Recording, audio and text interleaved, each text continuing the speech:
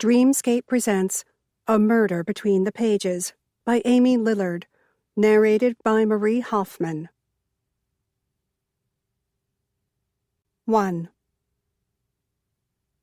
Let us come to, please. Fern lifted her chin, sensing what was coming next. No. Arlo's voice was clipped as she set down the stack of books she had been shelving and made her way over to the reading area where the book club ladies held their daily meetings. She knew Fern was only trying to drag her into their conversation, and she had taken the bait. But ever since the book club started meeting at Arlo and Chloe's Books and More, she'd been forced to keep them all in line. You are not going out to Lilyfield Mansion and bothering Mrs. Whitney under the guise of me picking up a donation. But no, Arlo repeated.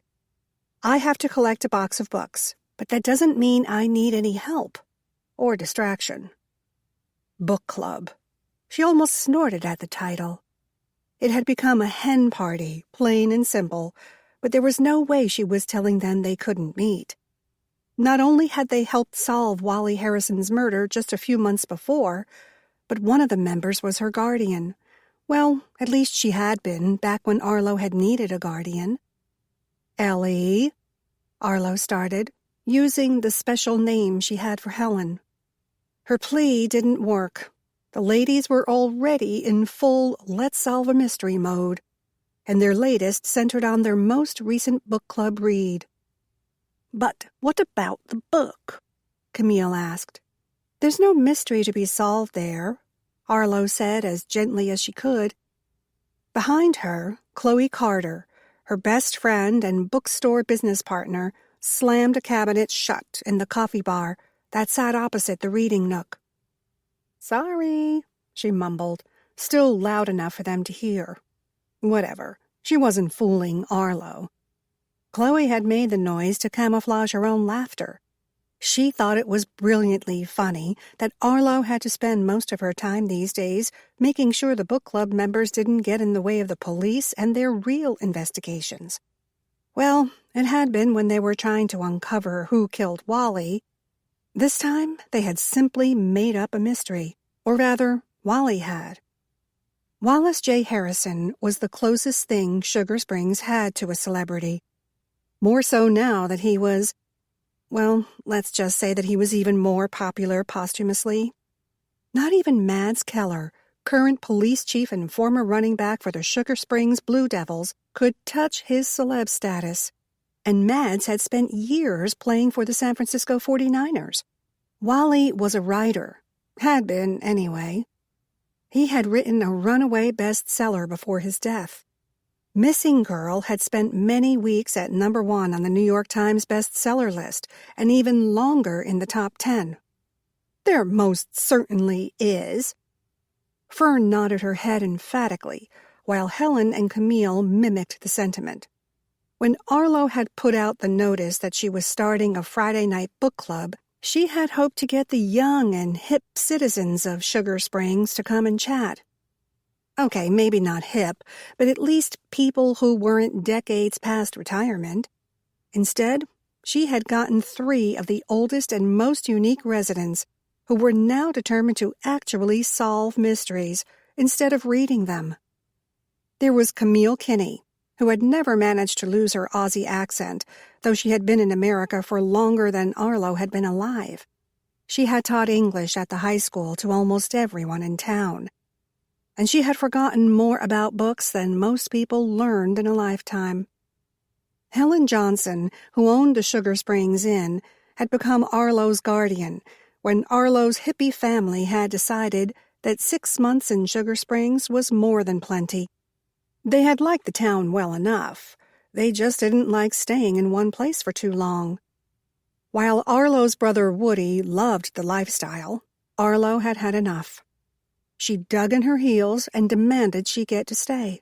She had been 16 at the time, old enough, her parents decided, to make up her mind about such things, so that's exactly what she did.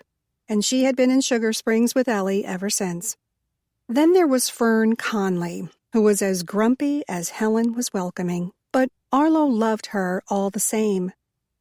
There was a freshness about Fern. She didn't sugarcoat things, preferring the direct route. Sometimes her words came out harsh, but they were always the truth. Or at least the truth as she saw it. In fact, Fern continued, it's the biggest unsolved mystery in Sugar Springs. You cannot go out to Lilyfield Mansion and bother that poor woman, Arlo insisted. You're going, Camille pointed out, to pick up a box of books they want to donate to the store. Arlo kept a case of used books in Books and More, classics and donations mostly, but it did offer a variety for the readers in town. And she was always willing to sift through donated boxes for anything acceptable. I was invited. It's been a month since her stroke, Fern protested. A month is not nearly long enough for someone to recover, Arlo returned. Every stroke is different, Helen chimed in. The internet says 6 months to 2 years. But after about 6 months, a person has gained back all the mobility and skills that they most probably will. Camille had looked up the information on her phone. See, Judith Whitney has not had time to recover properly, which is exactly why you should remain here and, I don't know, talk about the book. Arlo frowned. You are a book club, remember? Helen glared at Camille. Thanks a lot. We are talking about the book, Camille explained sweetly, ignoring Helen's sarcasm. She shifted her purse in her lap, but never made a move to set it on the floor, or anywhere for that matter. The square white handbag was always solidly perched on her knees. The ladies had already told her that if she ever collapsed, they were looking in her purse before they called 911. No one knew what all she had in that mysterious receptacle of hers, and once she started digging around inside, only heaven knew what objects she would unearth, or what repercussions might follow. Asking Judith Whitney about a disappearance that happened 40 years ago. 50, Helen corrected. Arlo sighed. 50 years ago is not talking about the book. It is if said disappearance is the subject of the book, Fern countered. Arlo might as well face it. Her arguments were pointless, at least when Helen, Camille, and Fern were involved. She moved around the couch and plopped down next to Helen. Seriously, how do you reckon that Wally's book is the same as the case of Mary Kennedy? Here, kitty, kitty, kitty. Faulkner, Arlo's African gray parrot, squawked from his cage. He preferred to be let out as much as possible, but with the book club meeting and the fact that Augie, Chloe's cat, was still staying upstairs in Sam Tucker's office, Arlo thought it best to limit his free time.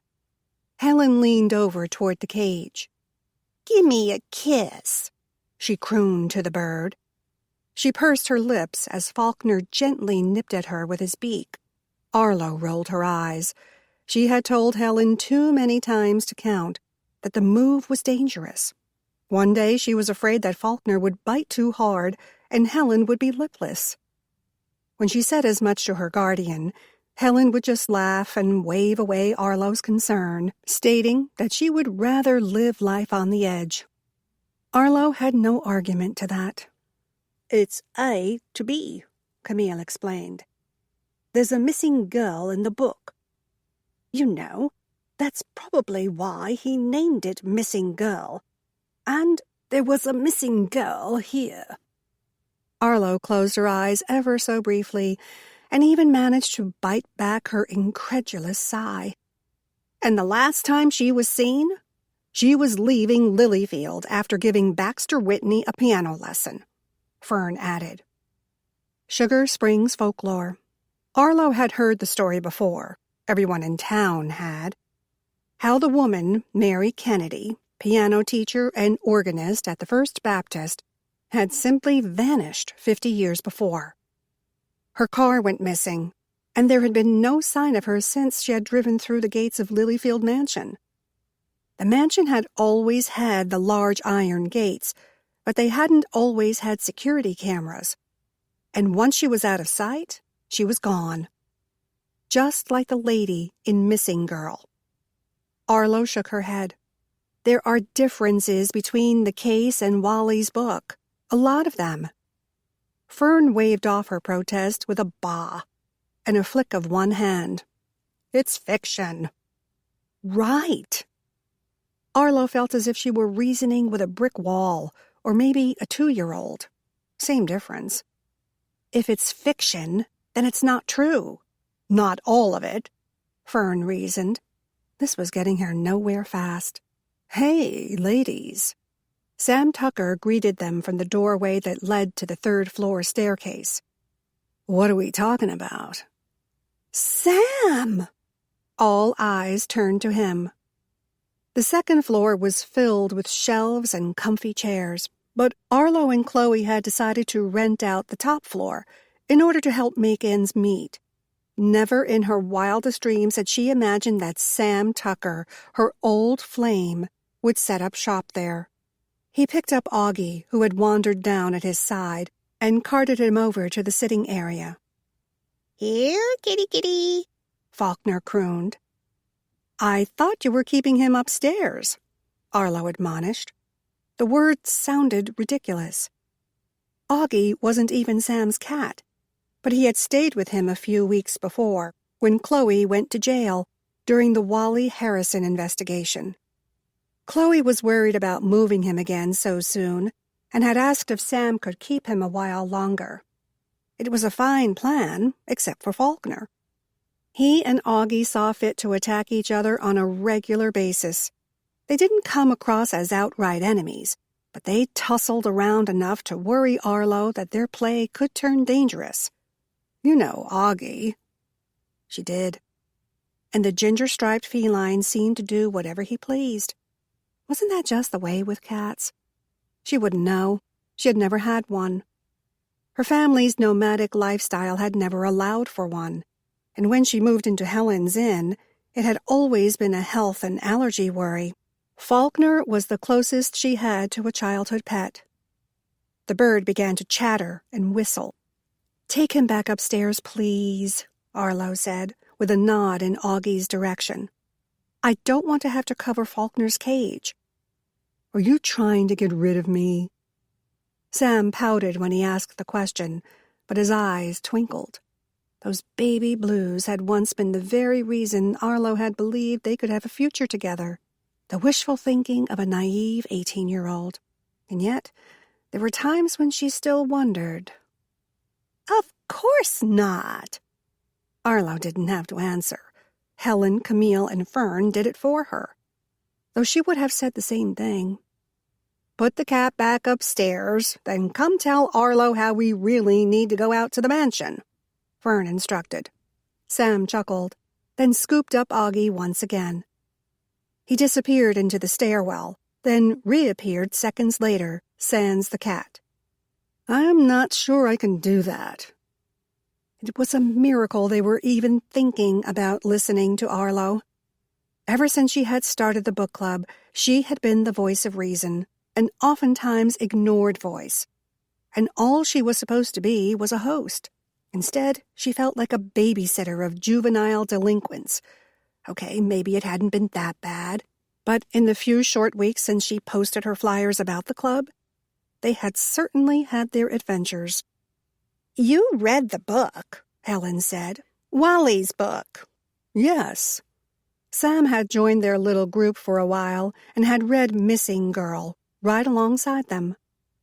Is there or is there not a similarity between the Mary Kennedy case and the missing girl in the book? He shot Arlo an apologetic look before answering. Well, yeah. Fern gave a satisfied nod. See? Missing, Arlo said.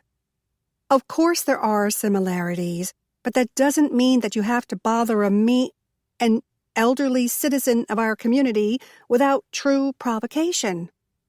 She had been about to say mean old lady, but stopped herself just in time. Judith Whitney might just be the meanest person in Sugar Springs, as well as the wealthiest, but there was no reason to be rude about it. But if she knows something, Fern pressed. I heard that she can't walk, talk, or even write, Helen added. Whatever she knows could be locked inside her mind forever. Ellie, Arlo chastised her, managing to contain most of her protest over her guardian's dramatic statement. Arlo took a deep breath and tried again. If that's the case, there's no use going out there at all. Pah! Fern waved a dismissive hand. Rumors. That was from the beauty shop, Camille reminded her. Camille and Helen managed to go to the beauty parlor every Friday.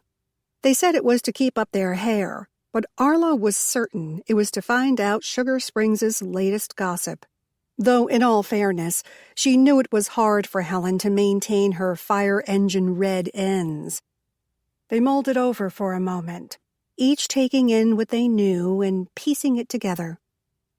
How ironic that she hired a nutritionist to improve her health, then turned around and had a stroke not a week later, Fern mused. Too little, too late, Camille nodded, though her mouth was turned down at the corners. Money can't buy you everything, Arlo pointed out. Just someone to take care of you when you need it the most, Helen said. They all nodded at that one. Sam sidled closer to Arlo. Did I miss something? He asked. Nope. Sometimes they're hard to keep up with. But if she can't talk, Camille started again, she probably has another way of communicating. Maybe. But why would she know anything at all about Mary whoever anyway? Arlo interjected. All three of them turned and stared as if she had lost her mind. 2 heartbeats passed before they turned away. They think you're crazy, Sam murmured so only she could hear. His small chuckle took any sting from the words. Don't you dare laugh, she warned him, though her mouth twitched at the corners. I really need to go out there and talk to Haley, too, Fern said with a nod. We need to talk to Haley, Helen corrected. That's what I said, Fern grumped. Why do we need to talk to Haley? Arlo asked, ignoring Sam's muffled sniggers. He was enjoying this way too much. She asked us to, Helen said by way of explanation. Haley asked you to come out to the mansion. That's right, Camille said. Haley Adams, whose sister works here part-time, asked you to come out to Lilyfield, where she works, to talk about something? Arlo asked. What? Fern gave her an innocent look. It seems she might have a mystery she wanted us to help her solve. And she would have contacted you why? Arlo pressed. Maybe because we've gotten a reputation for being good at solving mysteries, Camille said with a whimsical smile. Street cred, Fern said in backup. Arlo was speechless. But it was a good thing. As Fern spoke, the bell over the door rang, and all eyes turned to the newcomer. Hey, Mads. Chloe was the first to greet Sugar Springs' chief of police as he entered. You want a coffee? She asked the question, but was already making him his favorite before he answered. Thanks. He caught Arlo's eye. Can I talk to you for a minute? Sure. Something in his tone told her he wanted to keep whatever it was private, so she moved toward him, even as she felt all eyes on her. They might have been something back in the day, but there was no need for gawking. Still, she knew they were. All of them, right down to Sam. Okay, maybe he had the right to be interested. After all, hadn't she thrown Mads over for Sam, only to have Sam leave town to pursue his career after high school? But that was over, years now. Mads had gone on to play football. Sam had gone to college, and whatever school, to become a private eye, and Arlo had stayed in Sugar Springs and opened a bookstore. Life goes on. "What's up?" she asked, just as Chloe passed him the to-go cup of mocha java. The buzz of his phone cut short his reply. He unclipped it from his belt, surveyed the screen, and sighed. "I've got to go. Okay if I come back by later?" Arlo nodded. "Sure. Be safe." "Thanks for the coffee." "Any time," Chloe replied. Then he was gone. "I wonder what that was about," Camille mused. Arlo knew one thing it wasn't about: the missing piano teacher. She turned to find Sam studying her, his eyes unreadable. Could he feel it too? That small rise in tension when the three of them were together? Or was she letting her imagination run away with her? After all, prom night was 10 years behind them now. They had grown up. Life goes on. Still, his expression. She only had a moment to contemplate the look before the ladies' chatter started up once more. "I say we drive out there and just see," Fern said. She held up the keys to her Lincoln limo. Okay, so it wasn't really a limo, but it was the longest town car Arlo had ever seen. In fact, she was certain there were limos with less space inside. "Arlo can pick up her books, and we can talk to Haley and see what's up with Judith. 3 birds. Who's game?" Camille and Helen immediately raised their hands. "Let's do it," Helen added. "I've got all sorts of time before I need to be back for supper." "I am not going to Lilyfield," Arlo said, as they started gathering their things. Purses and book bags, even the umbrella that Camille liked to carry when the sun got too hot. Arlo needed to pick up the donations, but she felt it particularly important to do that alone. Or maybe with Chloe. Certainly not with the 3 elderly sleuth wannabes.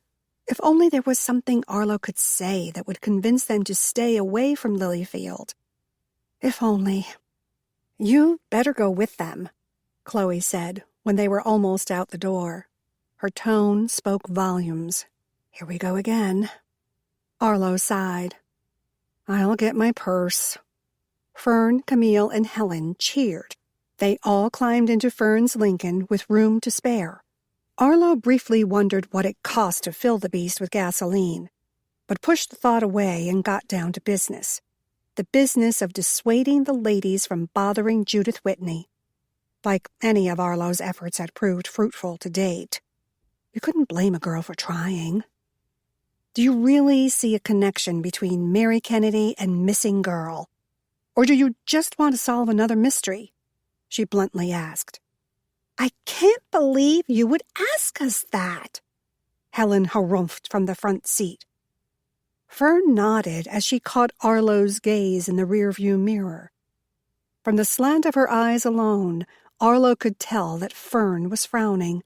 "I think you don't want to see the similarities, because you don't want to have to worry about us trying to solve the case. You worry too much, you know." "Hear, hear," Helen said. "Of course, discovering who actually killed Wally was sort of thrilling," Camille admitted, which told her everything and nothing. She knew there weren't actual similarities between the book and the case, besides the general inspiration Wally used to write a great story. But she also knew the book club ladies would do anything to make a mountain out of a molehill when it came to finding a new crime. If you want to go digging around and trying to figure out who killed Mary Kennedy, that's fine, I guess. Arlo tried to make her voice sound as dull as possible, as if finding out who murdered Mary Kennedy would be the most boring thing ever. "It's a free country," Fern reminded her, as if she had forgotten. "And we don't know if she's even dead, love, just missing." Camille gave her a sly smile. "But if she is dead, don't we owe it to her to find her body and lay her to rest?" "I suppose," Arlo sighed. But I don't think bothering one of Sugar Springs' most upstanding citizens is the best way to go about it. Lilyfield was the last place she was seen alive, Camille reminded her. The others nodded. 50 years ago. And you really believe Wally's book holds the answers to her disappearance? Her tone did its best to convey that she thought it entirely unlikely. Yes, the three ladies said simultaneously. How? Arlo challenged. And I'm talking more than just the word missing. Helen turned in her seat to better look at Arlo as she spoke. You've read the book. All the things he mentions. The diner. Name me one small town without a diner, Arlo demanded. But Helen wasn't listening. One stoplight in town. The Red Devil High School mascot. We're the Blue Devils, Arlo reminded her. But Helen was lost in her own reasoning, ticking off the similarities as she saw them. The old cemetery, the theater in town, even two rival grocery store owners. Those are details that could have come from anywhere. Most all the writers she had ever talked to used bits of their personal lives to embellish their stories. A different kind of write what you know scenario. But they came from Sugar Springs, love. Camille patted Arlo on the knee. That's what I'm saying. Just because those things are part of Sugar Springs, it doesn't mean that the rest is. It's too much of a coink-dink, Fern interjected from the front seat. Because those things are part of Sugar Springs, and we have ourselves a missing girl here. Well, it just stands to reason. Round 2 to the book club. And when we get to the house, let me do the talking, Fern instructed. Why do you get to do all the talking? Helen and Fern seemed to constantly be locked in a battle of who ran the book club. As far as Arlo could see, the power was really Camille's. You're too tall, Fern stated. Helen was a very tall woman, an intimidating business owner. I'm just an aging housewife, who probably worked for the CIA at its inception. And what are you going to say? Camille asked, her lilting accent a little stronger with the excitement of solving a new mystery. I'm going to ask whoever opens the door if Mrs. Whitney is available and if we could possibly speak to her. Fern's car slowed as she neared the large iron gates that blocked the winding drive to Lilyfield. The gates remained closed as the ladies waited for someone inside the mansion to open them. You will not, Arlo demanded. I hope it's not that same girl who came into the bookstore. Camille made a face. A new Lilyfield employee had come into the store a few short weeks ago. She had wanted a book and had been put out that Arlo didn't have the exact one she was looking for. Arlo had ordered it, of course, but not without getting a dressing down on the importance of having a customer's needs in stock. Arlo had smiled politely, nodded understandingly in all the right places, then gently escorted the woman to the door, praying all the while that it would be the last she would see of her. Won't be, Helen said with confidence.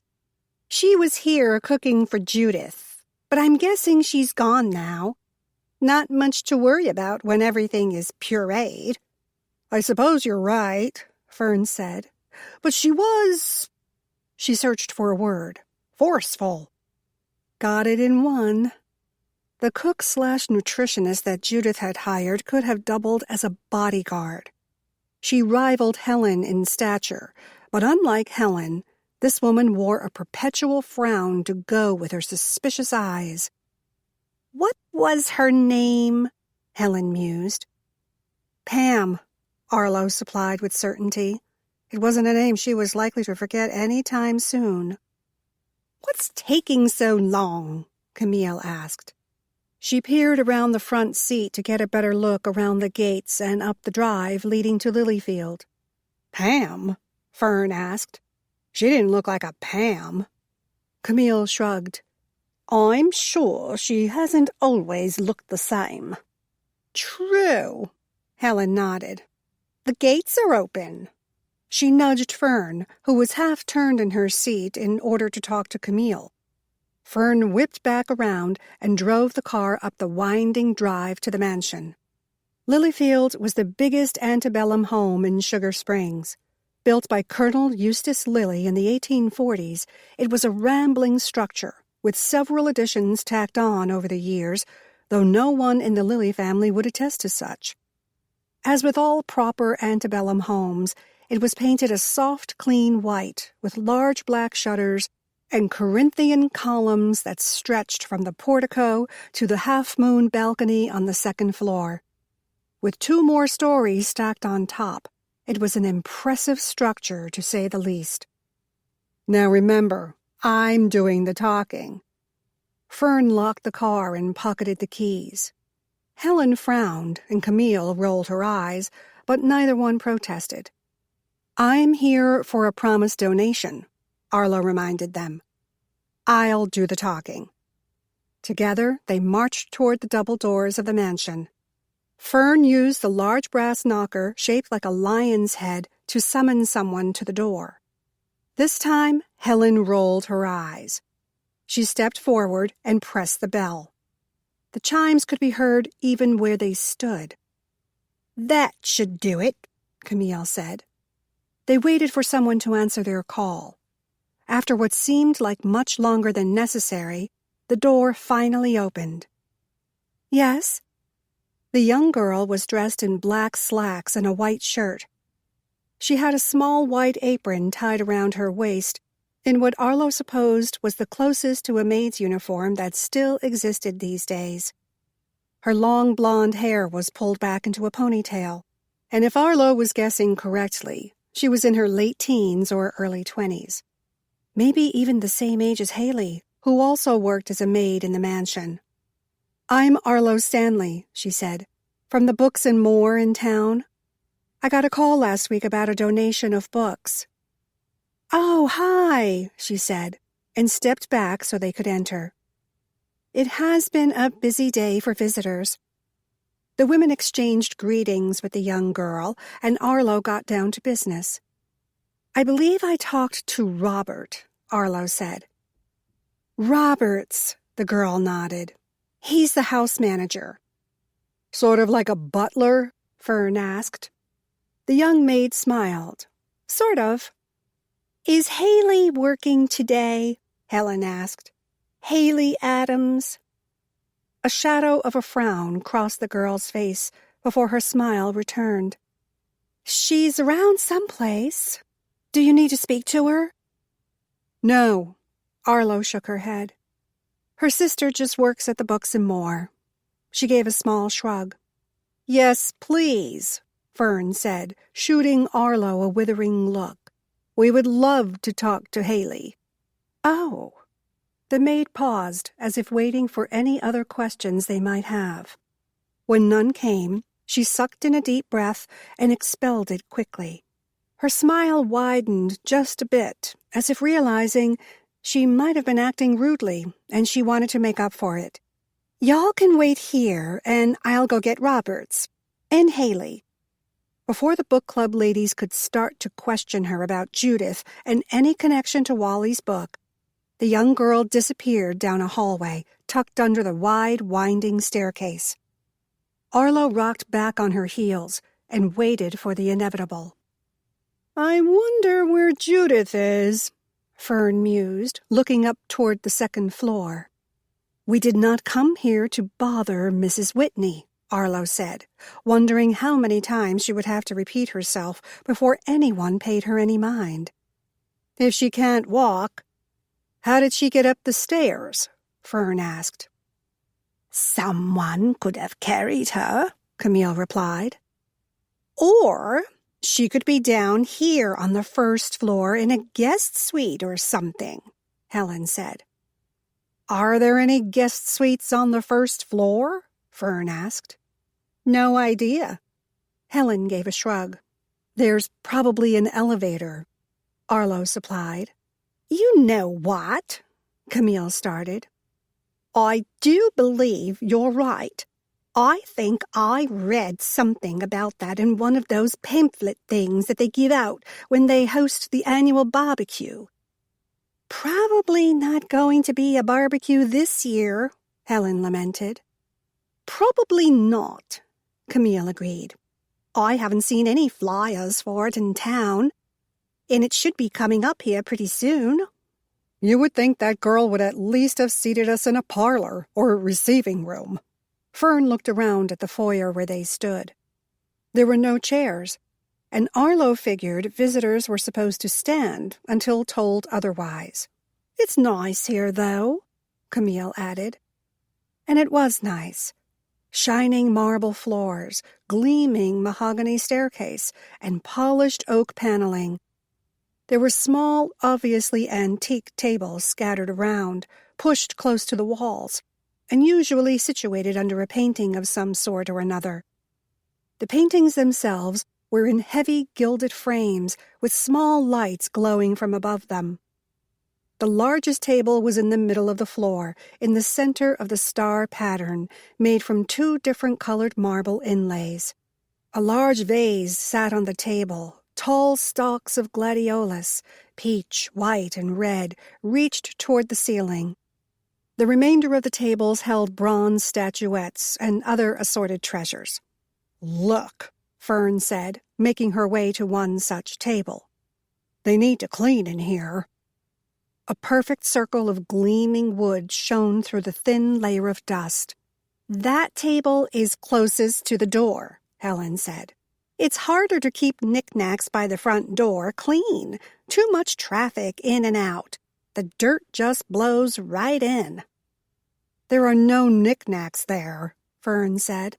There was at one time, Arlo pointed out, then silently chastised herself for entering into such a ridiculous conversation. Whatever it was, Camille added. It's gone now. Maybe someone took it to clean it, Fern said. Miss Stanley. The 4 of them turned as a man in a suit glided toward them. He carried a cardboard box, as if the contents might actually do him physical harm. The odd tilt of his nose suggested they possibly smelled foul as well. That's me. Arlo gave the man a smile and a small wave. He thrust the box toward her as soon as he was close enough to relinquish his hold. Here is the donation you were promised. Arlo took the box and bit her tongue. It wasn't like she had called for the donation. They had contacted her. This Roberts person acted as if he was doing her a favor by giving her books. Okay, maybe he was, but again, she didn't beg for a freebie. Thank you, she finally managed. I trust you have a tax receipt for us? No, she said, but I can mail you one just as soon as I get back to town.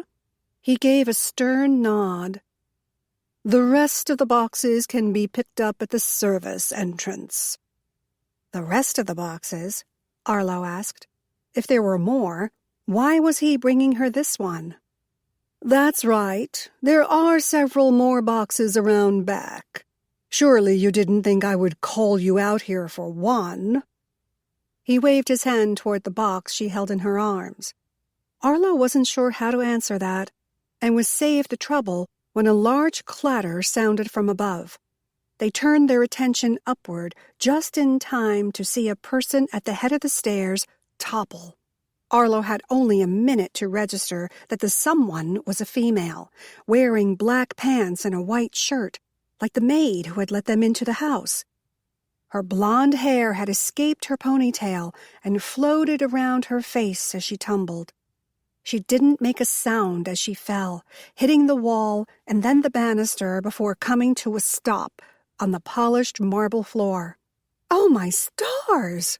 Arlo gasped. She dropped the box and rushed to the girl's side. A tumble like that could be fatal. Arlo dropped to her knees next to the maid and brushed her hair back from her face. But it wasn't the maid lying on the cold marble floor, her breath gone forever. It was Haley Adams, the very person they had wanted to see.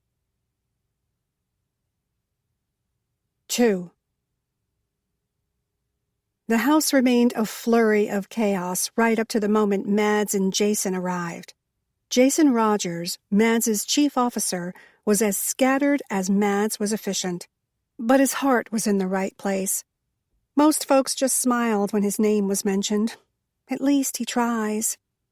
Thankfully, Sugar Springs wasn't typically a hotbed of crime, so Arlo figured it balanced out in the end.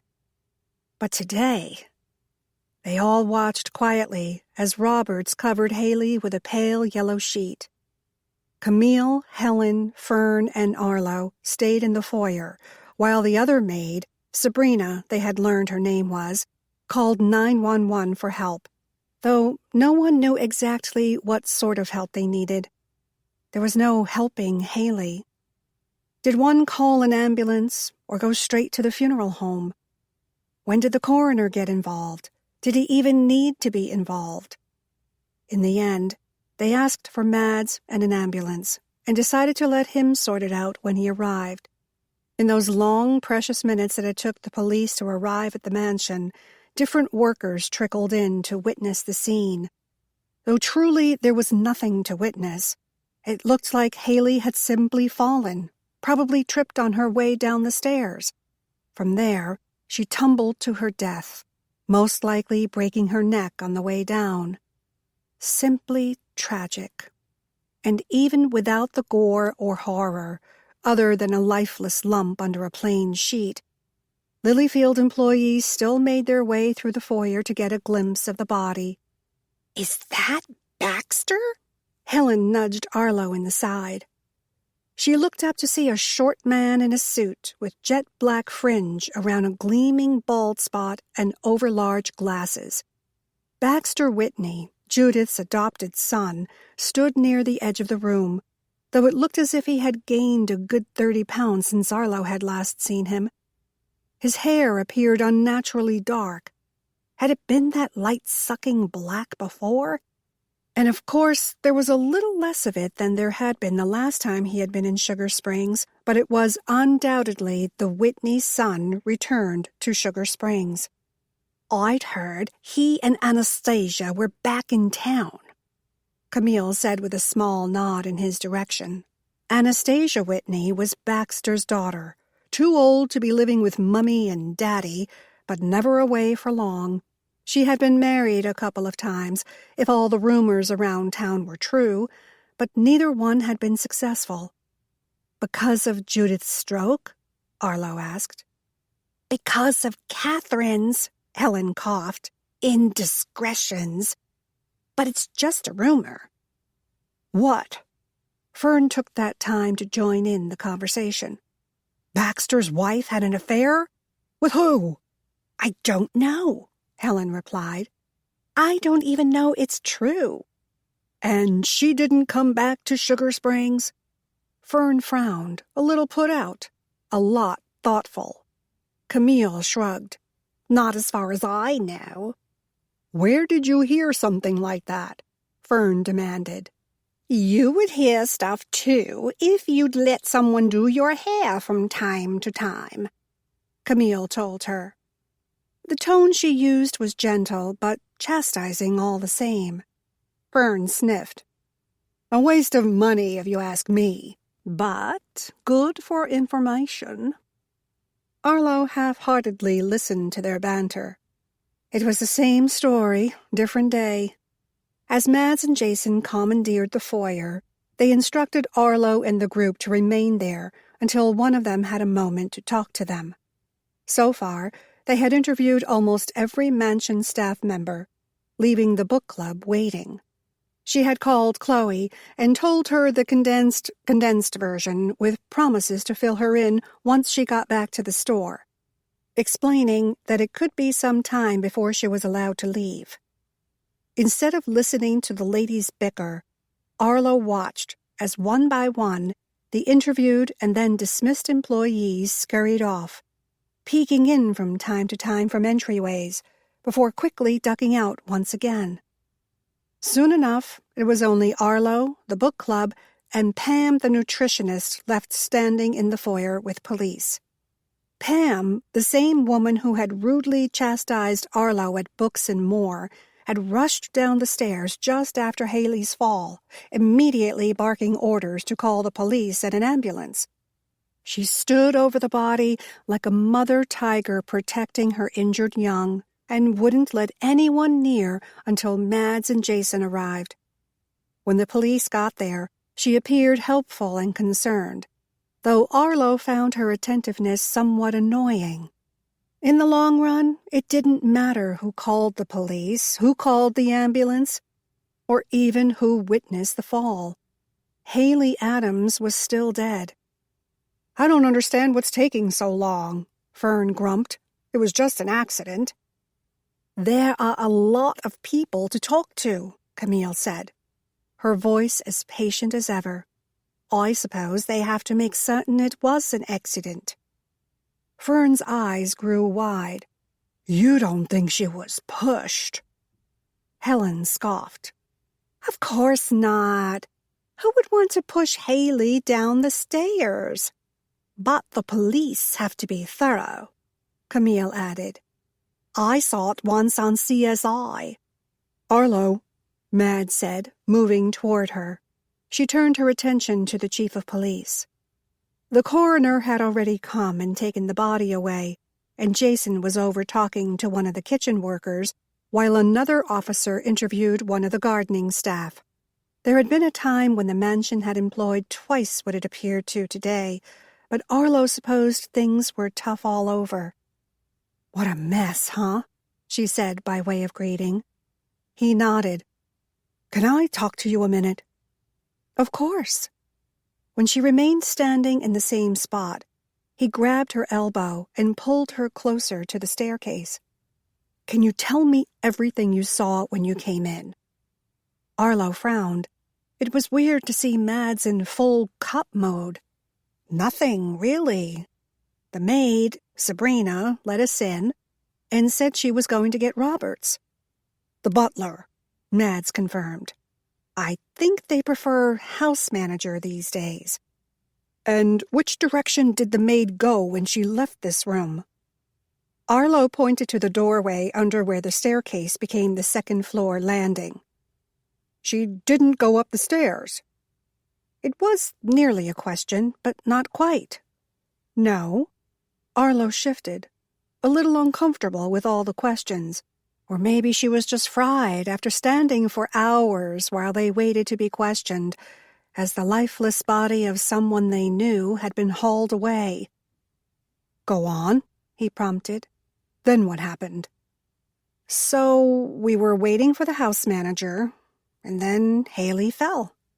And that was all she could remember." "Did you see anyone else come through the foyer, go up the staircase?" She shook her head.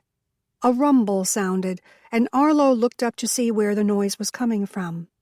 Then the ornate panels behind Mads opened. 2 men stepped out. One was Roberts, the house manager, followed by another man, short enough that Arlo barely got a glimpse of him as he turned into the doorway and left the foyer behind. All she could see was his bald head and tattooed arms before he was gone. "I told you," Fern hollered. "There is an elevator." Arlo sighed, but didn't see the need to correct her. She turned back to Mads. "Is there anything else you need?" "Why were you here in the first place?" "We came to get a donation for the bookstore." She pointed to the place where the lady stood. The one box that Roberts had brought to her was sitting at Helen's feet. Mads gave a curt nod. "Well, sorry to tell you that the books will have to remain here for a time." "Really? We're in the middle of an active investigation," Mads explained. "Nothing in or out until we find out exactly how Haley died." "She fell." Fern tossed her handbag into one corner of the couch and flopped down next to it. When they had finally been allowed to leave the mansion, they had headed back to the bookstore for their own debriefing. "What else does he need to know?" "Welcome back," Faulkner squawked. He was sitting on top of his cage, watching for their return. "Tell me everything," Chloe said, rushing Arlo as she came in the door. Camille sat down in the armchair and placed her handbag primly in her lap. "Unbelievable." "Can we get some coffee first?" Arlo asked with an apologetic smile. "It's been a long day." She could tell that Chloe was a little disappointed, but her friend was nothing if not patient. "Of course," she said, "but after that—" "I will tell you everything," Arlo promised. Chloe headed back behind the coffee bar and started making drinks with Indy 500 speed. "I just can't believe that took so long," Helen said. "I can't believe that young girl is dead," Camille countered. Everyone went silent. Having to stand in the foyer of the mansion for nearly 5 hours was nothing compared to the fact that Haley Adams was gone. A young and beautiful girl, with her entire life in front of her, was now dead. "The butler did it," Faulkner chirped. "The butler did it." The ladies ignored him. Arlo wondered if some bright pet company made muzzles for mouthy parrots. She might have to check into that. "Come and get it," Chloe called. The ladies filed up to the counter and grabbed a cup. Chloe motioned for Arlo to sit back down and brought her coffee to her. Then she settled down on one of the couches next to her. "What happened?" They all started talking at once, each recounting the tale in a different order. Finally, Chloe held her hands up. "One at a time," she pleaded. "You tell it," Arlo said, looking to Helen. She tossed her braid back over her shoulder and retold the tale. How they had arrived at the mansion, and quickly after, Haley had fallen down the stairs. As complicated as it seemed, and as long as the afternoon was, the whole thing was summed up in just a few short sentences. "Unbelievable," Chloe breathed. "That's what I said." Camille nodded in agreement, fidgeting with the strap of her bag. Helen slowly shook her head. "And poor Haley." "Poor Courtney," Chloe clipped. Camille gasped in response. For a moment, they had all forgotten that this would affect her as well. Chloe sighed and stood. "I guess we'll have a little extra work to do in the upcoming days." "I can help," Arlo assured her. Chloe smiled. "I think we're going to need it." The phone was ringing first thing when Arlo got to the Books and More the following day. "Arlo and Chloe's," Chloe answered, shooting Arlo a look that told her without words that the phone had been ringing non-stop all morning. Books and More might not open officially until 9, but Chloe propped the doors open early, baked muffins, scones, and other tasty treats, and sold them and her unique coffee drinks to anyone who happened by before then. Mostly the customers were other Main Street store owners, and a few from the side streets. "Courtney," Chloe breathed into the phone. Arlo immediately stopped unloading her bag and joined her business partner at the coffee counter. She raised her eyebrows and waited patiently for Chloe to give her some clue as to what Courtney was telling her. "We heard, hon," Chloe said. "I'm so sorry." Arlo pointed to herself, and Chloe nodded. "Arlo, too. We're just sick about what happened." Once again, she waited for Courtney to say something on the other end of the line. Arlo could hear her voice, but couldn't understand the words. It didn't matter, though. Her sorrow and tears were coming through in her tone. Surely that was the reason that Chloe didn't tell Courtney that they had been there when Haley had spilled down the stairs. There was no sense in upsetting the girl further. Courtney had started at the Books and More before they even opened their doors. She had helped paint, stock shelves, and decide which couch should go where. She was kind and dependable, and had been a lifesaver when Chloe had been arrested. She had to be taking the death of her sister hard. Courtney and Haley had been as close as sisters could be. No, Chloe said gently. Don't you worry about it. Take all the time you need, okay? Just keep us posted when you can, and spend this time with your family. Your folks need you now more than ever. A few more sentiments and one teary goodbye, then Chloe hung up the phone. She wiped the tears from under her eyes and shot Arlo a rueful smile. I knew I should have worn my waterproof mascara today. Arlo went around the coffee bar and hugged her. They had been through so much together. Best friends since 10th grade, when Arlo first moved to Sugar Springs. Going into business together, and more recently, Chloe being arrested. It had been a long haul for them. I don't know what we're going to do about her shifts. Arlo nodded. We'll figure something out. I guess I can just work longer, or maybe not come in as early. Arlo laughed. I think everyone would revolt if they couldn't get their morning coffee. Maybe you could teach me how to make the drinks. Chloe shot her a look. Remember how that went last time? Disaster was too kind of a word. A bookstore might have been Arlo's dream, but Chloe had always wanted to run a little corner cafe like she had seen in Paris. The coffee shop part of the Books and More wasn't exactly like those in France, but it was good for Sugar Springs. And maybe one day they could add a few wrought iron tables and chairs to the front and give the place that ooh-la-la feel. Until then, coffee and books in comfy chairs would just have to do. Arlo held up her hands as if in surrender. Fine, you win. We'll come up with a different plan. I do appreciate it, Chloe said. But I guess I can stay late. She gave a heavy sigh. I just keep thinking about it, she said.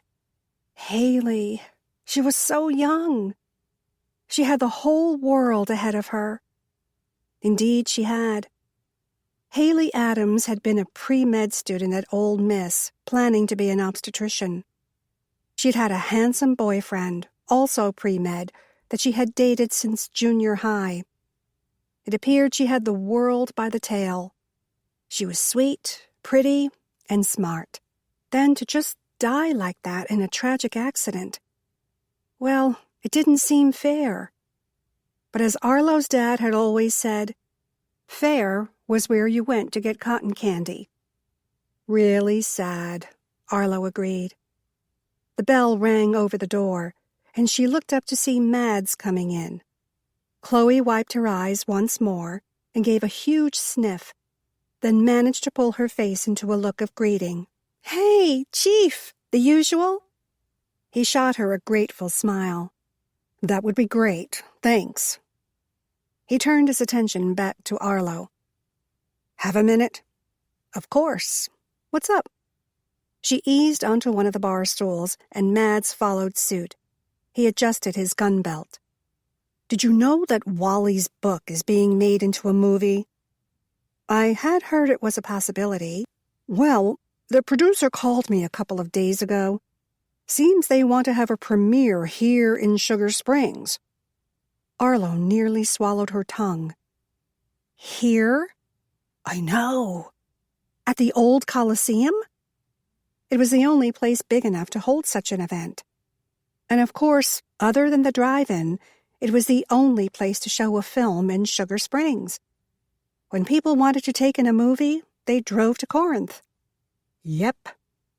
Isn't it haunted? Chloe asked, sliding his mocha java in front of him. The producer thought that added to the charm. Mads sighed. It's going to be a security nightmare. I tried to talk them out of it, but they are adamant. Of course there will be an official opening in Hollywood, but they wanted to show the film here, too. Because the town in the book and the mystery of the missing girl took place here? Chloe asked. Mads shrugged. Do you really believe that? Arlo had heard all the arguments from the book club, but she wasn't convinced. Sure, there were a few similarities. A small Mississippi town, a missing girl, a missing car, and all happening in the 1970s, but it still wasn't enough. But Arlo couldn't be sure if the book club really thought they were the same story, or if they were using the few similarities to poke around and nose into other people's business. I don't know, but the movie company thinks it would be good publicity, and all with Wally having grown up here. And having died here? Chloe whispered. Yeah, maybe. We can do it, Arlo said with more confidence than she really felt. The idea was starting to grow on her. I'm talking to everyone on Main Street. It'll affect all your businesses if we bring in so much Hollywood. There will be people all over. Most will stay in Corinth, Chloe said, or drive down from Memphis. I disagree. I think they are going to want the whole experience of Sugar Springs, Mads said. Arlo couldn't help herself. She laughed until she snorted. Yeah, 'cause Sugar Springs is so happening. You live here. The lack of bustle is the exact reason why I live here. But you'll do it? Mads asked. You'll help get this town ready for a movie premiere? Of course we will, Chloe answered for them both, but Arlo didn't mind. It'll be another 6 months or so. Have you talked to Helen? A crowd of that sort was bound to affect the inn. I tried to call her yesterday, but then this murder happened. The one word stole Arlo's breath away. Murder? What do you mean, murder? She gasped. Murder? Fern screeched. They had been so busy talking, they hadn't heard the bell ring telling them Fern had arrived early for the daily book club sesh, as she liked to call it. Haley was murdered? Chloe asked. Mads shook his head. I shouldn't have said that. But you did, Fern pressed. She set down her book bag and made her way to the coffee bar. Sweet Haley was murdered? Hit in the head with a blunt object, Mads admitted. Then he held up one finger before Fern could continue. That's all you're getting from me right now. We have an ongoing investigation, and I'm doing my best not to alert any potential suspects. But we were there, Arlo protested. We saw her fall. Apparently, she was already dead before that. What sort of object? Fern asked. How's that even possible? Arlo shook her head. We don't know. We're working on it, he said to Arlo. He turned to Fern. And we don't know. It's missing. Then he stood and reached for his wallet, intent on paying for his coffee. Arlo laid one hand on his arm. Your money is no good here. Fern shot her a look. You always make me pay. And you do nothing about keeping the peace. In fact, you seem intent on shaking the peace until its teeth rattle. Mads chuckled. Thanks for the coffee. He nodded at Chloe and Arlo in turn. Keep that information under your hat. Will do, Arlo replied. She stood and walked Mads to the door. And if you hear anything, he said. Arlo nodded. You'll be the first to know. 3. The killer could have been anyone at the mansion yesterday, Helen mused. The book club had gathered for their noonish meeting, and Fern had nearly tripped over herself to tell them that Haley had been murdered. We were at the mansion yesterday, Camille reminded her. We know one thing, Fern said. It wasn't Judith.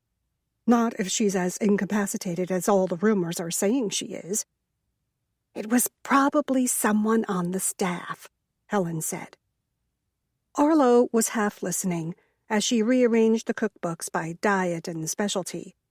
She was doing her best to stay busy and not allow her brain to think too much about witnessing Haley fall down the stairs already deceased from a blow to the head. Overkill?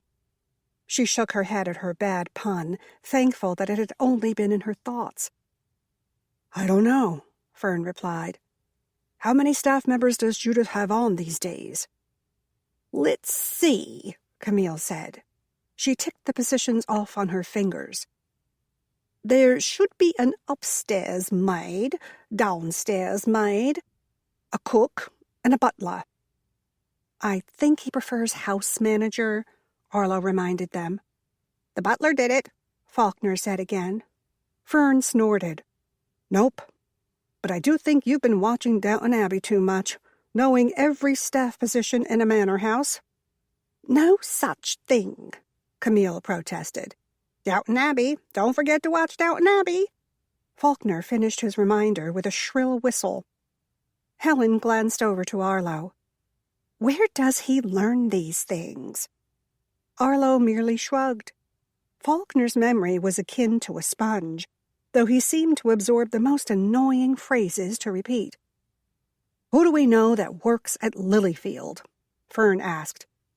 They keep to themselves, mostly, Camille said. And it was true. They had their groceries and other essentials delivered. Arlo wasn't sure where she had picked up that tidbit, but she knew it to be true. Judith never seemed to come down off her hill to mingle with the little people.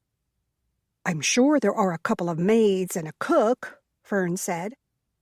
I met him once, Helen said. The cook. What about that Pem person? Camille asked. I don't think she actually cooks, Helen said.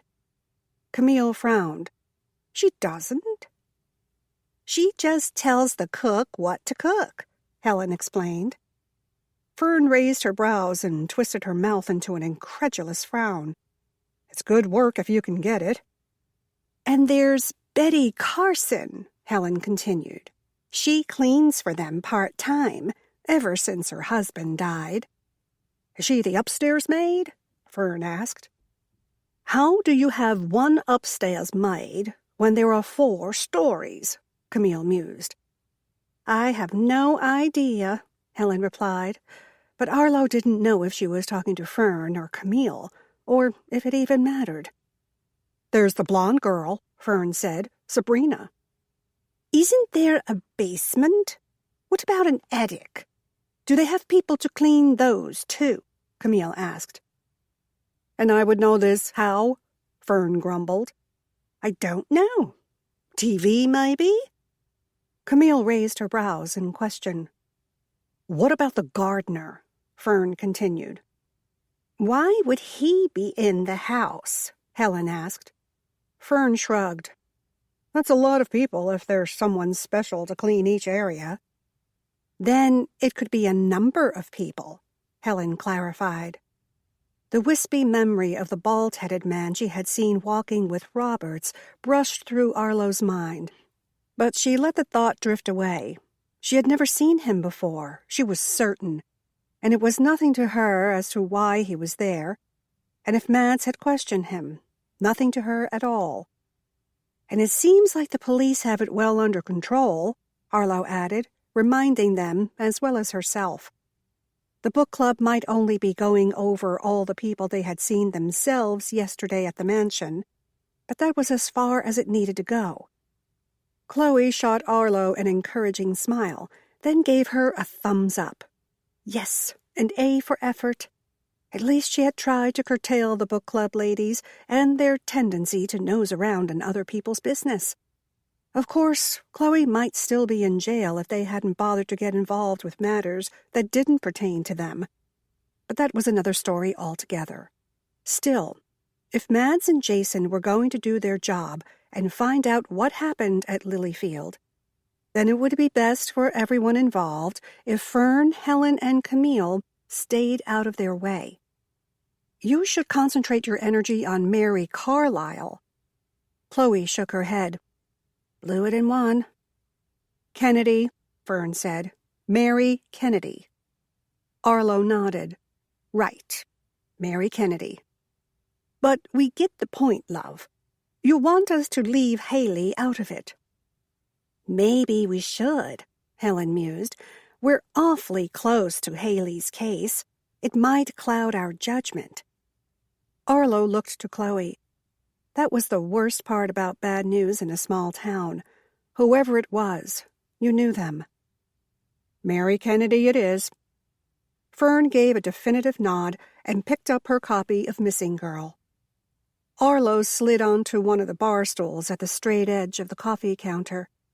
At least they weren't talking about Lilyfield any longer, as they speculated over Mary Kennedy and where she could have ended up, dead or alive. "Sam came down twice while you were gone," Chloe said with a knowing look.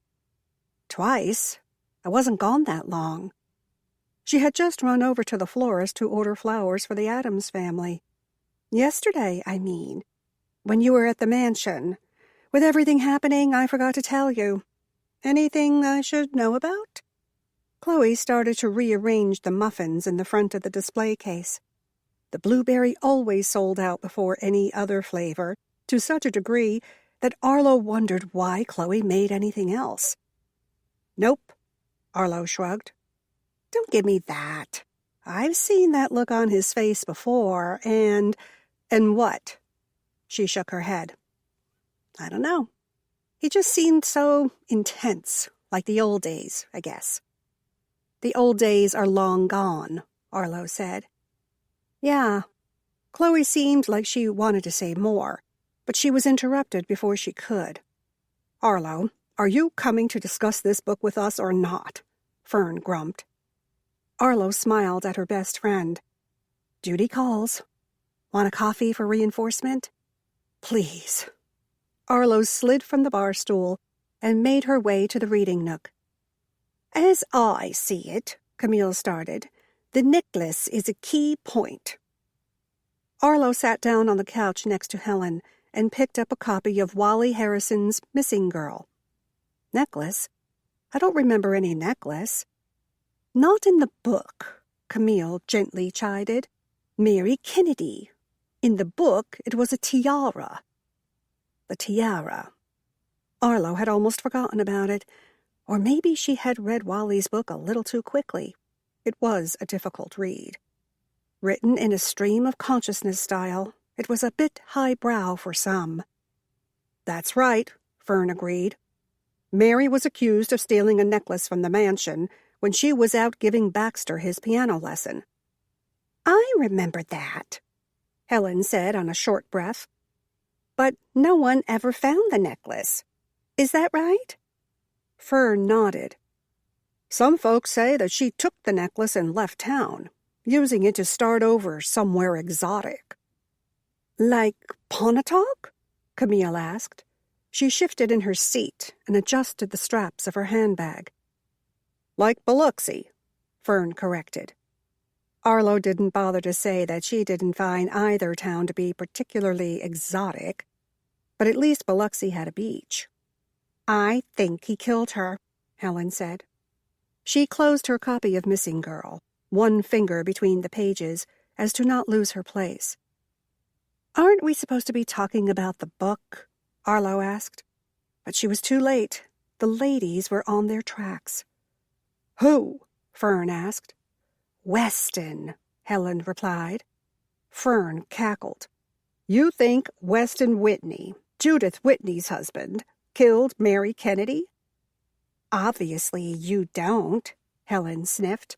"Well, no. I mean, her husband." Fern trailed off.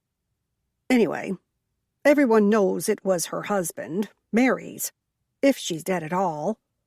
Camille nodded. "What was his name?" "Jack," Fern said, then shook her head. "No, Jeff. Yeah, Jeff Kennedy." "He used to lay his hands on her," Camille continued. "Like a faith healer?" Arlo was really confused. "No, like a boxer." Camille doubled up her own fist and pretended to punch herself in the face. Really? How was one supposed to respond to that? "Well, back then, people didn't talk about it like they do now," Helen explained. "And you think he was the one?" Arlo shook her head at herself.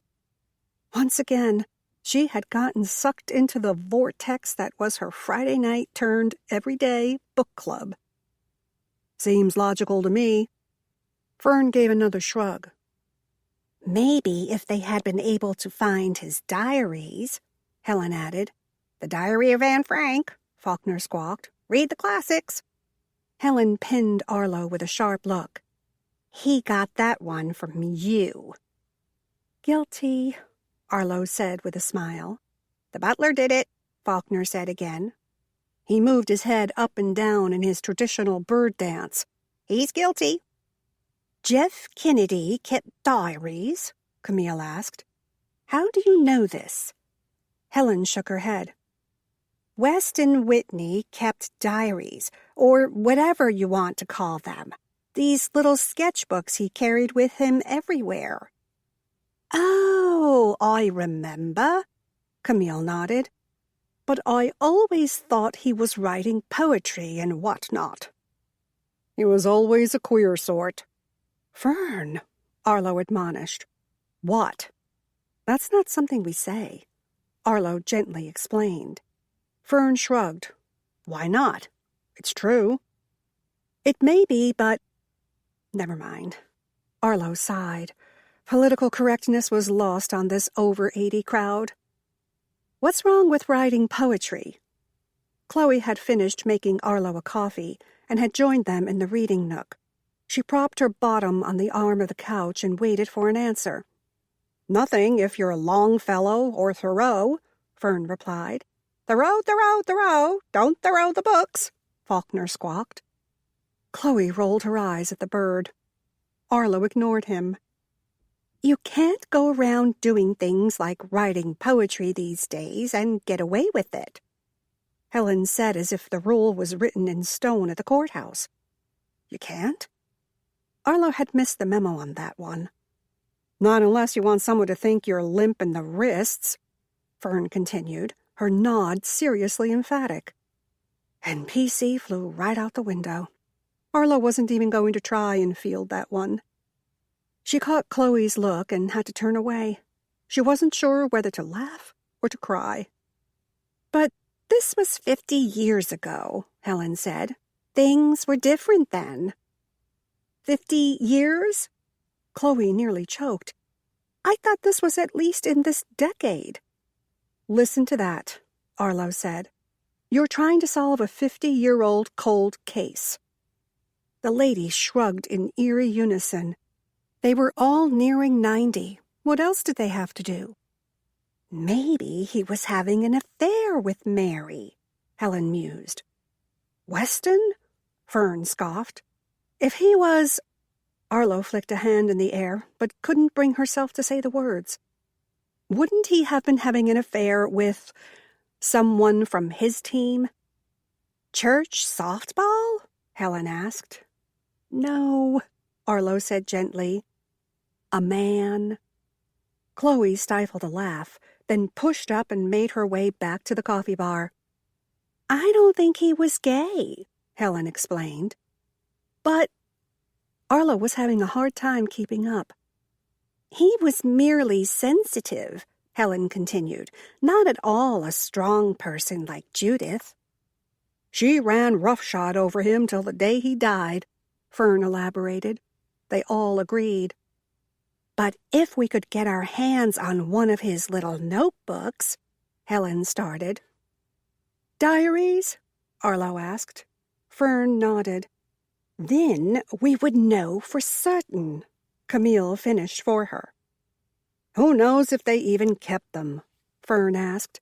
Those little books could be at the bottom of the landfill by now. We don't have a landfill, Camille pointed out. And what exactly does this have to do with Missing Girl? Arlo asked. Well, it's the same, Helen said. Exactly the same. Fern backed her up. Not exactly if there was no necklace. The missing lady in the book comes back to town. Years later, but she does return. That was a major difference. Camille waved a dismissive hand. Oh, that part's a little different, but the rest is the same." "Well, she wasn't a piano teacher in the book either. She was just a visitor at a party," Arlo reminded them. Helen nodded. "But she disappeared after leaving the mansion." "Which is not Lilyfield," Arlo pointed out. "Maybe not by name, but by every other standard," Helen argued. "And her car was never found in the book," Camille said. "Just like Mary Kennedy," Fern added. "See the similarities?" They were still no more apparent to Arlo now than they had been before, and even if they were there, maybe Wally had simply patterned his mystery after the disappearance of Mary Kennedy. He might have heard the stories as a child while he sat at the feet of his grandmother and ate homegrown watermelon. Or maybe it was just a coincidence entirely. Who knew? Chloe leaned in close. What would be the harm in letting them go on about this? Arlo thought about it for a moment. All the players were gone, she supposed. Maybe it wasn't a terrible idea to let them try and solve the mystery of the missing piano teacher, especially if it kept them away from Lilyfield and out of Mads's hair while he investigated the tragedy that had just occurred there. What happened to her husband? "Judith? He died years back," Helen replied. "I thought everybody knew that." "No," Arlo said. "Mary." "Prison, I heard," Fern replied. "For?" Arlo asked. "Murder," Camille said. "Whose murder?" Arlo asked. Fern shot her a look that said she really wished Arlo would keep up. "Mary Kennedy. But she was never—" "I don't understand," Arlo admitted. "Was it possible to have a murder without a body?" "Things were different back then. He went to prison for a few years, and that was that." Helen gave a small shrug. "So he's out now?" Arlo asked. "Maybe," Fern said. "I don't know." "He doesn't have any family around here that I know of," Camille answered. "If he's out, there's really no reason for him to come back." "I suppose not," Arlo murmured. The bell over the door rang, and a customer came in. Tiffany, the young mom, who hired a teenager to look after her toddler for 1 hour in the afternoon so she could have a break at the bookstore. Tiffany's arrival meant the slow time was over. The kids would be getting out of school and heading down Main to their favorite stores before starting home. Arlo had a crowd that came in for coffee each afternoon. She supposed that was as good a reason as any, and maybe having them so close to the books would spark a love for them as well. She could hope anyway.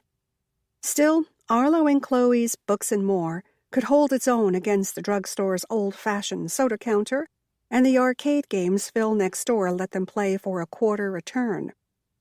Arlo waved, but didn't get up. Chloe was already on her feet. "Unless he took the necklace and has hidden it somewhere, biding his time until he can cash it in." Fern raised her eyebrows in an encouraging way, once again trying to get everyone in on the mystery. "Wouldn't he have done that 30 years ago?" Arlo asked. "Cashed it in?" Fern shrugged. "Prison time moves differently." "How do we get back in?" Helen asked. "In where?" Arlo demanded. Fern rolled her eyes. "Lilyfield." If she had been 75 years younger, she would have finished with a duh.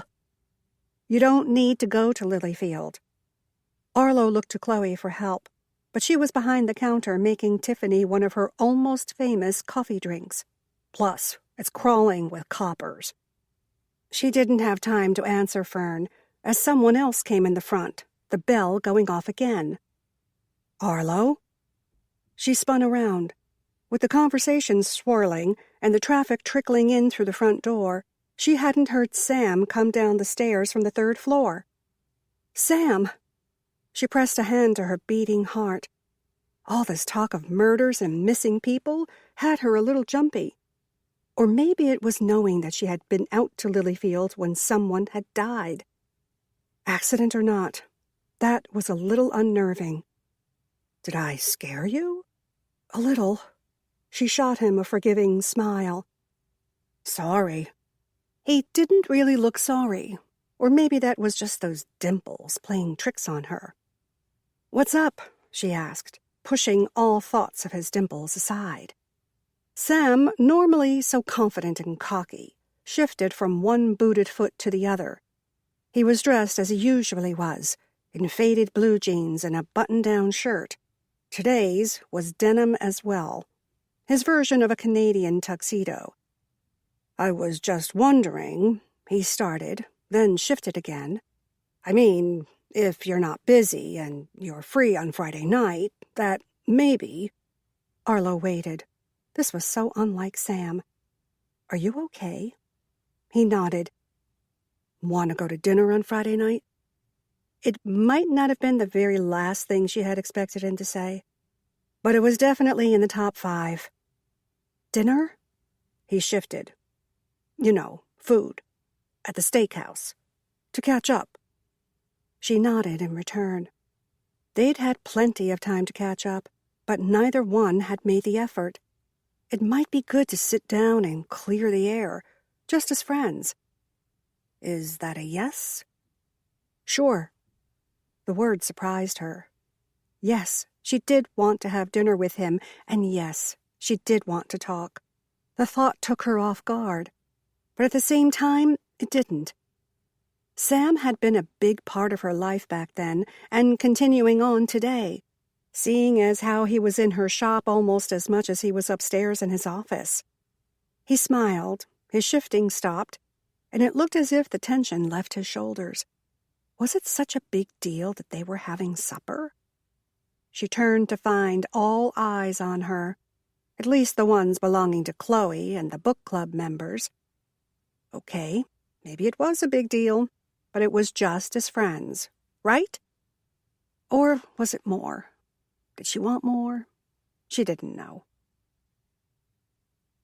I just don't get it, Helen said, as she came into the Books and More the following day at noon.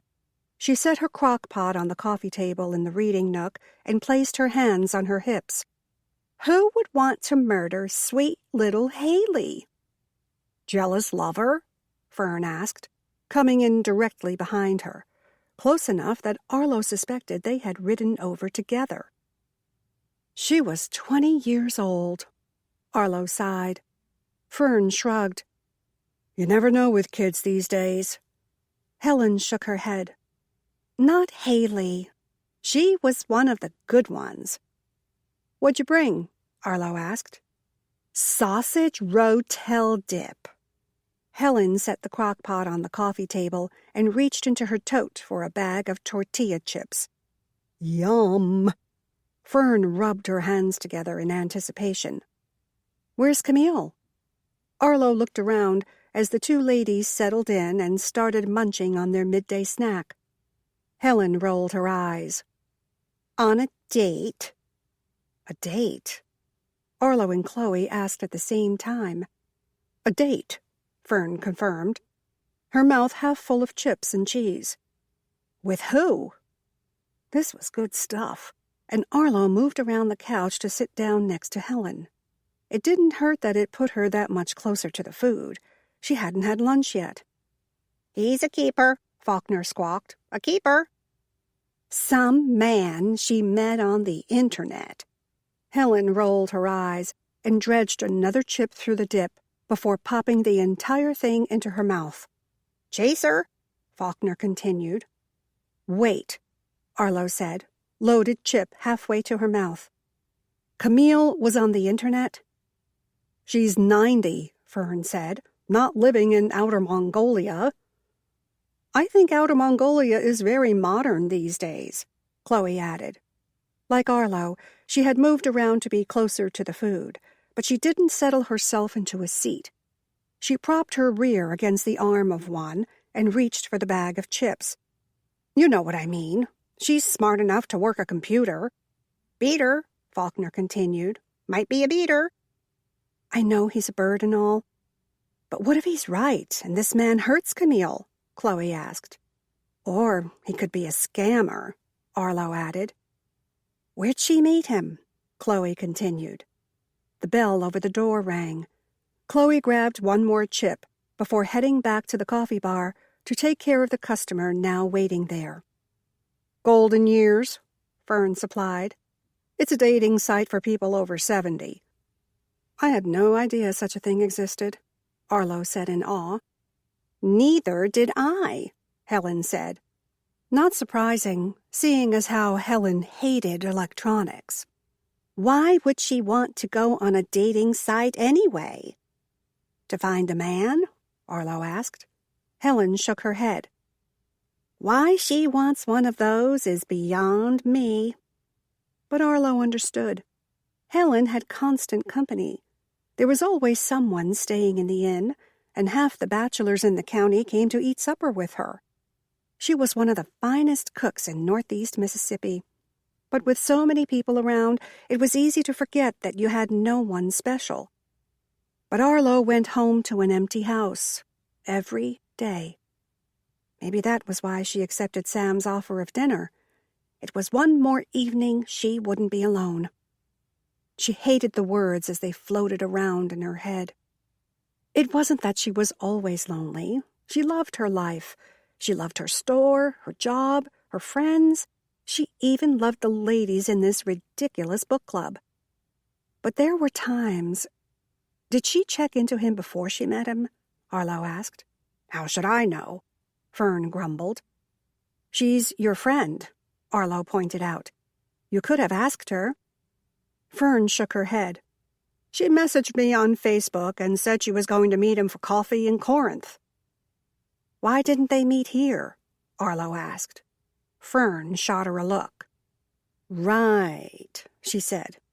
Camille wouldn't have gotten any peace if she had met the man here, and they would have grilled him with questions until he ran off screaming into the night. Or afternoon, whatever. I wish she had told you his name. Jack, Fern said with a quick nod. James. No, Jack. Wait. Joe. Joe? Arlo asked. It was definitely Joe. Joe what? Joe Mama. Helen snorted. Will you take this seriously? Arlo did her best to keep her tone level. Getting upset wouldn't do any good. But these ladies, they were almost like children when it came to the internet. They didn't understand the dangers that lurked on their innocent-looking laptops. Sorry. Helen sobered up and waited for Fern to continue. Does this Joe have a last name? Arlo asked. She didn't say, Fern replied. And you didn't ask. It wasn't a question. She is a grown woman. Arlo couldn't argue with that, and she had talked to them about the dangers on the internet. No sense beating a dead horse. This man could be anybody, she tried again. I suppose. Fern gave a small shrug. Still not sure what she wants with a man, anyway. My Charlie was as useless as tits on a boar hog. Arlo closed her eyes. She had heard the expression her entire Mississippi life, and every time it stopped her in her tracks. We're not talking about Charlie, she said as patiently as she could. We were talking about Camille. Well, you know Camille. She'll charm him with that Aussie accent. He won't be able to refuse. Refuse what? Arlo wasn't going to ask.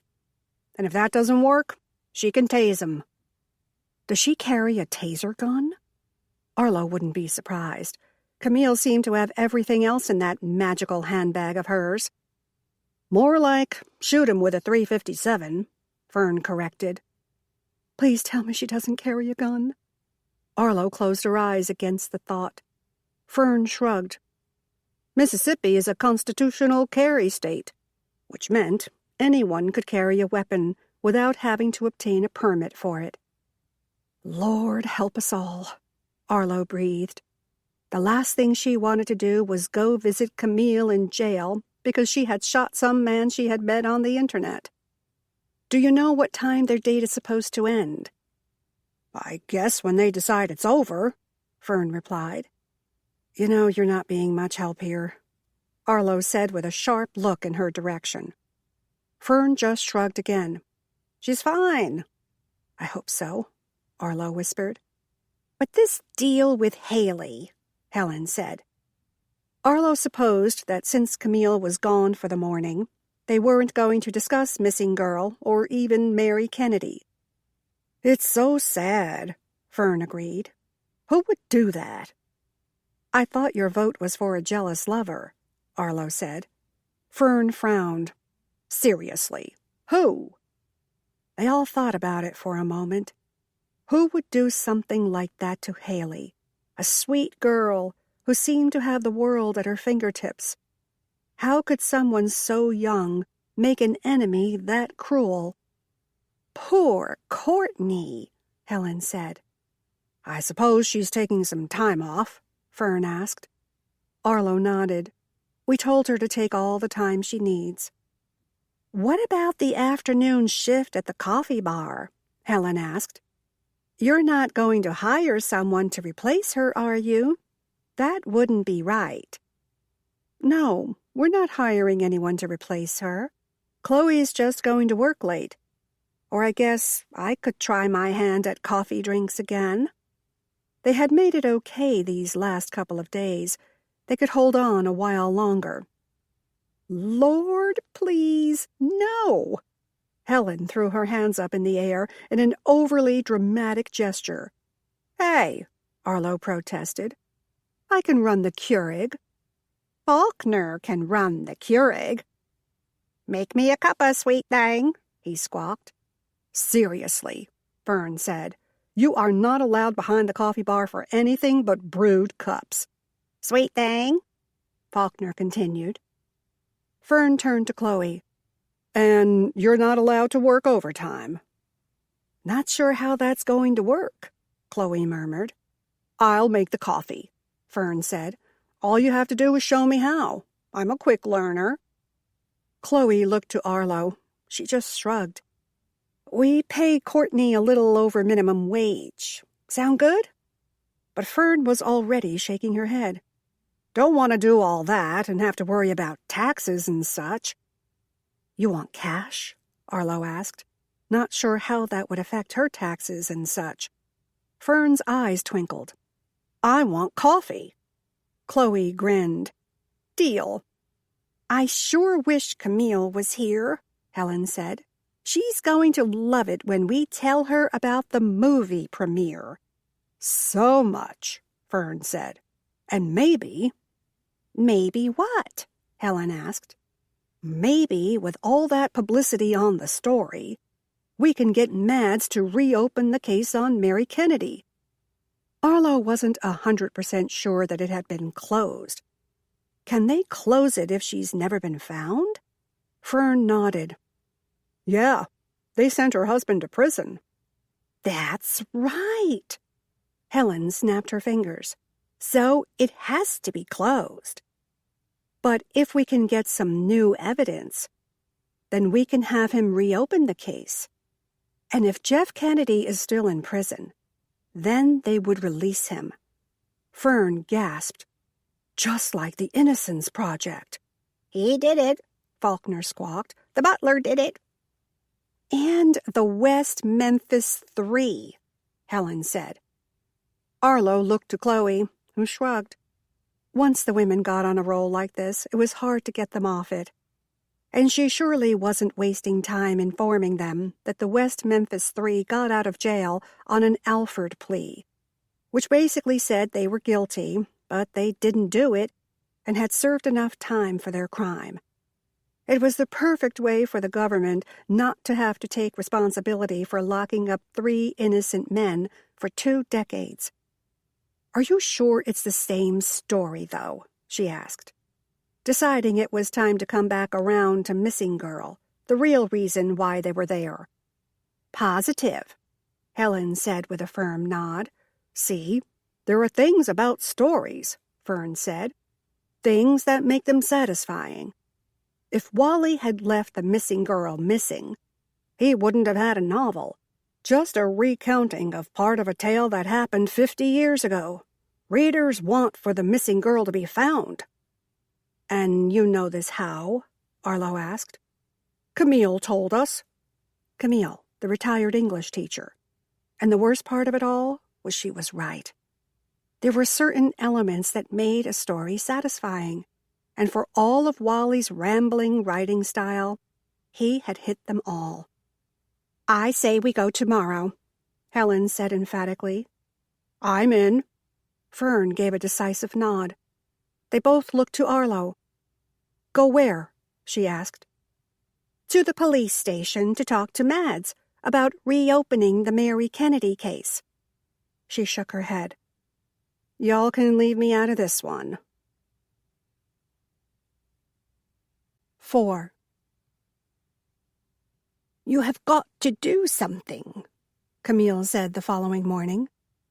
As threatened, or promised, the day before, the book club ladies had met early in order to come as a group to the police station and talk to Mads about reopening the Mary Kennedy missing person/murder case.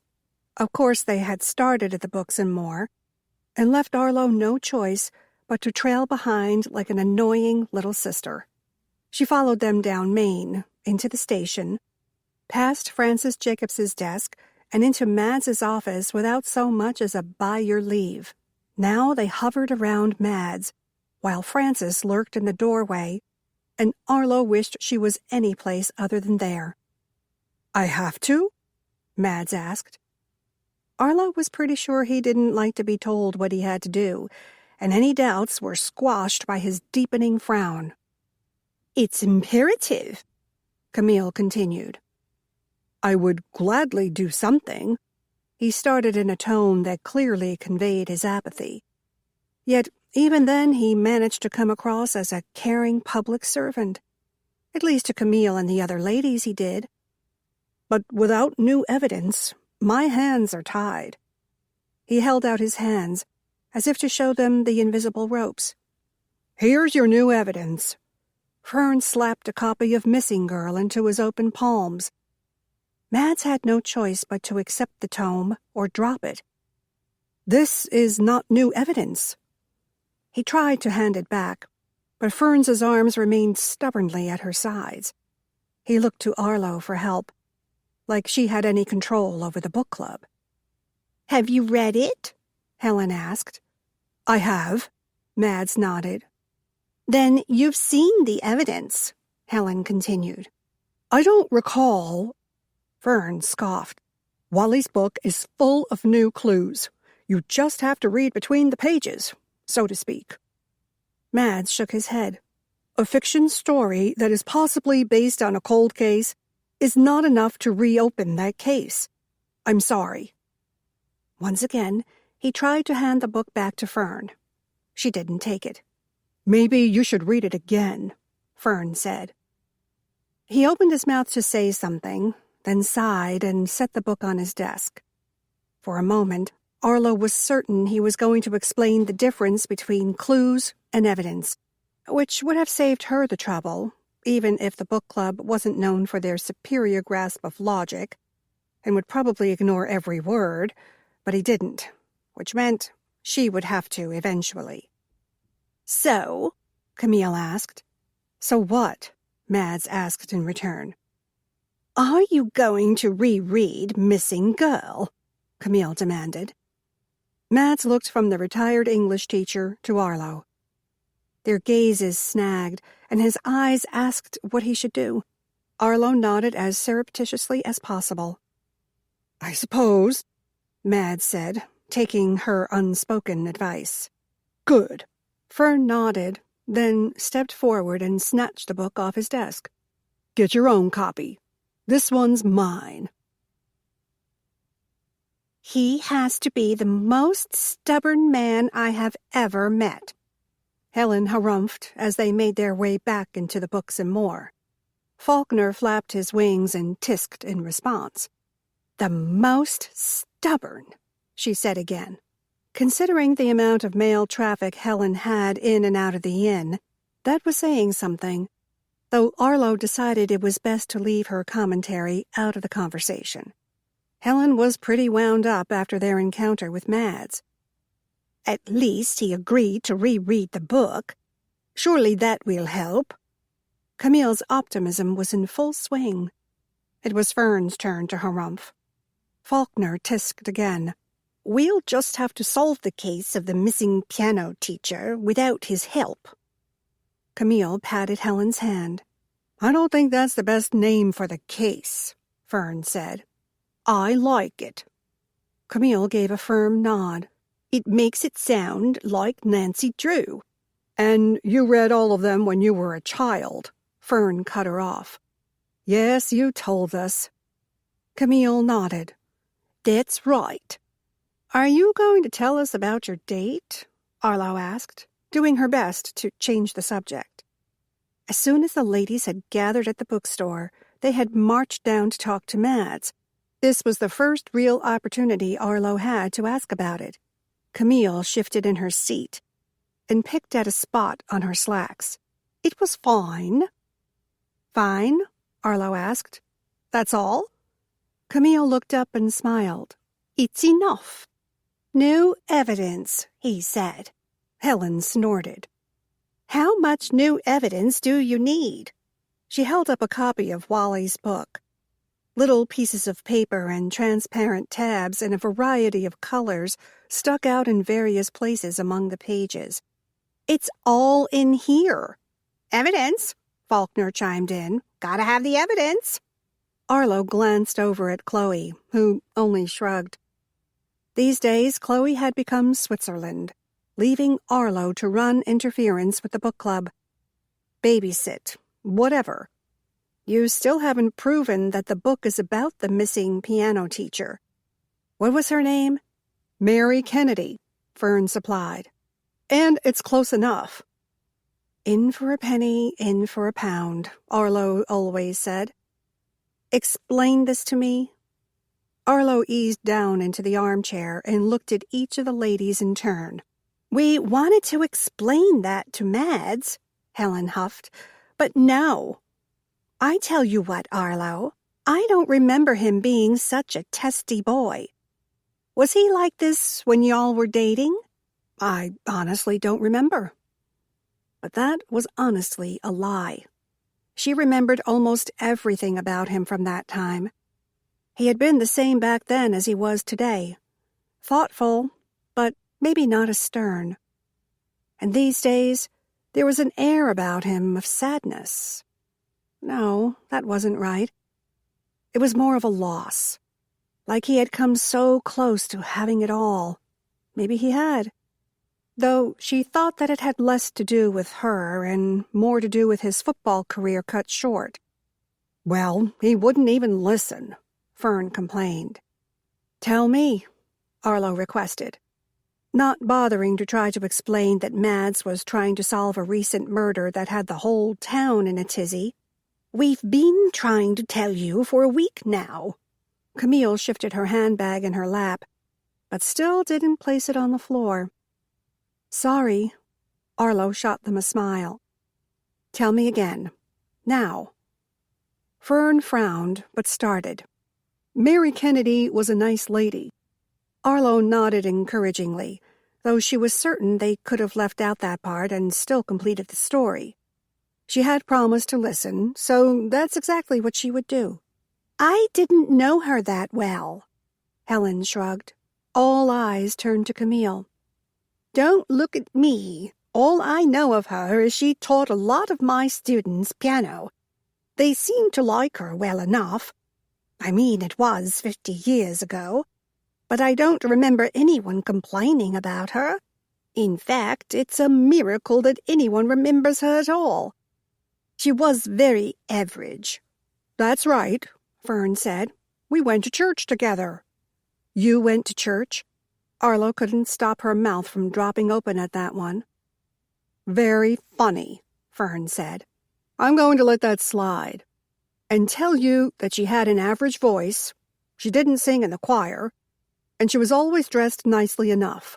I mean, her husband was a delivery man and she taught piano. They weren't exactly rolling in the dough. Children? Arlo asked. None. Fern shook her head. So, the two of you were friends? Arlo nodded. Not really. We just went to church together. Arlo shook her head at that one. I just can't get over that. Well, try, Fern snapped. I wasn't always as enlightened as I am now. Camille frowned. Does that mean you don't believe in God? I don't believe in church, Fern replied. Aren't they the same thing? Arlo asked. She hadn't been raised in church. Her parents were hippies, not staying in one place long enough to find the cheapest grocery store, much less a church home. She had gone a couple of times since then, but she never felt God there. Only when she was outside and alone did she feel the presence of a higher being than herself. Call it what you will. Not in the slightest. Fern drew in a deep breath, obviously preparing for a lengthy speech on the topic, but Camille cut her off. This has nothing to do with Mary Kennedy, she reminded them. Right, Arlo said. So, Mary Kennedy... She would come to church with marks on her from where her husband grabbed her and probably shook her. I remember this one time when the air conditioner went out in the sanctuary. Lord, it was hot in there. She was wearing a sweater over her dress. She took it off. Bruises all up and down her arms. And no one did anything about it? It was unfathomable to Arlo. Things were different back then. Fern shrugged one shoulder. I find it hard to believe, Arlo said. That no one would say anything? Fern asked. Yes, this poor woman was being abused. It's ridiculous that it was just allowed to happen. Ridiculous, Faulkner enunciated. I agree, Helen said. But times were different. Different times, Faulkner said. Different strokes, different folks, different... Hush, Arlo told the bird. I love you, he said in return. She might have to reconsider her decision to not take him home with her. It seemed he was lacking for attention during the evening hours. At least that was the only reason she could think of for his loquacious attitude of late. I know for a fact several women from the church tried to talk to her, Fern added. Not all at once, mind you, but at separate times. They needed her to admit that something was wrong. Once she had done that, we could have stepped in to help her. But until she came forth, that is something I will never understand. Arlo shook her head. Different times, was all Helen said in return. Different times, Faulkner repeated. Different strokes, different folks, different colors. Pick a rainbow. Arlo rolled her eyes. You just had to say it, didn't you? Helen merely shrugged and leaned over toward the bird. Give me a kiss, she said. He obliged by nipping at her pursed lips. Arlo shook her head. So she didn't come forward, and he continued to abuse her. Yes, until one day she disappeared. Helen gave a negligent shrug. She was driving home from giving Baxter Whitney his piano lesson. Fern jumped in. Baxter? Camille shook her head. Trying boy. Mary had been going out there for a while, Helen said. How do you know that? Arlo asked. She shrugged again. I don't know. Probably beauty parlor talk. Which meant it might be true, but it might not. And considering it was a 50-year-old memory... The character in the book, Arlo started, Millicent Andrews. She wasn't abused.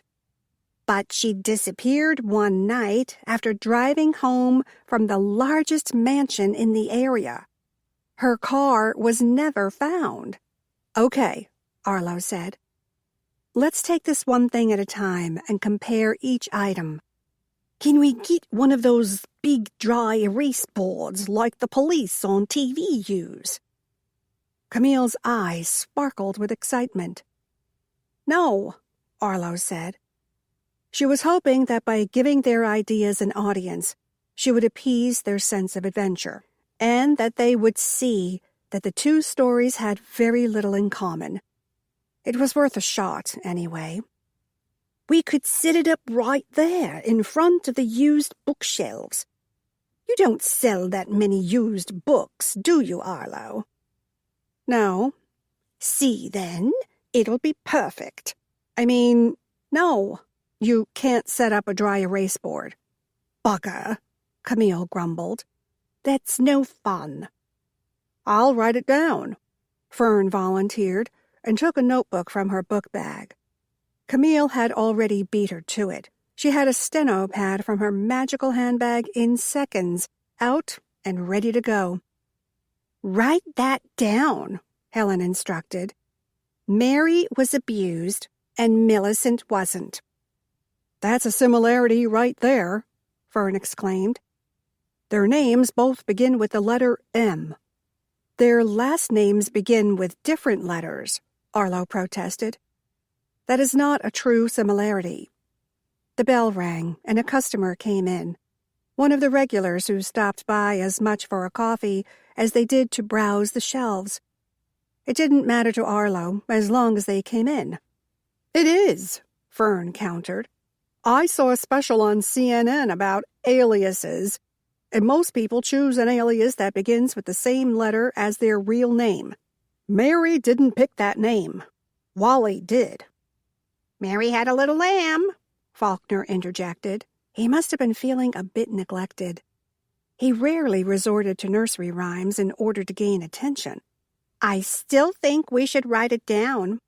His name for her could be considered an alias. No, Arlo said. Already done, Camille smiled. Helen chuckled. She was seriously outnumbered here. Millicent wasn't a piano teacher. But she played the piano in the book, remember? She plays the baby grand at the beginning of the party. And as I watched, the lady in the flowing red dress settled herself onto the piano bench and began to play. The melody sweet and poignant, sending pangs of longing through me, of memories best forgotten. Page 52, Helen stated. It's still different. Arlo wasn't sure why she protested. They were going to override her anyway. Close enough, Helen chirped. Write it down. In the narrator of the story, Camille added, he's in love with Millicent. Like, Arlo prompted. Well, I believe Weston Whitney was in love with Mary Kennedy, she continued. That could be something. But the narrator in Missing Girl kidnaps the girl to have her for his own. Arlo thought it was a valid enough point of difference. Kind of like Lolita, without all the underage stuff going on, Helen mused. We don't know the age of the woman in the book. It could be just the same, Camille protested. Nah, Fern interjected. They would have said something in the story. That was the cutting edge of Lolita. Once again, the conversation was getting way off subject. But we know that Weston didn't kidnap Mary. Arlo did her best to steer them back on track. Do we? Helen said. Arlo would have thought better of her guardian. Helen didn't normally act as crazy as the other two, but something about this story had her jumping all over the place. At least Arlo hoped it was the story and not something serious. Helen was getting up there in age. They all were. And though Arlo knew it seemed as if they had all their faculties, a person had to wonder at times like this. Weston Whitney did not kidnap Mary Kennedy. He might have. He could have snatched her up and stashed her in the basement at Lilyfield, Fern said. Arlo sighed. It could happen, Camille protested. Especially in a house the size of Lilyfield. Lots of places to hide, Fern added. And you know the uber-rich, Helen said. Very eccentric. I wouldn't call Judith eccentric. She's just mean, Camille said. Weston was eccentric, Fern added. But he wasn't the one with all the money. He only got that when he married Judith, Helen pointed out. A person can become eccentric. That's what money does to you, Fern said. They all nodded in agreement. Another book club meeting? Sam!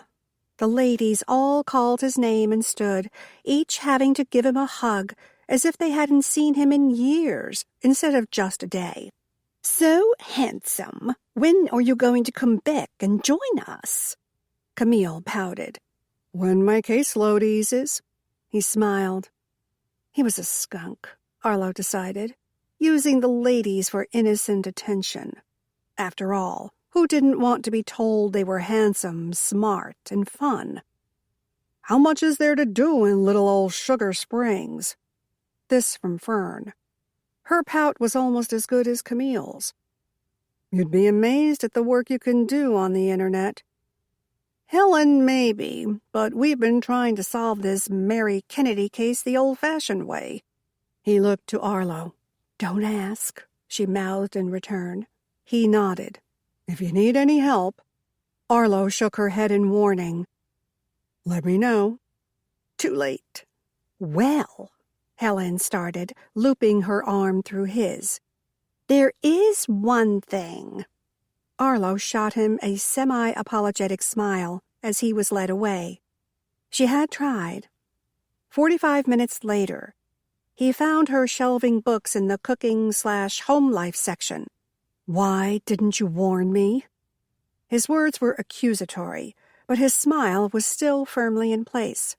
First of all, you know how they are from your own personal experience. And secondly, I tried, but you just plowed on in. Just let me know if you need any help. Did you know that they— I know, Arlo interjected. I even went with them. Son of a gun. Sam shook his head in disbelief. She placed the last book on the shelf and turned to fully face him. He was as handsome as ever today, in one of the endless pairs of faded jeans he owned. The wear made her wonder if he'd had them since high school. Possibly.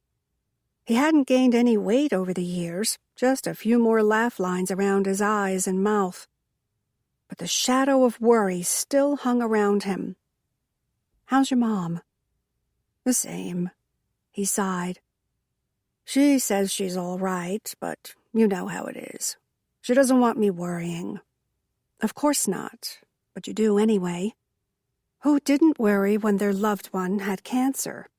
He smiled. You know it. A small moment passed between them. It was silent and comfortable, the warmth of old friends. Did you know that Haley Adams was murdered? He finally asked. Yes. How do you know? I'm a private dick, remember? I thought we had agreed that you wouldn't be telling people that. He chuckled. It's not my fault that your mind is in the gutter. Arlo shrugged. So, who told you?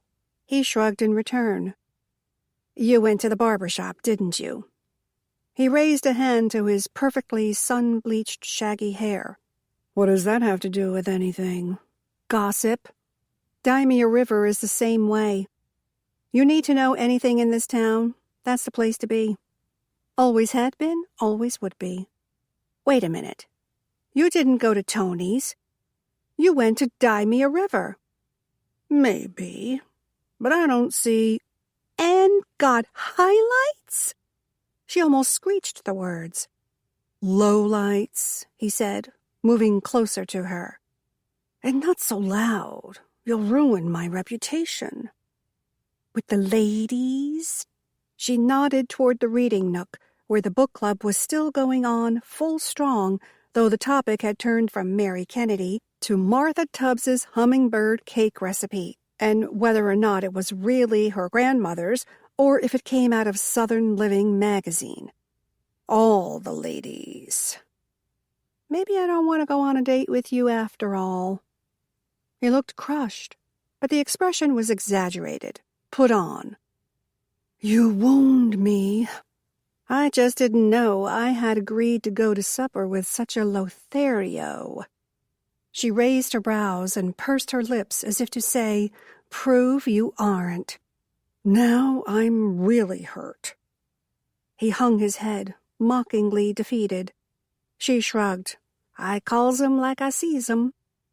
I thought we were going as friends. Her heart gave a dull thud in her chest.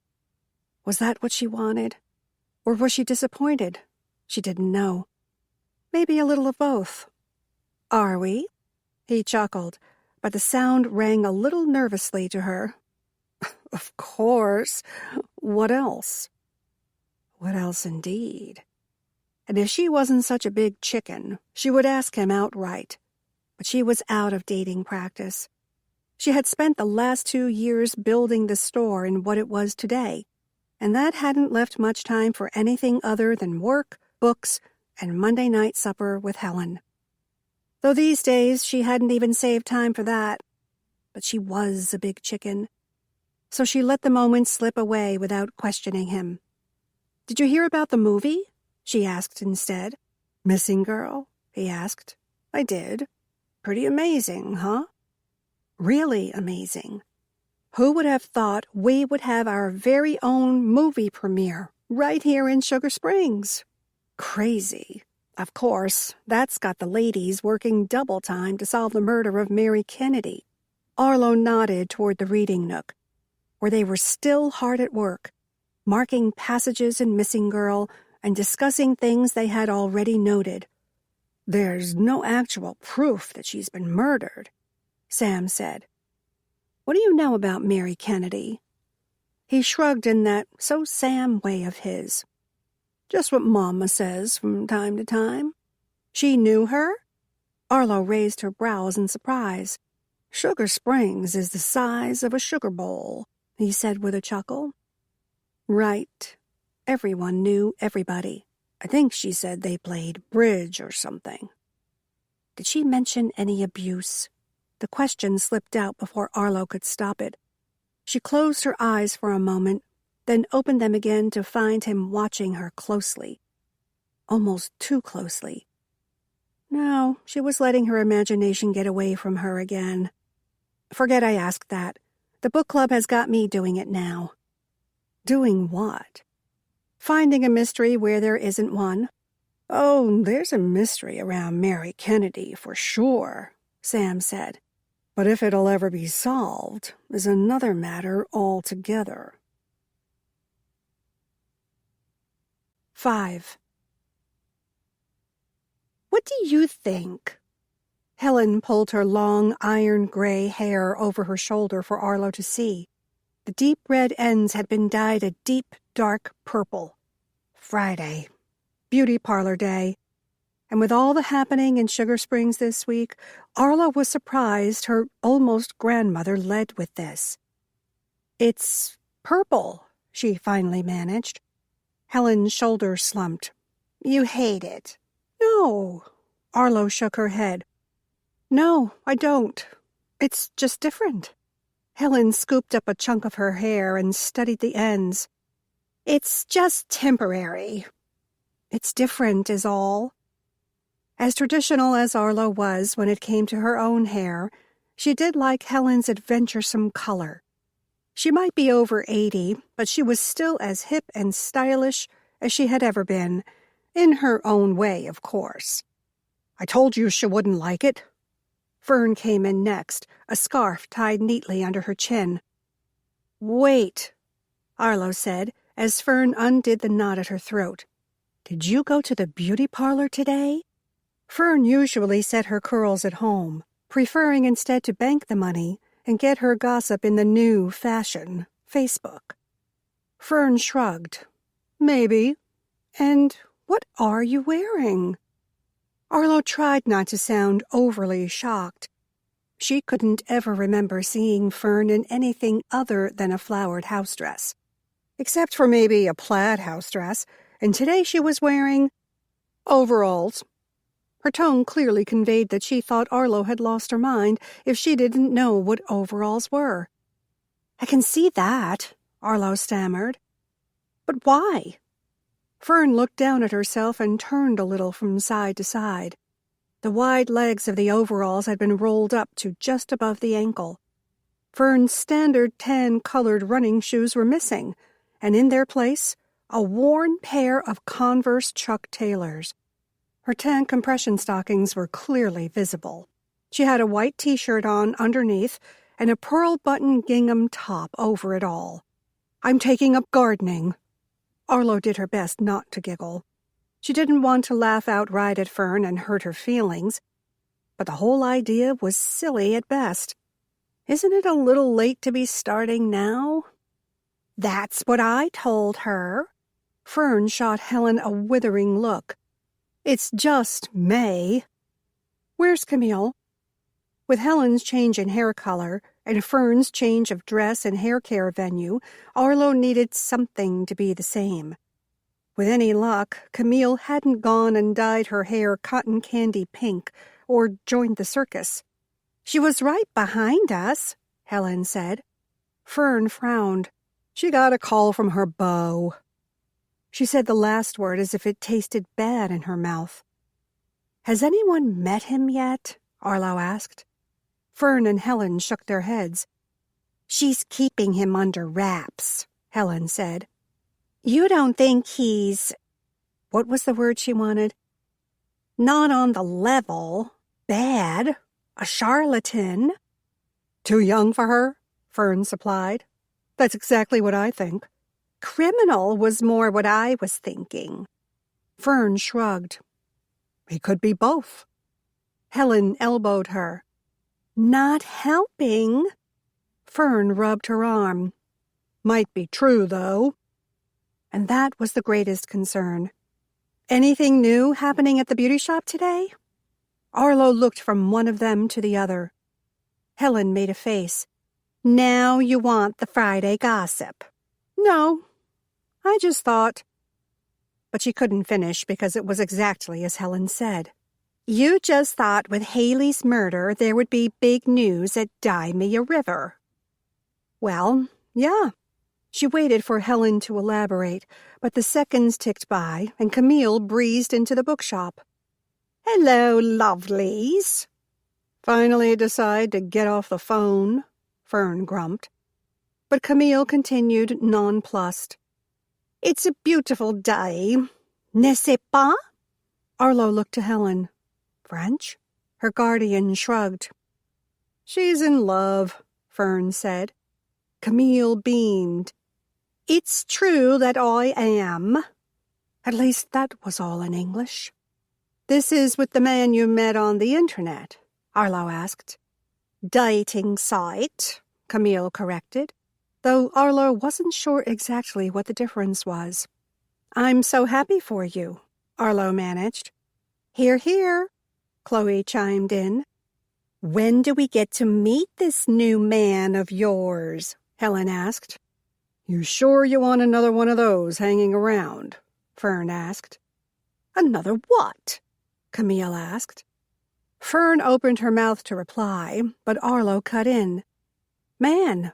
She's talking about a man." She hadn't been exactly sure what Fern would have said, but it was a safe bet it wasn't G-rated.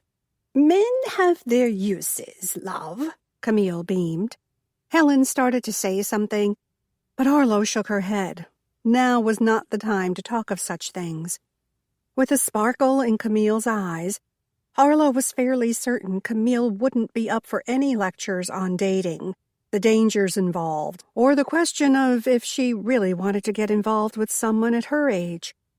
"He hasn't asked you for money, has he?" Fern demanded. "Of course not, love."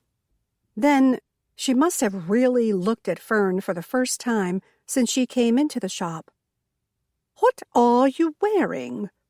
"Overalls." Fern raised her chin as if daring her to say more. Arlo wasn't sure if Fern was really picking up a new hobby, or if she bought the outfit spoiling for a fight. "Have you been wearing them the entire time?" Camille asked, eyes still sparkling. "Yes." Fern crossed her arms with a frown. Arlo was pretty sure what Fern was thinking. If Camille had been paying more attention to what was happening around her instead of this new man of hers, maybe she would have noticed an hour ago. But it was simply speculation on Arlo's part. "Well, they're quite lovely indeed." The power of love was tremendous. "As long as he's not asking you for money," Fern grumbled. "He's not." "Then he's retired?" Helen asked. "I suppose," Camille said. "We haven't gotten around to talking about that." "But he's retirement age," Helen pressed. "Oh, yes, love." Arlo didn't bother to remind her guardian that retirement age could be as young as mid-50s these days. She was a little more concerned with the fact that Camille and her new man hadn't discussed something so basic as income. "Are we going to talk about the mystery or not?" Fern demanded. Arlo thought it best not to point out that they were really there to discuss a book that they had all read at least 3 times. After all, when she had started the book club, they had been planning to read To Kill a Mockingbird, and who knew how many times the ladies had read that one. "Of course." Camille breezed over to the reading nook like only an 80-plus woman in a pink pantsuit and matching running shoes could. Fern and Helen shook their heads and followed behind. Arlo breathed a small sigh of relief.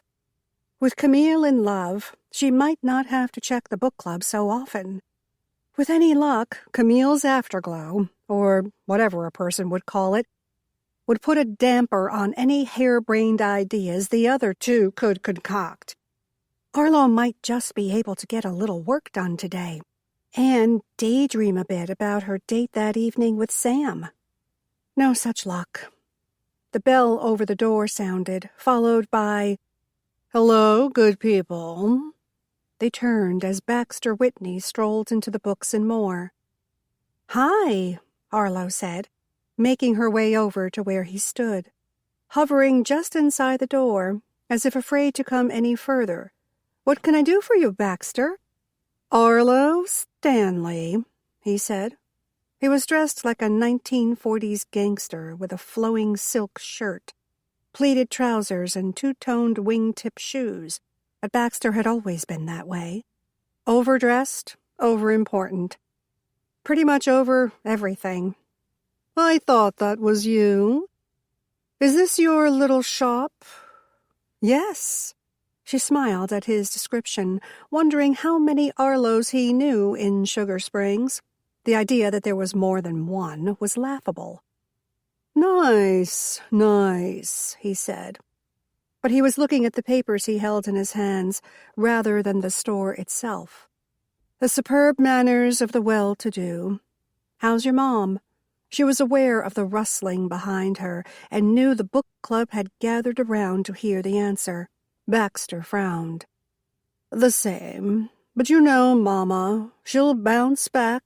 She always does." And Arlo hoped he was right. "Speaking of which..." He held up the turquoise-blue flyers he held in one hand.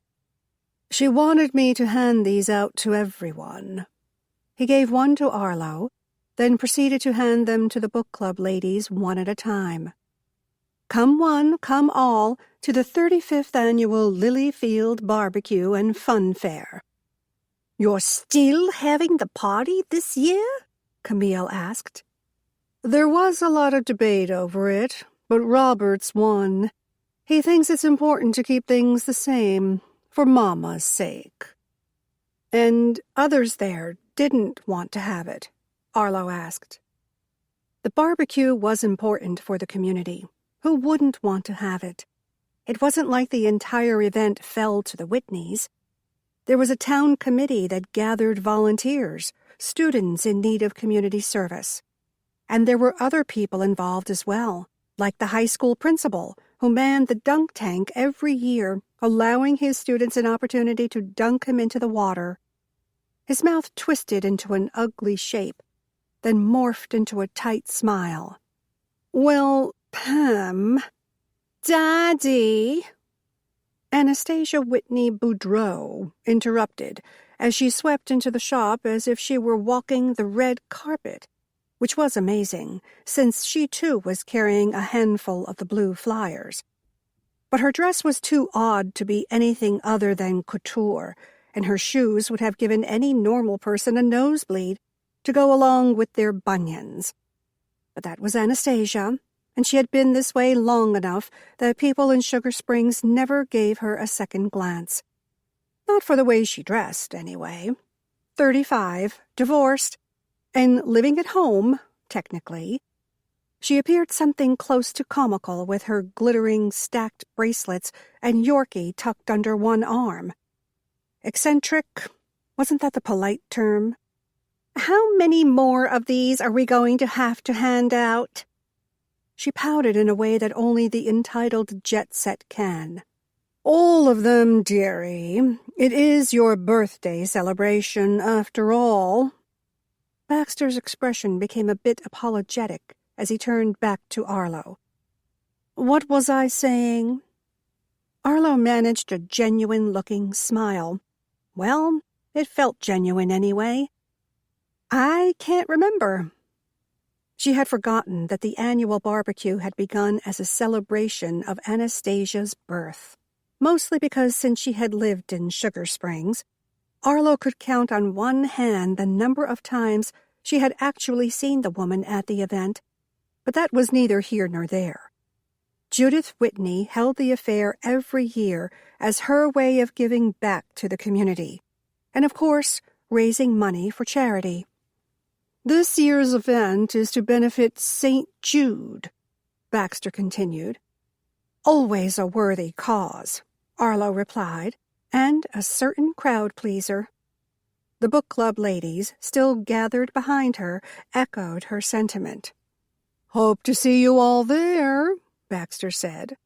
"It'll be good to have some positive after all the unpleasantness of late."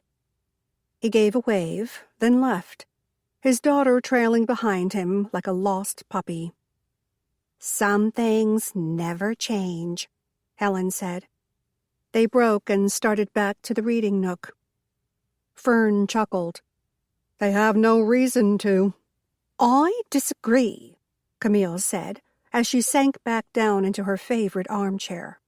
"I've never seen Baxter and Anastasia handing out flyers before. That's new." "You're right," Fern said. "But it's a small change. Hardly worth mentioning."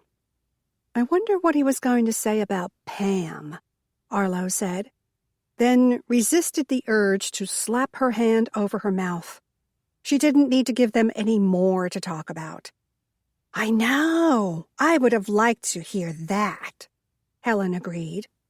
"One thing's certain," Fern said. "There's no love lost there." The cattle drive sat off the highway between Sugar Springs and neighboring Walnut. It was a typical casual steakhouse, with country music playing over the loudspeakers, peanuts on every table, and the smell of wood smoke and yeast rolls in the air. Since Sam was going to Corinth for the day, she agreed to meet him at 6. She was grateful, seeing as how she didn't really know how to act, sitting side by side with him in his truck. Just like old times, at least close enough to those long-ago days to send her reminiscing and pondering over all the what-ifs of the last 10 years. She had no more than arrived at the hostess station when she saw him across the restaurant, waving to her. "That's my party," she said with a wavering smile. Why was this so awkward when it was supposed to be fun? And why was it so awkward when she hadn't even said hi to him yet? "Go on back," the hostess replied.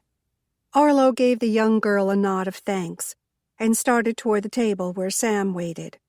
Her heart pounded heavily in her chest as she made eye contact with him. This was going to be an enjoyable night, she promised herself. Two old friends catching up on the last few years. This had nothing to do with prom or meds or anything that happened back in high school. What happens in high school stays in high school, right? Her smile felt stiff on her lips as she neared him. "Get down." He clasped her arm and pulled her level to the top of the table. "What's wrong?" Her mouth went dry to match her pounding heart and shallow breathing. If she wasn't careful, she would have a full-blown panic attack, and all because she was on a date with her ex-high school sweetheart. Her second ex-high school sweetheart. Mads had always been the first. "Camille," he whispered, pointing to a table not far from where they were. Arlo managed to ease into the chair opposite him, her breathing slowly returning to normal, even as she kept her head as low as she could. But that made looking for someone impossible. She couldn't see over the salt shakers, much less anyone's head. "I can't see." "That may be a good thing," he quipped in return. "Camille is here?" she asked. "With a man." "She met him on the internet," Arlo explained. "That's the guy from the dating site?" "I'm pretty sure." She tried peeking through the sea of bodies, tables, and various condiment dispensers to get a look at her elderly friend, but to no avail. "I can't see him, but she's only mentioned one man." "Did she say anything about him?" "Only that he was sweet and thoughtful, and that she was in love." "Why?" Still keeping his head low, Sam pulled out his phone, prepared to type at a moment's notice. "Do you remember his name?" "Joe." "Joe what?" "I don't know, just Joe." Sam sighed and put his phone on the table. "Can I bring you something to drink?" The waitress bent low when she asked the question. "Beer," Sam said. "Arlo?" "Same." "Got it." The waitress straightened, as if this was the proper way to order drinks, and made her way to the bar. "I can't see down here," Arlo protested, "and I'm starting to get a cramp." Sam leaned forward and placed one hand on the back of her neck. "Trust me, you do not want to see this." "Now I want to see it even more than before." She shook off his hand, and keeping as low as possible while still able to see over the crowded restaurant, Arlo scanned the area. "Oh, my stars!" "Shh." She ducked her head once again and stared at Sam across the table. "We've been made," he said through his smile as he waved to someone across the room.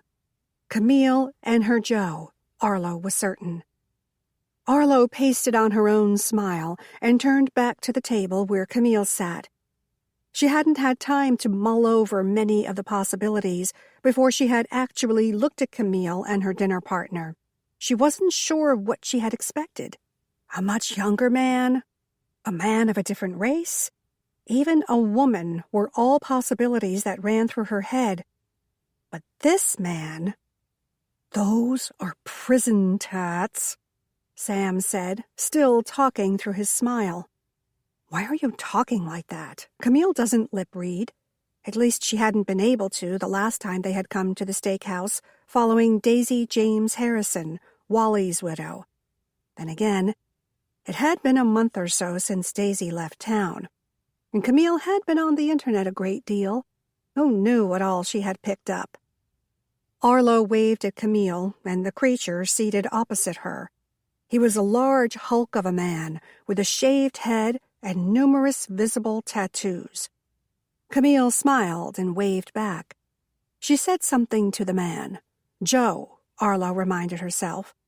And he turned toward their table as well.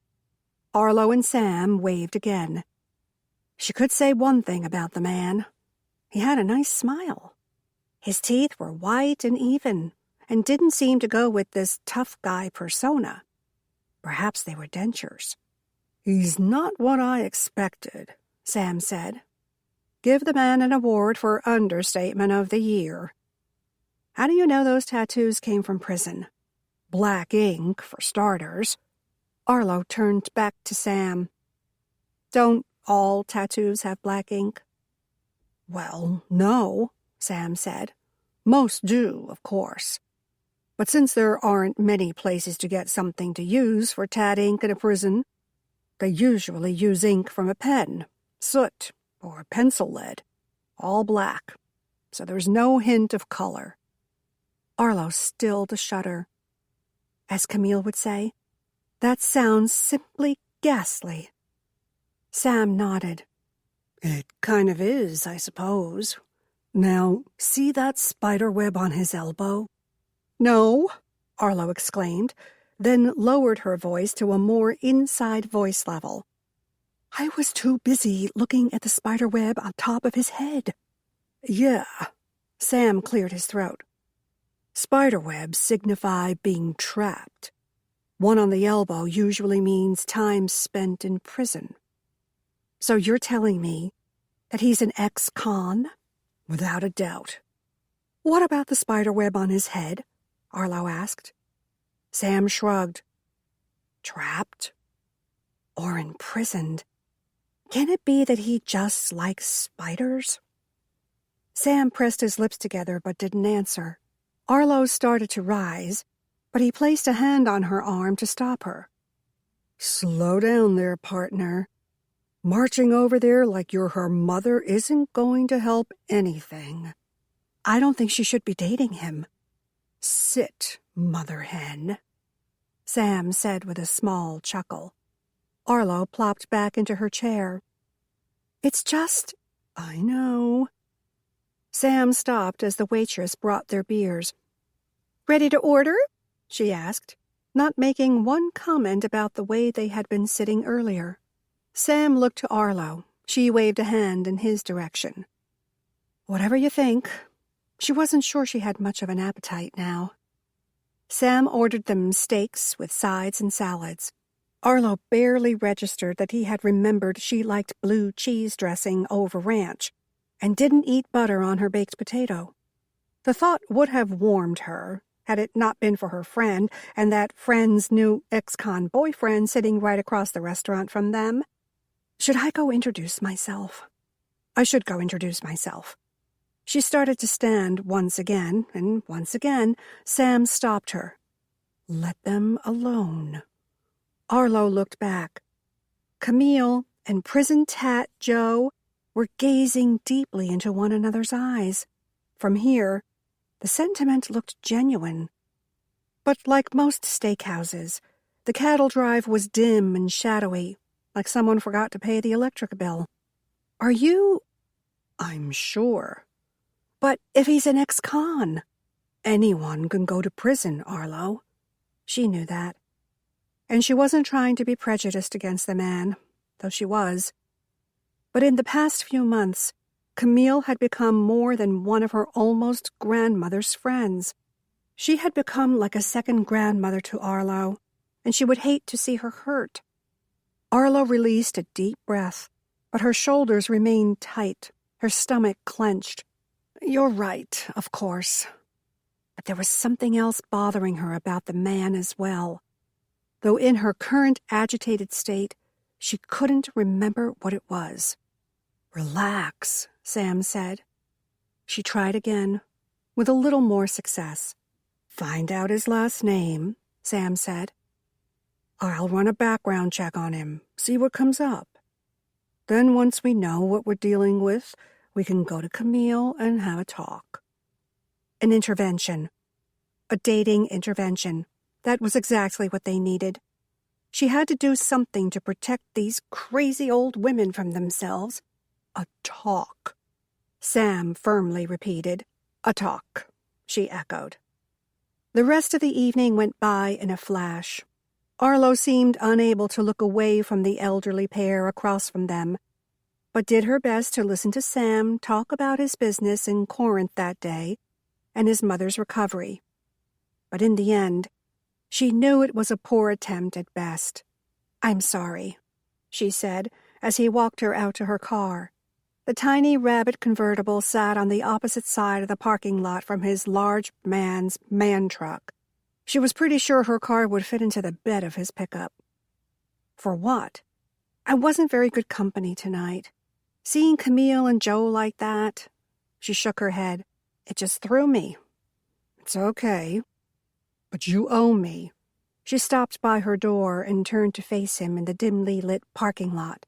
I owe you what? He smiled. That sweet Sam smile she had known since she was 16. Another dinner. Deal, she said. Maybe that one wouldn't have so many distractions, and she could find out really and truly why Sam had asked her out. They hadn't once talked about the incident from 10 years before. I'm sorry I hurt you, he said. What? 10 years ago. I was a fool, young and stupid. We all do stupid things when we're young. She finished with a forgiving smile. All of us, I suppose. Sam nodded, and she waited. Was he going to kiss her goodnight? Maybe on the cheek, even? Instead, he smiled and turned away. 3 steps later, he spun and walked backward toward his truck. I'll follow you home, he said. No need. She waved away his concern. Drive safe. He opened the door of his truck, and that, as they say, was that. Arlo sighed, more confused than ever.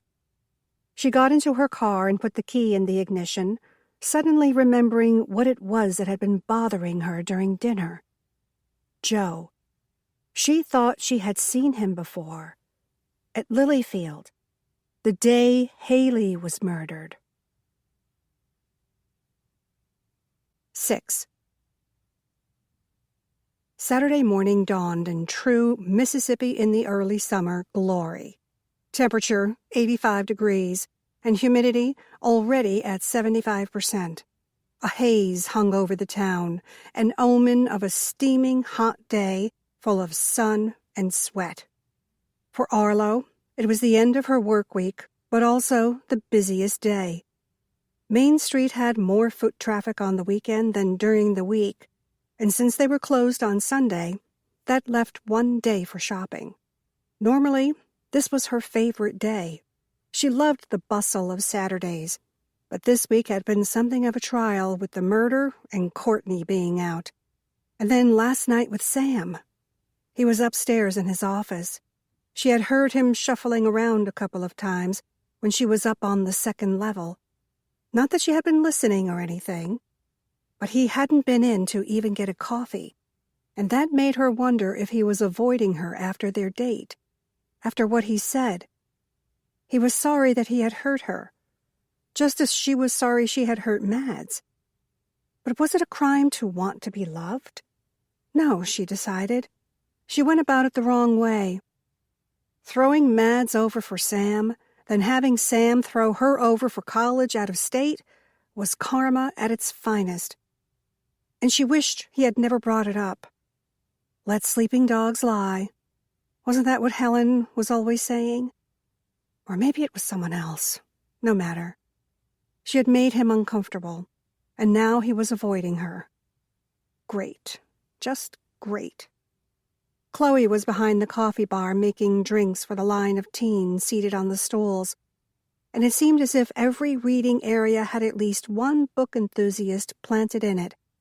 Even Faulkner was getting into the mood, shouting out specials that didn't really exist. Classics for 99 cents, Shakespeare for $2.99, and new releases at a 100% discount.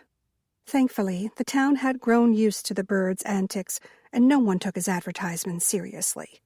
The bell over the door rang, and another group of young moms and their toddlers entered the books and more. Maybe she should start a story time on Saturday morning. It might be good for the young readers. She would have to give that more thought. It sure couldn't turn out any weirder than her Friday night book club. Arlo! Helen waved her over to the couch in the front reading area, where she and Fern had gathered for their Saturday morning meeting. What's up? She asked, wondering what strange question she would get this time. She hadn't been listening much this morning and had no idea if the ladies were talking about Missing Girl or the missing piano teacher. "Camille's not here." "I can see that," she said, waiting patiently for Helen to get to the point. "We've tried to call her all morning, but there's no answer," Fern said. "Goes straight to voicemail," Helen continued. "Okay. Well, she went out with that man she met last night, and no one has heard from her since then. You don't think something bad happened?" Fern trailed off. Arlo's stomach fell. After seeing this Joe person last night and watching Camille interact with him, that was exactly what she was thinking. And to think that he might have been at Lilyfield when Haley was killed. She mentally pulled herself together. "I'm sure she's okay," she said, with convincing certainty, even when certain might be the last word she would use to describe herself. "You say you've tried calling her?" "Several times," Helen nodded. "And neither one of you has met this man?" They shook their heads. "We messed up, didn't we?" Fern smacked Helen on the arm. "I told you we shouldn't have let her go out with this fella." "I told you," Helen countered. "We both did, and let her anyway. Now she's probably dead, or worse." Arlo wasn't sure what exactly was worse than dead, but now was not the time to ask. "I'm sure she's okay." But the image of Joe and his tattoos kept floating through her mind. She pushed the thought away. So he was a little scary looking, and he had obviously spent a little time behind bars, and he might or might not have been at Lilyfield when a young girl was killed. That didn't mean he was a danger to Camille or anyone for that matter. This was the 21st century, a time when people weren't judged by their appearance alone. But she knew that wasn't true. Can't judge a book by its cover, she reminded herself. But it was so easy to fall into that habit. "Do either of you know his name?" she asked. "Joe," they said in unison. "His last name." "Foster, maybe. Joe Foster." Fern turned to Helen for confirmation. Helen shrugged. "Did she even say?" Fern nodded. "We're terrible friends." She thought about it for another moment, then turned back to Arlo. "Foster," she said, "pretty sure." "Is that your final answer?" Arlo quipped. "Arlo, Jane!" Helen exclaimed. "Be serious about this. Our friend is missing." "Sorry." But she needed something to lighten the mood. Helen and Fern were bad enough, and then when she added in her own knowledge of Joe, maybe Foster. "What should we do?" Fern asked. Arlo thought a moment. "Does she have Find My iPhone enabled?" "I don't even know if she has an iPhone," Helen wailed. "She does," Arlo assured her. "If she's been abducted, I'm sure this Joe person has already removed any tracker in her phone." Fern was in full spy mode. "Why don't you just go over to her house and check on her?" The two ladies stopped, turned to her as if they couldn't believe their ears, then nodded. "Okay," Helen said. "Let's go." She stood. "Arlo, are you coming?" "We'll have to take your car, Arlo," Fern said. "Me and Helen drove together." Helen drove a tiny smart car, the only one in Sugar Springs. Cute and economical, but only room for the driver plus one. "We can take my car, sure thing." And she would have to stop and get gas. Why did every part of her life seem to be so complicated? Arlo checked her watch. It was not even noon. "I thought you guys were meeting for lunch."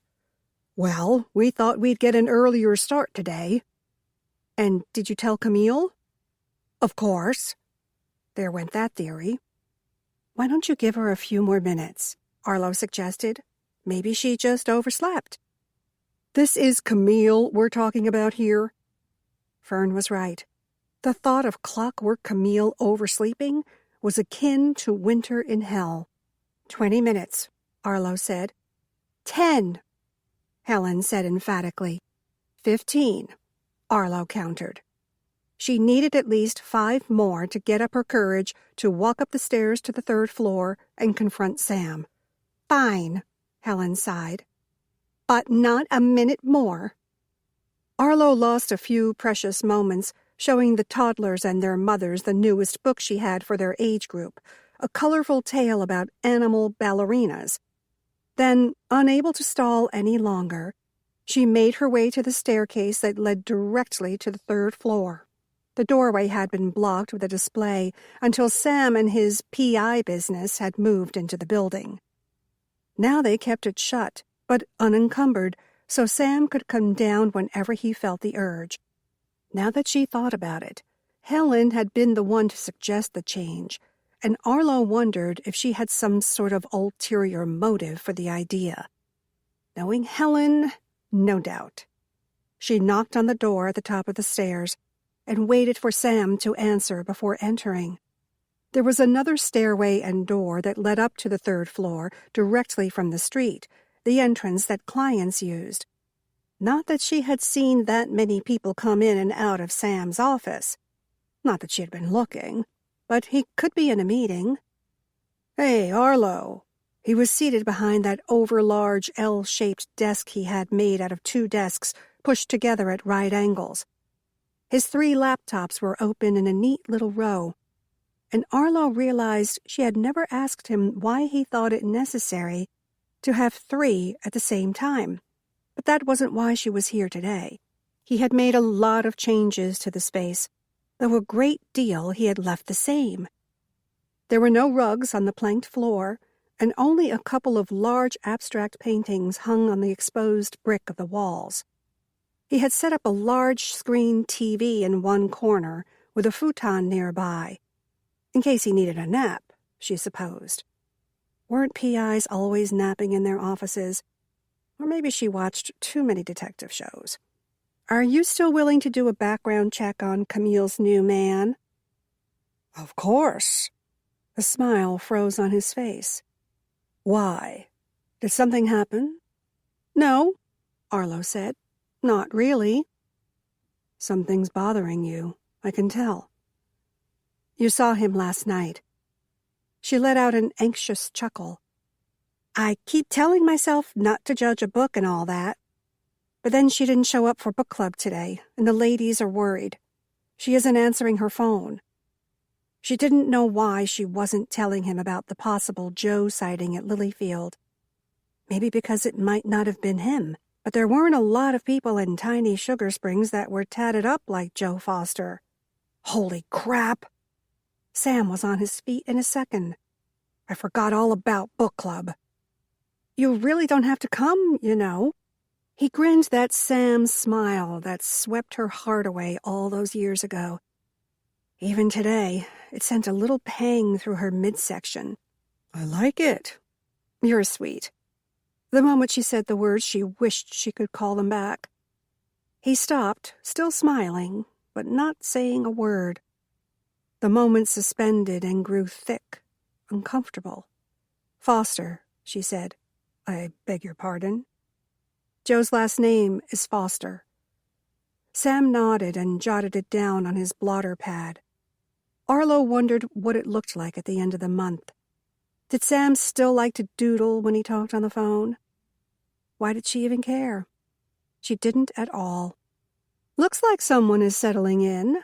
She pointed to Augie, who had curled up on the chair next to the window. The window where Wally had...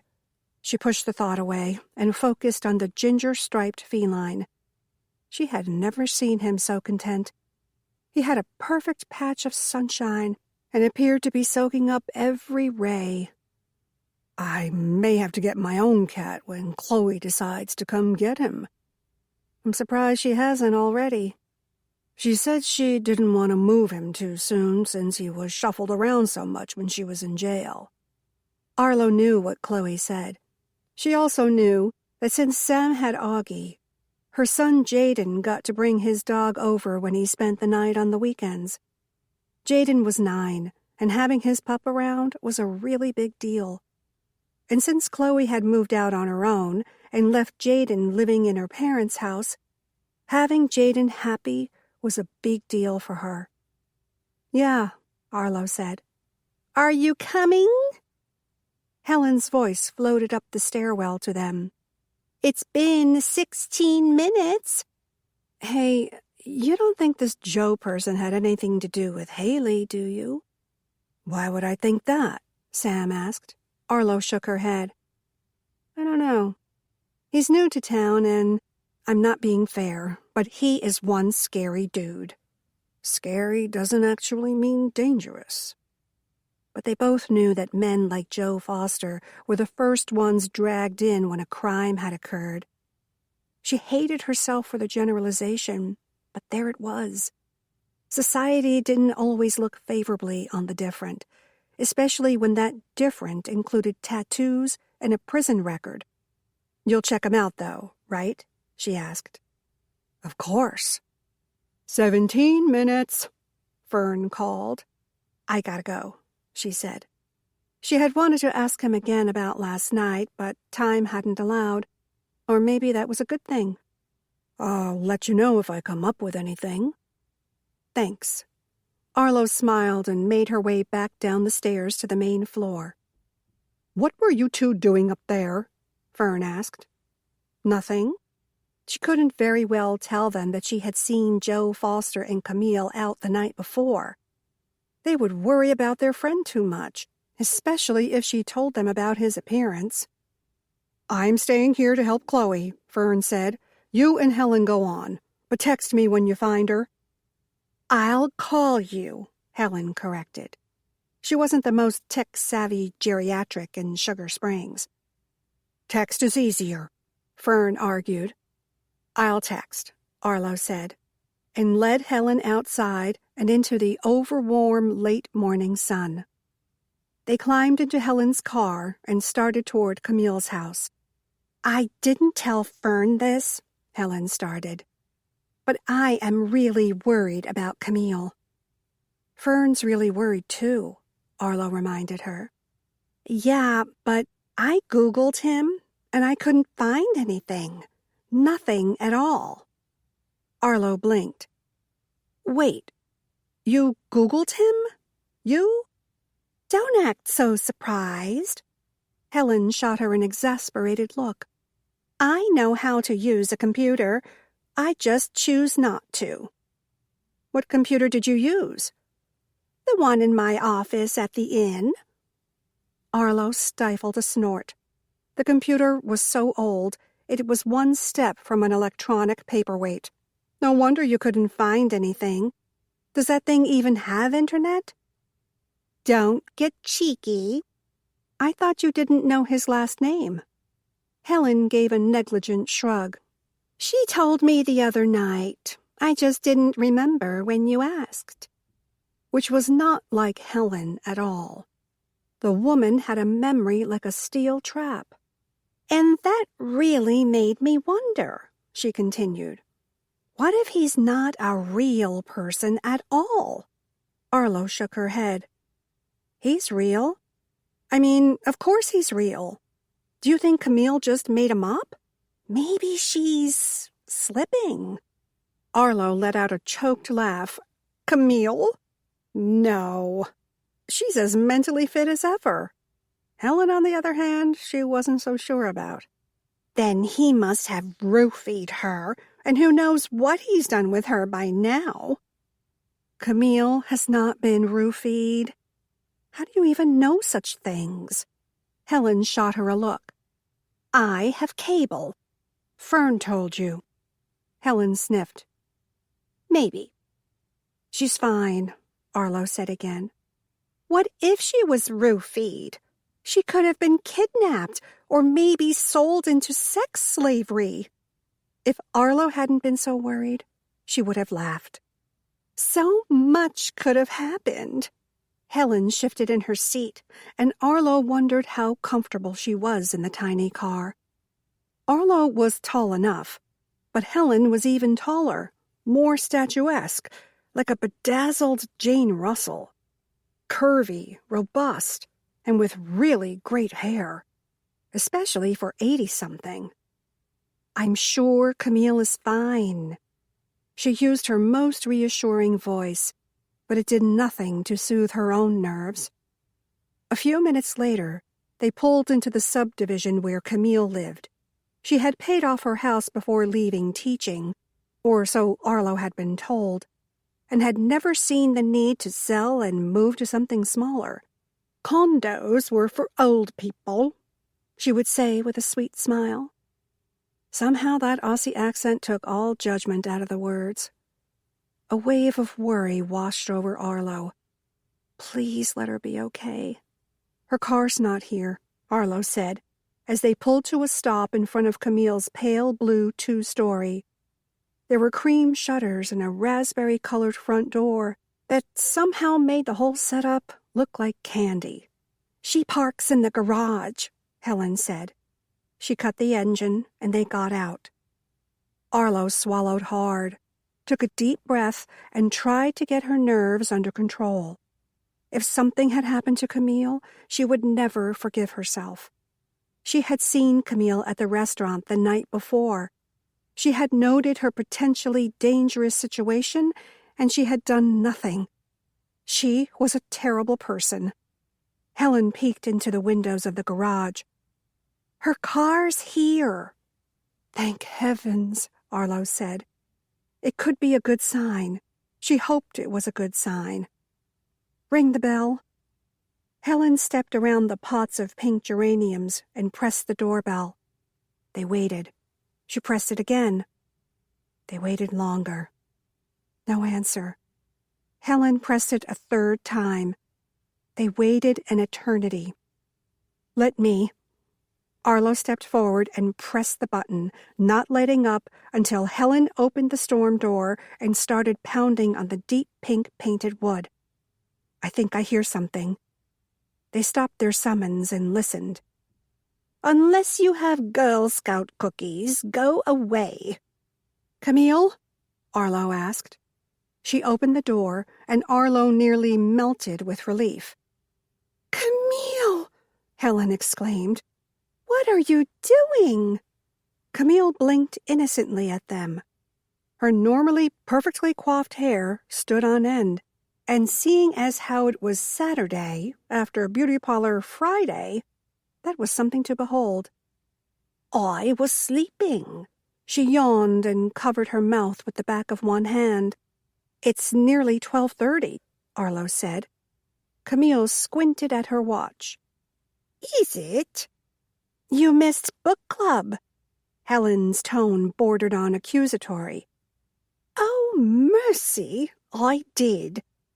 She looked up at them, her expression clearing from sleepy cobwebs to alert and remorseful.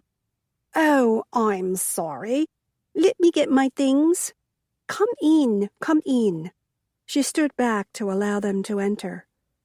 Arlo shook her head. I have to get back to the store.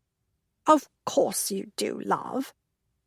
We just wanted to make sure that you were okay. Helen didn't add anything about Camille's date the night before. Arlo thought it best to follow suit. Why didn't you just call me? We did, Arlo explained. Your phone went straight to voicemail. Oh, shoot, Camille frowned. I called myself plugging it up last night on the charger. It was almost dead, and we'd had some wine. She smiled in remembrance. Get yourself ready and over to the bookstore, Helen grumbled. Then she reached in, gave Camille a tight squeeze. I'm just glad you're okay. Arlo could feel the secret stretching between her and Camille, even from all the way across the store. It was like an invisible line linking them together. She felt it. She was pretty sure Camille felt it, but she prayed that no one else was aware. The ladies held their book club meeting while Arlo half-heartedly listened to their chatter and shelved the new releases on the front book display. Should she say anything to Camille about Joe? She shouldn't. Definitely not. She didn't want to be that person, the one who meddled in all her friends' affairs. Camille was a grown woman. She knew what she was doing, who she was dating. Arlo had no stake in it. She used the box knife to slice open another carton, careful not to cut anything she didn't want to cut, like the books or herself. She needed to get her mind back on the matter in front of her, but her thoughts kept drifting toward Camille and Joe. What if something happened to her? What if Arlo said nothing about possibly seeing Joe at Lilyfield, and then he hurt Camille? How would Arlo feel about it then? Awful, that's how. She needed to talk to Camille, now, today, but away from the book club. I know what you're thinking, and you're wrong. Arlo had been so lost in her own thoughts and the char at hand, she hadn't noticed that Camille had joined her. You know what I'm thinking? Camille nodded. Joe looks a bit unusual. Arlo would have gone with scary, but he's a sweetheart. It's just a bit of a shock. Arlo let out an uncomfortable chuckle. Camille just gave her a serene smile. It was for me too, love. But that's the way it goes sometimes. I suppose. Just, have you looked into this man? Do you know where he comes from? What he did for a living? Does he work now? She kept her voice low so the others couldn't overhear, but she could feel her tone rising with each question. Camille patted her hand, that serene smile still firmly in place. You're so sweet to be concerned, but Joe is a teddy bear. Arlo wished she had Camille's confidence in the matter. So when does everyone get to meet him? Camille looked back to Helen and Fern, who were side by side on the couch, their copies of Missing Girl open in their laps, as they compared marked passages within the book. Soon, she said. Just not yet. She turned to walk away. What if I told you I think I saw him at the mansion the day Haley was killed? Would that make a difference? Camille stopped. Thought you saw him, or know for certain you saw him. Those are two very different things. She started back toward the reading nook. This time, Arlo let her go. 7. Sunday mornings were Arlo's mornings to sleep in, and she enjoyed the luxury. On the list of whether she should get a pet or not being able to sleep late on Sunday went on the con side of getting a puppy. She wouldn't be able to sleep in if she had to get up and let the dog out. Of course, a cat would be easier, but she could just as easily get one like Augie as she could get one she could truly enjoy. She stretched once more, then picked up her phone to check the time. She already had a text from Chloe. The diner at 10? Arlo typed back. Meet you there. It was a Sunday morning tradition for the two of them to eat breakfast at the diner, though usually it was after church. Arlo slept in, and Chloe went to the non-denominational church just off the highway. But if they were meeting at 10, that meant Chloe had skipped out on today's sermon. Arlo rose from the bed, took a quick shower, and pulled on a pair of jean shorts. Her waist-length hair went into a ponytail that she pushed through the back of her Mississippi State baseball cap. One comfy T-shirt and a pair of running shoes later, she was out the door and headed to the diner.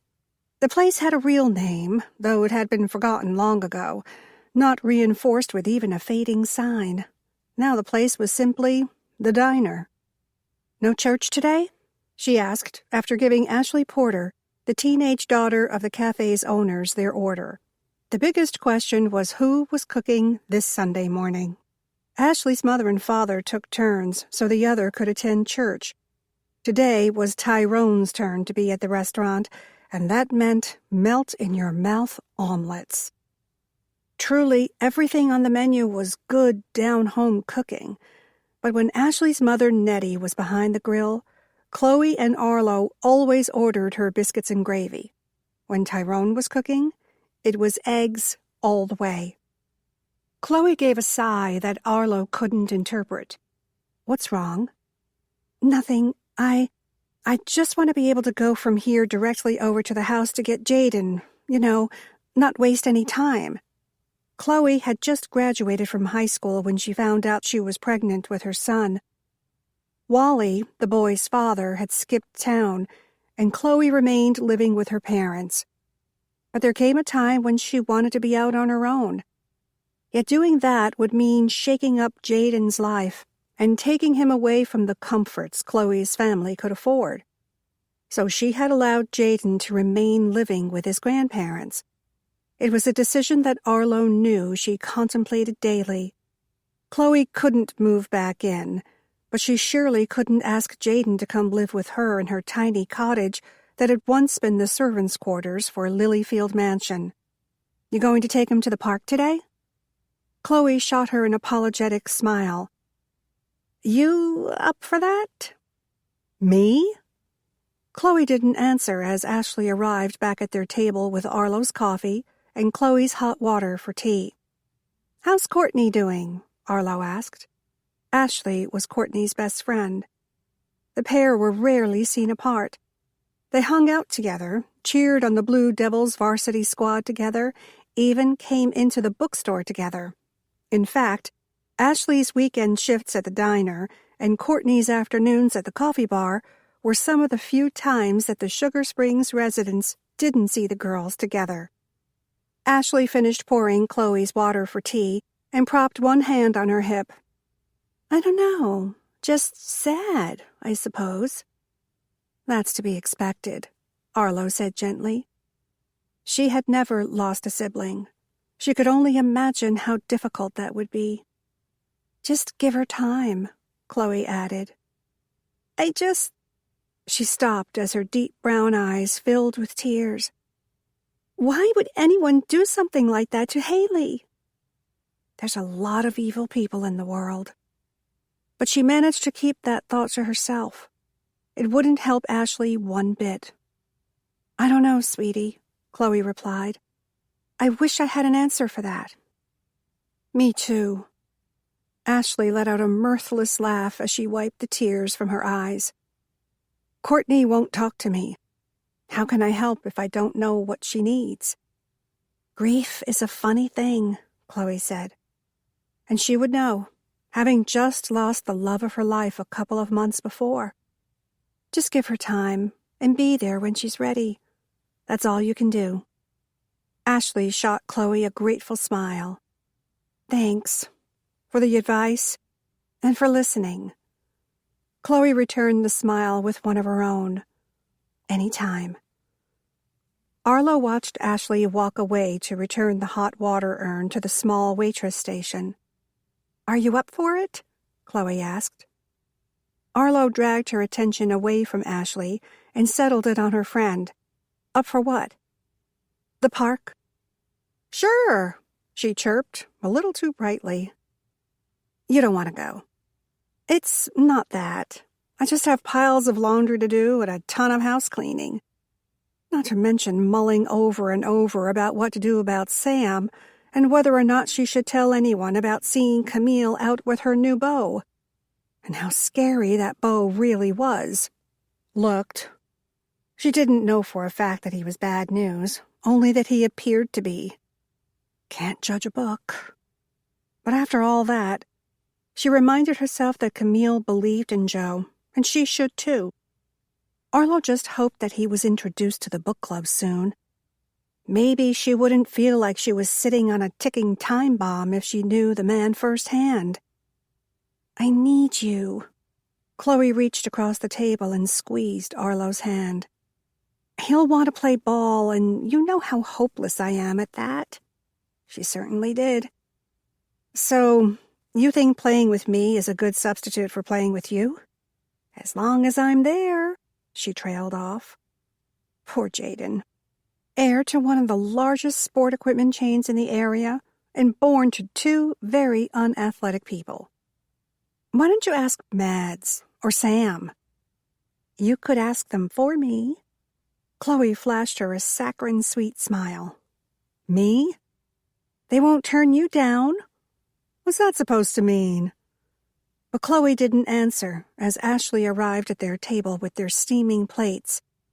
I'm going to need ketchup and Louisiana. Ashley pulled them from the front pocket of her shorty apron. You're a good girl, Ashley. I don't care what your father says about you, Arlo quipped. Ashley's mouth fell open. She's kidding, Chloe hastily interjected. Just trying to make you smile, Arlo explained. Ashley's eyes once again sparkled with a thick sheen of tears. Thanks. I wish all my customers were as nice as you two. Chloe sprinkled pepper on her omelet and hash browns, while Arlo doctored hers with all the ketchup and hot sauce she could fit on top. Who's being mean to you? Arlo said. Yeah, Chloe added. We'll beat 'em up for ya. Ashley laughed. This time the sound was genuine. I'd like to see that. It's that big woman who works out at Lilyfield. Pam something or another. I don't think I know who that is. Chloe took a bite and waited for Ashley to elaborate. She's new. Comes in on Mondays. I suppose that's her day off or something. Anyway, she's just angry. I guess that's the right word. Always frowning. I met her when I was out there trying to pick up a book donation, Arlo piped in. She didn't mention that it also just happened to be the day Haley was killed. She's been taking care of Mrs. Whitney since her stroke. Ashley nodded. I heard her tell Joey, from the dry cleaners, that she was a nutritionist. Yeah, Chloe nodded. That's right. She was hired right before Judith's stroke. I remember because I thought it was ironic that Judith had hired someone to help her make better, healthier choices. Then she had a stroke. Too little, too late, Arlo murmured. Wasn't that how it always went? People wanted to change, but sometimes not until it was too late to do anything about it. Ashley frowned. She doesn't eat like a nutritionist. Oh, yeah? Arlo and Chloe shared a look. Gets biscuits and gravy every time she's in, whether Mama is cooking or not. I heard that. Tyrone called from behind the counter. His voice was stern, but he wore a teasing grin. Ashley shot them an apologetic smile. Busted. I better get back to work. She glanced down at their mugs. I'll bring you some more coffee and hot water. And a new tea bag? Chloe asked with a beseeching smile. Of course, Ashley said before spinning away. Now, what do you mean by Mads and Sam won't turn me down? Arlo asked. Chloe shrugged and spent way too much time trying to get the perfect amount of egg, cheese, and mushroom onto her fork. You weren't supposed to remember that I had said that. Not a chance. Fine, Chloe said and set down her fork. Arlo continued to eat. I've seen how they both look at you. Her stomach dropped, and she wasn't sure how she was going to swallow the bite she had in her mouth. How's that? She managed to say around the food. Like your dessert. She almost choked, but managed to recover and swallow the bite in the same second. Dessert? Sam looks at you like you're the dessert he can't wait to eat. And Mads looks at you like a diabetic. Now I'm really not following you. Mads looks at you like something he wants but knows he can't have. Maybe you should make an appointment with Dr. Grover. I do not need to see the optometrist. I'm not so sure about that. The conversation lulled as Ashley refilled their cups, then moved to the next table. When have you seen these looks? Arlo demanded. All the time. Why haven't I noticed them? There are none so blind, Chloe quoted. If I can't see them, how come you can? Chloe stopped, pressed her lips together, even twirled one of her springy curls around her index finger. I noticed because, Well, because I see them look at you, and I wish someone would look at me the same way." Arlo didn't know how to respond. Instead, she shoveled a large bite of omelet into her mouth and chewed as if her life depended on it. Why had she never noticed those looks, and why was Chloe telling her about them now? 8. "You don't say," Helen said, as she and Arlo browsed the cake-baking aisle at the Piggly Wiggly the following day. After a Sunday afternoon in the park with Jaden and Chloe, Arlo had finally managed to push Chloe's words from her mind. Sam and Mads, 2 ships that had already sailed, but that didn't mean they couldn't remain friends. They were adults, after all. Which was why she was helping Helen pick up the ingredients for Mads's birthday cake. Helen baked him a cake every year, and had for as long as he had been back in Sugar Springs. She said it was to ensure that the police always viewed the inn with favorable eyes, but Arlo suspected it had more to do with her and Mads than Helen was letting on. "I think it'll be good for both of them," Arlo said, "though I haven't had long enough with Chloe that we could talk about it." Arlo had barely arrived at the Books and More this morning when Chloe had hit her with the surprise that she was moving Jaden into her cottage at Lilyfield. It was a long time coming, but Arlo had known that it would happen eventually. Maybe not in the small little cottage, but she had known that they couldn't stay apart for long. A mom and a son needed to be together, but she hadn't had a moment to ask when and how they were going to arrange it, or even what Chloe's mom and dad had to say about the matter, before Helen had breezed in and taken her away to search for sprinkles for the cake. "I think strawberry," Helen said. "Hasn't that always been Mads's favorite?" Arlo shook her head, silently thankful that she had something else to think about, even if it was cake flavors.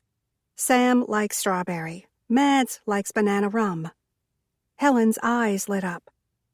"Banana rum! We could decorate it with pecans." Arlo knew in an instant that she had lost her. Helen was a fine baker, and Mads did like his cake. It was a good combo, and Arlo wouldn't complain.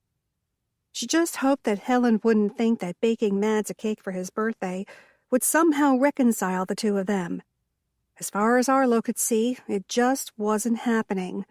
Heck, she couldn't even get past trying to discuss things with Sam. They all 3 tiptoed around each other, prom night 10 years ago hanging heavy between them, but none of them wanted to say anything. Arlo supposed one day they would have a reckoning. She just wasn't sure where and when that would be. "Fern!" Helen called. Arlo turned as Fern whirled around and placed one finger over her lips to shush them. She flattened herself toward the side of the aisle, pushing boxes of pudding mix down in the process. "What are you doing?" Helen asked. She handed Arlo a bag of flour and a package of powdered sugar, then proceeded toward the pecans. "She's here." Fern pushed the words softly through clenched teeth as she inclined her head toward the center aisle. Arlo shuffled the items in her arms and waited for whatever it was Fern thought was about to happen. Helen sucked in a breath and opened her mouth, no doubt preparing to ask who she was. But before she could get out even one word, a woman pushing a cart walked past them down the center aisle. She was tall, rivaling Helen in height and stature. She was broad and solid, and unlike Helen, not as elegant by far. "Pam," Fern hissed. "What's so interesting about Pam?" Helen demanded in a normal tone. Fern cringed, then pressed one finger over her lips once more. "She's buying groceries." Helen nodded indulgently, while Arlo shifted the groceries in her arms. One hand was beginning to go to sleep. "Did you see what was in her basket?" Fern asked. Helen and Arlo shook their heads. Fern motioned for them to follow, then ducked her head low before swinging out into the center aisle of the store. She almost duck-walked to the next aisle. Or maybe it was her version of a true duck walk. After all, it would be hard to get down that low at Fern's age. But when Arlo factored in Fern's faded overalls and worn chucks, she had to work to keep her laughter to herself. Fern threw herself down the next aisle. Helen and Arlo followed, but once they got there, Fern was casually studying cans of peaches. "See her over there?" Fern asked. She didn't take her eyes from the can she held in her hand. "That's her, across the way, looking at the paper towels." Arlo and Helen turned to look across the aisle at the woman. The same woman they had seen at Lilyfield the day of the murder. Pam. "Don't look." Helen and Arlo turned back around. "You see what was in her basket?" Helen harumphed. "How can I when you keep telling me not to look?" Fern shook her head. "You don't need to look. I'll tell you what's in there. Chips, candy, granola bars, which are not healthy at all, you know, and a cake from the bakery. And now she's headed toward the ice cream." "That's all very interesting, Fern," Arlo said. "Ellie, I need to get back to the store." But Helen had been sucked in.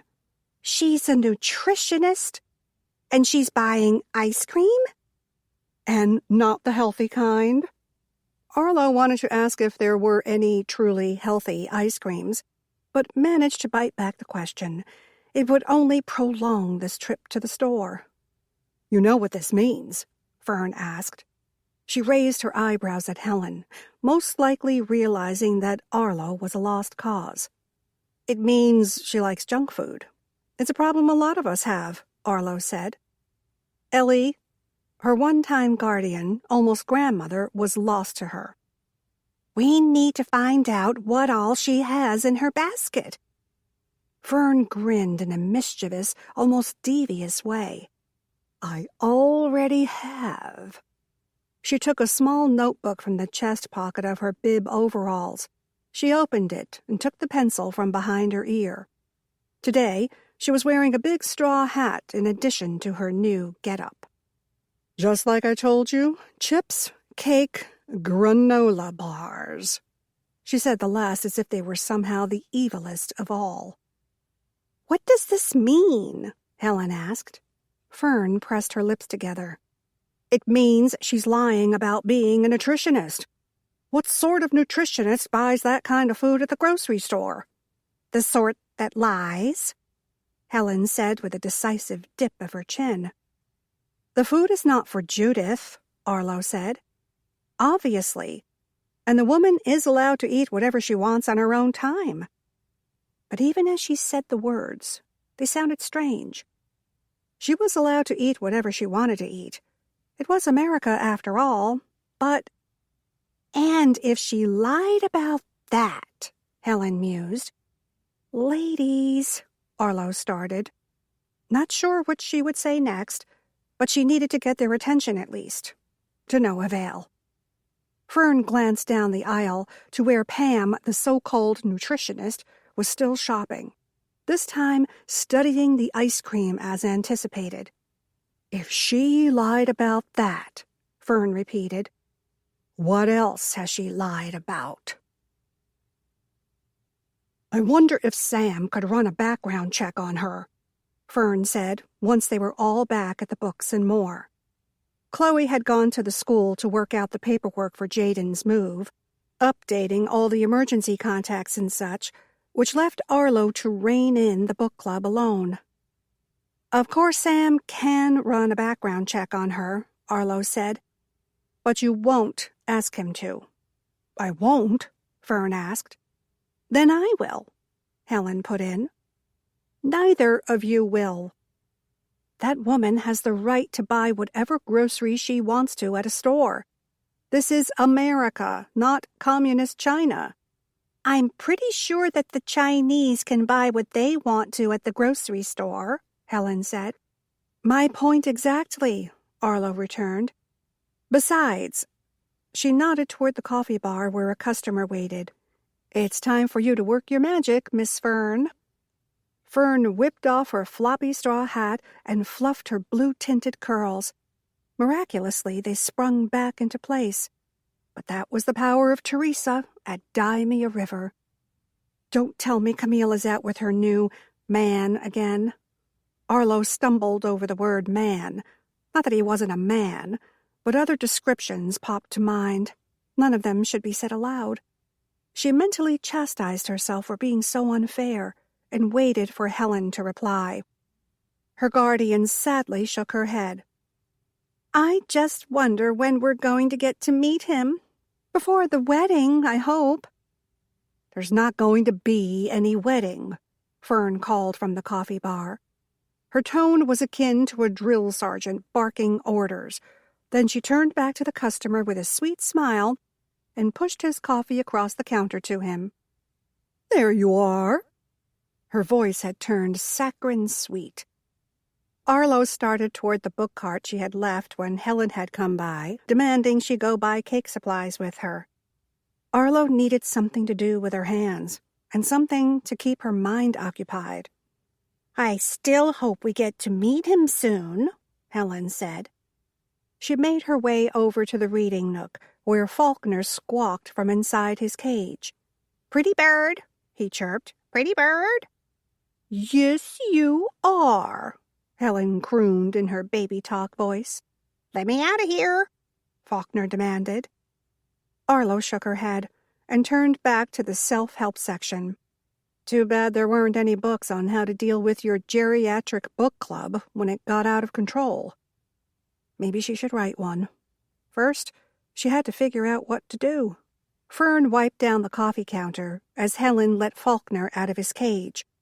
"Are you sure Augie is upstairs?" Arlo asked. "I don't see him down here," Helen said. Faulkner climbed his way to the top of his cage, using both feet and his beak for balance, and stretched his wings as far as they would go. He flapped them a couple of times, then shook his head and turned to Helen. "Give me a kiss, sugar." "Sugar?" Arlo looked to her guardian. Helen leaned in with pursed lips to give the bird a kiss. Arlo went back to shelving books. "Do you think she doesn't want us to meet him?" Helen asked. She ran a finger down Faulkner's head, then back up, ruffling his feathers. He chirped happily, then made a sound like a purring cat. "Why wouldn't she want us to meet him?" Fern asked. She plopped her hat back on her head and returned to the reading nook.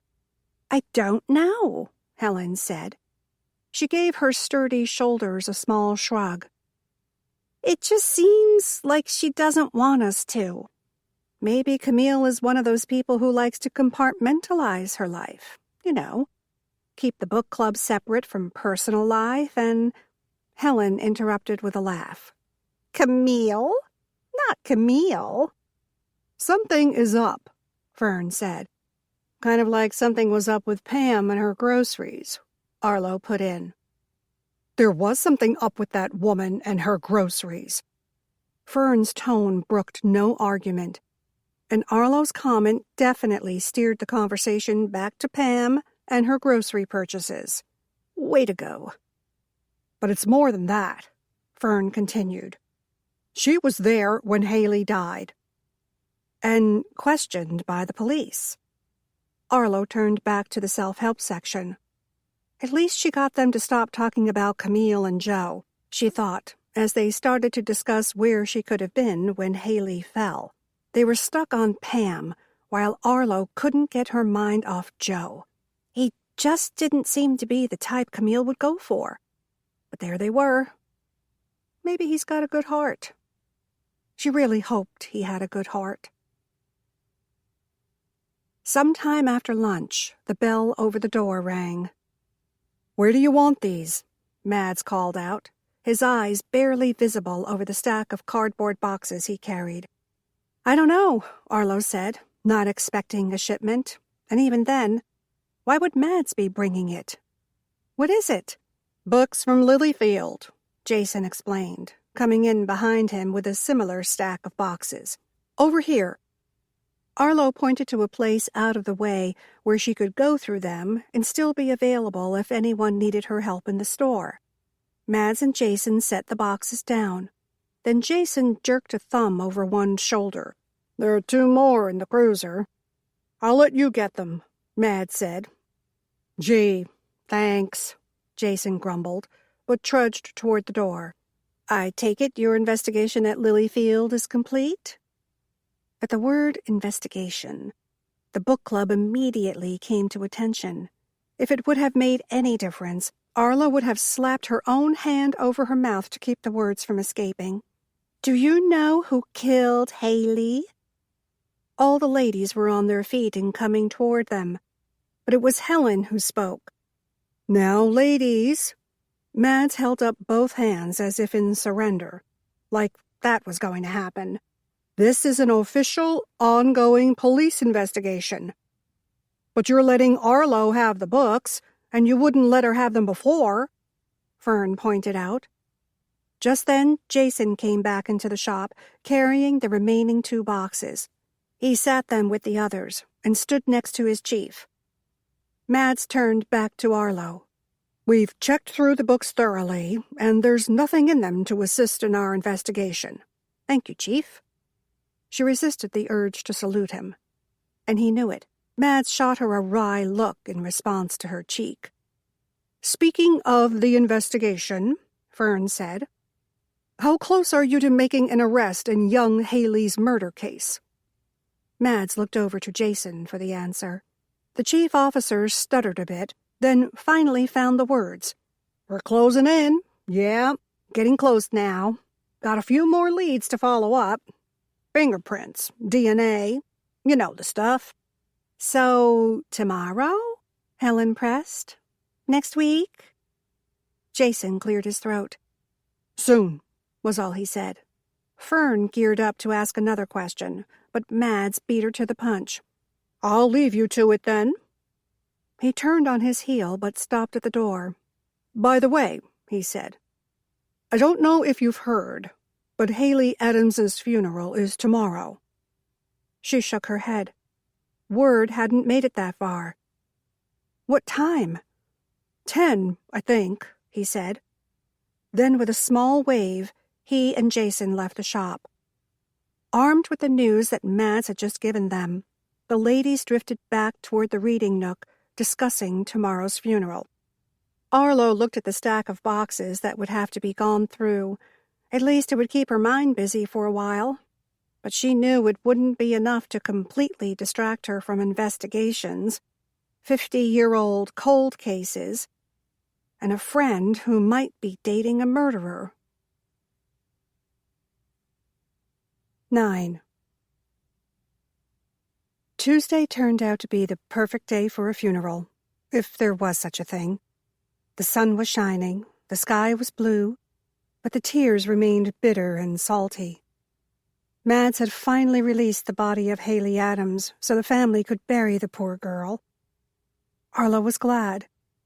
She'd never had such a loss, but knew that the Adams surely needed closure if they were to move on, killer found or not.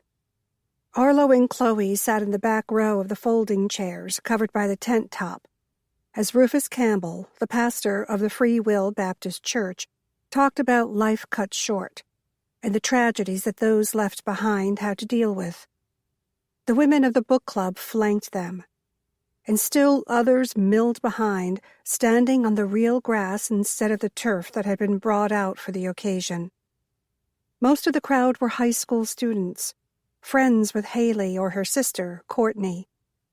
Haley might have already graduated, but she still had a lot of buddies in town. Arlo figured the school had given the students a pass for the day to miss their classes and come to the funeral. Arlo was certain that some had come out just to skip school, but all the faces she saw wore sad expressions. But none sadder than that of Dylan Wright, Haley's longtime boyfriend. He stood next to Courtney, Haley's sister, their hands clasped together as the pastor spoke. They stood among a group of older kids, no doubt Haley's friends from Old Miss. The number of young people at the funeral just went to show how many lives Haley had touched and how far-reaching the grief. Arlo and Chloe made the decision to close the store for the funeral, out of respect and so they could all attend. Now that she was there, Arlo was so glad that she had made that decision. As far as Arlo could see, there wasn't a dry eye in the house. A few of the young people said things about Haley, but Arlo noticed that Courtney kept her seat. She didn't know if the young girl didn't like public speaking, or if she was too choked up to do much more than cry. The pallbearers presented the family with their boutonnieres as a keepsake, and Brother Campbell said his final prayer. Announcement was made that there were cookies and punch in the fellowship hall of the church, which sat just to the north of the cemetery. But only the boys made a beeline for the refreshments. Everyone else milled around, offering their condolences to the family, placing a random rose on the grave, or even just taking the occasion to visit with those they hadn't seen in a while. Chloe gave Arlo's arm a small tug. "I'm going over to talk to Haley and Courtney's parents." Arlo nodded in return.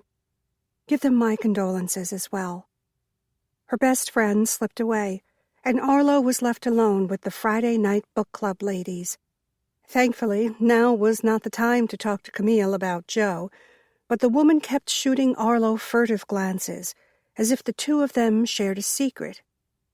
And she supposed they did. A big one. "I just don't understand it," Fern said. Camille shrugged delicately.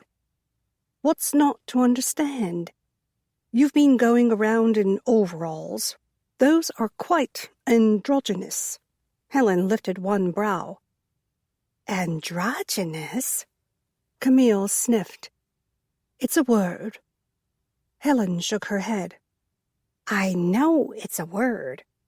But do you really think overalls are androgynous?" Arlo just couldn't imagine they were having this conversation at this time. "I just don't understand why girls don't want to look like girls and boys don't want to look like boys." She shot a pointed look at the teens who remained circled around Courtney. It was true. Arlo had never noticed it before. Or maybe it was because all of the jock/football player types had headed in for the food that was offered. When they were in the mix, it wasn't so obvious.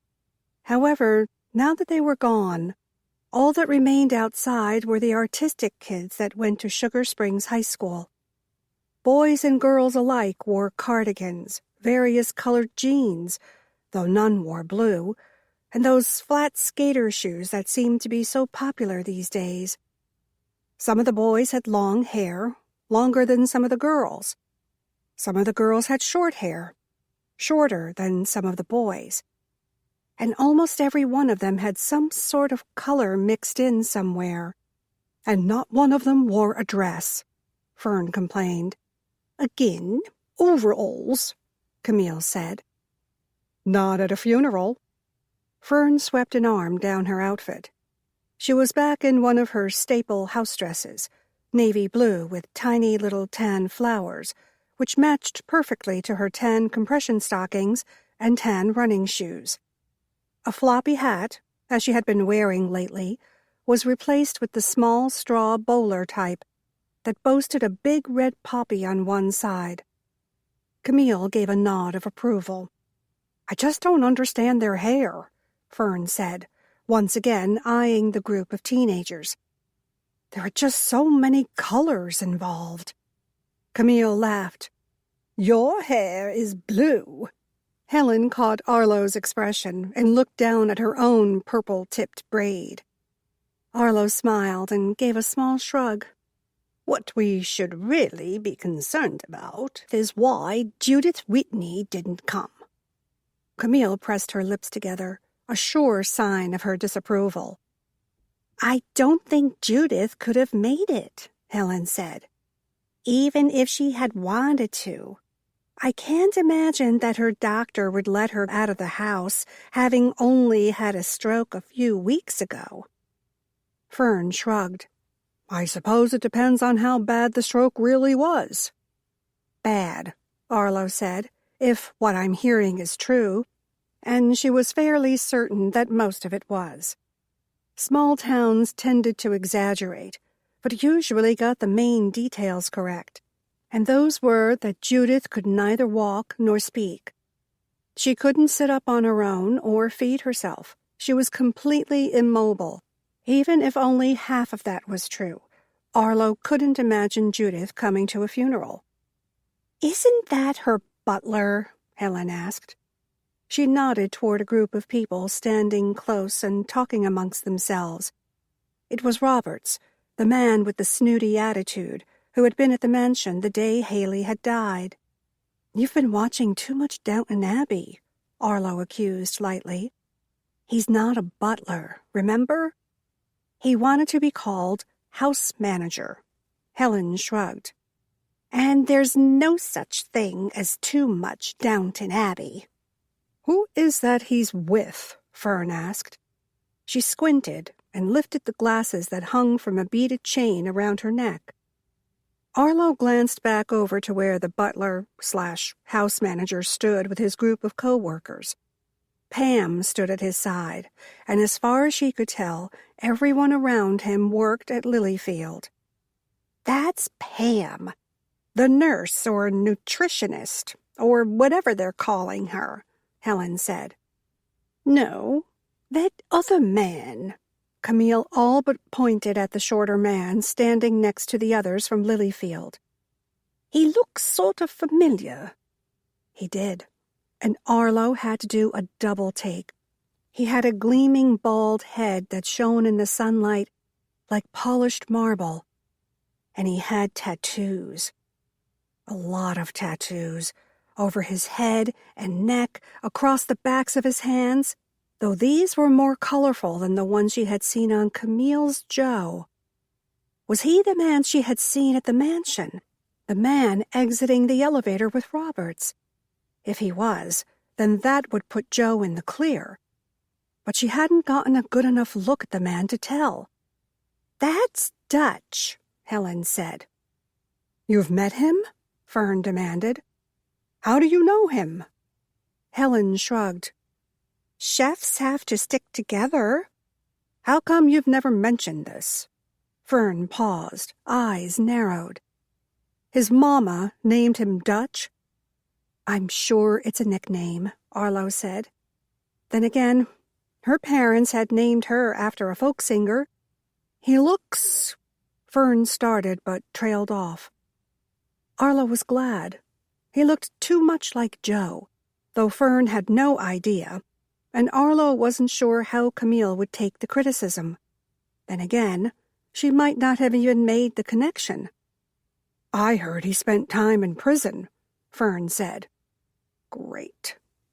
"I didn't think you knew who he was," Helen pointed out. "I know him by name, not by sight." Fern flipped a hand toward him and the other Lilyfield employees. "If he spent time in prison," Fern started. "He could be the killer," Helen finished for her. Double great. Just because he's been in prison does not mean he's a killer. Arlo needed to remember those words herself. As far as she knew, Dutch, the cook from Lilyfield, had been an upstanding part of the Sugar Springs community for many years now. Well, he hadn't caused any trouble, anyway. Like the rest of the household, he mainly kept to himself. "But they say the killer always returns to the scene of the crime," Camille said. "This isn't the scene," Arlo pointed out, sweeping an arm toward the cemetery. "But it's sort of like that," Fern protested. "I think she's right," Helen said. "It's in all the shows. Someone dies, and the killer comes to the funeral, all sneaky-like." "But he's not sneaking," Arlo said. She wished she had Chloe for backup, but she was still talking with Courtney's family. He's standing there, side by side with Pam and the not butler. And he was looking into the grave as if he had lost his best friend. "I don't know," Fern said in an almost sing-song voice. It seems pretty suspicious to me." "You were just suspicious of the teenager's hair," Arlo pointed out. But the ladies were too far gone to pay her much mind. "As far as I'm concerned, he's our number one suspect," Fern said. "Do you think we should tell Mads?" Helen asked. Arlo sighed. Her guardian was usually the voice of reason, but lately she seemed to have lost her stable footing. "No, we should not tell Mads. Just because you think someone might be a killer doesn't mean you should go tell the police." She couldn't believe she even had to say the words. Thankfully, Camille nodded. "I agree with Arlo. I don't think he did it. But he looks so—" Fern flicked a hand in his direction, unable to come up with the words to adequately describe him. Not that they needed it. "Looks can be deceiving," Camille said. "She's right," Arlo said. "And just because he attended the funeral doesn't mean he has any sort of connection to the murder. They did work together," Camille added. "And Haley was a real sweet girl," Helen added. "He seems awfully attached to her." Fern didn't take her eyes off the man as she spoke. He did seem overly upset by the entire matter. As they watched, the big, bald cook with his many colorful tattoos pulled a handkerchief from his coat pocket and dabbed his eyes. Of all of them, except for maybe the pastor, he was dressed the most appropriately for the funeral. The man had donned a black suit, white shirt, and gray tie that reflected the somber day. Maybe they were friends. But even to her own ears it sounded strange. Why would the two of them have been friends? It didn't appear that they had anything at all in common. The man was old enough to be her father. Or maybe the question was, why wouldn't they have been friends? They worked in the same household. Haley's father was a good man, but perhaps Dutch offered less biased advice to the young med student. The questions and reasons jumbled around in Arlo's head until they were as tangled as a ball of yarn after a cat attack. Did Dutch have anything to do with Haley's murder? That was the real question. "When is the big move?" Fern asked a little later that same afternoon. Arlo returned to the bookstore immediately after the funeral, still wearing her slim black pencil skirt and sleek kitten heels. That morning, she had donned a white button-down with crisp darts in the front. The ensemble broke her 3 major rules for work: uncomfortable shoes, skirt, and white. White anything in a bookstore that handled used books as well as new was a big no-no. As far as she was concerned, anyhow. Nothing stayed white there long. Uncomfortable shoes went without saying, though more often than not she found herself in love with a pair that was inappropriate for work, and she bought them and wore them regardless. A shortish skirt was a disaster waiting to happen with all the ladders in the place. But she hadn't taken the time to go home and change.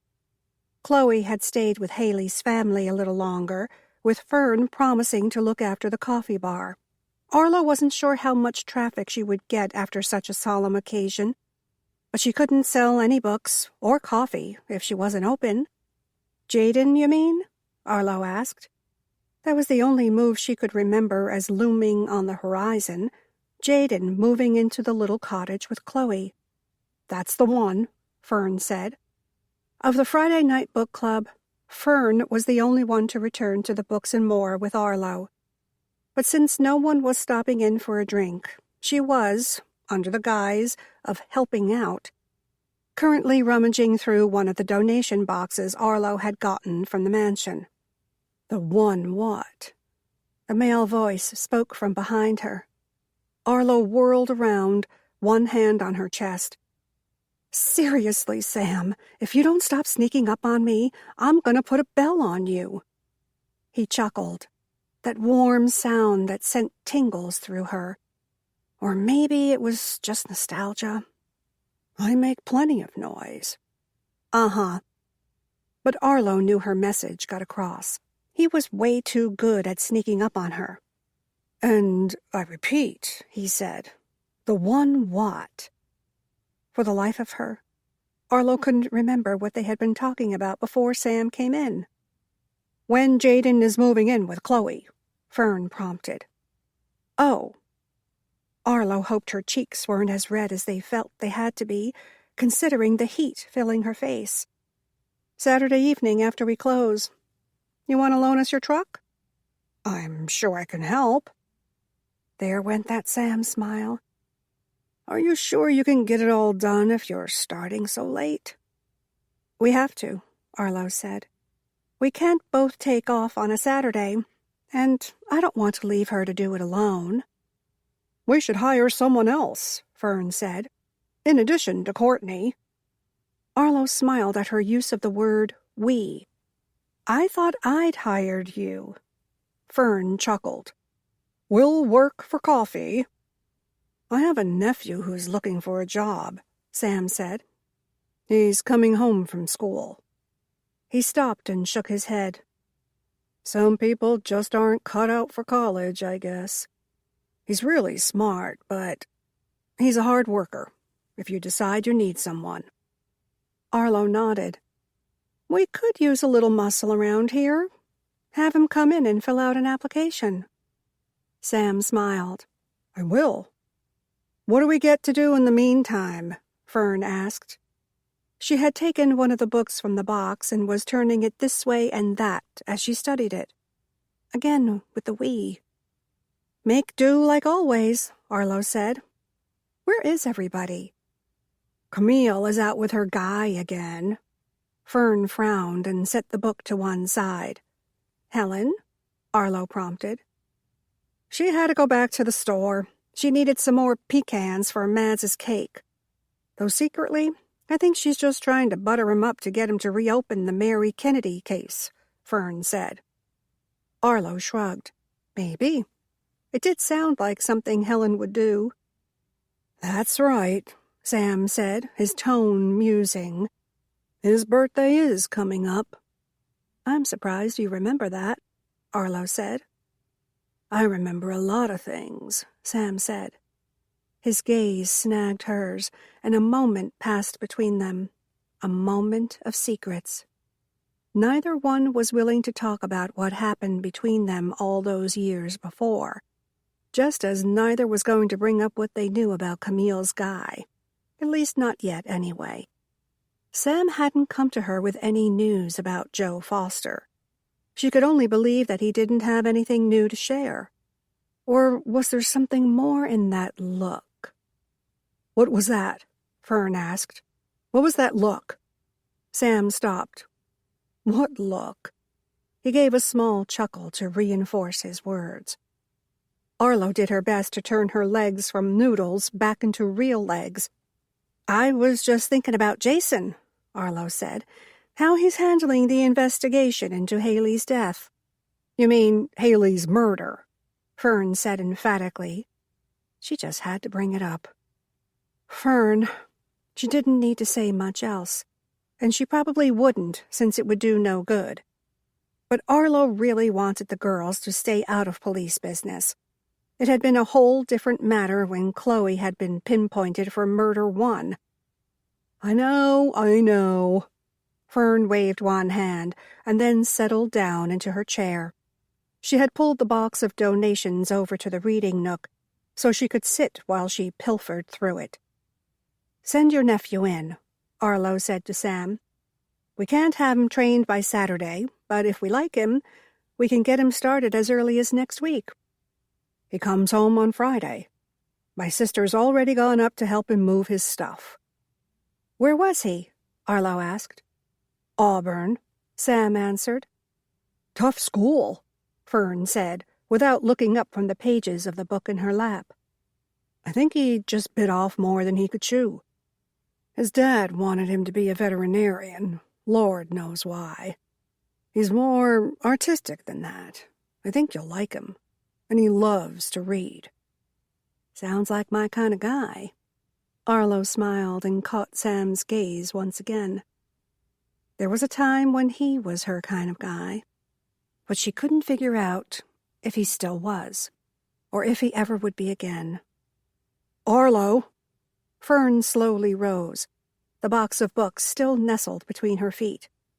"Arlo! Arlo! Arlo!"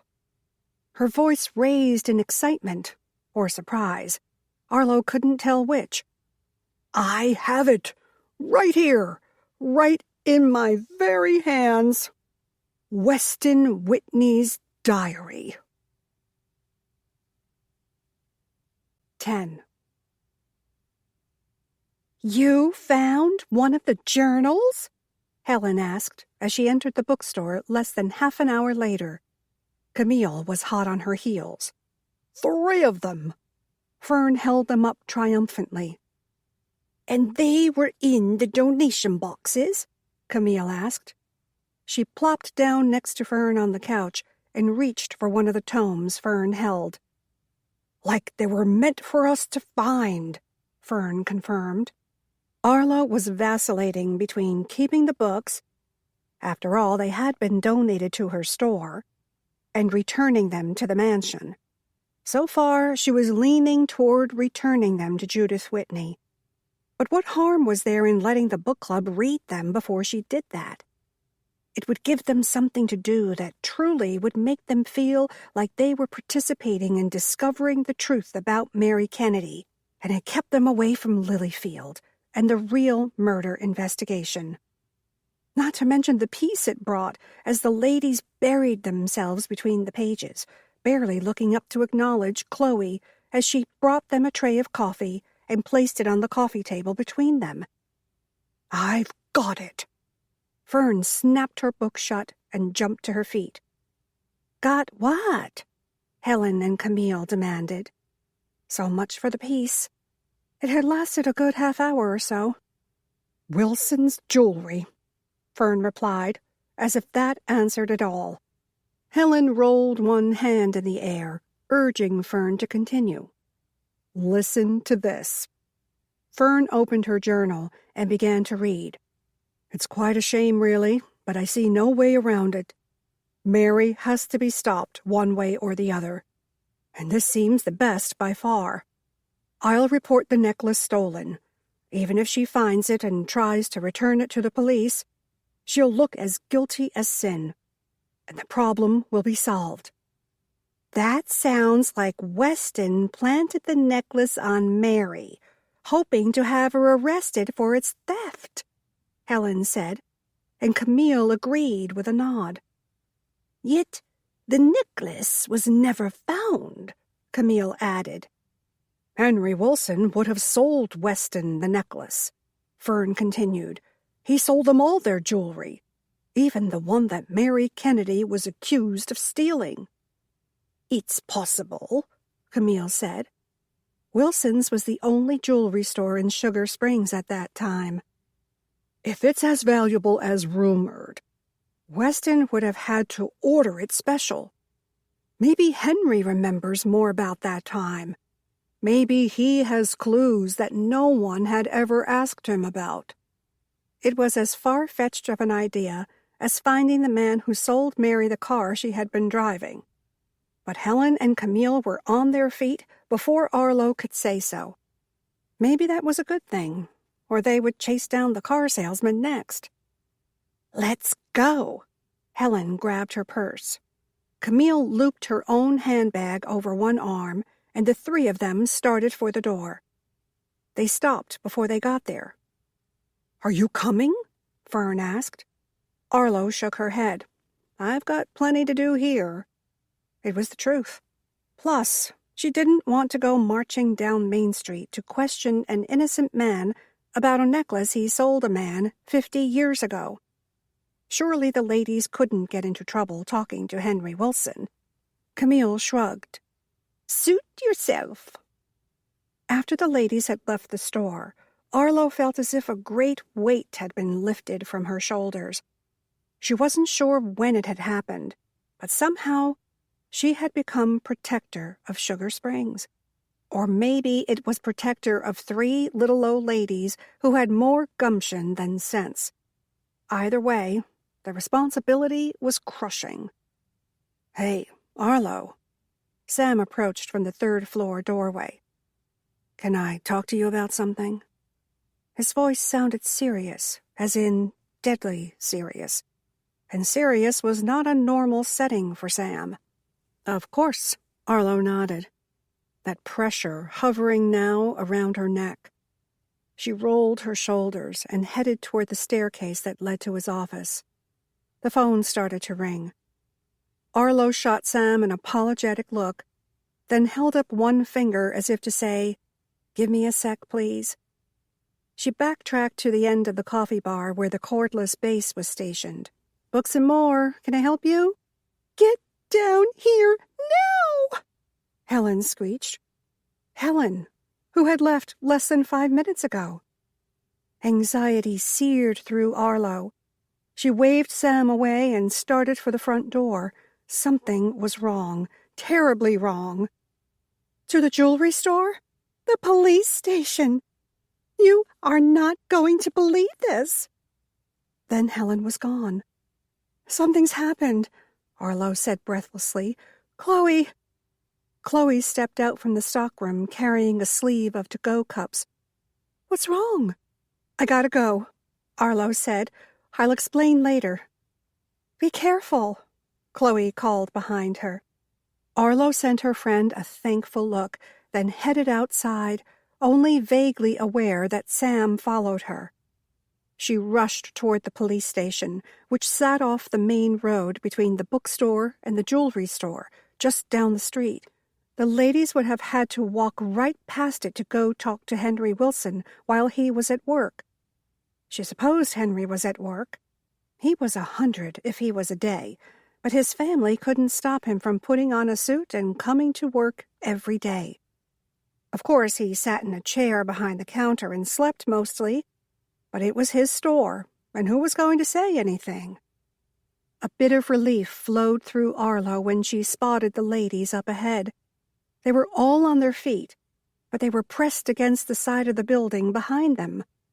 From where they were, Arlo suspected they could see the station, but from their positions, they didn't want someone to see them. Helen looked over and saw Arlo. She waved for her to hurry, then turned her attention to the street before her. Arlo hurried, even though the ladies appeared to be fine.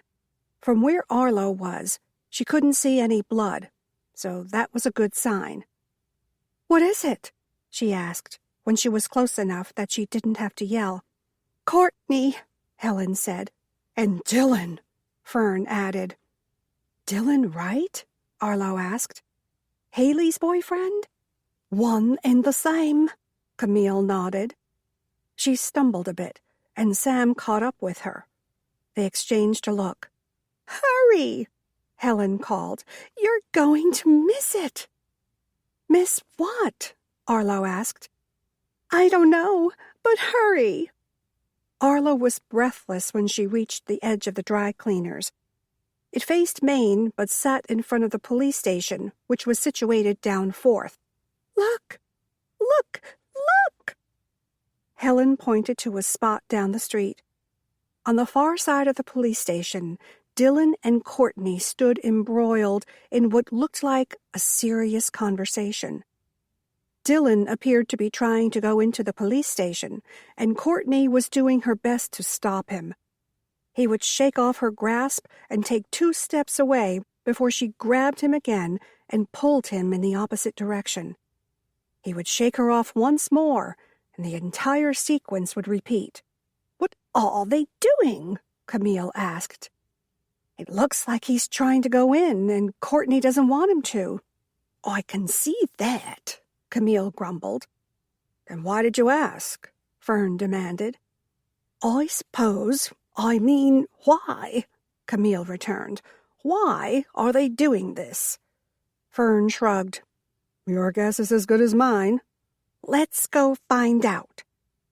Helen pushed off the brick and started toward the couple. They were so locked into their own world that they didn't see Helen or the other ladies heading their way.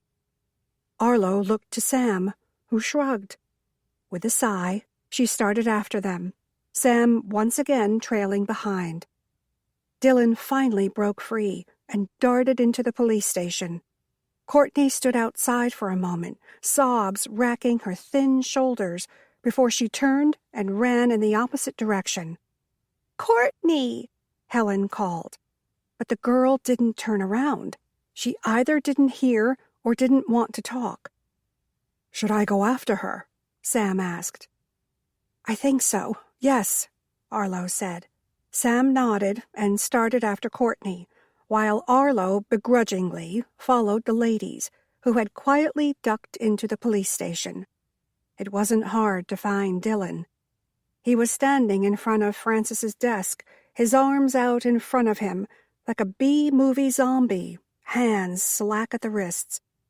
His nose looked red and his eyes puffy, as if he had been crying. Francis and Mads both stood behind her desk watching Dylan, as if he were a magician about to pull off the trick of the century. "I did it," he said, just as Arlo, Helen, Fern, and Camille stopped behind him. "Lock me up. I killed Haley." 11. There was a moment of silence, barely a breath, before everything erupted around them. Camille, Fern, and Helen all started talking at once. "You cannot be serious." "Dylan, Andrew, I know your father. What's he going to say about this?" "Mads Keller, please tell me you are not going to arrest this child." And on again. Sam came in behind her. Arlo could only watch in disbelief as Mads circled around the desk and grabbed Dylan by the elbow. "Don't you want to put cuffs on me?" he murmured, as Mads led him toward the holding cells at the back of the station. "Are you going to make a break for it?" Mads asked.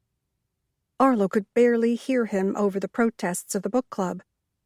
Dylan's response was lost as they disappeared from view. "Ladies," Sam started, but no one was listening. "Ladies! Ladies!" The book club's chatter died away, and all attention was turned to the private eye. "Weren't you on your way to the jewelry store?" he asked. Fern sniffed. "Yes," she admitted. "Perhaps we should just head back to the bookstore," Arlo suggested. The chatter immediately rose to a deafening level. "We can't leave now." "That poor child is in jail." "You know Dylan. He could never do such a thing. He loved Haley. He would never hurt her." And on once more. "Mads and Francis have a great deal of work to do now," Sam reminded them. "I think we should give them time to get that work done. I'm sure there will be an opportunity for questions later." Sam shot Francis a questioning look. The receptionist/dispatch/softball player shrugged, then nodded. Then, to Arlo's relief and dismay, the book club filed relatively quietly from the police station. There were still a few grumbles about that poor boy, but for the most part, it was a smooth transition. And Arlo wasn't about to admit that she was jealous that Sam could get them to do practically anything, while her instructions fell on deaf ears. The point was, Mads was left in peace, while he tried to get to the bottom of Dylan's confession. Conversation was sparse and sporadic as they made their way back to the books and more. Chloe met them at the door. "What happened?" Everyone started talking at once until Sam spoke up and the women fell silent once more. "Dylan Wright turned himself into the police." "What?" Chloe's disbelief was palpable. "Why would he do something like that?" "One would presume it was because he was guilty," Arlo started. A round of protests went up from the book club. I know, Arlo said in hopes of quieting their words. "Dylan cannot be guilty." Chloe shook her head. "Cannot be." He confessed. Sam pressed his lips together. I don't care, Chloe said. I don't believe it. A murmur of agreement went up from the book club, and Arlo had to join in. Dylan would have been the last person she would have suspected, and she didn't believe his confession for a minute. Add in Courtney's strange behavior before he entered the police station, and it seemed they had another mystery on their hands. I don't either, Sam said, which was saying something. Sam didn't know Dylan the way the rest of them did. Sam had been gone for years, only coming back sporadically to visit with his mother. He hadn't watched Dylan grow up, play Little League or high school football for the Sugar Springs Blue Devils. He hadn't watched him fall in love with Haley Adams and then go away to school to be a doctor, just like his father. And yet Sam could still see the problems with the confession. What can we do? Camille asked. Nothing, Sam sighed. Fern scoffed. There has to be something. Sam nodded. Okay, how about we trust Mads to do his job? If we can see that Dylan is innocent, then he should be able to as well. Give Mads space to work, and pray for the best. Helen nodded and looked around at the rest of the book club members. She kept on until they were all nodding. Yes, she said. That is something we can do. But Arlo had a feeling it wasn't going to stop there. Arlo stared at the computer's spreadsheet and tried to get it to make sense, but she couldn't concentrate on the numbers. They all seemed to blur together until they looked like hieroglyphics swimming around the screen. Her concentration was shot. No big wonder, what with all they had going on. Haley dead, Dylan in jail, Courtney on leave for who knew how long. It was frustrating at best, this feeling of helplessness. She turned off her computer and sat back in her seat. Accounting was her least favorite part of owning her own business. Once they got up and really running, she was hiring a bookkeeper for the job. There was a firm at the end of the block that would suit her just fine. She just had to be able to afford it first. Until then, it was all up to her, but not today. She sighed, pushed back from her desk. This was getting her nowhere fast. She exited her office and headed for the door that led to Sam's. All eyes turned to her. Well, those belonging to Fern, Helen, and Chloe did. Sometime during the afternoon, Camille had gone off, most likely to be with Joe. I thought you were working on the books, Helen said. She had one of Weston Whitney's journals in her lap, and her copy of Missing Girl within arm's reach. Arlo figured she was comparing the two, for whatever it was worth. I'm finished now. That was quick, Fern said. She shot Arlo a pointed look. She also held one of the Whitney journals, though her copy had already grown a few sticky notes and slips to mark passages. Lord only knew what she was finding in there. Arlo was afraid to ask. Real quick, Helen agreed. Arlo knew what they wanted. They wanted her to confess to being distracted. But she wasn't about to. She wouldn't confess to being distracted by the case or by Sam. Arlo turned to Chloe. I'll be upstairs if you need me. She ignored the gasps of mock surprise as she headed for the third-floor doorway. Let them think what they want. She was a grown woman, and she could go upstairs and talk to her tenant if she wanted to, and it had nothing to do with prom night or high school or Mads or anything. This was about Camille and keeping her friend safe. Arlo rapped on the doorframe. Knock, knock. Sam whirled around from his place in his L-shaped desk. Surprise clearly registered on his face. Hey, he seemed pleased. That was a good sign, right? Didn't matter. She wasn't here for signs. You wanted to talk to me? She asked. He seemed a bit stumped. Me? No. It was nothing, but it hadn't sounded like nothing. or maybe she was reading too much into it. "What's on your mind?" "I was just thinking about Camille." She inched her way into the room. "Have you found out anything more about Joe Foster?" "Sadly, no. It's like he just suddenly appeared." Arlo crossed her arms and thought about that a moment.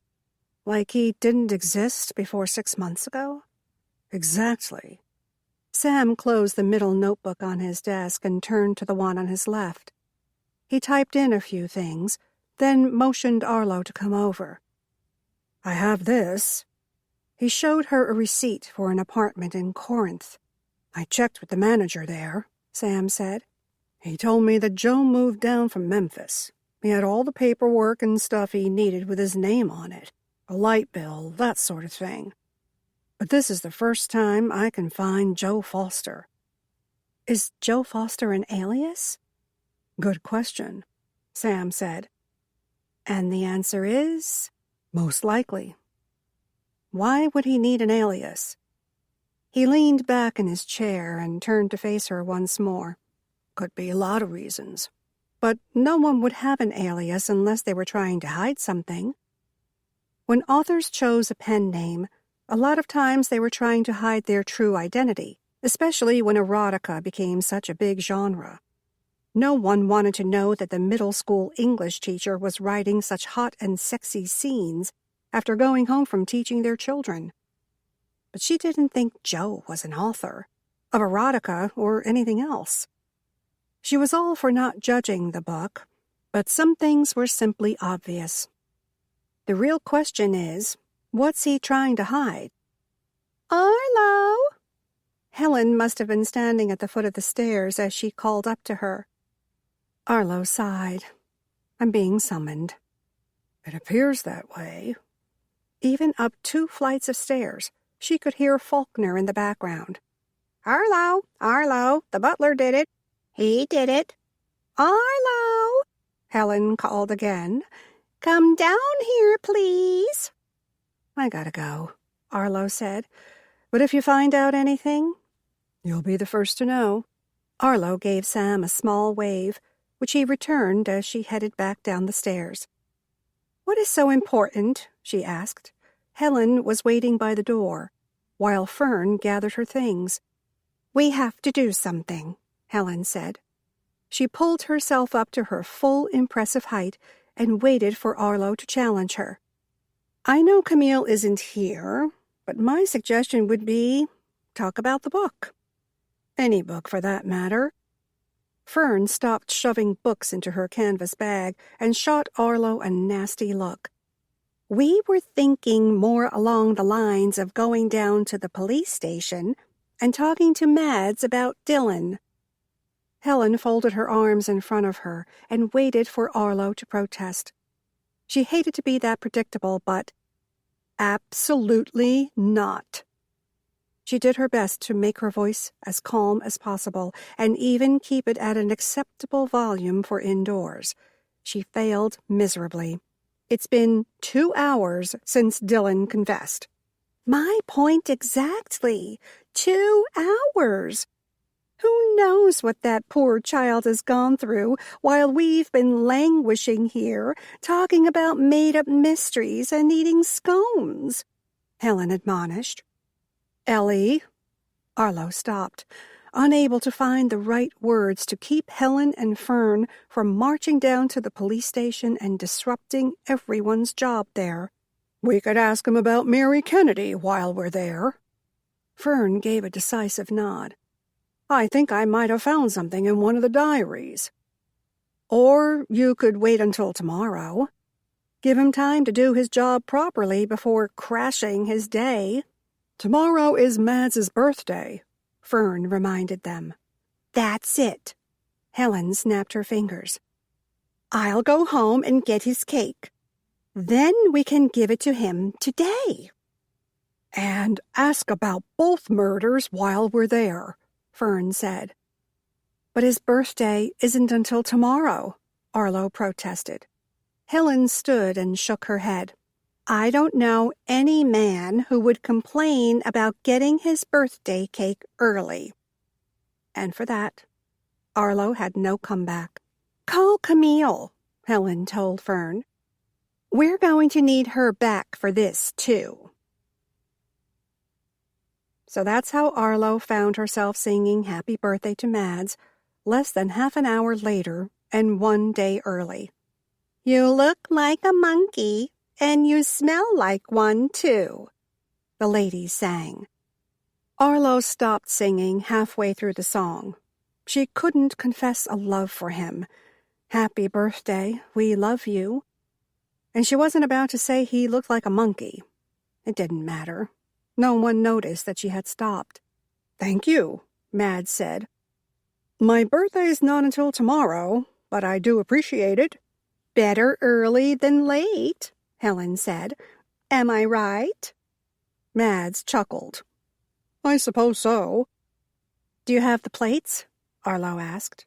She knew full well that Fern had the plates and napkins, and Camille had the plastic forks. Even worse, Helen had found some of those pointy birthday hats and insisted they all wear them. Or maybe the worst part was that they were pink and lavender with rainbows and big-eyed horses, and she had even bought party noisemakers to match. But Arlo hadn't protested. Her main objective was to move this party along as quickly as possible.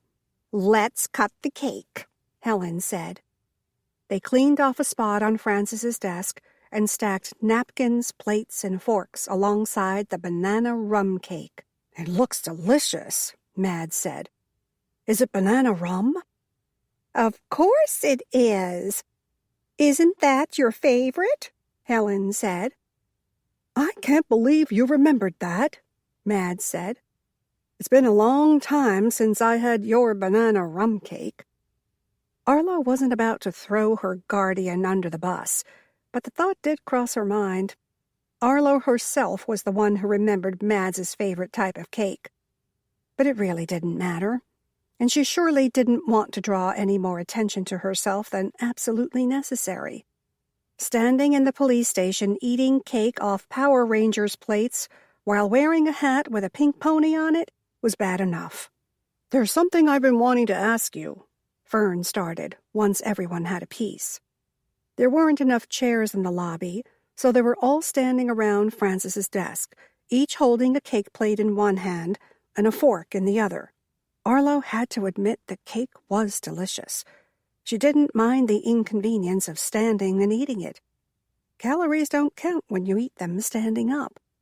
"We need to take Chloe back a piece of this, if you don't care, Mads," Arlo said. "Not at all," Mads grinned. "If I have cake at my house, I'll just eat it. I don't think I can stand the pounds." Far as Arlo was concerned, he looked the same as he did when he left the NFL. She couldn't say high school. He had beefed up a lot playing pro football. But he was still as trim as ever. Or maybe it was the lack of cake that kept him that way. "I said..." Fern drawled out each word and spoke loudly so that everyone had to hear her. "There's something I've been wanting to ask you." "Yes?" Mads was plowing through his cake like a starving man, and Arlo wondered if he was really enjoying it that much or if he was trying to get them out of his office as quickly as possible. "Do you think Haley's murder has anything to do with Mary Kennedy's disappearance?" Fern asked. The room fell silent. Mads stopped, seeming to contemplate the idea for longer than Arlo gave it credit for. "No. But I heard that Mary Kennedy's husband has recently been released from prison. What if he came back to finish his work at Lilyfield?" Arlo gasped. "Where did you hear such a thing?" "That's what I'd like to know," Mads muttered. "It doesn't matter where it came from," Fern protested. "I beg to differ." Mads placed his plastic fork on the edge of his plate and set it on Francis's desk. There was still half a piece of cake left, and Arlo suspected that he had been put off his celebration by Fern's meddling. "Not if it's true," Helen added. Mads gave the ladies a tight smile. The stern frown he saved for her. "We are in the middle of a police investigation. I can't comment right now." "You've reopened the Mary Kennedy case?" Helen asked. "No." "Then the two cases aren't related." Mads pinched the bridge of his nose with a sigh. "I didn't say that either." "What are you saying then?" Helen pressed. "I'm saying thank you very much for the cake and the birthday wishes, early birthday wishes, but I have a young man in jail and a murder to solve." He nodded toward Arlo, as if she and she alone was responsible for removing the ladies from the police station. As if... "Does that mean you don't think he did it?" Camille asked. "He confessed," Mads returned.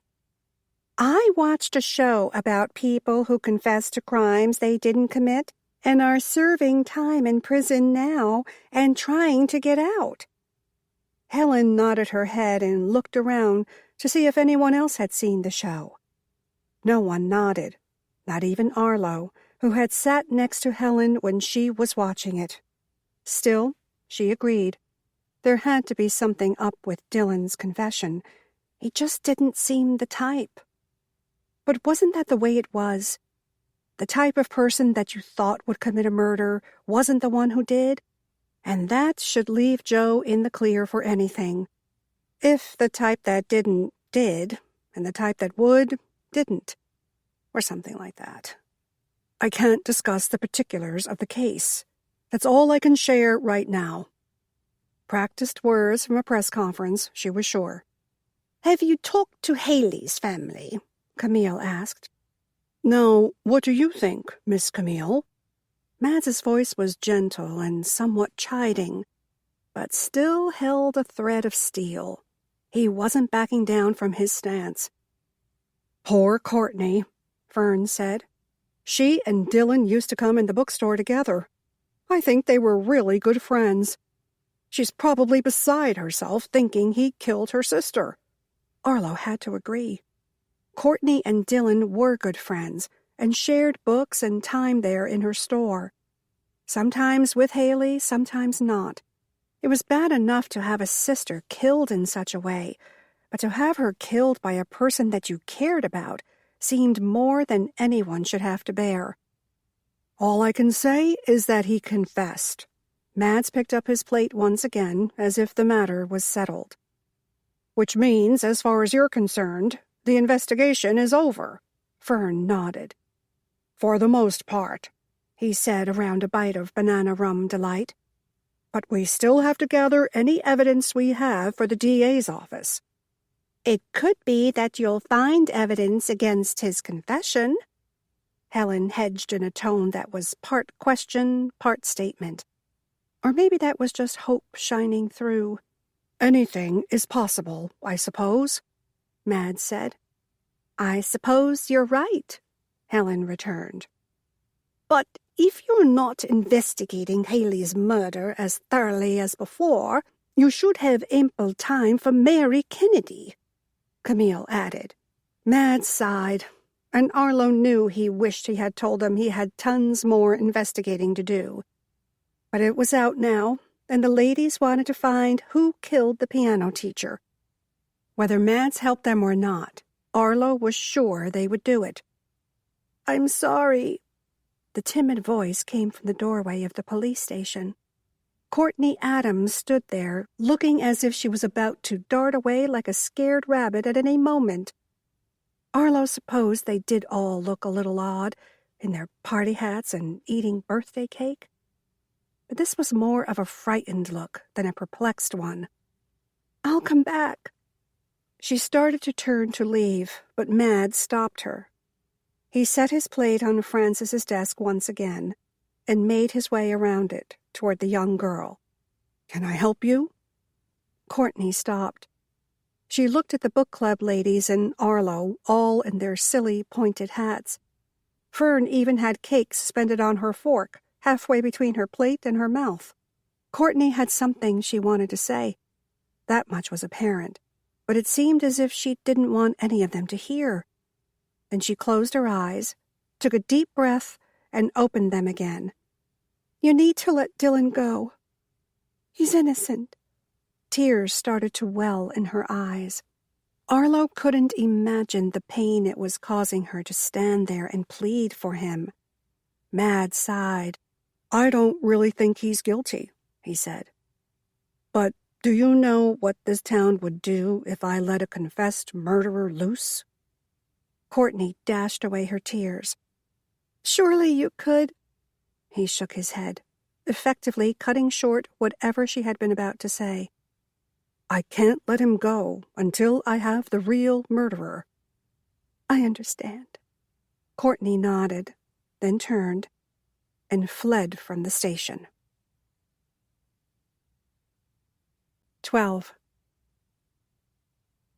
Are you sure you're up for this? Chloe asked Courtney the next day. Arlo stood next to the coffee counter and watched the young girl.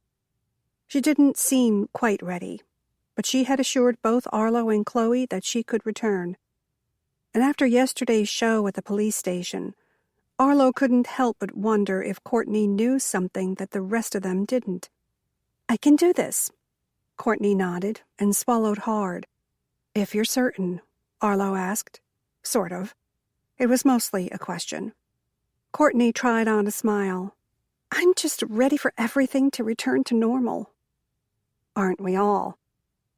But what Arlo would really like was for the book club to return to normal, or become normal. It couldn't exactly return to a place they had never been. As usual, they had gathered at noon with their picnic lunch and some sort of history of Sugar Springs book that looked like it came from a fairy tale. It was huge, leather-bound, gold-embossed, and Arlo had no idea where Camille had found it. She wasn't sure she wanted to ask, either. Some things were better left a mystery, and keeping to herself might just keep her out of the witness stand one day. Chloe came around the counter and stopped next to Arlo. She glanced back at Courtney, who was wiping down the espresso machine. Tears had started to leak from her eyes. She wasn't sobbing, just crying silent tears. I'm not so sure about this. Chloe lowered her voice so only Arlo could hear. We need to keep an eye on her. Chloe gave a quick nod, her blonde curls bouncing. Of course. But I don't feel right leaving. I think I'll go to the back and check inventory. It may only take an hour or so, but that might be an hour we can use to gauge how she's going to do. Aye, aye, Captain. Arlo gave Chloe a small salute. Her best friend smiled in return and headed for the storeroom. Arlo looked back to Courtney. She hadn't stopped working, hadn't stopped wiping down the espresso machine and cleaning all the little pieces, and she hadn't stopped crying. Arlo glanced toward the book club and caught Helen's gaze. She knew the look on her guardian's face well. Poor darling. Fern looked from Helen to Arlo, then over to Courtney. Before anyone could say anything at all, the woman was on her feet and marching toward the coffee bar. Courtney, dear, Fern started when she stopped at the bar's straight edge. I'm not quite sure you're ready to come back to work. Arlo was not exactly surprised by the caring tone of Fern's voice. She knew Fern had it in her. It just wasn't often people got to see the kindness firsthand. I'm okay, Courtney said. Really? Fern shook her head. I don't mind working, she parried, still using that same gentle voice. After all, I learned to make the coffee drinks for this very reason. I heard it was so you could get free coffee, Courtney said. The words almost came across as a joke, and maybe they would have, had her face not been shiny with tears. Well, yeah, coffee in times just like this, when somebody needs to leave for something important. Whether it was the tone of Fern's voice, or the fact that one of the town's grumpiest residents was being so kind to her, the week seemed to catch up to Courtney all at once. Her face crumpled, and her tears fell with a force. Her breath caught on a sob, and her knees buckled. Fern was behind the counter in a shot. supporting the girl with one arm across her shoulders as she urged her toward the bar stools on the other side of the counter. What happened? Chloe was at the door of the stockroom, somehow having heard Courtney's breakdown. I'm okay, Courtney said. Her voice sounded anything but. I'm fine, really. Only someone with a heart of ice would have believed what she was saying. She could barely speak. She was crying so, and she couldn't seem to catch her breath. Arlo moved toward her, laying a hand on her back and rubbing reassuringly. It's okay if you need to go home, Courtney. In fact, I think I must insist that you do. I said I would come in.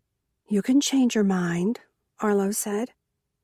Courtney grabbed a napkin off the stack on the counter and wiped at her face. It was a futile effort, seeing as how the minute the tears were gone, they were replaced with others. She grabbed another napkin and blew her nose, then laid her head down on her folded arms. Sobs shook her shoulders, and she was saying something, though no one could figure out what it was. Arlo looked around the group, but everyone shook their heads.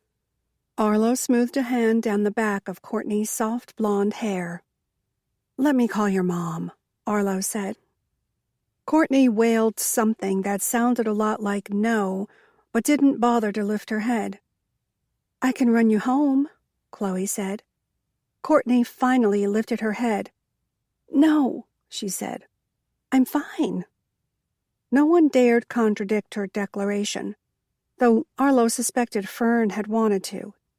Thankfully, the lady kept her tongue and allowed Courtney her time. It's just everyone talks about him like he's really guilty, Courtney said. But I know better. I know he didn't do it. Dylan didn't kill my sister. Helen caught Arlo's gaze over the top of Courtney's head. Her guardian raised her eyebrows in question, though said nothing. It was the same thing she had been telling Mads the day before. You seem so certain, love, Camille crooned. She rubbed one of Courtney's arms through the sleeve of her blouse. How can you be so sure? I just am. Courtney's whole demeanor had changed as Camille had asked the question. What made her so certain that Dylan Wright was innocent? Arlo had no idea, but she could tell that Courtney believed what she was saying. Whether or not it was true was another story altogether. There has to be some reason, Fern prodded. He's innocent, Courtney said. Her voice had started to rise in tone, and a few people peeked out from between the bookshelves to see what was going on. Arlo shook her head and motioned for everybody to go back to what they were doing, but she didn't say anything to alert Courtney to everyone's interest. Well, I think it's marvelous that you have such faith in him, Camille started. Especially with all the witness statements coming in saying otherwise. Arlo started to ask Camille what she knew about witness statements, then remembered that the woman was a retired high school English teacher and a master manipulator. She was trying to get Courtney to reveal what she knew through the art of complimentary persuasion. Courtney seemed to think about what Camille said for a moment, and she blew her nose again and turned to Arlo. You're right, she said. It wasn't often a woman was told that. I'm right? Yes. Courtney slid from the bar stool and started untying the back of her apron. You're right. It was too early for me to come back. Take all the time you need, Chloe said, though Arlo wondered how they would get through. Fern's coffee could launch rockets into space. Arlo wasn't sure how much longer the good people of Sugar Springs would have to be subjected to the black sludge that she herself made and called coffee. Thank you, Courtney said. Instead of hanging her apron on the hook, just inside the door next to the coffee bar, she wadded it up and set it on the counter. Maybe next week, she said, and she started for the door. She paused there before actually leaving. Dylan's paying penance for, well, He says he's got to pay for his sins. But he didn't kill Haley. That much I know for a fact." Arlo, Chloe, and the book club ladies watched her head out into the warm Mississippi sunshine. Though the day looked cheery and bright, she knew that Courtney was dying inside. But hopefully, some of the beautifulness of the day would rub off on her and lift her spirits. Just a bit would be nice. Any part of it would be good. "Poor dear," Camille said. "Poor dear's right," Fern said. The ladies made their way back to the reading nook. "Give me a kiss," Faulkner chirped. Helen obliged him, bending close to the cage and pursing her lips so he could nip them as was their usual custom. Arlo had grown tired of warning her guardian against the action.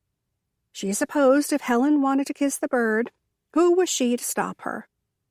"She just seems so positive that Dillon can't be the one," Fern said. "I never taught him," Camille said, albeit a little unnecessarily. She hadn't taught in years. "But I did teach his father. He was a right nice fellow." Arlo supposed right nice fellow was as good a description as any for Dr. Robert Wright, Dillon's father. He kept half the citizens of Sugar Springs in good health, doing everything from delivering babies to giving flu shots. Everyone had been hopeful that Dillon would take his place whenever Dr. Robert decided to retire. Of course, Dillon couldn't do that if he was behind bars for killing his girlfriend. But still, Arlo agreed. She was with everyone else who seemed more than skeptical that Dillon Wright was guilty of killing Haley Adams. It just seemed so out of character for him. "They said Ted Bundy was very polite as well," Chloe said, all heads swiveled to her. She shrugged, then checked her watch and gasped. "I gotta go," she said. She took her apron off and grabbed Courtney's as well and hung them both by the door. She ran her fingers down each one to knock out any unnecessary wrinkles. Chloe's apron would be there tomorrow when she came back to work, and Courtney's would be there for whenever she decided she could get her life back on track. But Arlo and Chloe would give her as long as she needed in order to make that happen, even if they had to keep drinking Fern's jet fuel coffee. Arlo checked her own watch. "Go?" Chloe shook her head and blew her bangs out of her face. "Jaden's teacher wants to talk with me. Evidently, he's been acting out a little this week. I feel it's due to the move." "The move?" Fern asked. "He hasn't moved yet." Chloe shot her a look. Not helping, and she went to the back to get her purse. Arlo waved goodbye to Chloe as she made her way out the door, then turned her attention to the customer who needed ringing out at the cash register. "I think we should call Sam," Camille said. That got her attention. "Why do you need to call Sam?" Camille smiled in a self-satisfied yet private way that made Arlo think she should duck and run for cover. "He's just so knowledgeable about such things." Arlo thought back to the last thing they were talking about. It had been Dr. Wright and Dillon. But apparently, in saying goodbye to Chloe and ringing out a customer, she had missed a quantum leap to a different subject. "About what?" Arlo asked. "Murder and things. He seems very knowledgeable about that sort of thing. Dead bodies and science." Camille flicked one delicate hand in a gesture Arlo supposed was meant to encompass dead bodies and science all in one. "You mean forensics," Fern said. Camille snapped her fingers. "That's it. Forensics. Forensics, forensics. Sam is good at forensics." "What are you doing?" Fern asked. "Sam is good at forensics," Faulkner squawked, "but the butler did it." "I heard that if you say something 3 times and use it in a sentence, that you'll always remember it." "I'm not sure that's the kind of sentence they mean," Helen said gently. Camille sniffed delicately. I'm sure it's not, but it's the only one I have that I can use forensics in that I know is correct. Forensics, forensics, forensics. Sam is good at forensics. Faulkner flapped his wings from this place atop his cage. The butler did it, but Sam is good at forensics. Who taught him that? Sam asked. Arlo whirled around. She pointed one finger at her ex-high school sweetheart, who seemingly appeared from nowhere once again. Belle, she said. He had the audacity to chuckle. We were just talking about you, Camille chirped. Really? Sam asked. Were your ears burning? Camille continued. Is that why you came down? Sorry to disappoint you, but no. I got a text from Fern. Everyone turned toward the curmudgeon-turned-gardener. Fern gave a small shrug. Seemed the easiest way to get him down here since you wanted to talk to him.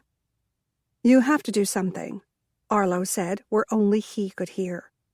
They're going to run you ragged. Sam gave her that same sweet smile she knew so well. I don't mind. You are a flirt, Samuel Tucker, Arlo grumbled. He shrugged, and his smile deepened and showed off his dimples, even more than before. What can I say? She shook her head. You are a stinker. I think you're enjoying all this attention. You know what they say, if you can't get attention from the girl you want, then take all the attention from all the girls you can get.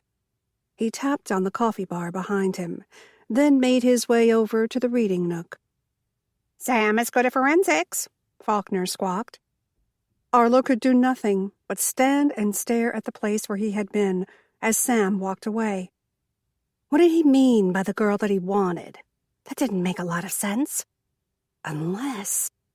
She turned toward Sam, but he was actively engaged in a conversation with Camille over how the police knew that Haley had been hit in the head with an object instead of just falling down the stairs to her death. Arlo half-listened as she moved over to straighten the comic books. The after-school rush had departed, and it would be another day before tiny little hands came in and disrupted Archie, Superman, and Batman and Robin. All they can tell was that she was pushed because of bruise marks on her arms that are consistent with someone grabbing a person and perhaps manhandling them a bit. That would account for that theory. But if a statuette was missing, how do they know that's the murder weapon? Fern asked. Couldn't it just have easily been with someone, like an employee? Who knows? Maybe even Anastasia. Everyone in town knows how she is. Everyone in town did indeed know that Anastasia Whitney was the poster child for Generation Entitled. 35, still living at home. She flounced around as if the world owed her more than she was currently getting, and she wasn't pleased with the results.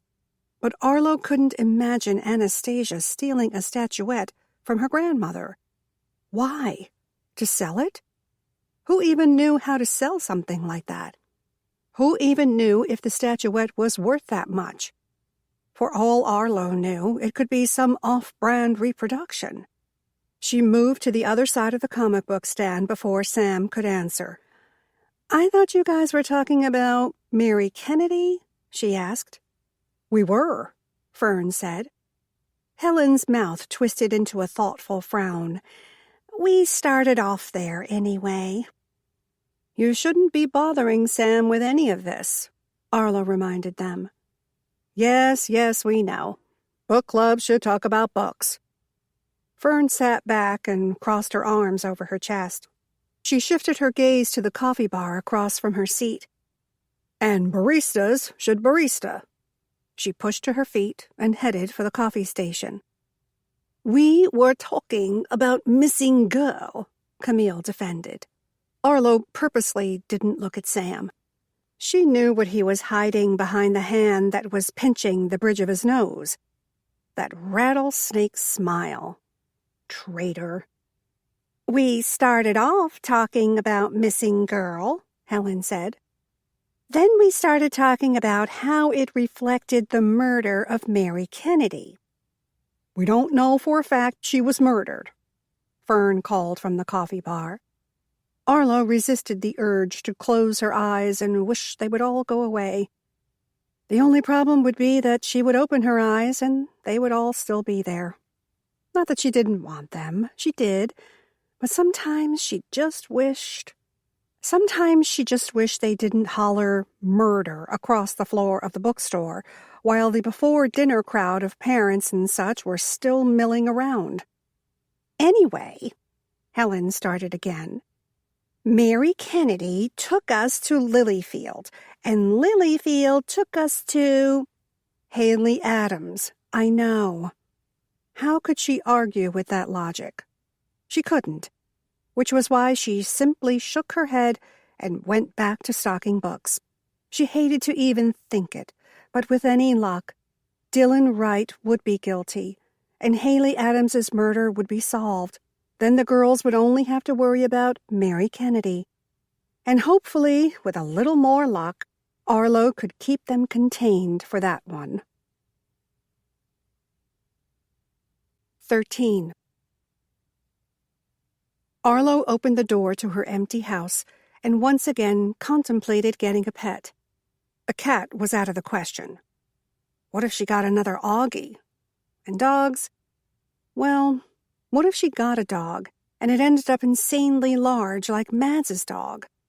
Dewey was a good 20 pounds over what an Airedale should weigh and was about as rambunctious as a 2-year-old on a sugar high.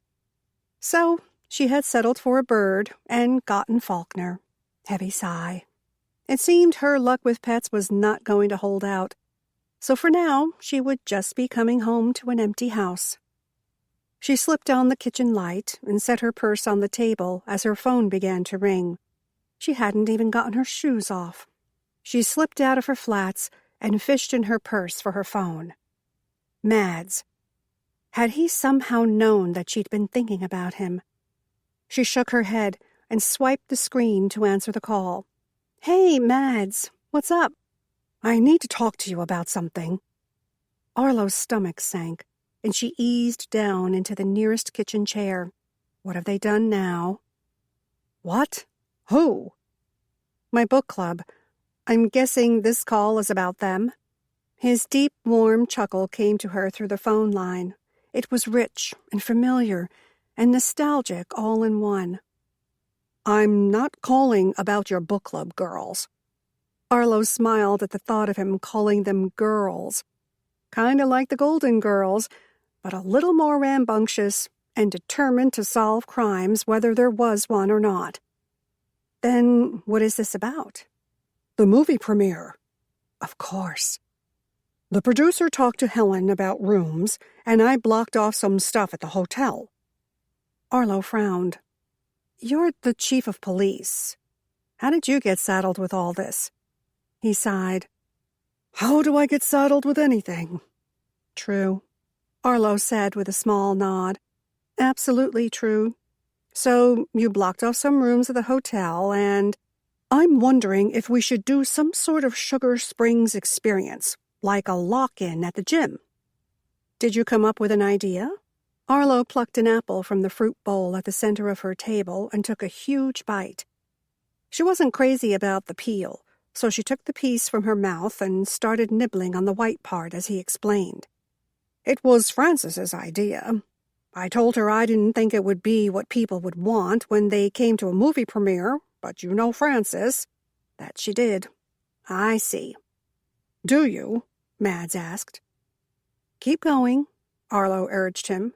I told her I would think about it, so now I'm calling you to see what you think about it. Is the problem here that we don't think we'll have enough room to house everybody? That's right. Okay. Arlo continued to feast on the fleshy part of the apple. Let me think a sec. Take all the time you need. They only want me to get back to them by tomorrow morning. Tomorrow morning? I've been sitting on this a while. I'll say. She managed another bite of apple. So, not having enough room. We can't make enough room, and people who are coming all the way here for a movie premiere do not want to sleep on the hard gym floor, Sugar Springs experience or not. So why not check into one of those bus tour companies? Maybe we can get someplace in Memphis to work with us, or even Tupelo. Heck, maybe even Corinth. Just depends on how many people are coming in. We can have the tour company running routes and give tours of the city, if you want to be generous and call Sugar Springs a city. Good enough for me, Mads said. They give the tours, and when everybody's ready to go back to their hotel, they hop back on the bus. Bus? Come on, Mads. You played for the NFL. You know what a luxury bus is like. Luxury. Got it. She could hear scratching in the background. She supposed he was writing all these ideas down. That help any? She could almost hear his grin on the other side of the phone line. That helps a lot, actually. I think I should warn you, Arlo started. The girls, as you call them, are pretty determined for you to reopen the Mary Kennedy case. Mary Kennedy? He didn't even remember. The piano teacher who went missing like 40 years ago? Helen, Fern, and Camille are convinced that Mary Kennedy's disappearance and the disappearance of the girl and missing girl are one and the same, just kind of dressed up for fiction. I've read Missing Girl, and they are not the same. I still can't believe you actually read it. Arlo tossed the apple peel toward the trash and missed. Not even a bank shot. Why? I read. Of course.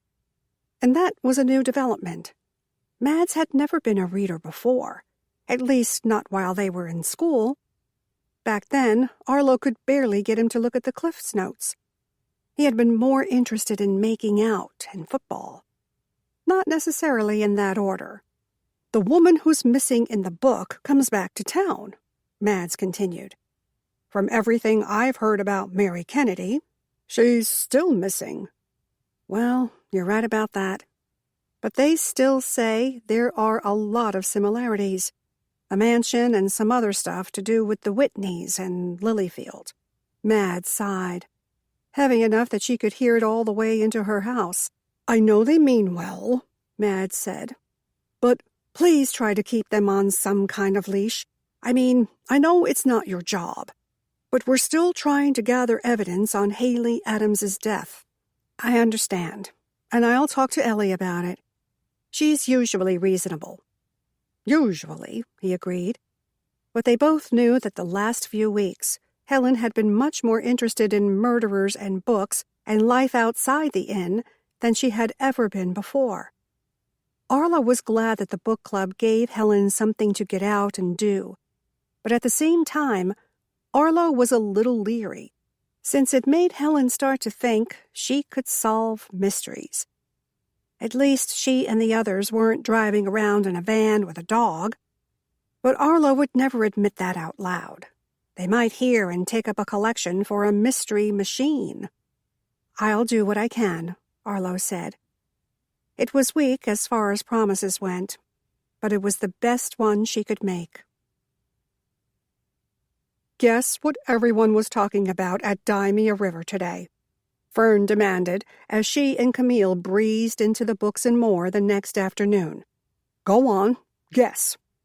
It was Friday, beauty parlor day. You went to the beauty parlor again?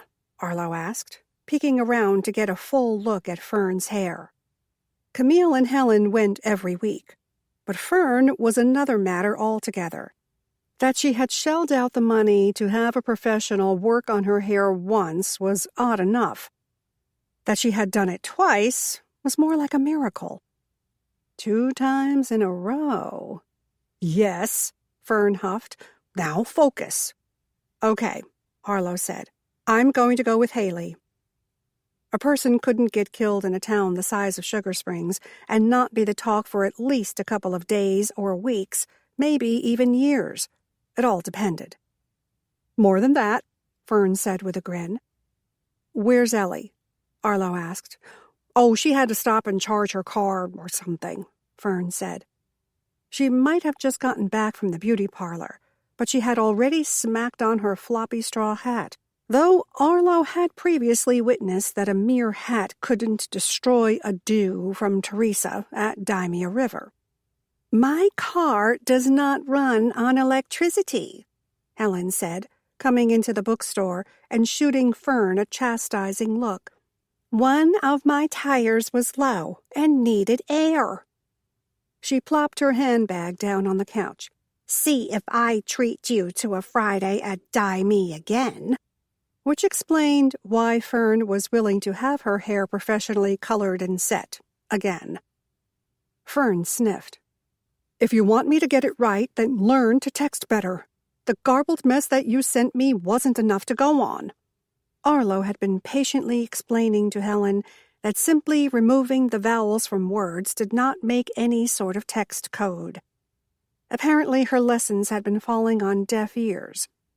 "Anyway," Camille started once again, "half of Daimia River says that someone from Lilyfield told Mads that they had seen Dylan and Haley arguing earlier in the morning on the day she was killed." "My vote goes to that Pam," Fern said. Arlo would not tell them there had to be more than that to go on. She would not engage in this talk. If she did, it would only lead to more talk and probably action, and no one wanted action. She had promised Mads that she would do what she could to keep the girls in check. "And," Helen drawled, picking up the story as Camille paused to draw a breath, "CCTV shows that Dylan was indeed in the mansion that afternoon." "But there are no cameras where Haley fell, so it's not like they can put him at the scene." "The scene," Fern said. Arlo was beginning to think her head was spinning. "And all this came out of the beauty shop today? I keep telling you, you got to get your hair cut more than once every couple of years, and you'll be able to find out all sorts of things in this town," Helen said. Arlo didn't bother to point out that only half of it would be true.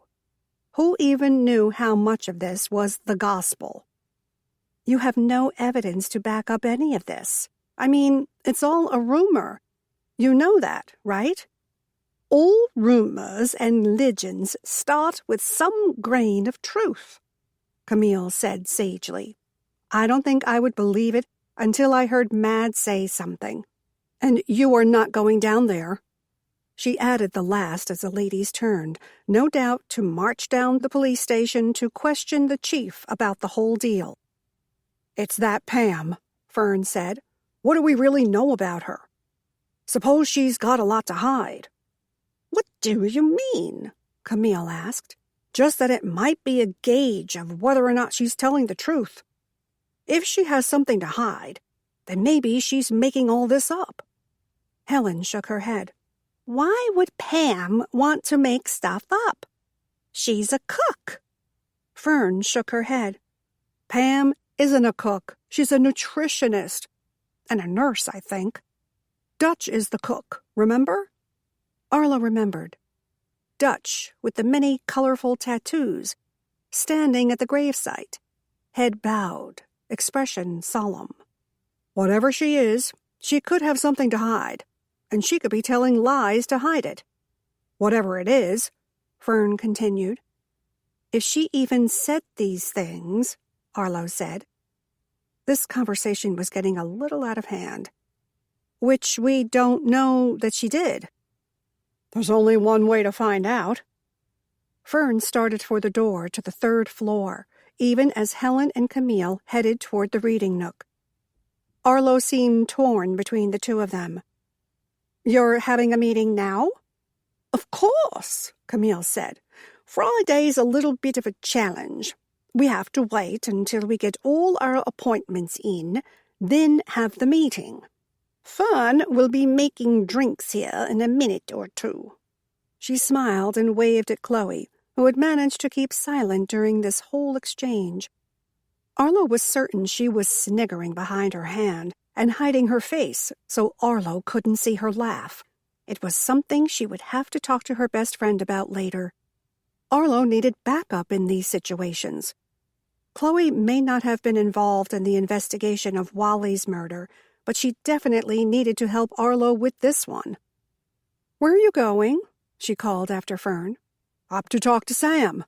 Anyone know Pam's last name?" "I don't reckon I heard anyone say," Helen mused. Camille shook her head. "Me either." Fern shrugged as if it was no big deal at all. Like last names were for amateurs. "I'm sure Sam can figure it out." Still trying to form the words of protest to keep Fern on the first floor and out of Sam's office, Arlo watched her disappear into the stairwell. Then she looked back to the 2 remaining members of the Friday night turned everyday book club. Not exactly what she had planned. Not at all, actually. No hipsters, no coffee drinkers, no guys with beards and black-framed Buddy Holly-esque glasses boasting cardigans and man buns. Okay, if she were being truthful, there weren't many cardigan-wearing hipsters in Sugar Springs. But she expected at least a few more people. Maybe having it on Friday night had been a mistake. Maybe a Sunday afternoon. She could open for that, she supposed, though she liked to have her Sundays off. She moved toward the book cart as the bell sounded over the front door. She turned to see a young man step into the bookstore. He wore a gray cardigan and rusty brown jeans with flat skater shoes. He had a man bun, but no beard and no black glasses. As soon as he came in, he spotted her and started in her direction. Either he knew who she was, or he knew she could help. "Arlo Stanley?" he asked. "That's me," she replied. "I'm Andy," he said. "Sam's nephew?" When she didn't reply, he continued. "He told me you might need some help." Arlo smiled. Andy was perfect. This was the kind of guy she was looking for to be in the book club, but he also seemed to be a great candidate for employment. "Let me get you an application." "Thank you." He moved toward the dog-leg coffee bar where old-fashioned metal stools waited. When he wasn't looking, Chloe flashed her a thumbs up. Arlo smiled and gave a quick nod, then ducked back into her office for the stack of blank applications she had there. It was a standard form just to know what a person did and if they had been convicted of any major crimes. Other than that, she went with her gut. So far, her gut was telling her that Andy would be a great addition to the books and more. Even Chloe thought so. She returned with the form and handed it to him along with a ballpoint pen. "Take your time," she said. "We can talk when you're finished." "So what about the guy?" Chloe asked a little while later. "Sam's nephew." "You like him?" Arlo asked. Chloe nodded. "I do." Arlo smiled. "Good. I'll call him next week and tell him he got the job." "Next week?" Chloe asked. Arlo gave a small shrug. "I don't want to appear too eager. He'll think he can run all over us. Otherwise, I think he'll be great help. He can lift the heavy boxes and—" She cut her eyes toward where the book club ladies sat, lounging in the reading nook, still discussing whether or not Mary Kennedy actually had a necklace when she left Lilyfield that fateful night. "He might be able to help us with other things that get away from us around here." Chloe chuckled. "Very well put, bestie." She slipped off her stool and went around to the other side of the coffee bar. "Why don't you go ahead and go home?" Arlo asked. "I have Fern here if anyone needs coffee." Chloe frowned a bit, and Arlo knew she was torn with indecision. It would be good to get a jump start on moving everything around. I've got to get the new dresser moved back into the bedroom. Thank goodness it's already painted blue in there. I don't think Jaden could take a lavender or peach-colored room. "You still feel good about this?" Arlo asked.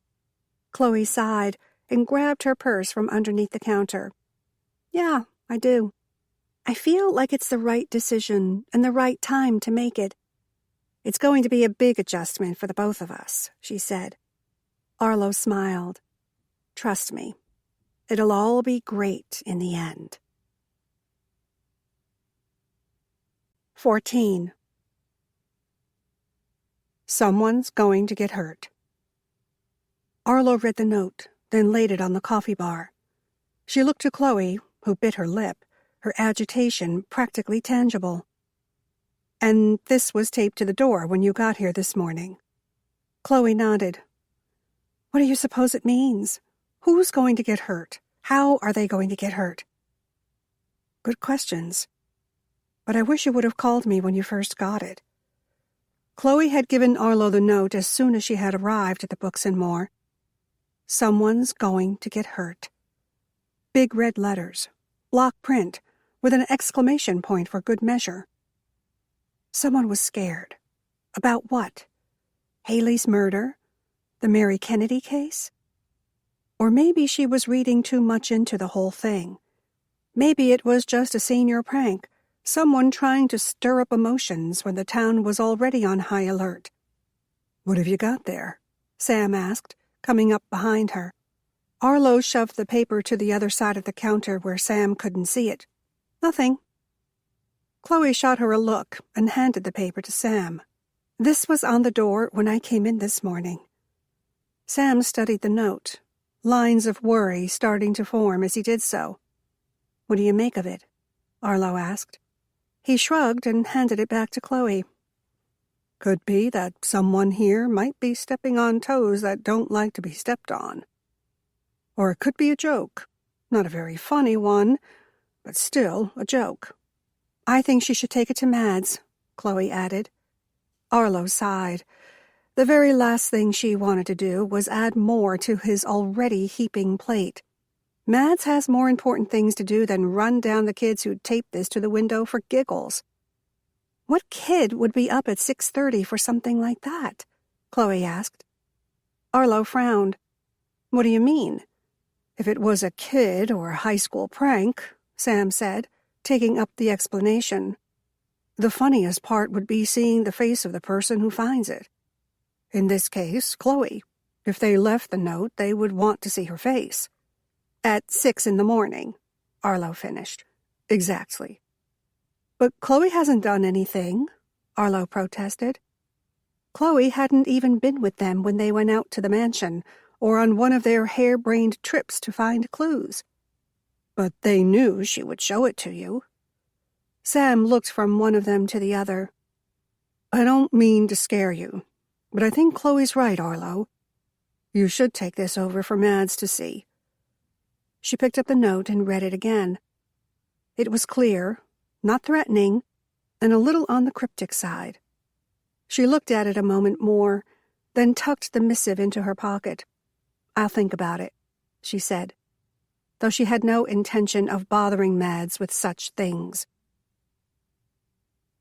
Arlo was more than surprised at all the things one little boy could have.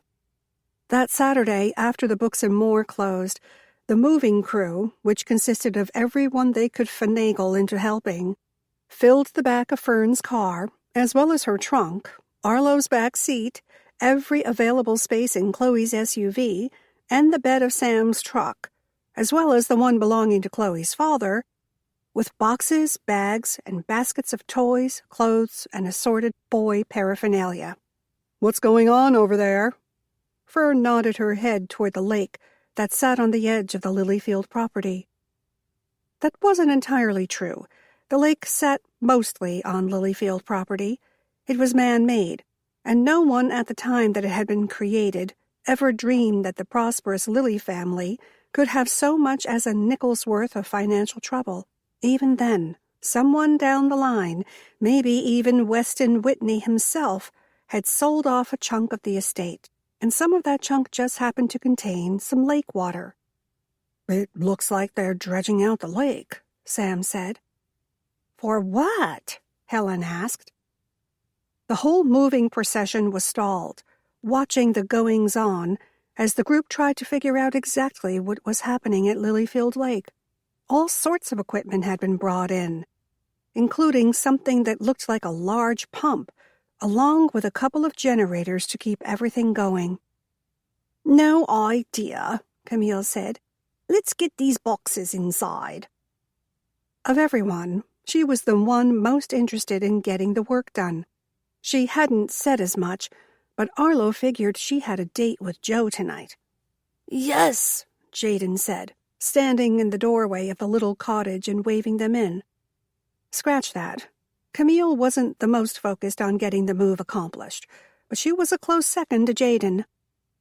"I'm going to go find out what's going on," Fern said.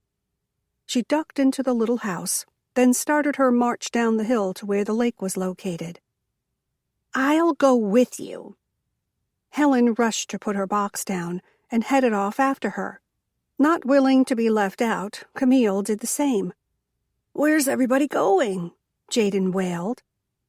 Arlo looked from the boy to the 3 elderly women heading down the hill, clearly on a mission. She shook her head. "Go on," Sam said. "We men got this." He winked at Jaden, who seemed a little relieved that Sam, the strongest of them all, was still by his side. "And Pops is here now." Chloe nodded her head toward the Dodge truck that had just pulled in behind Sam's red Chevy. "I'll be right back," she said. Then, with a sigh and an apologetic look to Jaden and Chloe, she trailed behind her Friday night book club. Fern went straight to Jason as the other ladies beelined after her. "You are never going to guess," Fern said when Arlo finally caught up. Jason had moved away to talk to one of the workers. At least that's what he acted like he was doing. Arlo was fairly certain he was merely trying to escape before Fern could ask him any more questions. "They're draining the lake." "Draining it?" Arlo squeaked. "Why?" "Jason believes Pam's statement is true." Helen nodded, as if that explained everything. "Hold on." Arlo shook her head, as if trying to get her thoughts rattled back into place. "What did Pam say? And when did she say it?" "Pam recently told Jason that she saw Dylan Wright out here and that he tossed something into the lake." Camille looked to the other ladies for backup. They nodded accordingly. "So they're draining it?" Arlo almost asked. Even with all the equipment confirming Camille's story, she wanted to hear it once again. "Apparently they've been out here all day," Helen started. That explained the crowd, Arlo supposed. "They sent divers down, but since the lake bed is so muddy, they weren't able to see much, so they decided that draining it was the best option." "They say it could be the murder weapon." Fern's eyes were wide with intrigue, or maybe just a morbid kind of fascination. Arlo looked back over the water. The machine on the far side of the lake was sitting on the back of a flatbed, a large, cloudy white hose attached to the back end. One of the workers called something to the truck driver, and the racket that followed was deafening. A few chugs and a gurgle later, the water splashed from the hose and over the hill. "Let's go back to the cottage." Arlo had to yell to be heard over the noise of the water pump. "What if they find something?" Fern hollered in return. "It'll be a while, and we'll be close enough to see." She pointed to the cottage where everyone was still visible. It looked as though they were making progress on the move. "Arlo's right," Helen yelled. "And I can't hear myself think." Camille nodded, and the 4 of them headed back to the cottage to help Jaden move and give their ears a little rest. Though Arlo knew the respite wouldn't last long, not if there was a murder weapon to be found. "When did Pam tell Jason all this?" she asked, when they were far enough away they could talk without screaming at one another. Camille shrugged. "A couple of days ago, when she was at the police station." "I thought she said that she saw Dylan and Haley arguing." "I guess she saw this too. Anyway, she told them what she saw, and Jason got a warrant to drain the lake." "Just that quick?" Arlo asked. Fern nodded. Amazing, huh? I wonder if he thought up the idea himself. Wait. She said the word but kept walking. If Pam saw Dylan throw something into the lake, that would have been days ago. Why is she only coming forward now? Who knows? Fern said. Maybe she only now remembered that she saw him, Camille mused. But to Arlo, that was a long shot. A person you work with is killed, and her boyfriend tosses something into the nearest lake. Well, that seems sort of suspicious. Or was she reaching for it? I thought Jason said that Dylan was seen a day or two later at the lake, Camille added. Like he knew he was going to get into trouble, so he had to get rid of the evidence? Arlo shook her head. They were almost at the cottage now, and she stopped. She didn't want Jaden or even Chloe's father to hear what they were talking about. If he was going to confess, why would he bother getting rid of the evidence? How should I know? Fern grumbled. Maybe he didn't plan on confessing, Helen pondered. Maybe he thought he was going to get away with it, so he tossed the statuette, then his conscience got the better of him, and he had to turn himself in. Maybe, Arlo said. But if that's the case, why didn't Dylan himself tell Jason where the statuette could be found? The thought stayed with Arlo the rest of the evening as they unpacked boxes, made the bed, and hung Jaden's sports posters on the walls. He was in his room rearranging things to his satisfaction, and otherwise basking in his new living quarters. Sam and Pops had left earlier when their truck services and lifting muscles were no longer needed. Now Camille and Chloe lingered in the kitchen, making tea and discussing the true differences between Earl Grey and Oolong, while Helen and Fern stared out the front window. Until they had started removing all the water from it, Arlo hadn't realized just how big the lake was. The lake level had seriously dropped, and a large mass of dingy white was slowly becoming visible toward the middle of the lake. The ladies watched in awe as the mystery was revealed. I think it's a refrigerator, Fern said with a decisive nod. Why would there be a refrigerator in the middle of the lake? Helen asked. There are lakes with whole towns underneath the water, Fern returned. Towns, yes, Helen said. Refrigerators? No. That doesn't make any sense. Well, it's something, Fern replied. They lingered at the window, just waiting for the object to surface, if even just a bit more. Enough to show what it really was. Camille and Chloe finished their conversation, or put it on hold, and moved into the living room to look out the window with the others. For Arlo, watching the water being pumped from the lake and waiting to see what it revealed was a little like watching paint dry.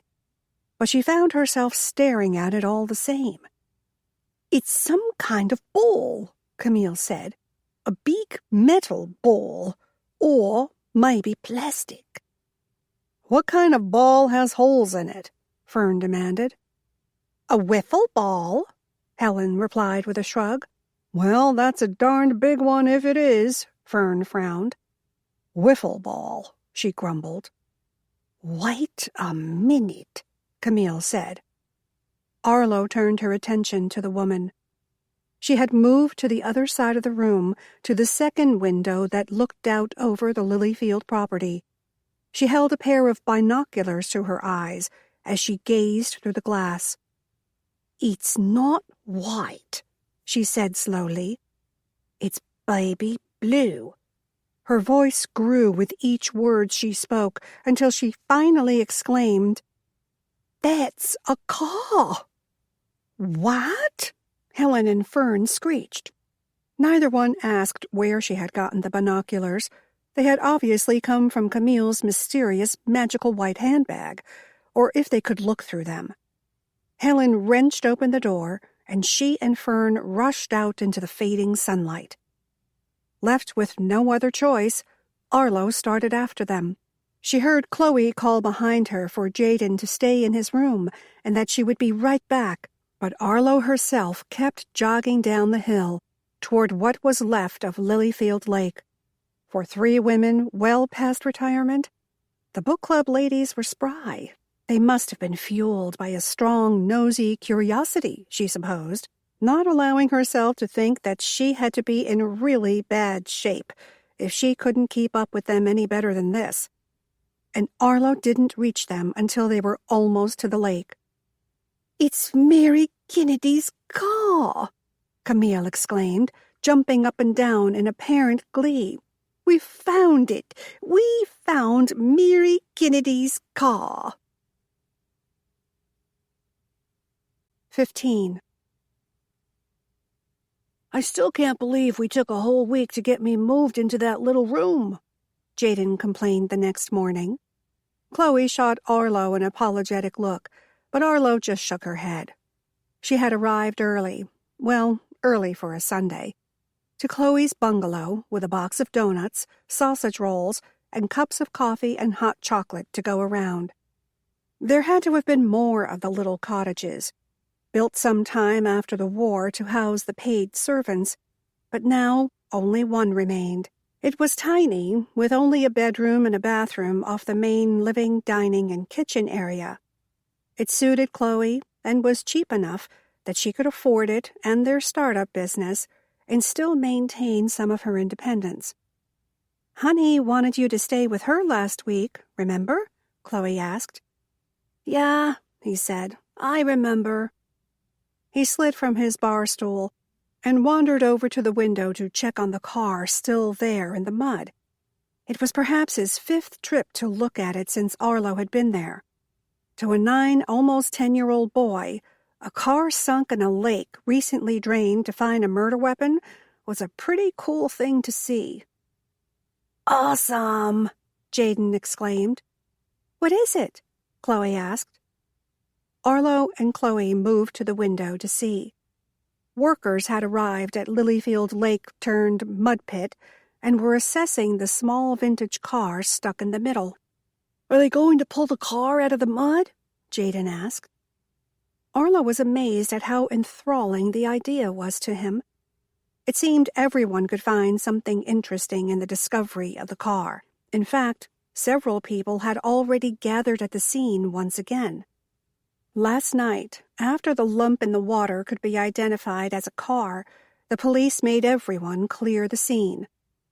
Not that there was much to look at, just half a lake and part of a car, but apparently they needed some measure of privacy to continue draining all the water. Or maybe Mads and Jason were simply tired of holding back the masses in order to get a little police work done. Though in the bright light of a new day, looking out the window at the tiny car still plopped in the middle of a lake of mud, Arlo had to wonder how much of anything was accomplished in the dark hours. Jaden turned to his mother. "Can I go? Please, please, please, can I go look?" He took her hand in his and jumped up and down. Chloe hesitated. Then Arlo spotted a familiar floppy head among the townspeople who were milling around at the edge of the mud. "I can take him if you want to finish unpacking." Arlo gave a pointed nod toward the crowd, but Chloe wasn't paying attention to that. She was too busy trying to determine if she should give in or hold her ground. It seemed full-time parenting was going to be a bigger adjustment than either of them thought. "Please!" Jaden pulled her arm harder, like he was ringing a bell for the servants to come. "We'll all go." Chloe finally relented. "Get your shoes on." But Jaden was already seated on the tiny bench by the door, pulling on his rain boots. "Come on, Nanny." He whistled for his dog. He-Man, the snow-white Bichon Frise, was immediately at his side, and the pair were out the door before Chloe and Arlo even had time to breathe. Maybe this wasn't such a good idea. Chloe chewed on her lower lip. Manny needs to be on a leash, and sometimes I think Jaden does too. She slipped into her garden clogs as Arlo tied her running shoes. "He's just excited," Arlo soothed, and there are enough townspeople down there that one dog in the mix shouldn't cause too much ruckus. She stood in looped arms with her best friend. Full-time parenting is tough. It's going to take a little time. I hope you're right, Chloe fretted as they walked from the cottage arm in arm. The expanse of the Lilyfield estate was lush and green. Given the Mississippi heat, Arlo wondered what the water bill was. Probably more than her mortgage. And it surely cost a mint to keep the kudzu curtailed at the edge of the property. It looked as if half the town had gathered on the public side of the lake. Huge security guards in black suits with sunglasses and earpieces shielded the property line and kept any would-be strays on the correct side of the water. Arlo had never known Lilyfield to have its own private security. She figured Baxter must have hired them out of Memphis after the murder investigation was underway. Arlo! Helen caught sight of her and waved. You watch them, Chloe murmured with a small laugh. I'll keep an eye on Jaden. Divide and conquer. Isn't it exciting? Camille's eyes sparkled like sunlight off glass. Arlo wasn't sure exciting was the right word, but it was something to see. Murphy Jones, the town's one and only salvage man, had brought out his tow truck. It was parked with the bed toward the lake edge, even with the spot where the car rested. Unfortunately, that was on Lilyfield land, and Arlo was certain someone would be getting a bill to re-sod the grass where his big tires had already chewed it up. Murphy Jones himself stood talking to Mads and Jason and a couple of volunteer firemen in full uniform. They had even brought out the truck for this special occasion. That was Sugar Springs, one fire truck and a handful of volunteer firemen. Heaven knew what they would do if two places caught on fire at once. But she wasn't about to ask the question and jinx the town. The men seemed to be in a heated discussion on the best way to hook up the car and pull it from the mud. Arlo figured, since that was Murphy's job and his dad's before him, everyone should just let him do his thing. I didn't expect so many people to be here, Arlo said. Truth be told, she hadn't expected anyone to be there. Then again, what had she been thinking? Not much happened in little bitty Sugar Springs. This was better than a free matinee. Wonder what the problem is, Helen asked, using her height to peer over the crowd at where the men stood, still debating. It's the mud, Fern said. There's a lot of tricks to pulling a car like that out of the mud. Plus, this one's been in there for 50 years. You'll have to raise the chassis, and Lord knows you can pull it out from the bumper. That will just pop right off. Arlo, Helen, and Camille stared at Fern with their mouths practically hanging open. How do you know all that? Helen asked. That's what Arlo wanted to know. I used to date a mechanic.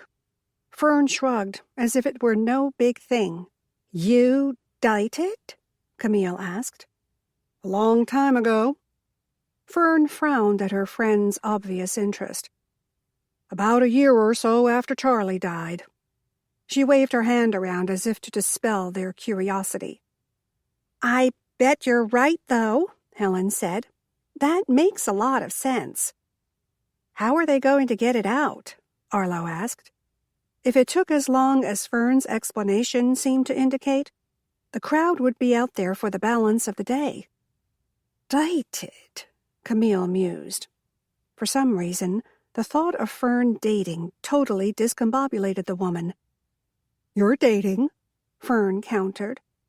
Camille sniffed and shifted her purse to her other arm. I believe that's different. I don't see how. Fern propped her hands on her hips. It just is. Camille raised her eyebrows as if daring Fern to continue. Arlo figured it was time for some intervention. So, where's your guy, Camille? He has some business to attend to today. And that wasn't suspicious sounding at all. So, when are we going to meet him? Helen asked. Soon, maybe. I don't know. Camille shifted her purse again. It was obvious she was uncomfortable. Arlo didn't know if it was from being put on the spot or if she understood how worried her friends were going to be when they caught sight of this new man in her life. Arlo wasn't even sure if she herself was over the shock. Maybe she would call Sam today. He might have some more information on Joe Foster. "I know I would like to meet him," Fern said. Her tone clearly indicated that she thought he was a figment of Camille's imagination. That would be fantastic. Helen nodded enthusiastically. Maybe we could all go out one night. "After you've already cooked and cleaned for half the bachelors in the county?" Arlo protested, not to mention whatever guests she had at the inn. Helen patted her on the cheek. "I can count on you for help, right?" Of course. What else was she supposed to say? "It's all settled." Helen smiled.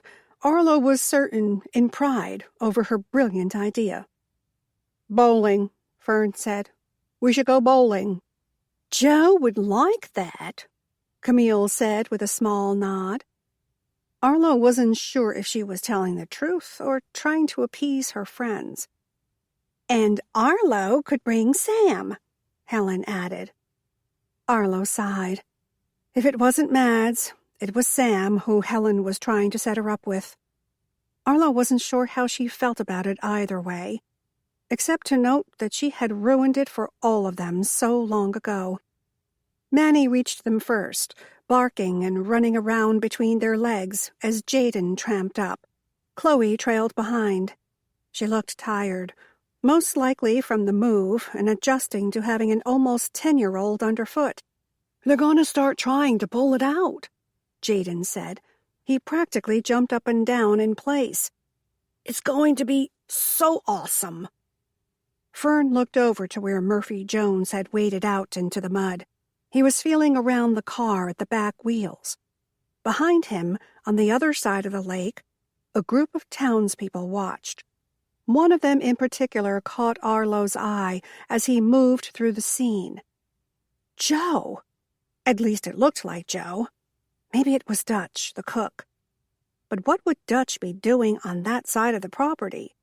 He would more likely be standing at the edge of the small stone wall that surrounded the back gardens of the mansion. Surely it was Joe. She scanned the crowd for the man she had seen, but he was there one minute and gone the next. She looked back over to the group of Lilyfield staff. No Dutch in sight. "That's never going to work," Fern said with a shake of her head. "Murphy Jones couldn't pour water from a boot with the instructions on the heel." Her criticism brought Arlo out of her own thoughts. Maybe she had just imagined that she had seen Joe. After all, he and Dutch couldn't be the only bald men in the area.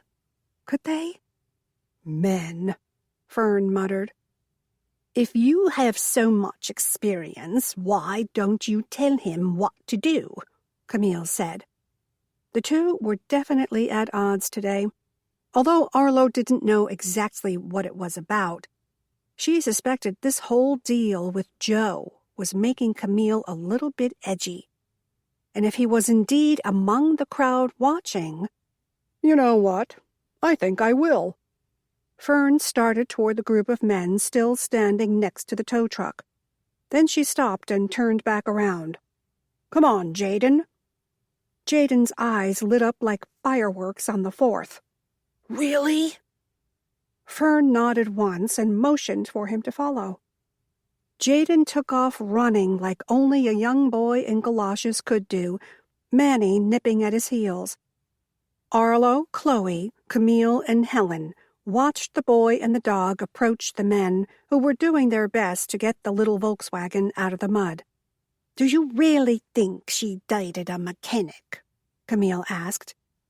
"I think she was a mechanic," Helen whipped. Arlo chuckled. "I wouldn't put it past her." It was true, Fern was a different soul, but that's what made the book club so special.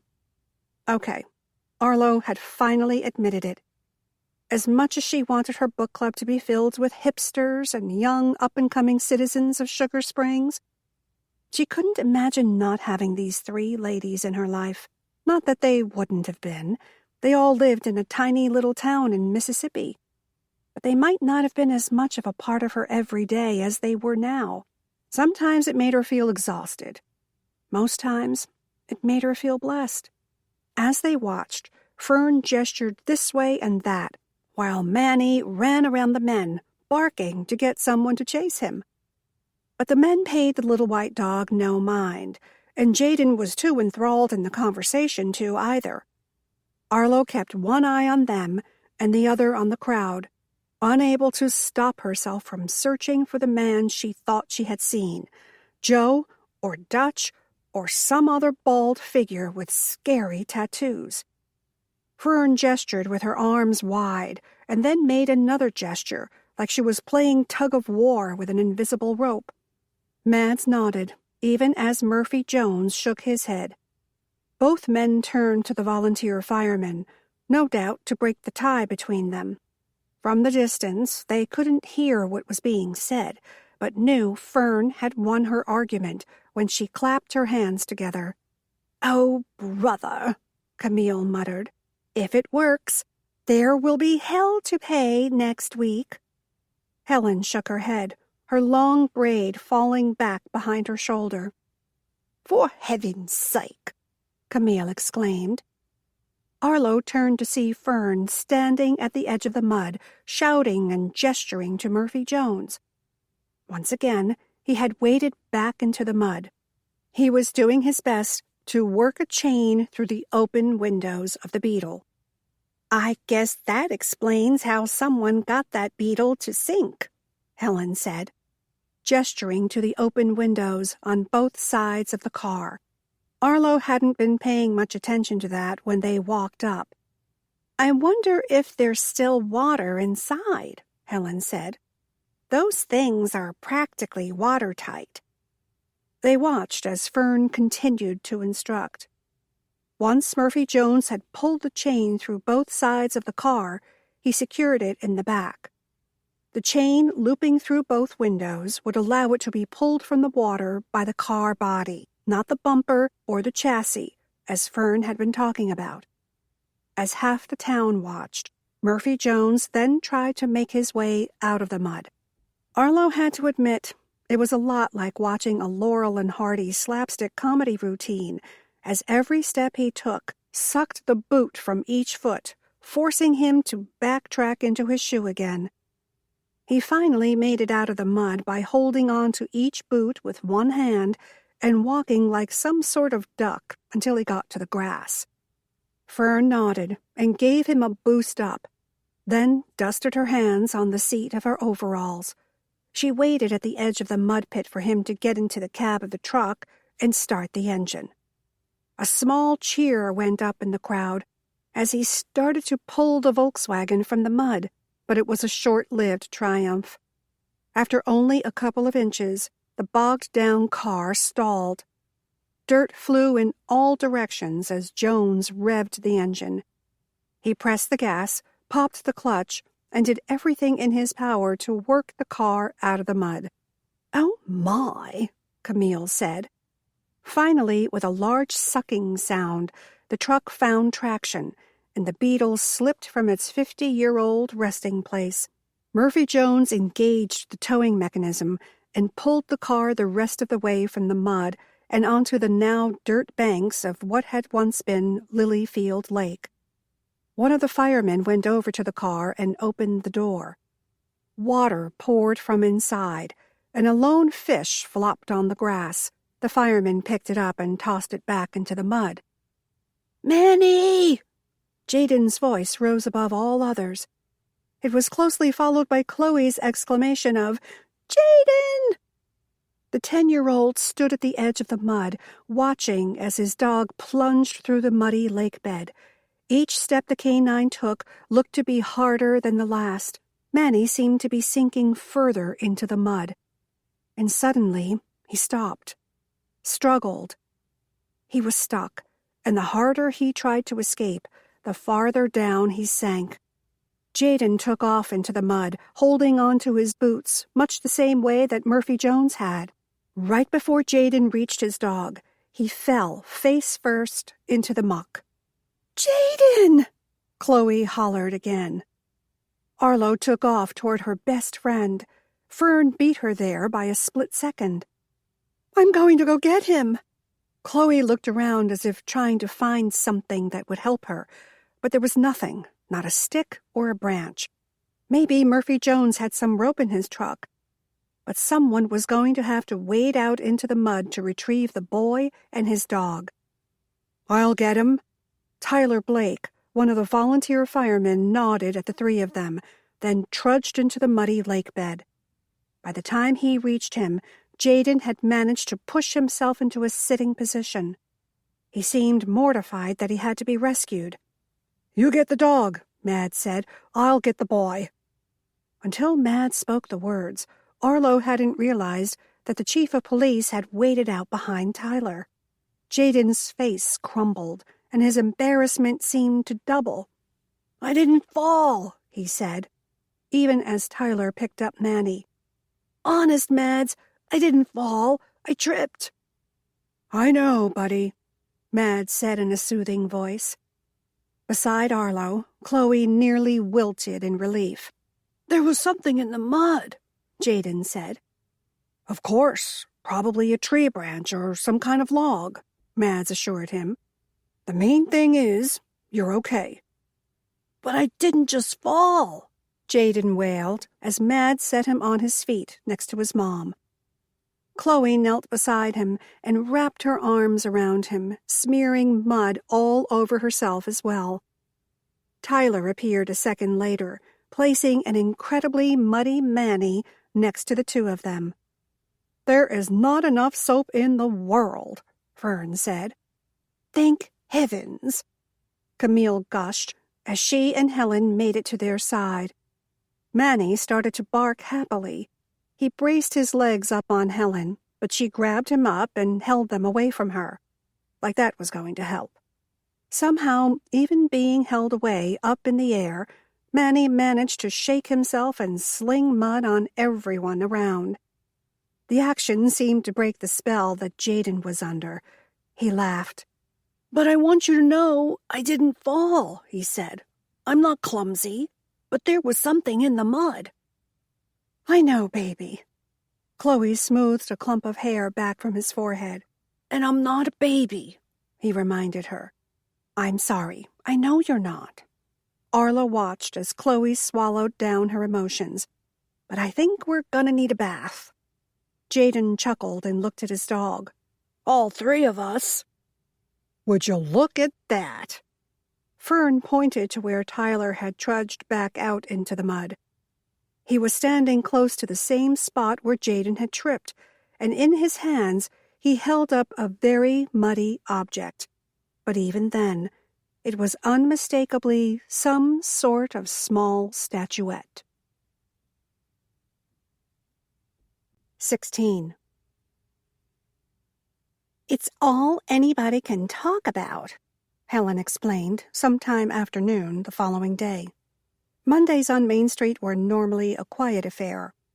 Most of the shops were closed on Sunday, and Monday was all about getting back into the work week. The Books and More was no exception, though on this particular Monday, the rule had been shattered. Main Street was abuzz with the events at Lilyfield the day before. After Tyler Blake pulled the muddy statuette from the lake bed, Mads had rushed over to where Tyler stood, grabbing the statuette and putting it in the back of his city SUV. Then he yelled for everyone to clear the scene, and the fun was over. Everyone returned to their regularly scheduled lives. Arlo knew what Helen said was true. It was all anyone could talk about. The discovery of the Volkswagen and Tyler finding the statuette in the mud. Well, it had really been Jaden who found it, but Tyler was getting all the credit for digging it out. "I know," Camille said. "If I hear one more person say DNA, I think I might scream." "Hear, hear," Fern said.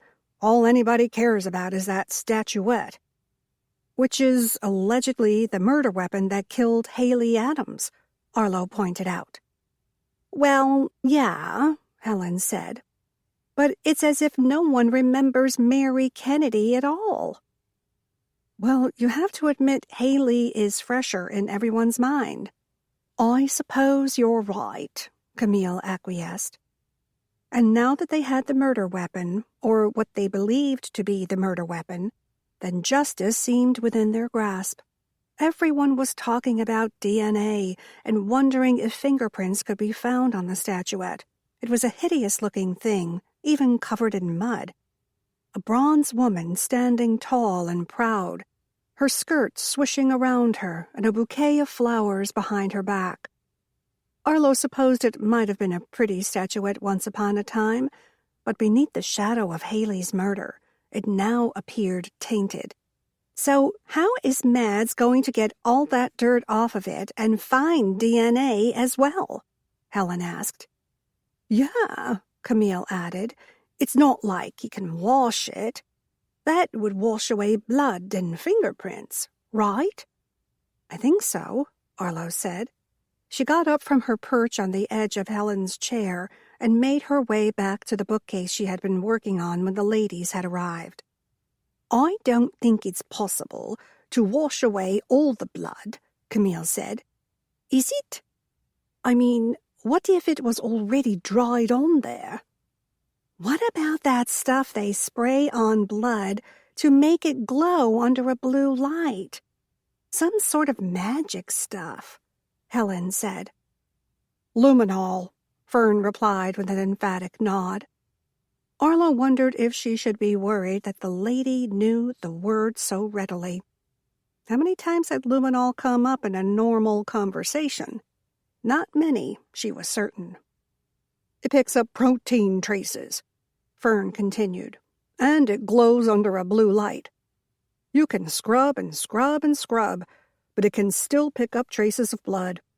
Of course, sometimes it depends on how much blood there was to begin with." "And you know this how?" Helen asked. Fern shrugged. "You just pick these things up along the way." Arlo stifled a chuckle and went back to work. "I, for one, want to know about the car," Camille said. "I'm with you," Fern agreed. "Though I don't know if they would be able to pull any fingerprints off the vehicle, since it's been in the water for 50 years. "Probably not," Helen said. "More's the pity. It seems like a really good clue to finding out what happened to Mary Kennedy." Fern nodded. "It just proves foul play." "Agreed." Camille pressed her lips together and gave a nod of her own. "A car that floats sunk in a lake with the windows down on the property belonging to the number one suspect in the murder case." "Wait," Arlo said, setting aside her vow to not get involved. "Weston Whitney wasn't the number one suspect. He never even went to trial for it. Her husband did. Jeff, right? Jeff Kennedy?" "I suppose you're right," Fern said. "Maybe he wasn't the number one suspect, but we all think that Weston did it. You read his diaries, how he was going to plant the necklace on her so that everyone thought she stole it." "But that's not the same as murder," Arlo protested. "Close enough for me," Fern grumbled. "So, if he is guilty, was guilty, that means an innocent man was wrongly accused and spent over a decade in prison." Arlo looked at each of them in turn to see if they were still in agreement. "It wouldn't be the first time," Helen nodded. As much as she hated that fact was true, it was true. But there was still no proof that Weston Whitney had anything at all to do with Mary Kennedy, and it certainly had never been proven that she was murdered. How her husband got railroaded for the crime was anybody's guess. But the justice system was a mite different in the 70s than it was in the 21st century. "I don't think Weston had it in him to kill anybody," Helen said.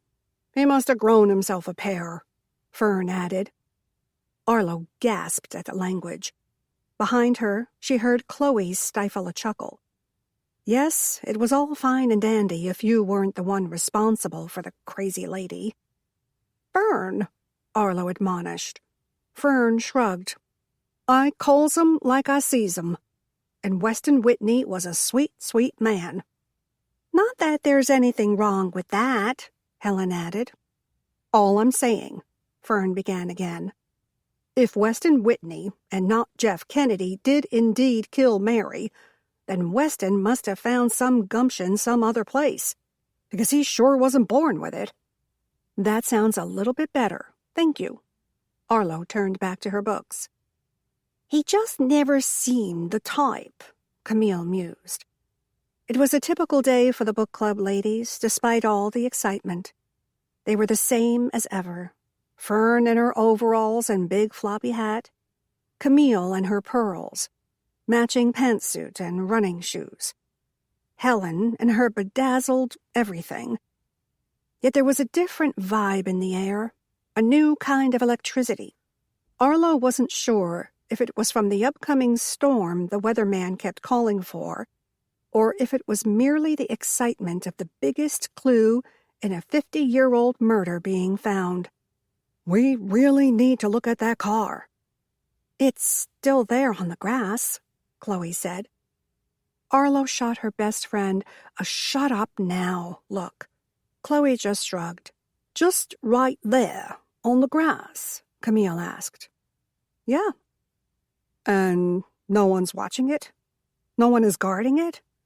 Fern looked from Helen to Camille. Don't even, Arlo said. If Mads is reopening that investigation, you need to let him work. But if he left a clue right there out in the open, Fern countered. You are a book club, Arlo informed them. Why not talk about a book?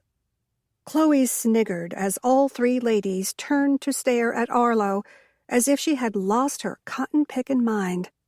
Arlo sighed and went back to shelving cookbooks. I'm not as worried about the car as I am the journals, Camille said. That's because you were an English teacher.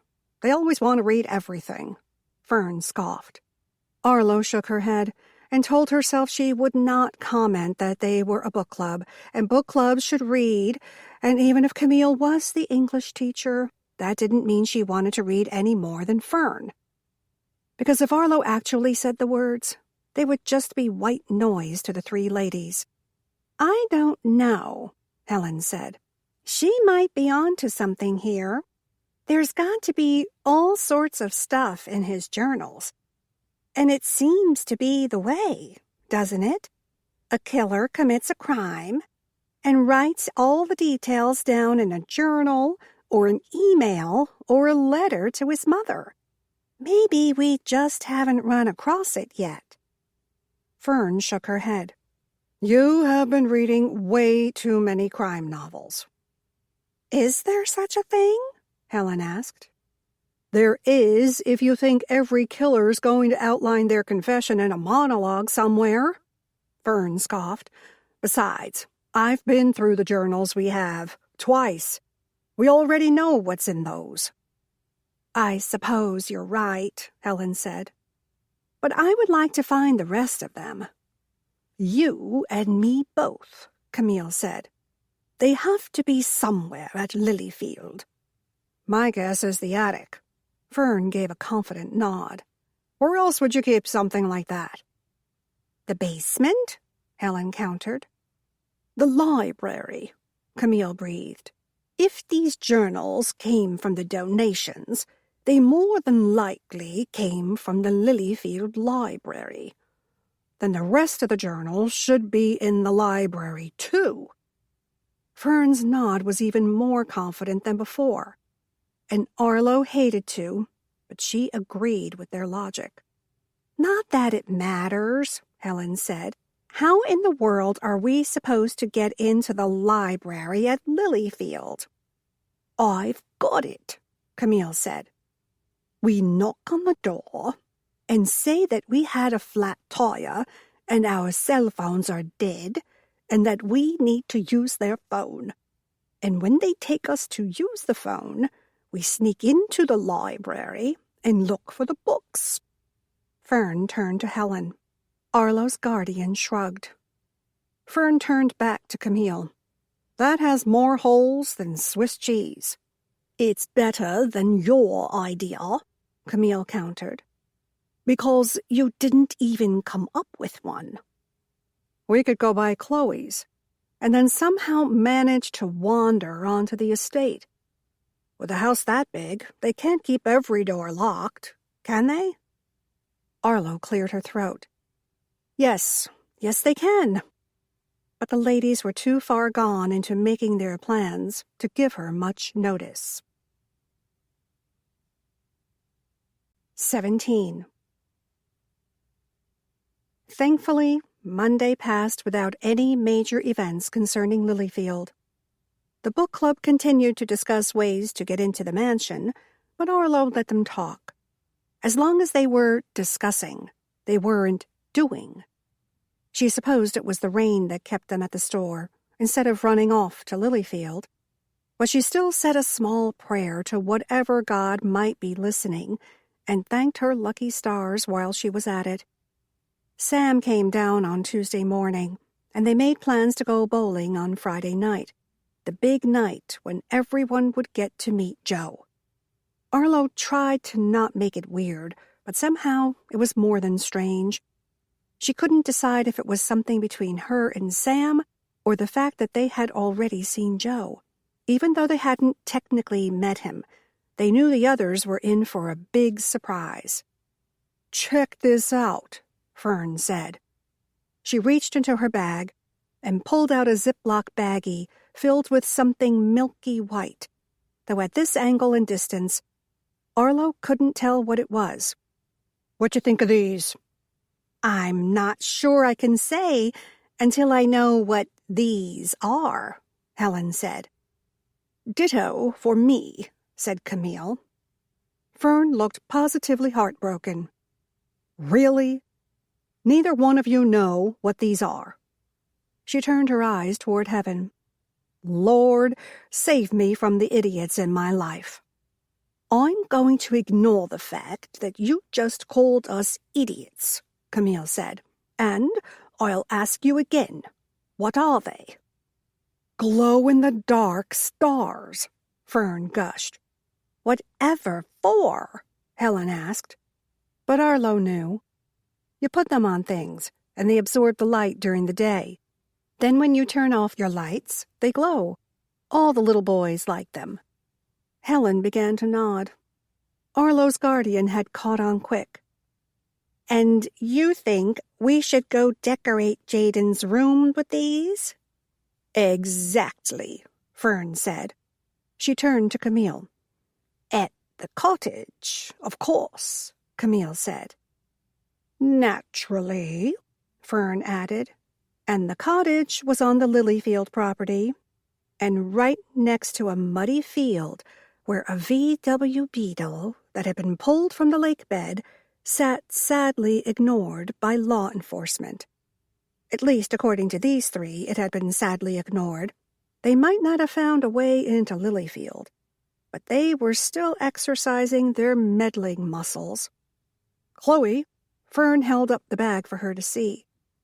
"Can we go and decorate Jaden's room with these? I thought it would be fun to hang them on the ceiling. Then at night, it'll almost be like looking up at the stars." Chloe smiled. "I think he would love that." Fern stood. "It's settled then. Who wants to go with me to Lilyfield, who wants to go with me to Chloe's cottage?" Helen and Camille's hands shot into the air. "Little cottage," Faulkner squawked. "There's always a little cottage. Right at the woods. Don't go in the woods." Seriously, Arlo was going to have to watch the patrons and the attention they paid to Faulkner. It seemed his vocabulary was growing stranger by the day. "I think you should tag along," Chloe said, as Arlo made her way to the coffee bar. None of the book club ladies heard. They were too busy discussing whose car they were going to take, which route they were going to drive, and how exactly they were going to hang the stars in Jaden's room.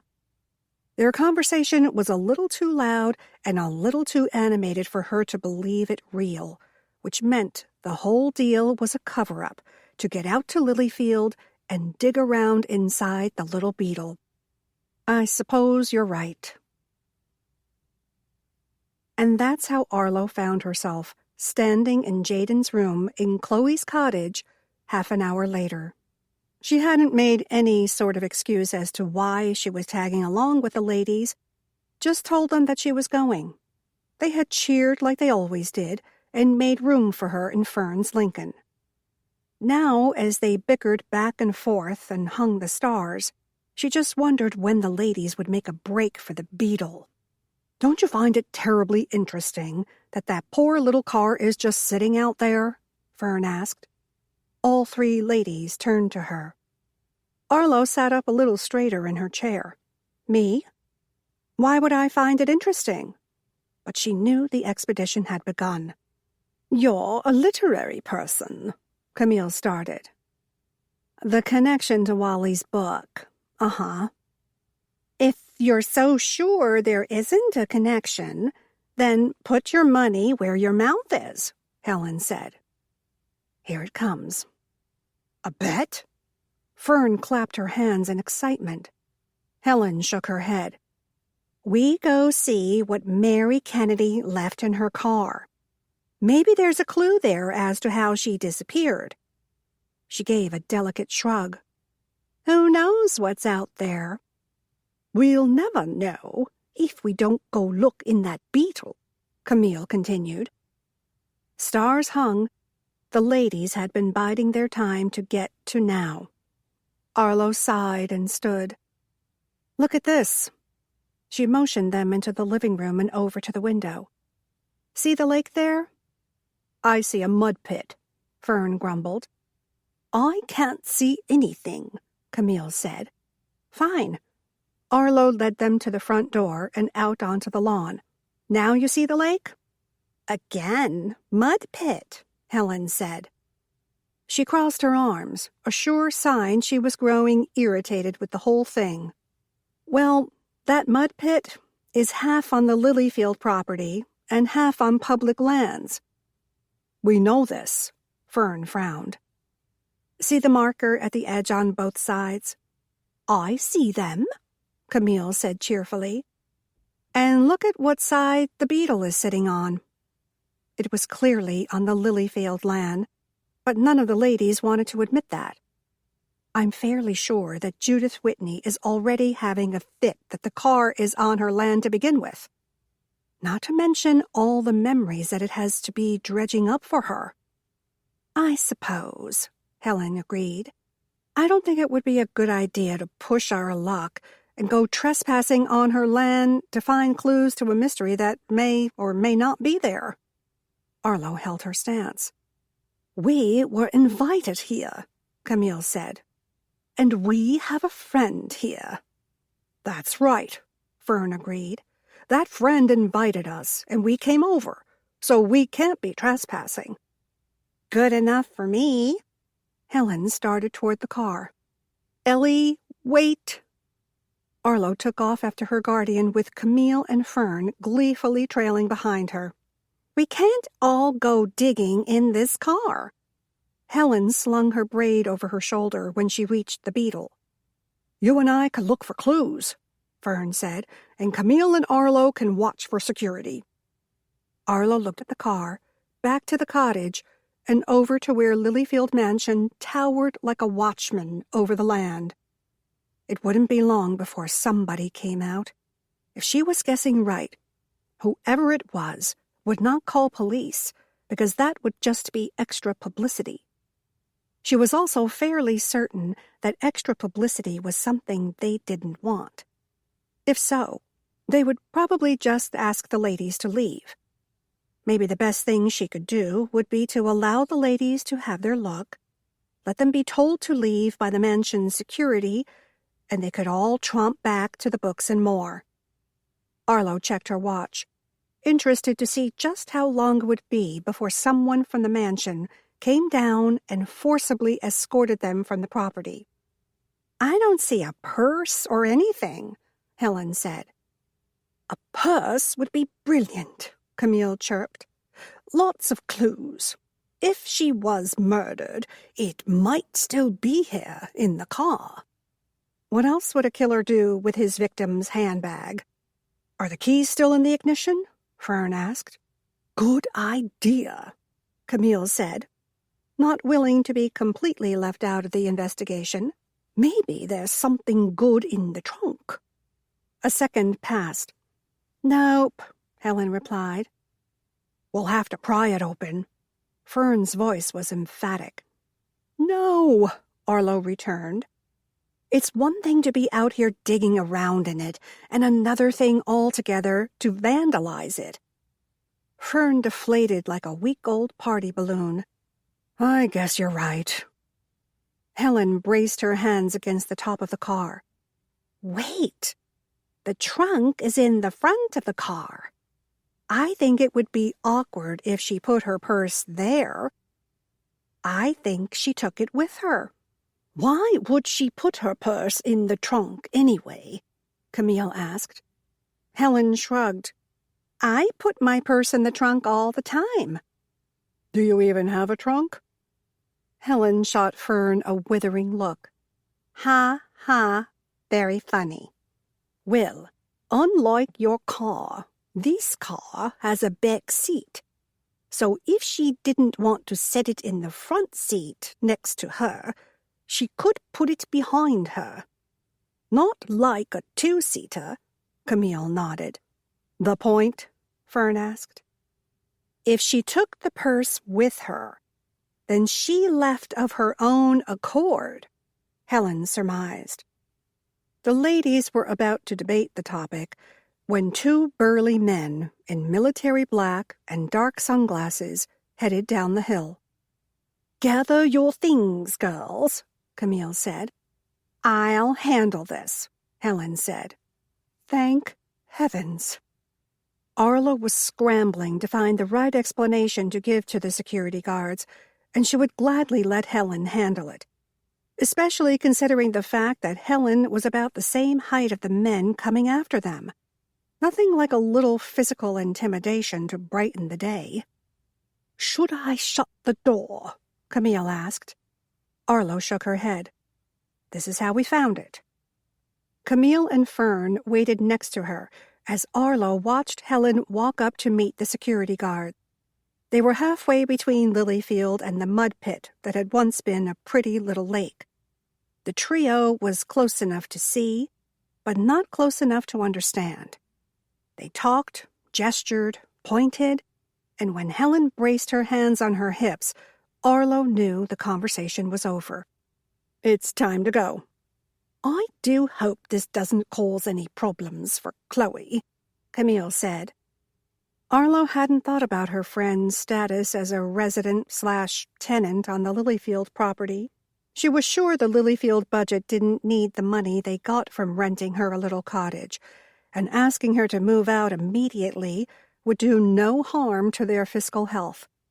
For Chloe, it would be nothing short of devastating, especially since Jaden had just moved in. Helen finished her conversation with the security guards, and Arlo considered it a good sign that they turned on their heels and started back toward the mansion. What did they say? Fern called before Helen was even halfway back to them. Helen shook her head, her lips pressed tightly together as she returned. They advised us to leave immediately, Helen said when she returned to their side. And that's exactly what we should do. Arlo pointed toward the side of the cottage where they had left the Lincoln. We don't want to give them any excuse to change their minds. I guess, Camille said, but the two words held such dejection. She sounded like a little boy who dropped his ice cream and lost his dog, all on the same day. I guess Judith Whitney can see the car from her bedroom window, Helen said. What makes you say that? Fern asked, as they trudged up the hill toward the cottage. He said that the lady of the house requested that we leave. He was just saying that, Camille said. Or it was Pam. Maybe he thinks she speaks for Judith, Arlo put in. Or Anastasia, Fern added. Maybe. But I got the distinct impression that Judith was spittin' mad to have the car sitting on the grass, and even madder that we were out here, Helen explained. Fern shrugged. Understandable. Which is the exact reason why I thought we shouldn't do this, Arlo reminded them. I'm sure I didn't raise you to be a wet blanket, Helen said, but neither one reminded the other that raising only included 16 until now. But the funny thing, Helen continued, is I got the impression from the guard, the big hunky one, that even though she can't walk or talk or even write, her mind is sound. Fern looked back toward the spot where the guards had disappeared. They were both hunky. Focus, Camille snapped at Fern, then to Helen. Like she's trapped in a body that doesn't work. Exactly, Helen said. He didn't come right out and say it, but it seemed like that's what he was implying. They all slipped into Fern's Lincoln, and she started the car. Lock the cottage? Helen asked. Fern nodded as she pulled the Lincoln out onto the short drive. A few moments later, they were back on the road to the Books and More. I wish we knew if what you think about Judith is true, Camille said. What difference does it make? Arlo asked. Wet blanket, Helen sing-songed. Arlo sighed and sat back in her seat. She supposed trying to be the voice of reason was getting her nowhere, so at least she should be the person who did her best to keep them all from getting arrested. She didn't know what such a person was called. According to Helen, a wet blanket. There's only one way to know that, Helen said, and that's to get back into Lilyfield. No, Arlo said. You call me a wet blanket until the cows come home and dance with the chickens, but you are not going to force your way into Lilyfield and bother Judith Whitney. But, Camille started. No, Arlo said. It's okay, girls, Fern said. She shifted in her seat as they started through town.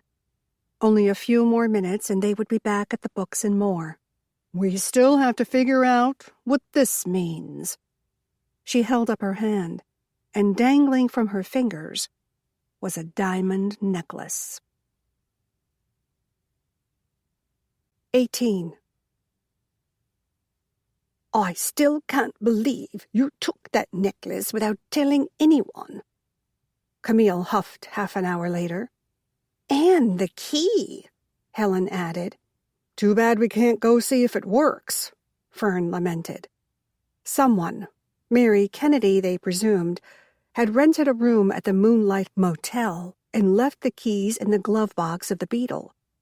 In the 70s, the Moonlight was something of an embarrassment to the town. The seedy motel rented rooms on the short term and was situated next to the old highway. Arlo had even heard once that the local madam had run her business from one of those rooms. But when the new highway went in, the Moonlight was taken down, leveled to make way for future businesses. Along with the key, they found a leather pouch with a few papers stuffed inside. Lucky for them, the glove box on a Volkswagen was about as sealed as the car itself. But the pages hadn't survived for years underwater without some trauma. As soon as the ladies got them back to the Books and More, and Fern had explained that she had found those in addition to the diamond necklace, Helen had grabbed the pouch, opened it, and started spreading the damp papers out on the coffee table in the reading nook. You have a hairdryer, don't you? Helen asked. At home, Arlo said. Helen looked at Arlo like she had somehow committed a grave offense. Why would I have a hairdryer at the bookstore? Arlo asked. I don't know. I just thought maybe you would. Helen gave a negligent shrug. I have one. Sam. Arlo closed her eyes for a brief moment and spun around to face her ex-sweetheart. Why do you have a hairdryer? Hey, Sam. Good to see you. He quirked a brow at her, but otherwise his expression remained the same. Yeah, Arlo said. Can I borrow it? Helen gestured toward the papers spread out on the coffee table. What have you got there? Sam walked over to investigate. Papers, Fern said triumphantly. I'm hoping they're journal pages or love letters from Weston Whitney to Mary Kennedy. Sam propped his hands on his hips. Interesting stuff.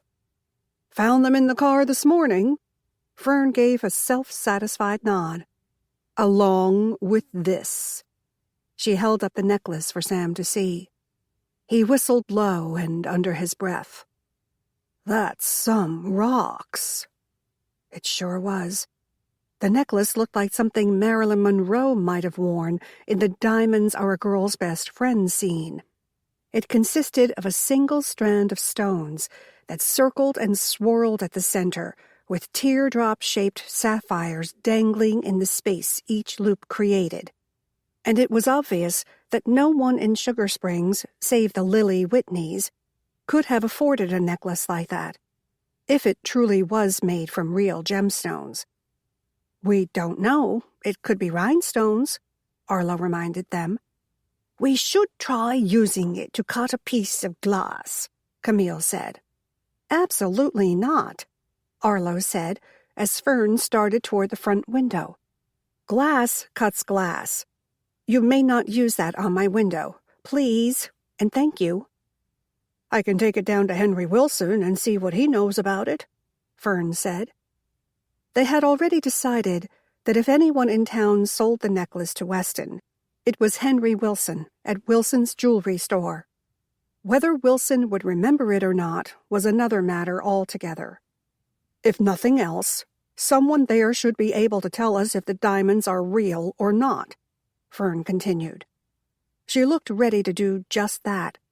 Rush outside and down the block without giving a thought to the questions the other jewelry store employees might ask. And where are you going to tell them you got it? Arlo asked. Fern shrugged. I don't know. Somebody's got to be able to check it out. Rumor was that Mary Kennedy stole the necklace from the Whitneys and used the money to disappear, Helen reminded her. But the journal we found suggested that Weston planted the necklace in Mary's car so he could claim her a thief afterward, Camille added. Then Mary didn't have any money if she only stole one necklace, Fern said, as I got this one right here. And she didn't have to remind them all that it had been underwater for nearly 50 years. There's some interesting stuff here, Sam said, ignoring their chatter while perusing the wet parchment in front of him. What I can read of it. And that would be a lot easier if they were dry, Helen hinted. Mm-hmm, Sam continued, drawing closer to the papers on the table. The hairdryer? Helen repeated. Oh, right. Sam jumped up, startled, and crossed over to the door that led upstairs. A few moments later, he returned with a hairdryer. Do I need to ask why you have a hairdryer in your office? Arlo asked. Sam handed the device to Helen. If you want, he said. But I'll not give away all the secrets of the trade. What should we do about this? Fern asked, her voice raised to nearly a yell, to be heard over the roar of the hairdryer. She held up the necklace. Put that down, Camille said. You don't want any customers over here. Though Camille's voice was almost as loud as Fern's.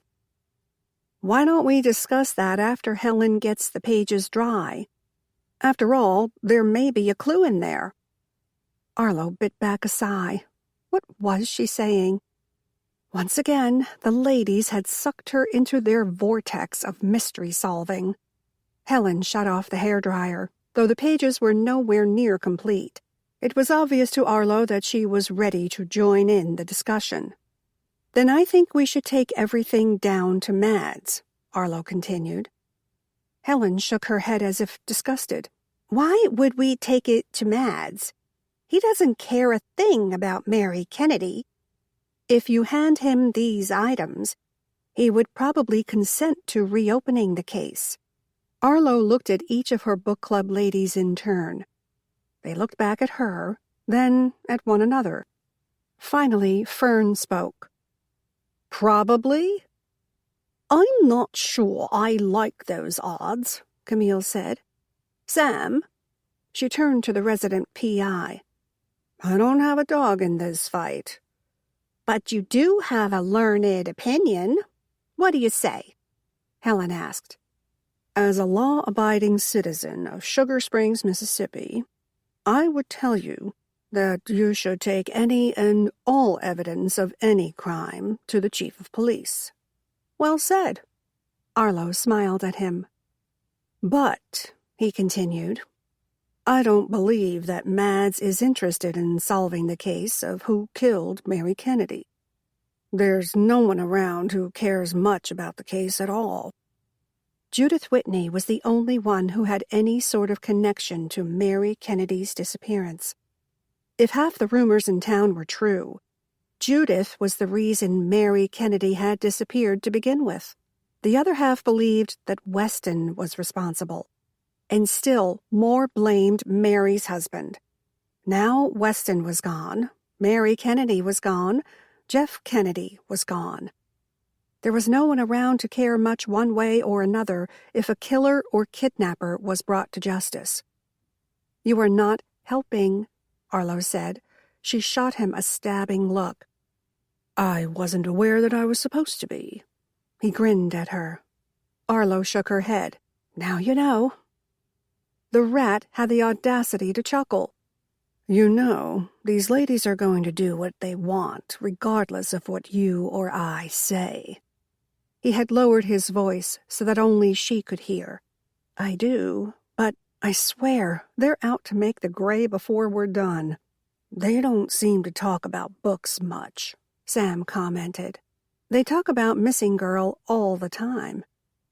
Helen switched the hairdryer back on as Fern and Camille perched on the couch and waited for the pages to dry. Dan the grocer came in the shop to get a coffee, and Sam pulled Arlo a little closer to the door to the third floor so they could be heard over the drone of the hairdryer. "And they still believe that Mary Kennedy and the girl in Missing Girl are the same? They feel Wally made the changes to the story to make it fit better into fiction. But otherwise, yes, for all practical intents and purposes, Mary Kennedy is the missing girl." Not that it mattered. There were enough changes to the story that it hardly resembled the original. Only to three little old ladies who had lived through the time themselves.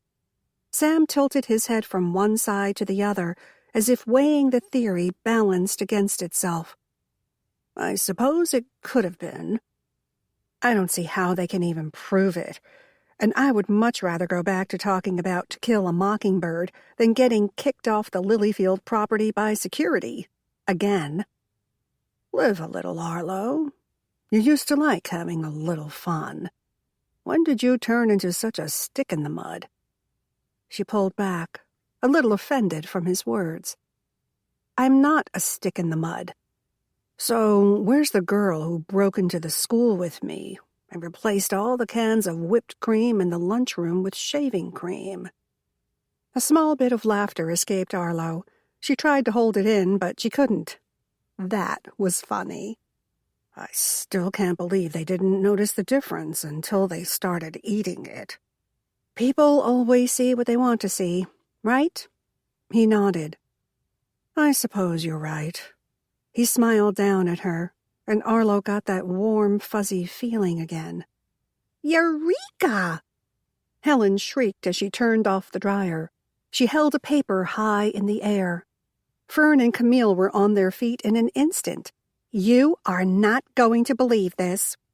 Sam gestured for her to go first, and he trailed behind her as she looked over to where Helen stood in the reading nook. "What is it?" Fern asked. "What is it we're not going to believe?" Helen held up the paper toward them triumphantly. She pointed to the greeting at the top of the page. Fern and Camille both squinted and leaned closer to the paper, trying to read what was there. "My dearest M," Fern said. "But I can't read the rest of it." Camille adjusted her glasses. "Are you sure that's an M? It looks a little like a J to me." "It has to be an M," Helen said. "If it was a J, it would mean that the letter was written to Judith.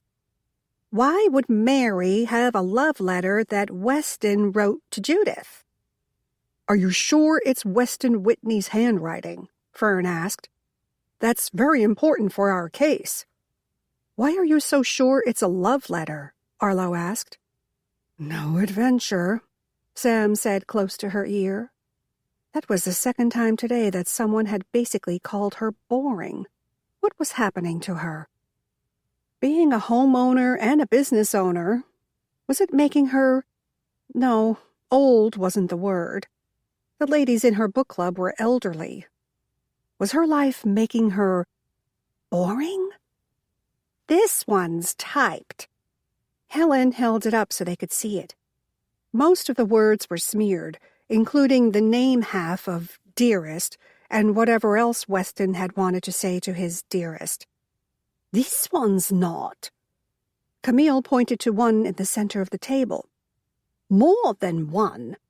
Most of them here are handwritten in the same handwriting as Weston Whitney's journals."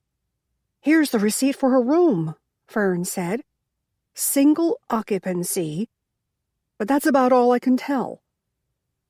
Arlo started to say something else about them minding their own business, but Sam, calling her boring once again, rose in her thoughts. She didn't want to be boring, and she supposed that if the book club was analyzing 50-year-old papers found in the glove box of a once-submerged VW Beetle, then they weren't at the mansion, in the way of the real investigation. Who killed Haley Adams? Other than the ones that were typed, it was the same handwriting. Though some were not signed, the ones that were seemed to be in the worst shape of all. Sometimes Arlo could make out sincerely. Sometimes there was nothing at the bottom of the page but a smear. There were at least 30 pages in all, different sizes and shapes, and all worse for wear from their time in Lilyfield Lake. "I know someone who knows what Weston Whitney's handwriting looks like." Helen's eyes sparkled in that way they did when trouble was brewing. Every time she got that look on her face, Arlo suspected she needed a hobby, other than the book club, and trying to solve mysteries that might not even be mysteries at all. "You do," Arlo said.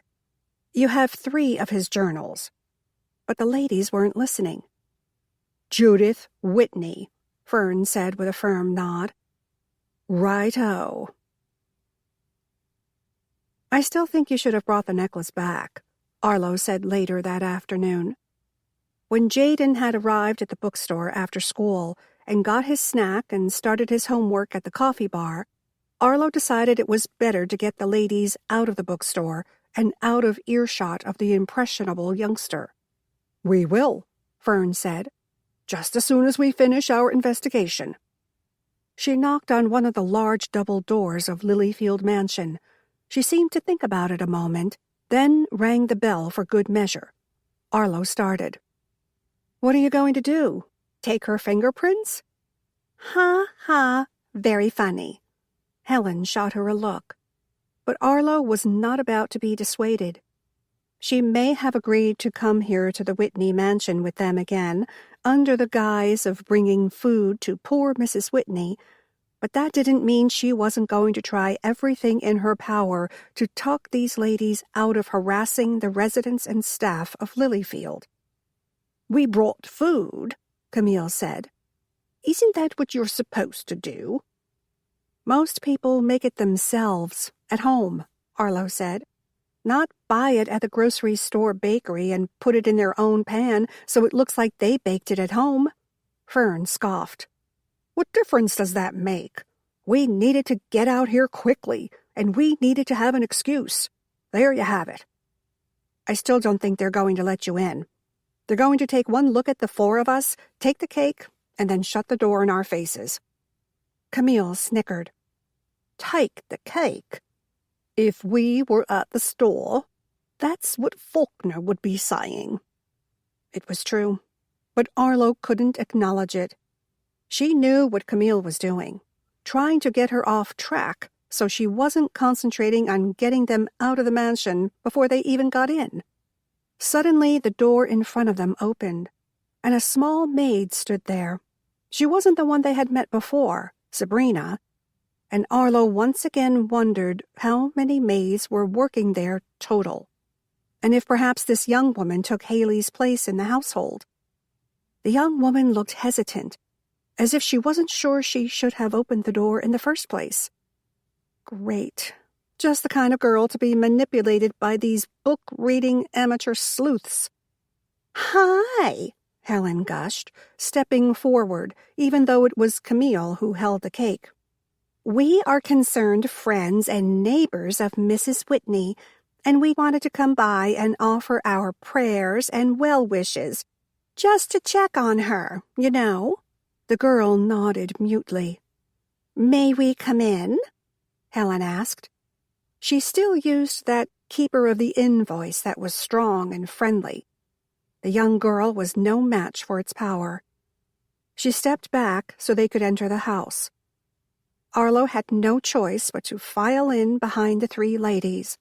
The mansion looked pretty much the same as it had when they had been there before.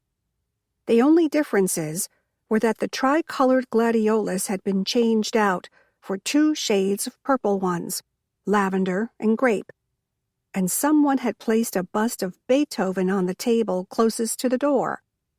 Last time they had been there, the table had been devoid of decoration. Well, its decoration had been moved, leaving only a dust ring as proof that it had ever been there. Most likely it had been the statuette of the young girl with flowers behind her back, the same object used to kill Haley Adams. Arlo pulled her thoughts back into line. She wasn't there to do anything about Haley's murder. She was supposed to keep the book club ladies from aggravating Judith Whitney and ending up in jail. That was the only reason. Hi, love. I'm Camille. These are my friends, Arlo, Fern, and Helen. Did you work with Haley? Camille must have been reading her mind, though Arlo would have never asked the question outright. The girl swallowed hard. I did. She was a nice girl, that Haley, Camille continued. Yes. The one word was so quietly spoken, it was almost drowned out by the ticking of the grandfather clock. We brought this cake. We just wanted to check in and see if there's any more information about Haley's murder. She was such a sweet girl. It was me, she said, cutting through whatever Camille had been about to say next. It was more than obvious that the knowledge had been a great burden to the young maid. I was the one who saw them arguing. Dylan and Haley. You don't say, Fern asked. Was it a bad argument? The girl cast her eyes downward and gave a short shrug. I don't know. You don't remember? Camille asked. It was just an argument. I told the police that. But she looked everywhere except at the four of them.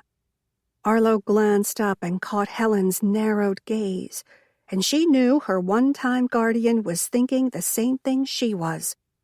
The young girl was lying. But why? 19. Just an argument, the maid continued. Her voice grew shakier with each word she said, as if she had started to regret saying them at all. Maybe it was that day. Maybe the day before. But it was just an argument. The kind boys and girls have when they're dating. Now, if you'll excuse me. Before anyone could utter another word, the maid disappeared down one of the many corridors, leaving them standing at the foot of the staircase, cake still in hand. "Do you think we should just go on up?" Camille said. "Of course," Fern said. "Judith's got to be up there somewhere. The 3rd floor is a ballroom, and the 4th floor is the attic. So surely all we have to do is cover the rooms on the 2nd floor. Piece of cake, Arlo thought. It was just 20 or so of them. "I don't know," Helen said. "I think that would look a little suspicious. And surely land them in jail." "Let's go," Arlo said. She started for the front door when a different voice stopped her. "I'm sorry," a girl's voice interrupted. "Was no one here to greet you?" She seemed distressed by the very idea. It was Sabrina, the maid who had let them in before, that same day when Haley had been murdered. "One of the maids let us in, then she just left us here," Helen said. "We came to see Judith. We're friends of hers." "Really?" the girl said. And Arlo wondered if she recognized them as well. Maybe, maybe not. It had been a pretty traumatic day. "I didn't think she had any friends." Arlo wasn't sure what to say to that, so she didn't say anything. But she could tell Fern was dying to ask more. "Can you take us to see her?" Helen asked. "Of course." She started up the staircase, hooking one arm over her shoulder to motion them to follow behind. "I remember you from before, the day Haley died." Sabrina's voice lost its happy edge. She stopped in the middle of the staircase and turned to look back down at them. Her brown eyes were clouded with sorrow. "It's just so sad." "I agree," Fern said. "And then that Andrea." She made a face. "Who is Andrea, love?" Camille asked. Sabrina flicked one hand in no particular direction. "She's the other maid." "I take it that you two don't get along?" Fern asked. "No," Sabrina said simply. Then she turned back around and trudged the rest of the way up the gleaming staircase. When they got to the landing, she waited on them before heading down one side of the hallway. She didn't like Haley at all, and I think she's lying. It had to be the same girl who let them in. "Lying? About what, love?" Camille asked in that gentle teacher voice with her Aussie gone Southern accent.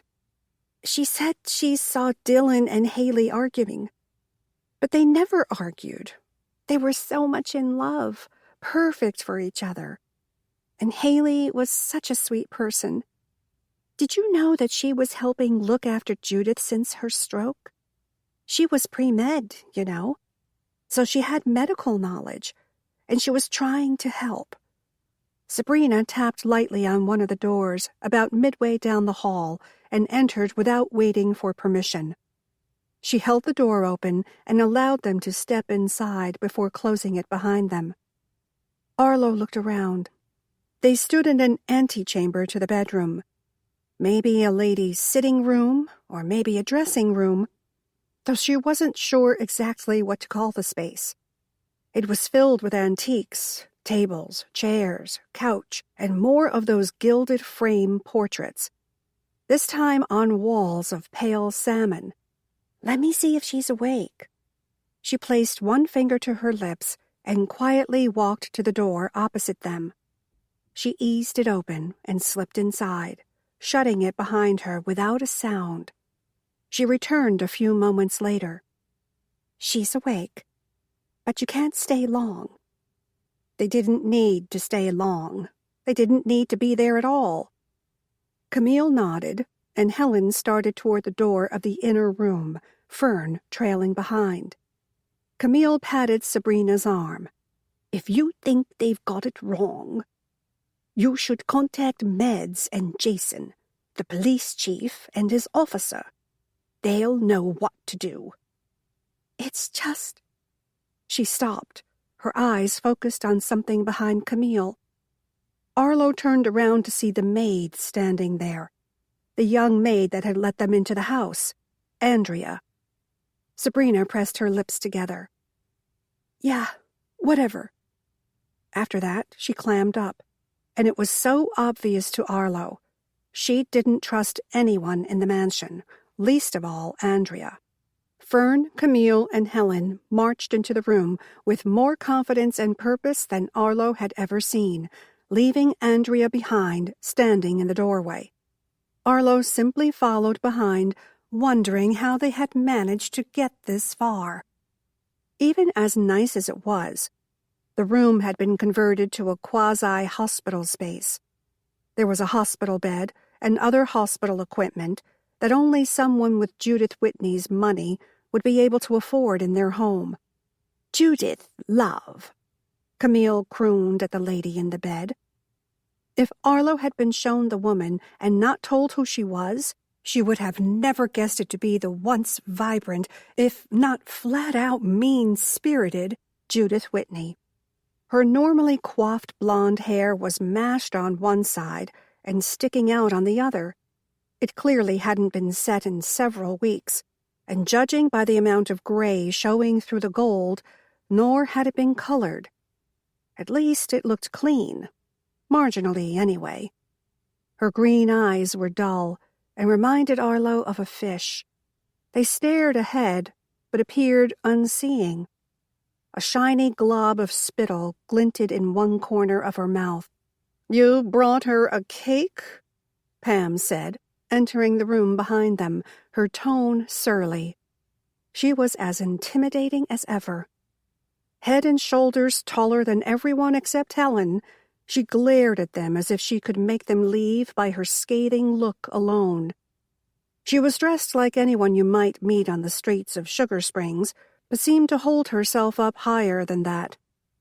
"Well, of course we know Judith can't eat it, but surely someone in the household might find it tasty," Fern said. It was obvious to Arlo that she was trying to bait Pam, but the younger woman just sniffed. "I suppose you've seen her now, and know that she is unable to truly entertain guests," Pam said, looking down her nose the entire time. There was something familiar in her manner, a snobbery that shouldn't have been there given her station in life. Not that there was anything wrong with being in home health care or being a nutritionist. It was just that not many of them carried themselves like royalty. "She can't entertain, and the whole town is coming out here in a couple of weeks for the barbecue." Fern tisked, as if to say, "What a shame. We thought it would be better to go ahead and host it this year. We didn't want to offend anyone." Pam sniffed again. Arlo wondered about the we. Had Judith been in on that decision, or had it simply been made for her? From the look of her now, she was incapable of coherent speech, much less discussion about the annual barbecue. Arlo had expected her to be alert at the very least. According to the security officer she had talked to, Judith was more like a fine, whole person trapped in a body that merely didn't work, instead of both physically and mentally incapacitated. Was she drugged? "Time to go." Pam pulled a silk cord, similar to the ones used to hold back the drapes around the bed. "But the cake," Camille protested. "I'll take that." Pam stepped forward, hands outstretched. "I just bet you will," Fern grumbled under her breath. The door opened behind them, and Roberts appeared, surely to make certain they left.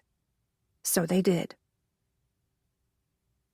"Let's think about this logically," Helen said 45 minutes later. The ladies had all gathered back in the reading nook, at least for a time. Helen would have to go cook supper at the inn soon. Wally's heroine, Darlene, Helen said. She came back to her town pretending to be someone else. In fact, I don't even like to call her Darlene, because her real name wasn't Darlene. It was Millicent. The only reason Darlene/Millicent even came back to town was to exact her revenge. Camille nodded.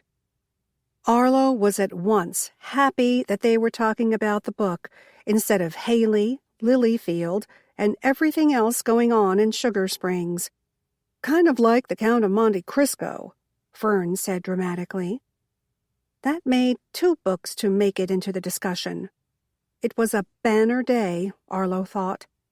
Then she waved goodbye as Chloe and Jaden left with their promises to be at the cottage later for the house rewarming party. It sounds logical enough, Helen said, but there's no one in town like that. There has to be, Camille protested. Somebody had to have left and come back. Lots of people leave and come back. Lots of people just flat out leave, Fern said.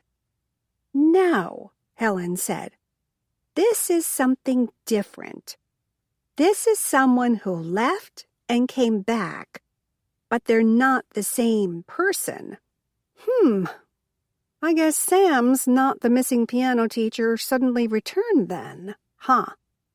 Arlo chimed in. I wish she would take this just the least bit seriously. Helen complained to no one in particular. Arlo held up both of her hands in surrender. Helen turned back to Fern and Camille, purposely leaving Arlo out of it. No, it's not Sam. This is someone else. Someone who left, then came back, and didn't tell us they were the person that left. Someone that just came back out of the blue. What about Debbie Hatfield? Fern snapped her fingers. She just showed up one day with no warning. Debbie Hatfield has lived in this town for over 40 years, Arlo said. I rest my case. Fern gave an emphatic nod. I don't think it's Debbie Hatfield. She doesn't seem to have any kind of beef with anyone. This would be someone trying to outdo everyone else. Debbie is a nurse at the hospital. She works double shifts for her grandkids. She is not our Count. Camille stood, her purse still hooked over one arm. This is fun and all, but I must be going. Another date with Joe, Fern grumbled. As a matter of fact, yes. Camille picked up her book bag and started for the door. You should bring him by Chloe's, Helen said. The more the merrier. Arlo almost choked. They had their bowling plans all lined out. But she wasn't ready to have that confrontation tonight. And definitely not at Chloe's. Yeah, Fern said, her voice gravelly. You should bring him over. And if I didn't know any better, Fern, I would think you might be jealous, Camille said. Jealous? Fern scoffed in reply, but Arlo noticed it was after Camille was already outside. I must be going too. I've got to get dinner on and then work out something for in the morning for breakfast. I'll see you ladies tonight at Chloe's, Helen said. I wouldn't miss it for the world, Fern said. Don't mind her, Arlo joked. She's just coming for the mini quiches. Fern slung her book bag over one shoulder and headed for the door. See you then, she said. See you then. Want to make a bet on whether or not Camille brings this, Joe? Chloe asked sometime later. They were standing in the tiny living room in the cottage, milling around with other friends who had come by to wish Chloe and Jaden well. I don't think she'll bring him. Why not? Arlo hadn't told a soul about seeing Camille and Joe at the steakhouse last week. There had been so much going on, she hadn't really had an opportunity to say anything to anybody. It was a little shocking that she hadn't told her best friend. Times change, she supposed. He's not someone you would expect Camille to be dating. How was that for diplomacy? Chloe took a sip of the sparkling apple cider they were serving, instead of champagne or wine. It wasn't hard cider, so Jaden could partake. This was a family party, after all. What's wrong with him? Is he badly scarred, or like the Hunchback of Notre Dame? What? He got quite a few tattoos, Arlo said. Define quite a lot. Arlo picked up a cheese cracker and busied herself eating it so she could figure out exactly how to answer her friend. Or try to, anyway. You want a number? Chloe shrugged. How about a body percentage? Would that be easier? He was wearing clothes, so I can't say what was under them, but from what was exposed. Head, neck, and arms? Chloe asked. Arlo nodded. Maybe 75%. 75%? Chloe screeched. She drew the look of everyone standing around. There wasn't a lot of room in Chloe's little cottage, so they had decided to have a come-and-go party. People were invited to drop in, stay for a while, then head out. There hadn't been any more than 5 people there at one time, minus Helen and Arlo, of course, since they had been there most of the evening. Fern had buzzed in a little bit later, then buzzed right back out again. And Arlo wondered if she was simply trying to avoid Camille tonight for whatever reason. Arlo was fairly certain that reason was Camille's crack about her being jealous. Arlo didn't think Fern was jealous that Camille had a boyfriend. She was upset that Camille was spending time with someone other than Fern. The two had gotten close since Arlo had started the Friday night book club. Well, I guess if I was dating a guy and 75% of his body was tattooed, I wouldn't bring him here either. That's not very fair. 75% of what was showing isn't a great deal of tattoos. He might be perfectly untattooed on the rest of his body. Arlo sighed.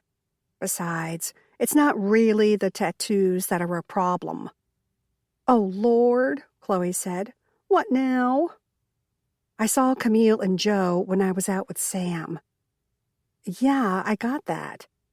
Sam said that he thought Joe's tattoos were ones he'd gotten in prison. Chloe's eyes widened in shock. That doesn't mean anything, she said, when she had pulled herself back together. They may not be, and anyone can go to prison. I'm sure there are even innocent men in prison. You're right, she said. It just worries me. I know she's old enough to be my grandmother, but Camille just seems so innocent. Maybe it's that accent. Definitely the accent, Chloe laughed. But you have to trust that Camille can take care of herself. You know how people prey on the elderly when they're on the internet? They don't know how to work everything. Heck, I don't even know how to work everything. I know. We'll just have to watch out for her. So do you think it's serious between the two of them? Arlo shrugged. I have no idea. She seems like she's happy. And he seemed to be having a good time. But any time the book club ladies crook their fingers, she's there, trying to find clues and necklaces, and breaking into a car that has been sunk in water for 50 years. Yeah, Chloe said thoughtfully. How serious could it really be between Camille and Joe, if she still spent more time with Fern and Helen than she did her boyfriend? Have you seen Jaden? Chloe asked Sam as he approached. I think he's outside with Manny. Let me go make sure they don't get in the mud again. Arlo laughed and grabbed another cheese cracker. I'll stay here and guard the refreshment table. Chloe shook her head but smiled. You do that. I never really realized how small this place was until we got 5 people in here. Sam laughed.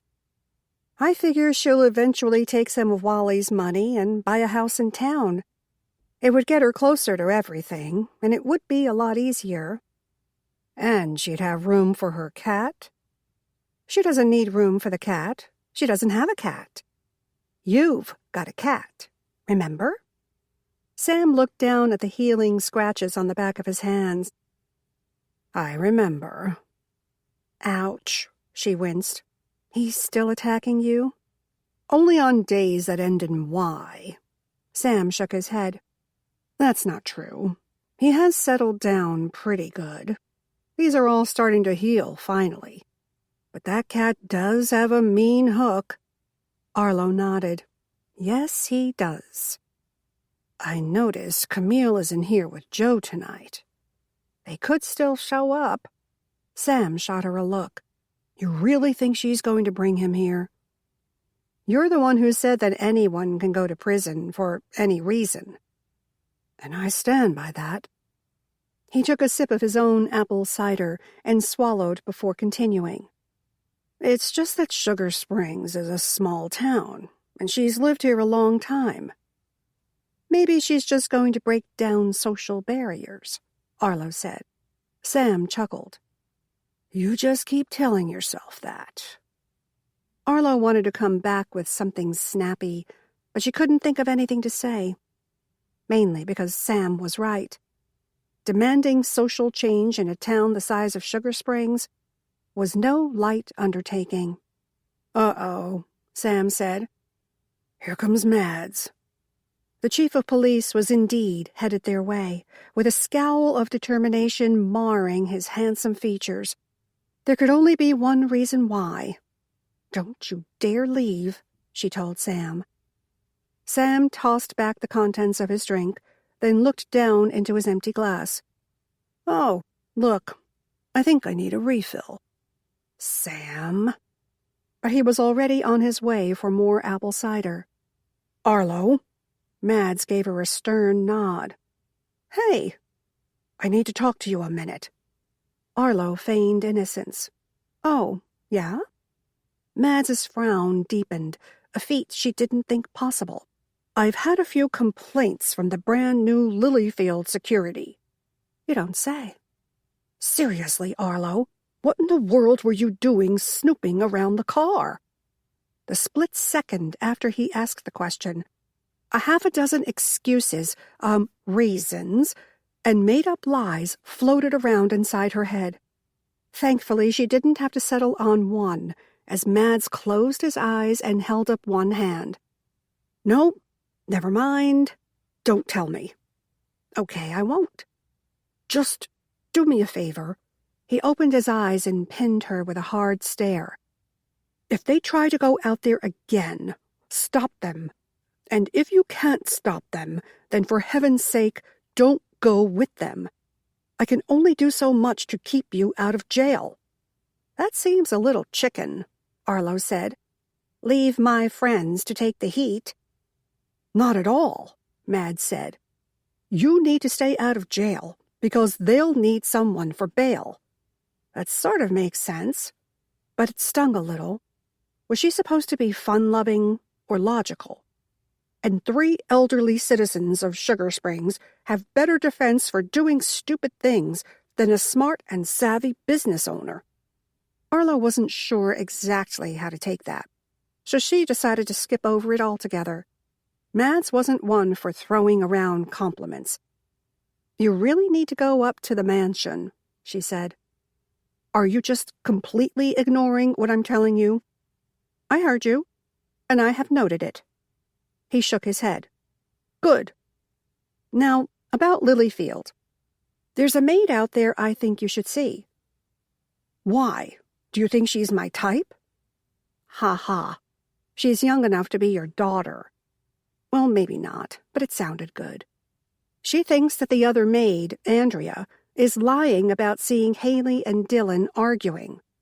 Mads closed his eyes and pinched the bridge of his nose between his thumb and forefinger. Why is everyone determined to be an armchair quarterback on this case?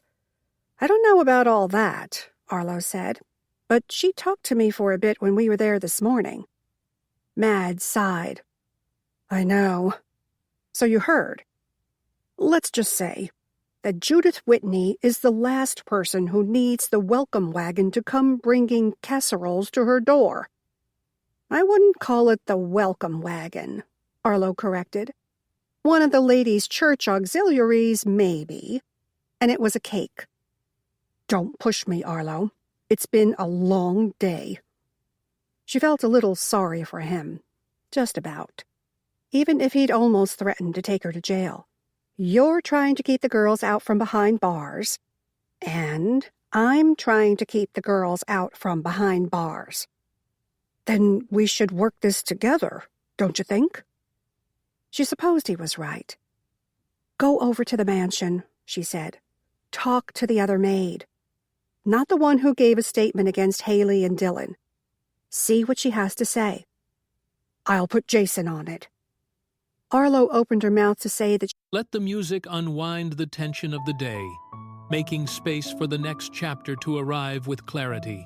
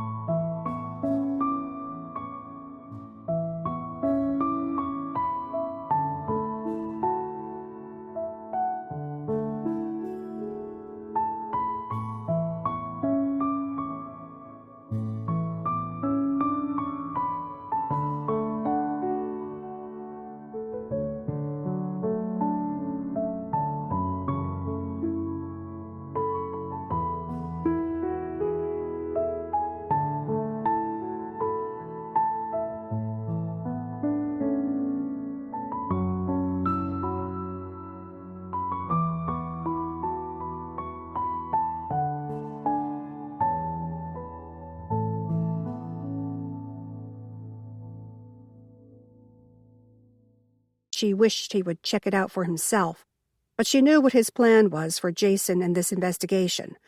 Still, she would have felt better if Mads had gone out himself. But now you have to tell your book club not to mess with Judith Whitney. I'll do my best. Mads gave a quick nod, and she knew that he understood how hard it was to keep 3 headstrong elderly ladies in check. It sounded like an easy feat, but in practice, it lost all of its logic. I just don't need any more complaints, Arlo, Mads said. Sooner or later, I'll have to take them seriously.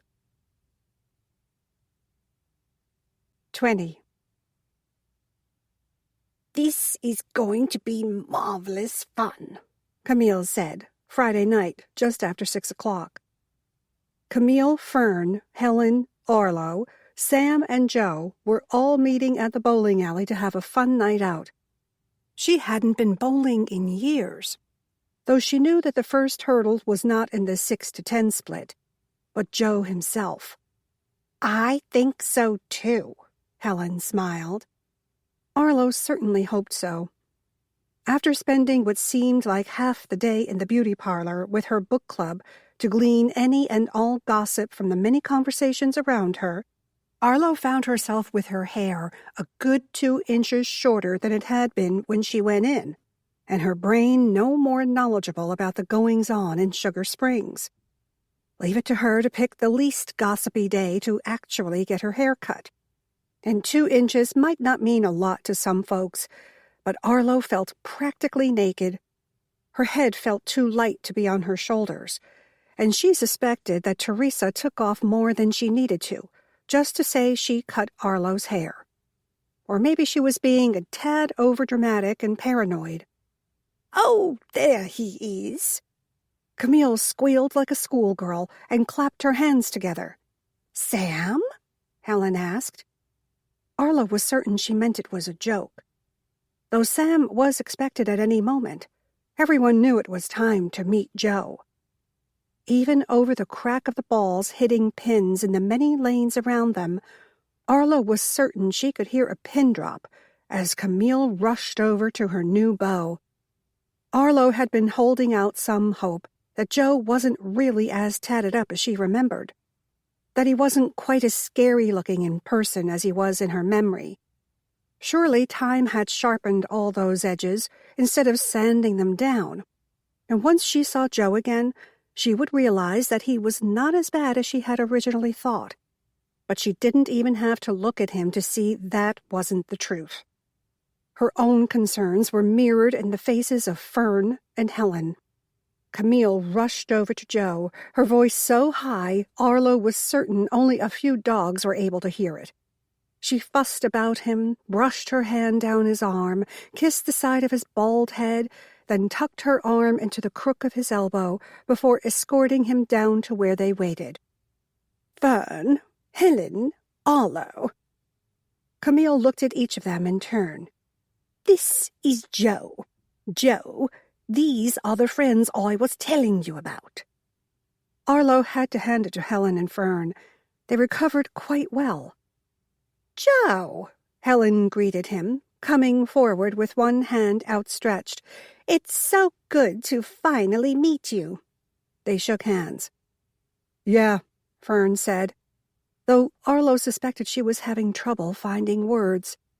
A unique situation for Fern, to be certain. Joe. Arlo shook his hand as well. By now, Fern had managed to push herself to her feet, and she walked over to where they stood. I'm Fern. Joe smiled. He really had a nice smile. Tattoos and everything else aside, he seemed to be a happy fellow.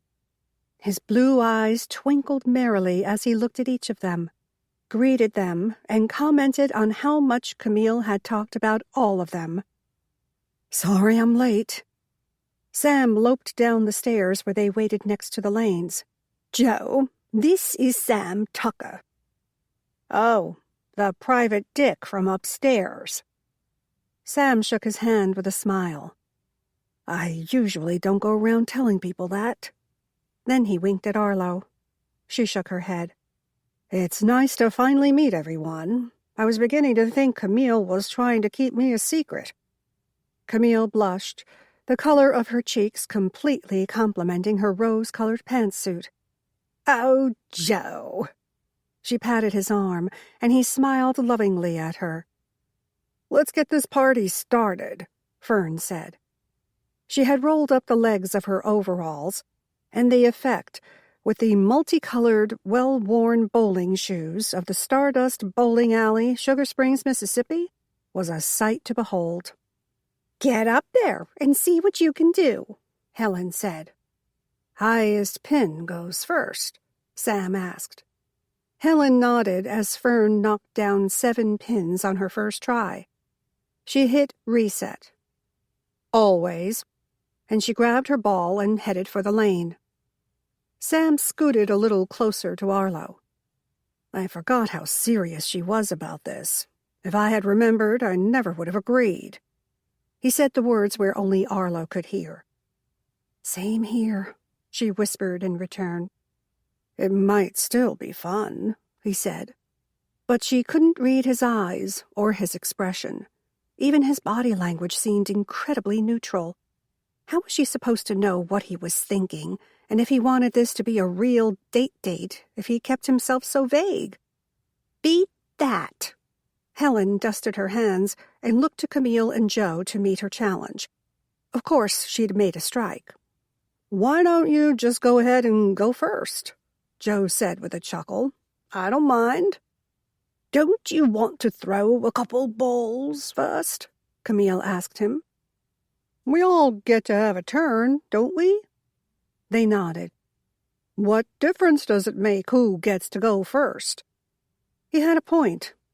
Though Arlo knew firsthand when it came to bowling, Helen did not share his philosophy. Suit yourself, Helen said. And she sat down at the desk and began writing everyone's names in the blocks. I say we're having teams, she said, though she didn't wait for anyone to answer before grouping them together.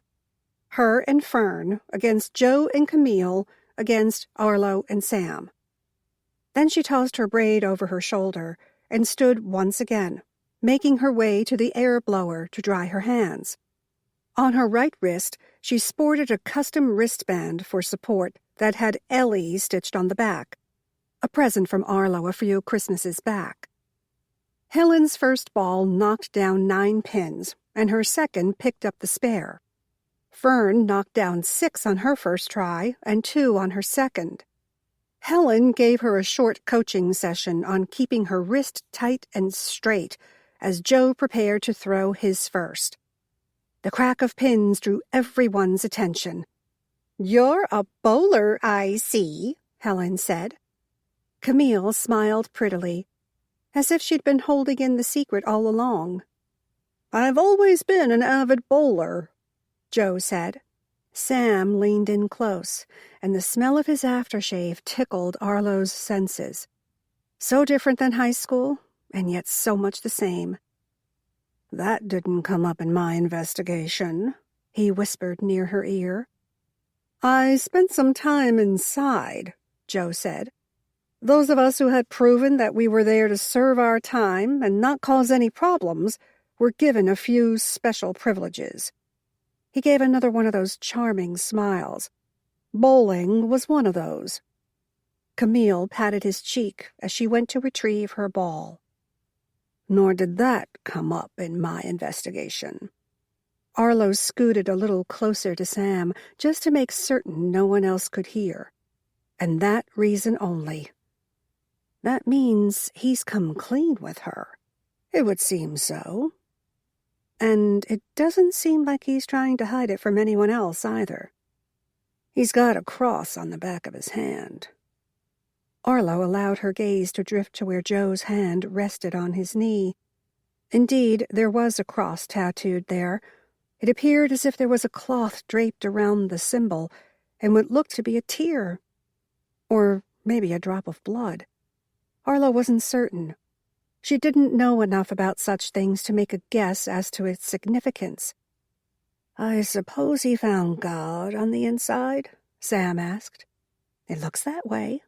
And Arlo was somewhat relieved.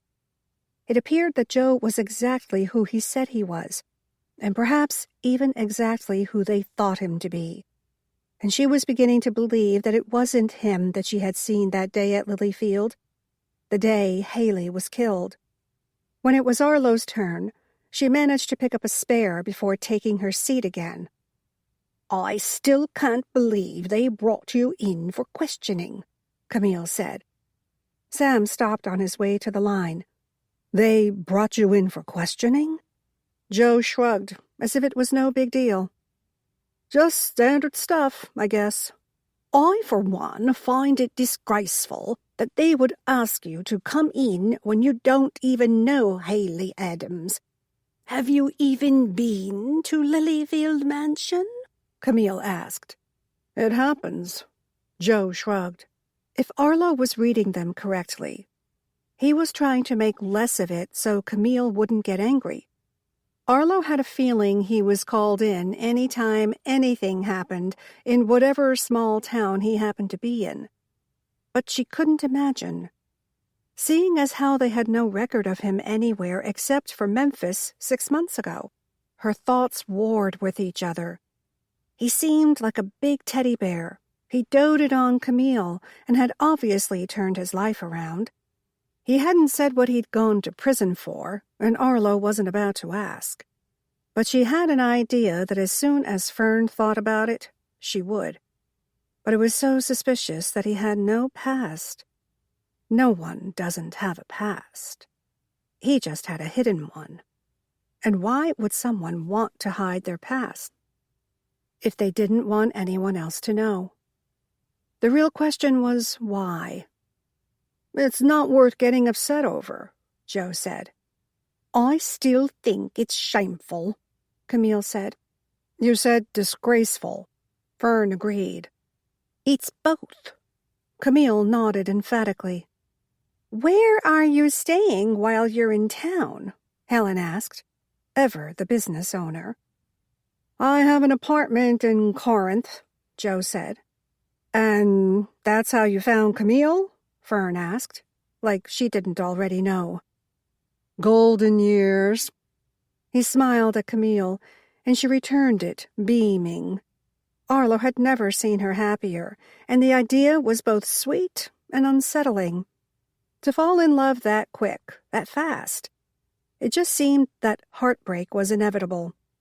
"Jason is a little zealous," Fern said, turning the conversation back to Joe being called into the police for questioning. "Amen to that," Sam said, having just returned from executing a perfect strike. It seemed that the teams were a little more well-balanced than Arlo had originally thought. "Where'd you learn to do that?" Arlo asked. Sam grinned. "Wouldn't you like to know?" "Jason's just trying to make sure he does right," Helen said. "I don't blame him," Joe said. "Now let's talk about something else." The conversation immediately turned from Joe and his police woes to the merits of nachos versus pizza. Arlo caught Sam's gaze. Did Joe want to change the subject because he had more to hide than what he was letting on? Or was he simply tired of being the main focus of the conversation? There was no way to know. 21. "Would you look at this?" Fern buzzed into the Books and More shortly after Arlo unlocked the doors and turned the sign from closed to open. She wielded a yellow file folder high over her head as she marched over to where Arlo stood next to Faulkner's cage. "Good morning, honey," Faulkner said, climbing up the inside of his wire cage as Arlo folded up the canvas cover. "Good morning," Fern replied. "What am I looking at?" Arlo asked, holding out a hand for the file. "Help!" Faulkner called. "I'm being held prisoner. Help! Someone call the cops." "Heavens!" Fern exclaimed. "Get him out first, and then we'll talk." Arlo laughed. "That's Jaden's influence. He's taught the bird all sorts of things this week." "Perfect." Fern waited until Arlo had released Faulkner before handing her the files. Mary Kennedy's medical records. Arlo accepted the file and sank down into the couch. The butler did it, Faulkner squawked. Mary Kennedy's medical records? Arlo repeated. Yep. Arlo shut her eyes briefly. Do I want to know how you got these? Arlo asked. Mary Kennedy is the piano teacher who went missing, Fern said. Missing. I know who Mary Kennedy is, Arlo said. I just don't know how you got her confidential medical records. She flipped open the folder and scanned the first page. Are these even real? Fern crossed her arms in a self-satisfied way. 100%. And they came from? The Sugar Springs Medical Clinic. You didn't break into the place to steal these records. Please tell me you didn't. I most certainly did not. I cut my finger. Fern held up the injured digit. They were just lying there. Arlo shook her head and tried to make sense of what Fern was saying. There was an explanation in there somewhere. She was certain of it. Okay, so you cut your finger and went to Sugar Springs Medical Clinic. That's right. And while you were there, you snooped around and found Mary Kennedy's medical records? They were just out in the open. It seems that the medical clinic is getting computerized, and they're putting all the old medical records into the system. They've hired temps and everything. I thought about maybe getting a job. Anyway, they were just laying out there. It was perfectly plausible, yet hard to believe all in the same moment. How did you cut your finger? Opening a can of refried beans. This morning? Never mind. Only Fern would cut her finger on a can bad enough to need stitches. Then I went to the medical clinic, Fern continued. While I was waiting, the girl went to the back, and I just happened to see them lying there. Out in the waiting room? Fern gave a small shrug. Maybe I went behind the glass, but I was getting bored, and there were no magazines, and I don't know where everyone else is today. Truth be known, Arlo was shocked, but not surprised, that Fern had actually taken the files. Fern gave another one of those negligent shrugs. I figure, since us girls are the only ones who seem to be interested in what happened to Mary Kennedy and bringing her killer to justice, she wouldn't care if I took her medical file. HIPAA be damned. And you know what it says in her file, Fern continued. I'm sure you're going to tell me, Arlo replied. Fern plowed on, undeterred. Mary Kennedy was pregnant when she disappeared. Really? Arlo didn't want to appear too interested, but that did make things a little more interesting. Just think about it. We found letters from Weston Whitney in her car. We found a wet mess of papers that may or may not have been from Weston. For all we know, they could have been grocery lists. But Fern was already on a tear. And then there was the necklace that she was accused of taking from the mansion. That Weston assuredly planted in her car. Not to mention the car managed to miraculously stay covered up for 50 years in a man-made lake in Mississippi. I think this proves that she was murdered, Fern said. How so? But Fern didn't have a chance to answer, as the bell over the door rang and someone came into the books and more. Arlo stood and handed the file folder back to Fern. Hey there, Phil, Arlo said. No coffee today? Phil asked. We've got the self-serve, if that'll do, Arlo said, coming around and out of the reading nook in order to fully greet him. Courtney's still out, but Chloe'll be in later. Then we'll be back to normal on Monday. Phil nodded. Behind him, Joey from the dry cleaners slipped into the bookstore.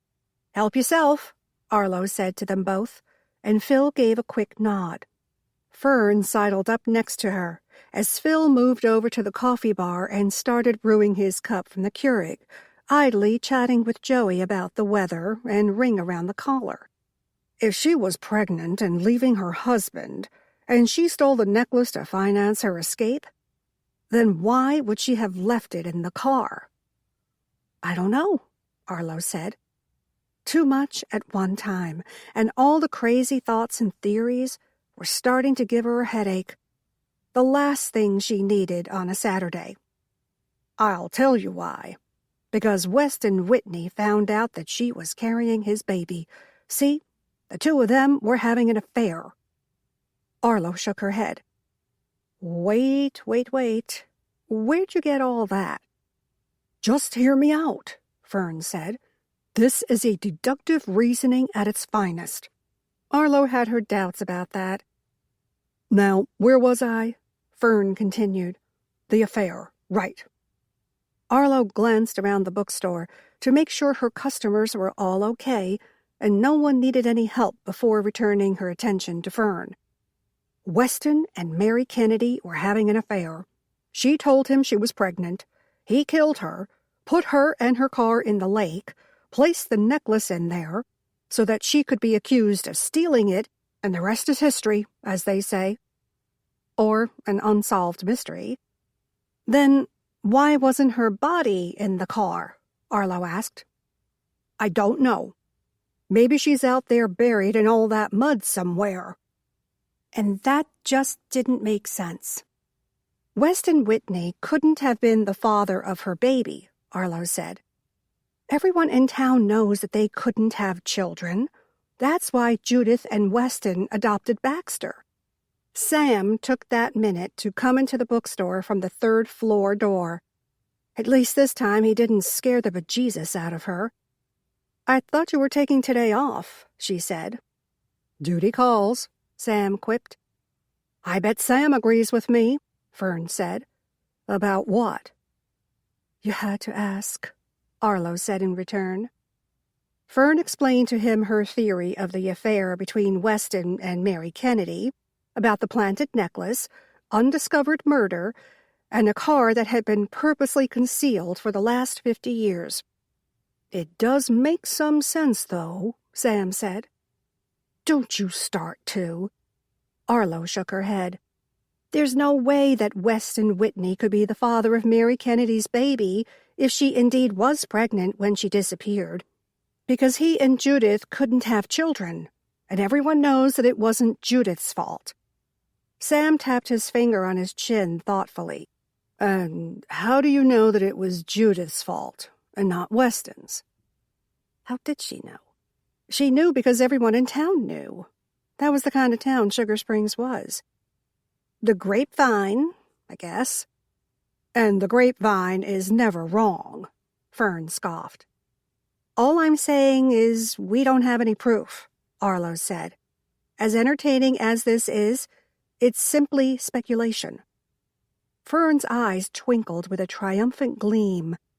That's why I took Weston's file, too. She raised the other file into the air as if holding the Olympic torch of crime-solving. I feel very confident in saying there is no way both of these files were out in the open. You went behind the glass. Arlo frowned. Fern just shrugged. Weston Whitney's file claims that he is not sterile. The reason they couldn't have children was Judith. She was barren. Did you take her file too? I didn't have to, but I want to take this to Mads. Fern held up both files, at least a little lower this time, and not quite so triumphantly. Mads doesn't want to open this case again, Arlo said.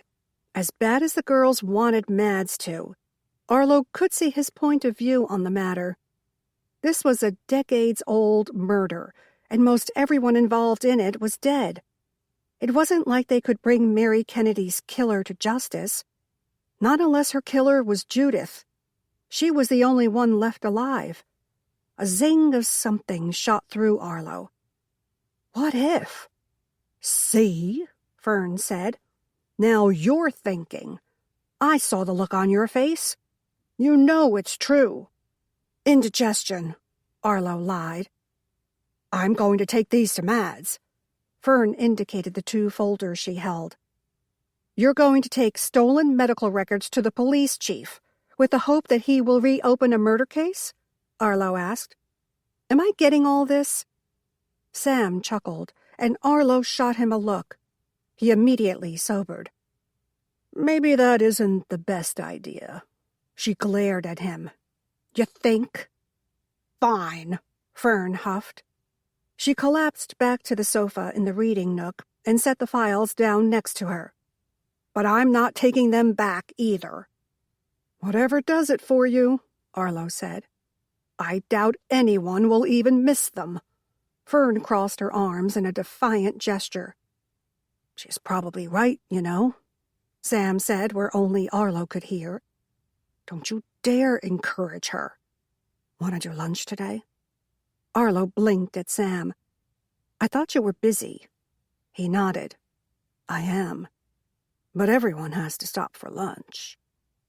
What do you say I run by the diner and pick you up something? A warm and greasy hamburger compared to the cold peanut butter and jelly sandwich she had in her lunchbox? No contest. I'll take you up on that, but I have to eat here. Chloe and Jaden are having an adjustment period. I wouldn't have it any other way. And with that, Sam gave her his patented carefree smile and made his way back upstairs.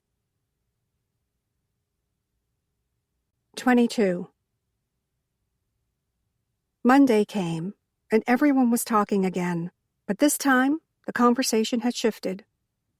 Say that again, Helen instructed, just after Fern had breezed in with her big announcement. It was early afternoon, the usual time for the book club to gather, except Fern was late, and Camille hadn't shown up at all. Arlo couldn't decide if she should be sad or mournful. Was her book club experiment completely fizzling out? Courtney is at the police station telling Mads about how she and Dylan went to Corinth together on the day Haley was killed. She said there was no way that Dylan could be guilty because he was with her. They were together at the very time Haley was pushed down the stairs? Helen asked. She wasn't pushed down the stairs. At least that's not what killed her, Fern reminded them. But yes, at the very same time that she was conked on the head at the mansion with an ugly statuette, Courtney and Dylan were in Corinth. I don't understand, Helen said. I thought they had him on CCTV at the mansion.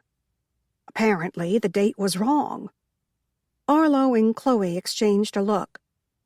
Where's Camille? Chloe asked. Is she not coming? Helen shrugged. Out with Joe, I guess. What were you doing at the police station? Chloe asked. I went to take Frances some of my strawberries, Fern said. Helen sniffed. You haven't brought me any of your strawberries. Fern shot her a look. You haven't asked. So, you went to the police station and overheard Courtney talking to Mads, Chloe reiterated. You got it. What do you think? Chloe asked, looking to Arlo. It's possible, I guess, she replied. That I went to the police station?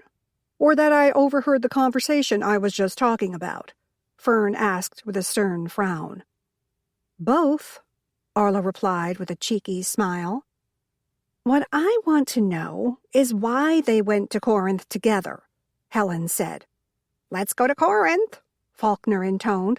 Lots to do in Corinth. Well, it's obvious that he's never been there, Sam joked. While they had been talking, he had come down the stairs to join them. Hey, Sam. Fern waved, then continued her story. She told Mads that she and Dylan had gone to look at promise rings. A moment of silence fell between them. Dylan had been about to pledge his love to his girl, and unbeknownst to him, she was being murdered at the very time he was picking out her ring. If they went at all, you mean, Helen said. You doubt it? Chloe asked. It seems like a logical enough reason to me. Arlo turned to Sam. You want to weigh in on this? Sam shrugged. Not sure what I could add, since I missed the first part." Fern took a quick moment to fill Sam in on the details of how she had gone into the police station that morning and overheard Courtney supplying Dylan with an alibi. "What she's saying can be easily checked," Sam said. "She most likely has a list of the jewelry stores where they went. All she'll have to do is give it to Jason or Mads, and they will go over to Corinth and ask around." "Can they do that?" Fern asked. "They don't have any jurisdiction there." Arlo had to credit Sam with keeping a straight face as he replied. "They don't need jurisdiction to ask questions, but I'm sure they'll contact the Corinth police before they go. Mads knows not to step on toes."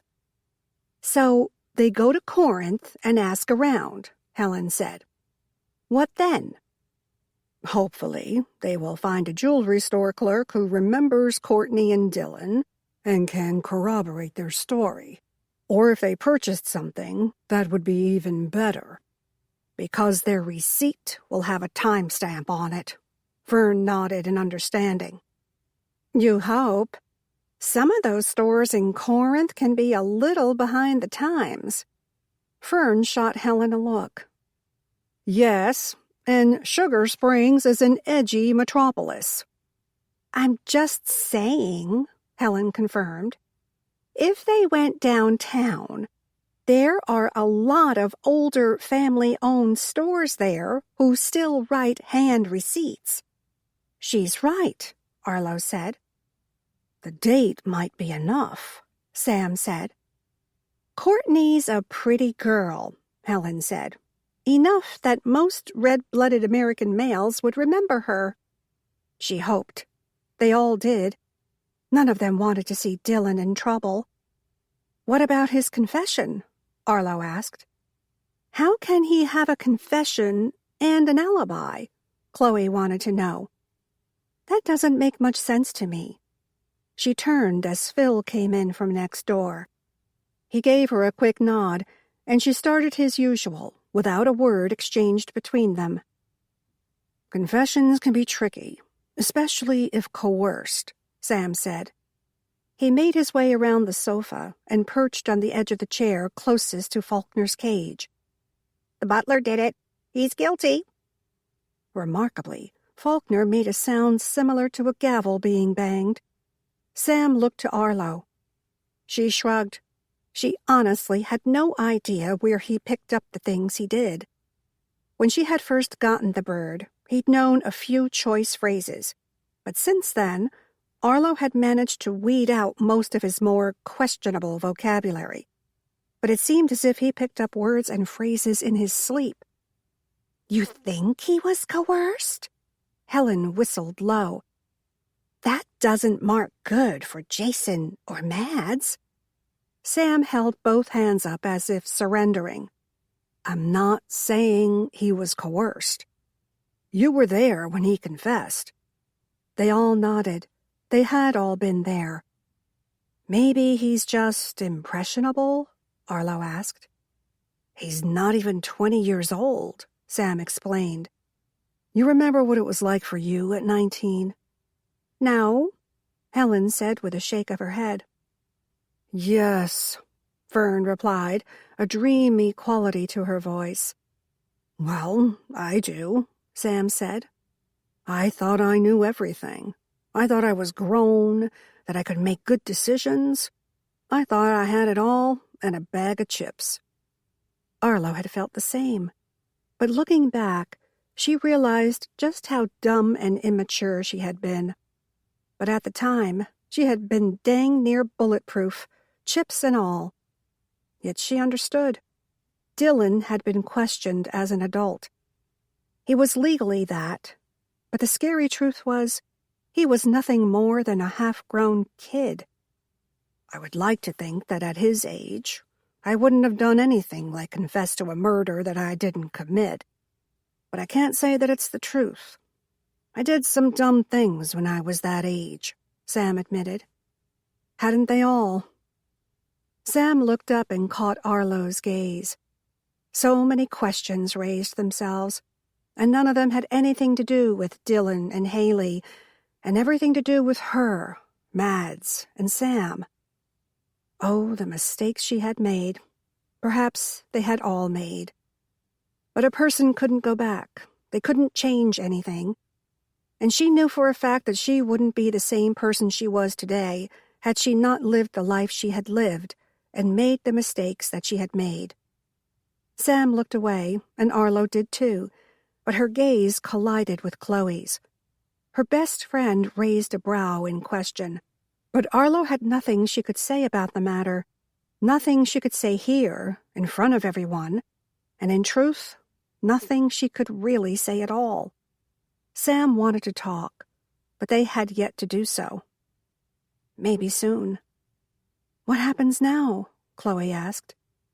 She had given Phil his coffee, but instead of returning to his store, he propped one elbow on the bar and waited for the story to continue. "I suppose the DA will look over evidence and see if he thinks there's enough to keep the charges against him." "She," Helen corrected. "We have a lady DA now." "You don't say," Sam drawled. "Northeast Mississippi will get into the 21st century yet." "Don't count on it," Fern quipped. "And if she doesn't think there's enough evidence?" Sam shrugged. "She'll let him go." Fern winced. "Jason is not going to like that one bit." "Like it or not, that's what will happen." "And it's certainly not right to keep an innocent person in jail," Phil said. "Hear, hear." Chloe raised her water bottle in salute. "If Jason still thinks he's guilty, then he'll have to find more compelling evidence against him," Sam explained. "But if he is innocent, "Then Jason needs to find another suspect," Helen finished for him. "Or some more leads," Sam said. "Against who?" Arlo asked. Who could have been angry enough or hateful enough to bludgeon a young pre-med student with an ugly, overpriced statue? What sort of enemies did a girl like Haley have? Arlo had no clue, but she wasn't the only one. Sam shook his head. "I have no idea." "I know who did it," Fern declared, sweeping into the Books and More the following day. It was noon, and both Camille and Sam had managed to make today's meeting, though Helen was running behind. She had called Arlo to tell her that she had a guest coming in and would need to be there when they arrived. Of course, that guest was running late, and when they got there, then she would be on her way. "Who?" Camille said. She was on her feet in a second. Fern eyed her coolly. "So good of you to join us." "Jealous much?" Camille asked. Fern waved away the words. "Guess," she said, pinning Arlo with an ardent look. "Guess what?" Arlo asked. Somewhere between Fern coming in and shelving books in the religion section, she had lost the thread. "Who killed Haley?" Fern said impatiently. "I got this," Chloe said. As usual, her friend and business partner was manning the coffee bar, preparing for the mid-morning rush of toddlers when the Mommy and Me group let out a few doors down. "Who killed Haley?" "Anastasia Whitney." Fern stopped, perhaps waiting for applause. None was coming. Everyone around looked a bit stunned. "Anastasia?" Arlo asked. "Judith's granddaughter?" "Yes." Fern nodded so vigorously that she almost slung her hat from her head. "Did I miss something?" Helen asked, coming into the bookstore. "Yes," Fern said with a glare. "I think we all did," Arlo said. Fern gave them all a stern look, as if they hadn't been paying good enough attention, and the confusion was their own fault and had nothing to do with her cryptic speech. "Let me reiterate," she said. "I believe that Anastasia Whitney, daughter of Baxter and Catherine, and granddaughter of Judith and Weston, is responsible for Haley Adams's murder." "That's some accusation." Fern shot Sam an indulgent smile. "Stay with me here. It'll all be clear in a sec." "I sure hope so," Arlo murmured. "What if Anastasia was written out of the will?" Fern asked. "That's a mighty big what if," Sam pointed out. "I know," Fern replied, "but hear me out." "Go on," Helen said. She took her usual seat in the overstuffed armchair and waited for Fern to continue. In fact, they all waited.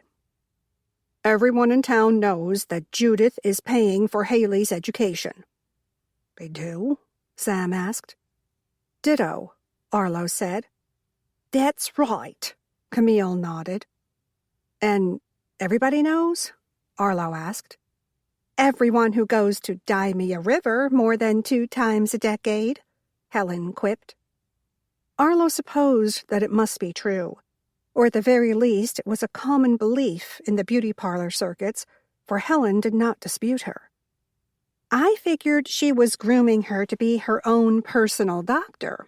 You know," Helen said, "like Elvis had, and Michael Jackson." Arlo frowned. "I don't think anyone under the pay rate of Elvis or Michael Jackson can afford their own physician." "You'd be surprised," Fern said. Camille and Helen nodded. "Her own physician? How?" Sam asked. "You know, for constant care and drugs. Maybe even for Botox," Fern grumped. "How am I supposed to know what the uber-wealthy use their personal physicians for?"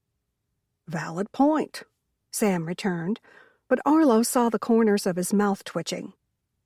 "So you're saying that Judith was paying for Haley to go to school for 10 years or better so she could get free Botox?" Arlo asked. "Don't get hung up on the details," Fern said. "I thought she was paying for Haley's school because Judith and Haley's grandfather had something going on back in the day," Camille said. Helen and Fern turned toward her, sharply, as if they couldn't believe what she had just said. "When and where did you hear that?" they both asked at the same time. "Last time I was at the beauty parlor, of course." Camille patted the perfect curls at the back of her head. "We both go to the beauty parlor on Friday, and I didn't hear anything like that when I was there. And I was there the entire time you were." Camille turned pink. Not exactly a good color with her mint green pantsuit. "Maybe I went another time, too." Helen looked positively betrayed. "When?" she asked. "When did you go?" "I may have gone back on Monday," Camille said. "May have?" Helen's tone was accusing. "Yes, a girl has to look her best, you know." From her place behind the bar, Chloe sniggered. Arlo shushed her, and thankfully none of the book club ladies heard. "For Joe, I suppose," Fern grumbled. "Of course." By this time, Camille had returned to her normal color, though Fern was turning a bit red herself now. "I don't think that's the case at all," Helen said. "I don't think Judith wants her own doctor, and I don't believe for a minute that she had an affair with Haley's grandfather." "So why would she pay for her school?" Sam asked, "assuming that she is indeed paying for it." "She's paying all right," Fern said. "Maybe she's just trying to be kind." Everyone stopped. "Judith Whitney?" Fern scoffed once she had recovered. "Judith Whitney has never done a kind thing in her life," Camille said. "I don't know," Chloe put in. "She did adopt a child. Baxter, Anastasia's father. Trust me, the woman had an ulterior motive for that one, too," Fern said. But all of that doesn't add up to her granddaughter being slighted enough to kill someone, Sam pointed out. Maybe not for you or me, Fern said, but these are the Whitneys we're talking about. 23. What about Mary Kennedy? Arlo asked a little later. The ladies waved off her question. We'll get back to her, Helen said. Right now, we're working on Dylan. If he's innocent, he needs to be let out of jail, Fern said. I couldn't agree more, Arlo said. But finding the evidence of his guilt or innocence is up to Jason and Mads. They're up to their elbows in calls and false leads, Fern scoffed. That's why it's important for the citizens to do their part. Book club. Arlo said the words slowly and succinctly. That too. Helen held up her book, filled with little slips of paper and those self-sticking strips to keep the most interesting places marked. Camille gasped, and all eyes turned to her.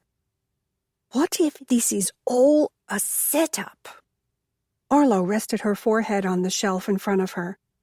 Sam came up behind her and squeezed her shoulder. Even with her eyes closed, she could feel his silent laughter. OMG, Fern said. You might just be right. And they're off again, Sam murmured. Just as long as they remain in the reading nook and aren't under Mads's feet, Arlo said. Or Jason's, Arlo agreed. It makes perfect sense now, Fern was saying. What makes perfect sense? Arlo asked, but none of the book club ladies were listening to her. Great, Sam said. Now they believe that Dylan was framed, most probably by the person who killed Haley. Naturally, Arlo replied. And that's how a sweet kid like Dylan Wright got into such trouble, Camille intoned. What about his confession? Arlo asked. That got their attention. I, for one, believe it was a coerced confession. Fern gave an emphatic nod. You see it all the time these days. Police are under pressure to make an arrest, so they find their suspect and basically talk him into believing that he's guilty, and the rest is history. Like the West Memphis 3, Helen said. You were there, Arlo reminded them. If anyone had coerced Dylan into confessing, it certainly hadn't been Mads or Jason. Do you really believe that Jason was under so much pressure that he found someone and made him think he was guilty? Made him confess? Who would put that kind of pressure on him? Poor Mads. The members of the First Baptist, for one, Fern frowned. She and the First Baptist Church had parted ways before Arlo had even moved to town, but she never missed an opportunity to blame them for whatever was wrong. From the heat of the sun to the price of gasoline, as far as Fern was concerned, the First Baptist Church had a hand in it. Fern, be serious, Arlo beseeched. I am. She gave Arlo an innocent look. That's where poor Jason goes to church, and I imagine Madge Sanders had a thing or two to say about the matter. Madge was one of the few over 80 crowd who hadn't shown up for Friday night turned everyday book club. Chances were great that she had heard that Fern was coming and opted out. Yes, their feud was that strong, though Arlo was certain neither one could remember what it was about.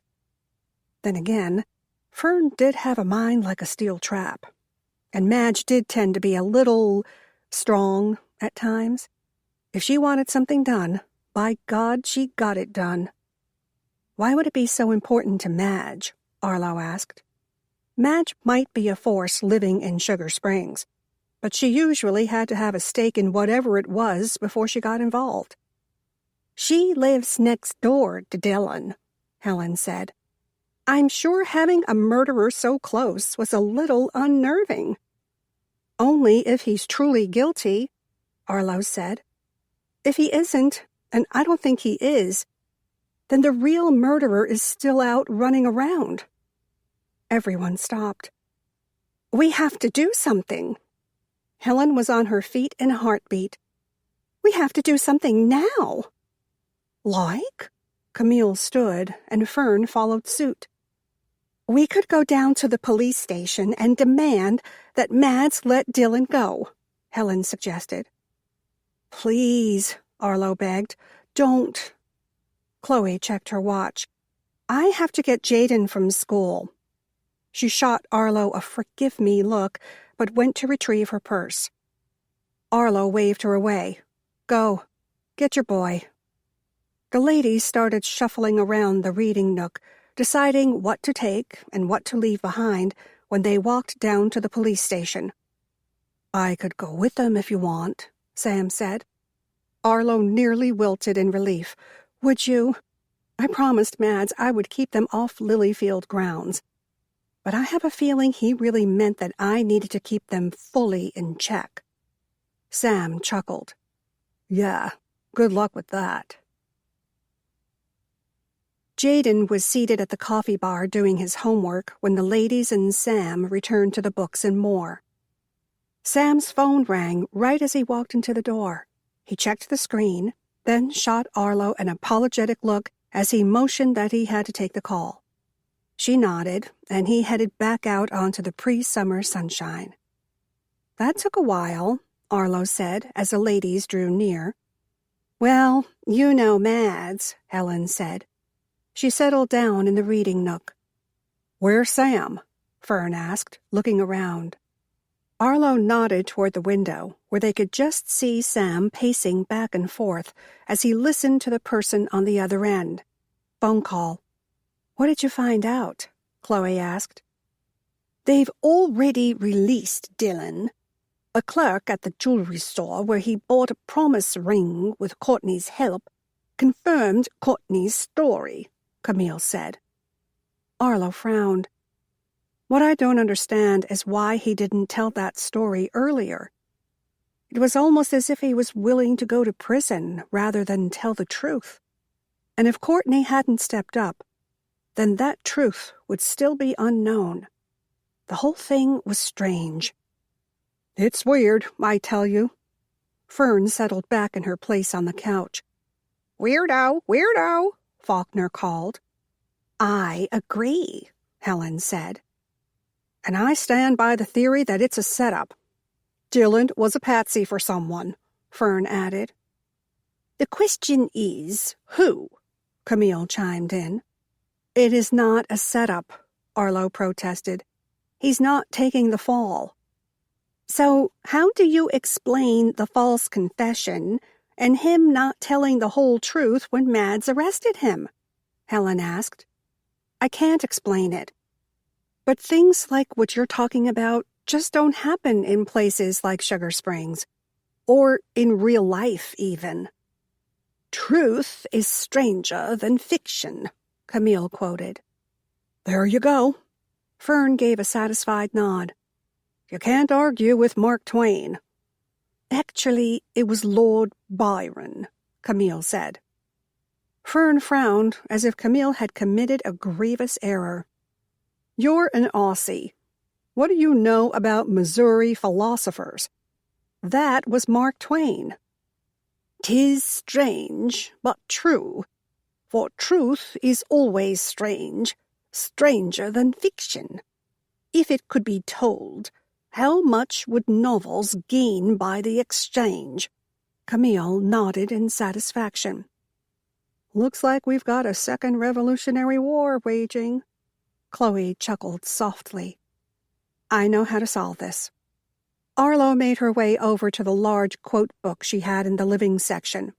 But before she could even find the page the quote would be on, Helen spoke. Truth is stranger than fiction. But it is because fiction is obliged to stick to possibilities. Truth isn't. Mark Twain said that. Helen held up her phone for all to see.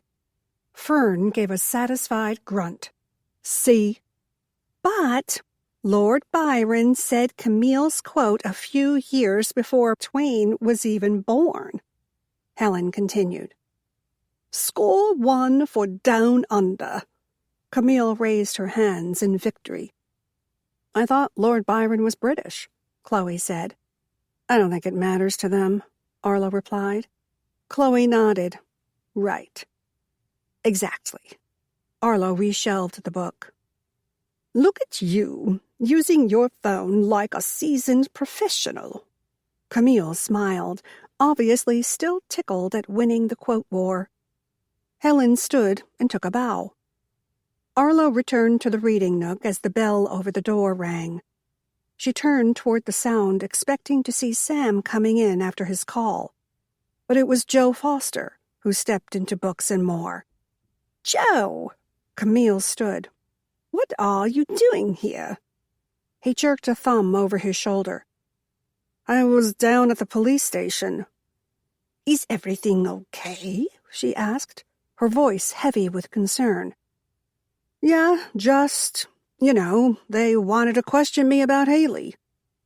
Camille pressed her lips together and shook her head, her frustration evident as she asked, why would they need to talk to you again?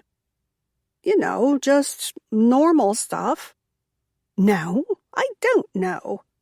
Camille's agitation grew. You just went down there and told Mads that he had the wrong suspect, Arlo said. What did you expect him to do? Not bring my friend in for questioning again. It's no problem, Camille. Joe wrung his hands, obviously uncomfortable with the whole situation. It is. The only reason they brought you in was because of how you look. And that's discrimination. Camille propped her hands on her hips as if daring anyone to disagree with her. She was right, of course. But at the same time, Arlo wondered how men like Jason and Mads, Sam even, started a successful investigation. He's just kicking over rocks, Arlo said. At least that's what I've heard Mads call it. Or maybe it was Sam. Camille turned to Arlo with a frown. Rocks? What are you talking about? He's investigating, Helen explained. Leave no stone unturned. I suppose you want to credit that to Mark Twain as well. Camille shot a pointed look at Fern. Greek mythology? Helen raised her phone as if they could all see the screen. All I'm saying is he's probably looking at everyone and everything, Arlo replied. Then why wasn't I called in? Or Chloe? Or Helen? Camille asked. Camille? Joe protested. He really was a sweet man, prison tats and scary appearance aside. But the fact that Joe had been in prison, came to town, and then a young girl was killed was enough to warrant at least a little investigation into his whereabouts on the day in question. Really, I mean it. If he's questioning everyone, then he should be questioning everyone. He is, Joe said. His voice had turned strangely quiet for such a large man. Everyone who happened to be at Lilyfield that day. Camille whirled to face him fully. She turned so fast it almost made Arlo dizzy. What are you talking about? I was at the mansion the day Haley died. Camille blinked as if that would better help her process the information. I knew it. Arlo couldn't stop the words from escaping her. You knew what? Helen asked. What were you doing at the mansion? You have no reason to go out there, Camille continued. I knew I saw Joe. Well, I thought it was Joe. Now I know for certain, Arlo said, turning to Helen. Joe? Camille prompted. I was there on a personal matter, and definitely not to tour the house and grounds. A personal matter? Camille looked as if she had been punched square in the gut. Can you explain that to me? Joe stared at his hands for a moment, then settled his attention back on Camille. No. One word. Short, sweet, simple, final. I see. Camille's voice turned cold, and Joe took the hint. I guess I should be going. He let out a nervous-sounding chuckle. I'll let you ladies get on with your book club meeting. He leaned in to give Camille a kiss, but she turned her face, and his bus landed on her cheek. For a moment, Arlo thought he might say something. Then that moment was gone. Another moment passed, and so was he. Camille looked around at all of them, even the few customers who had witnessed the exchange. Why do I feel like I'm the only one in the room who doesn't know the secret? No one's got any secrets, Fern said. You're just being overly sensitive. No wonder, since Loverboy has been stringing you along. Stringing me along? Camille looked to Helen to see if she felt the same about Joe. Maybe, Helen said with a shrug. The door leading to the third-floor staircase opened, and Sam stepped into the shop. Hey, he said, by way of greeting. I didn't expect you to come in that way, Arlo explained. He nodded. I needed my computer, so I went up the side staircase. Something was wrong, really wrong, judging by Sam's pained expression. What is it? Arlo asked. He sighed, then moved toward the reading area. Arlo followed, while Chloe came out from behind the coffee bar to join them. She leaned behind Helen's chair. Fern was still sitting, and Camille still hovered. You're going to want to sit down for this, Sam said. Camille shook her head. I don't think I want to know. But she sat anyway. Once you started seeing Joe, Arlo came to me and asked me to check into him. But you couldn't find out anything older than 6 months ago, Arlo said. Sam took in a deep breath and let it out slowly. At least it seemed slow to Arlo. Why was he just sitting there, breathing and not explaining? I just had a lead that panned out. And? Arlo asked. She seemed more anxious than anyone else to find out just who Joe was. Maybe because on some level she felt responsible for the ladies in her book club. Joe Foster is really Jeff Kennedy. Kennedy? Helen muttered. Jeff Kennedy? As in Mary Kennedy's husband? Fern screeched. Sam nodded. As in Mary Kennedy's husband. 24. Wait, Fern said. Camille sat still as a statuette. Helen's mouth fell open. Mary Kennedy of Missing Girl? Mary Kennedy, who disappeared over 40 years ago, Sam amended. 50, but no one bothered to correct him. Fern rubbed at her temples. I can't process this. Camille looked as if she was having the same problem. Joe is Jeff, she muttered. Not who he said he was at all. She turned to Arlo and Sam. Why would he lie about that? Sam shrugged. Maybe he was concerned that too many people here would recognize his name. But he was on the dating site as Joe Foster. Why would he lie there, too? He had his name legally changed, Sam explained. He really isn't Jeff Kennedy any longer. Legally, he's Joe Foster. Jeff Kennedy, Camille muttered. I can't believe it. Suddenly she was on her feet. Going out to the mansion on a personal matter, lying to me about his true identity. Who does he think he is? Where are you going? Arlo asked, as Camille jerked up her book bag and marched toward the door. I'm going to break things off with this Mr. Kennedy Foster. Don't you think you should think this through? Helen asked. Can I go with you? Fern asked. No, and no. Camille was out the door in a flash.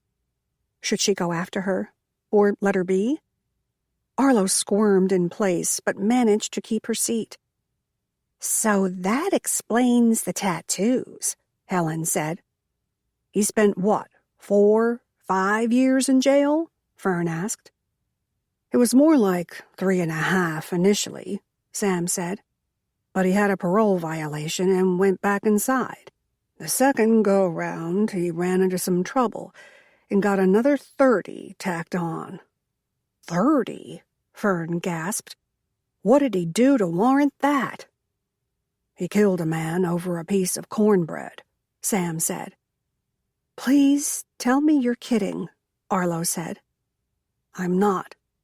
Sam stared at his hands for a moment, then unclasped them. Cornbread? Helen asked. I'm glad we didn't go out to supper last week. That could have been disastrous. Sam shook his head in that understanding way he had. It was a territory thing between gangs. Basically, it was kill or be killed. Joe chose the first route. I didn't say anything before because, unfortunately, that's just prison. And he didn't have any more trouble after that. I suppose not, Fern said. That's terrible. Helen shook her head. And he was railroaded into jail in the first place. Fern let out an exasperated sigh. A woman disappears, probably to start a new life, and his life is ruined because of it.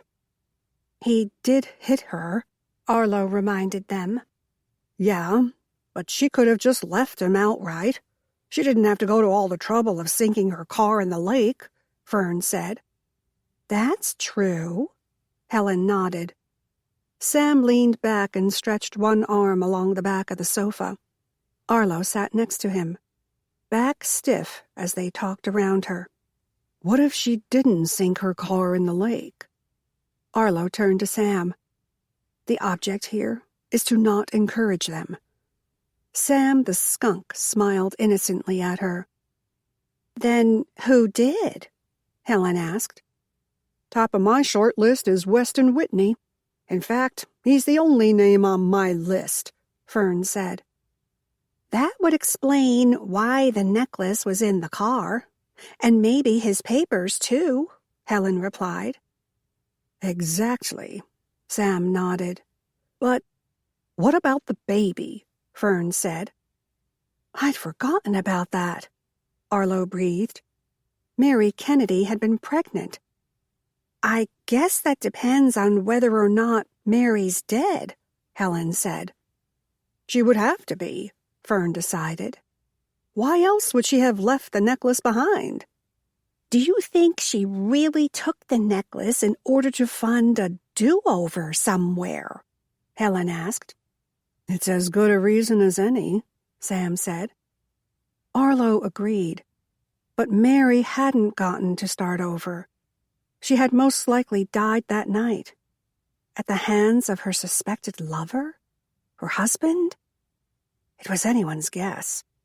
I'm still struggling with the fact that you can have a murder without a body, Arlo said.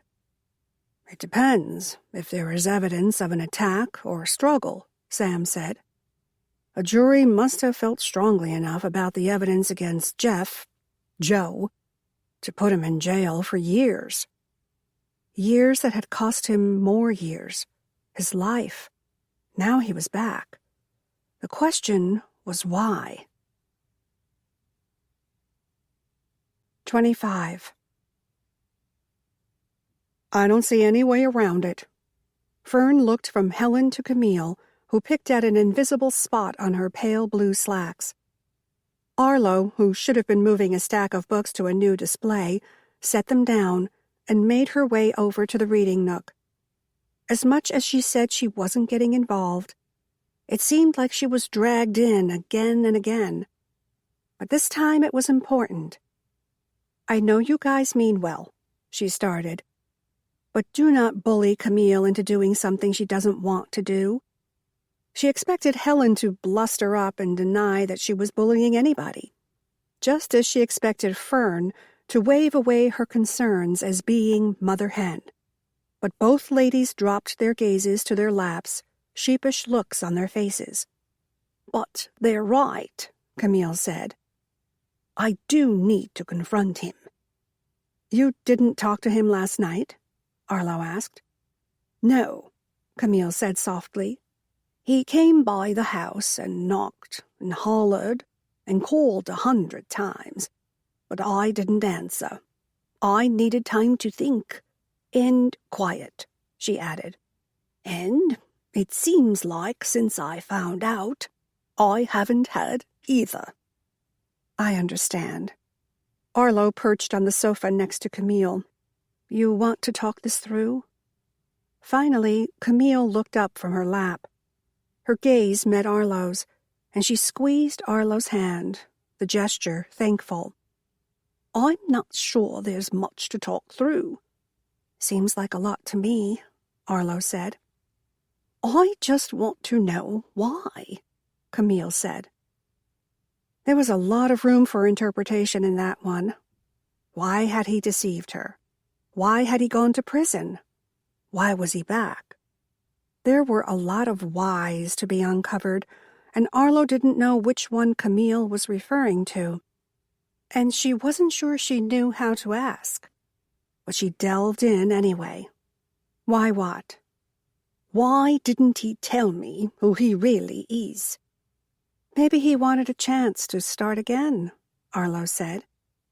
I think she's right, Helen said quietly. I agree. Fern was the calmest that Arlo had seen her all morning. You can't start over if you keep telling everybody every detail of your past. And he did tell you he had been in prison, right? Arlo asked. He did, but... But what? I just don't think I can have a relationship with someone who can't be honest with me about who he is.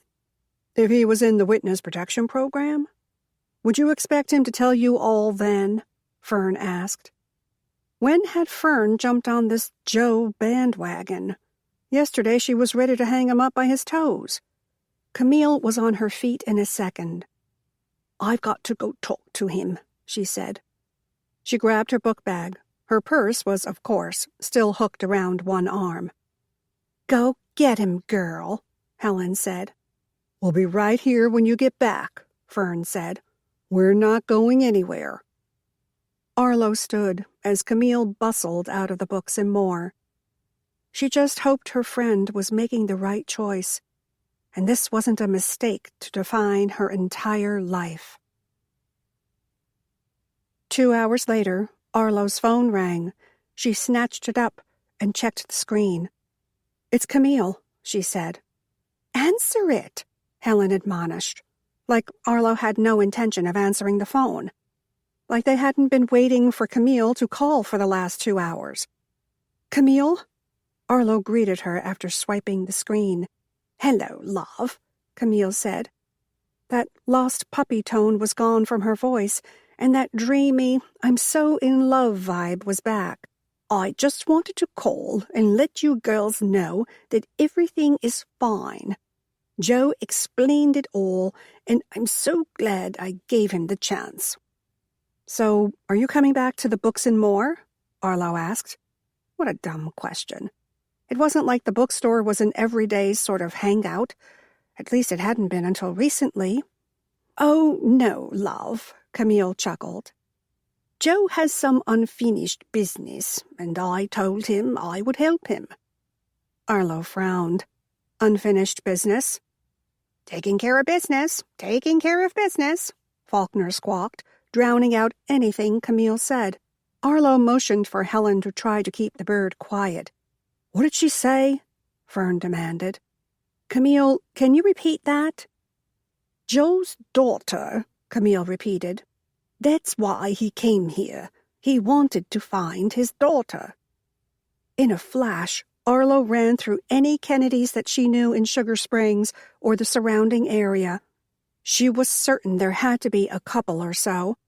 After all, Kennedy wasn't that uncommon of a name. But for the life of her, she couldn't think of even one. Or maybe the daughter would be a Foster. He has a daughter? Arlo asked.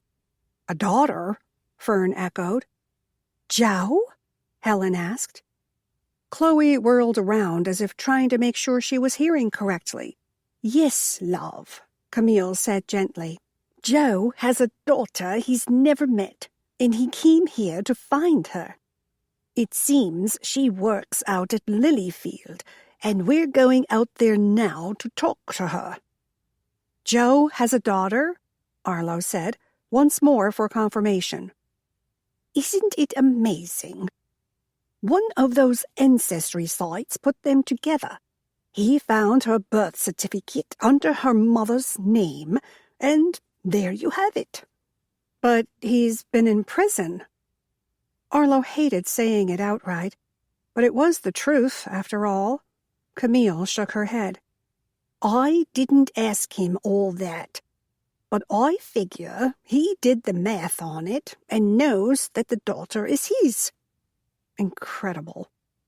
Maybe that was why Joe was at Lilyfield when Haley was killed. He said his business was personal. It didn't get much more personal than a daughter whom a father had never met. Okay, Arlo said. I'll tell everyone that you won't be back today. The words made a rock of apprehension form in the pit of her stomach. Camille, sweet Camille, was out with Joe, who beat his wife, allegedly, who went to prison, killed a man over cornbread, and who had been nothing but kind to Camille as far as Arlo could see. People change. She could only hope. She wanted this to be a happy time for Camille and Joe. There were no more secrets between them. At least, Arlo didn't think so. And the two of them were headed to find his long-lost daughter. That sounded enough like a happy ending to her. Why did she feel as if it was all about to go sideways? Maybe because he still might be a suspect in Haley's murder? Or was her mother hen genes showing again? Thanks, love. Camille hung up, and Arlo looked at the phone screen, trying to gather the wayward pieces of her thoughts. Why did it not seem like everything should be hunky-dory? Joe has a daughter? Helen asked. Arlo pocketed her phone and nodded, still unable to shake that uneasy feeling. Well, kiss a pig, Fern said. Who would have thought that? What's wrong, honey? Helen asked. Arlo shook her head, but made her way back to the reading nook where Helen and Fern waited. Give me some sugar, honey, Faulkner chirped. I don't know, Arlo said. I mean, I should feel happy for Joe, right? He came here to find his daughter, and it seems like maybe he did. But? Helen asked. Arlo shook her head. I don't know. Something about it just seems off. You know, with Joe. She didn't have to say any more. They understood. People change, Fern said with a shrug, echoing Arlo's earlier thoughts. Lord, let it be true. Maybe it's all this talk of Lilyfield, Helen mused. I suppose. Arlo shrugged. But if his daughter works at Lilyfield, who is she? Wait. Helen's brow wrinkled into a thoughtful frown. Who's the mom? That's a good question, Fern nodded.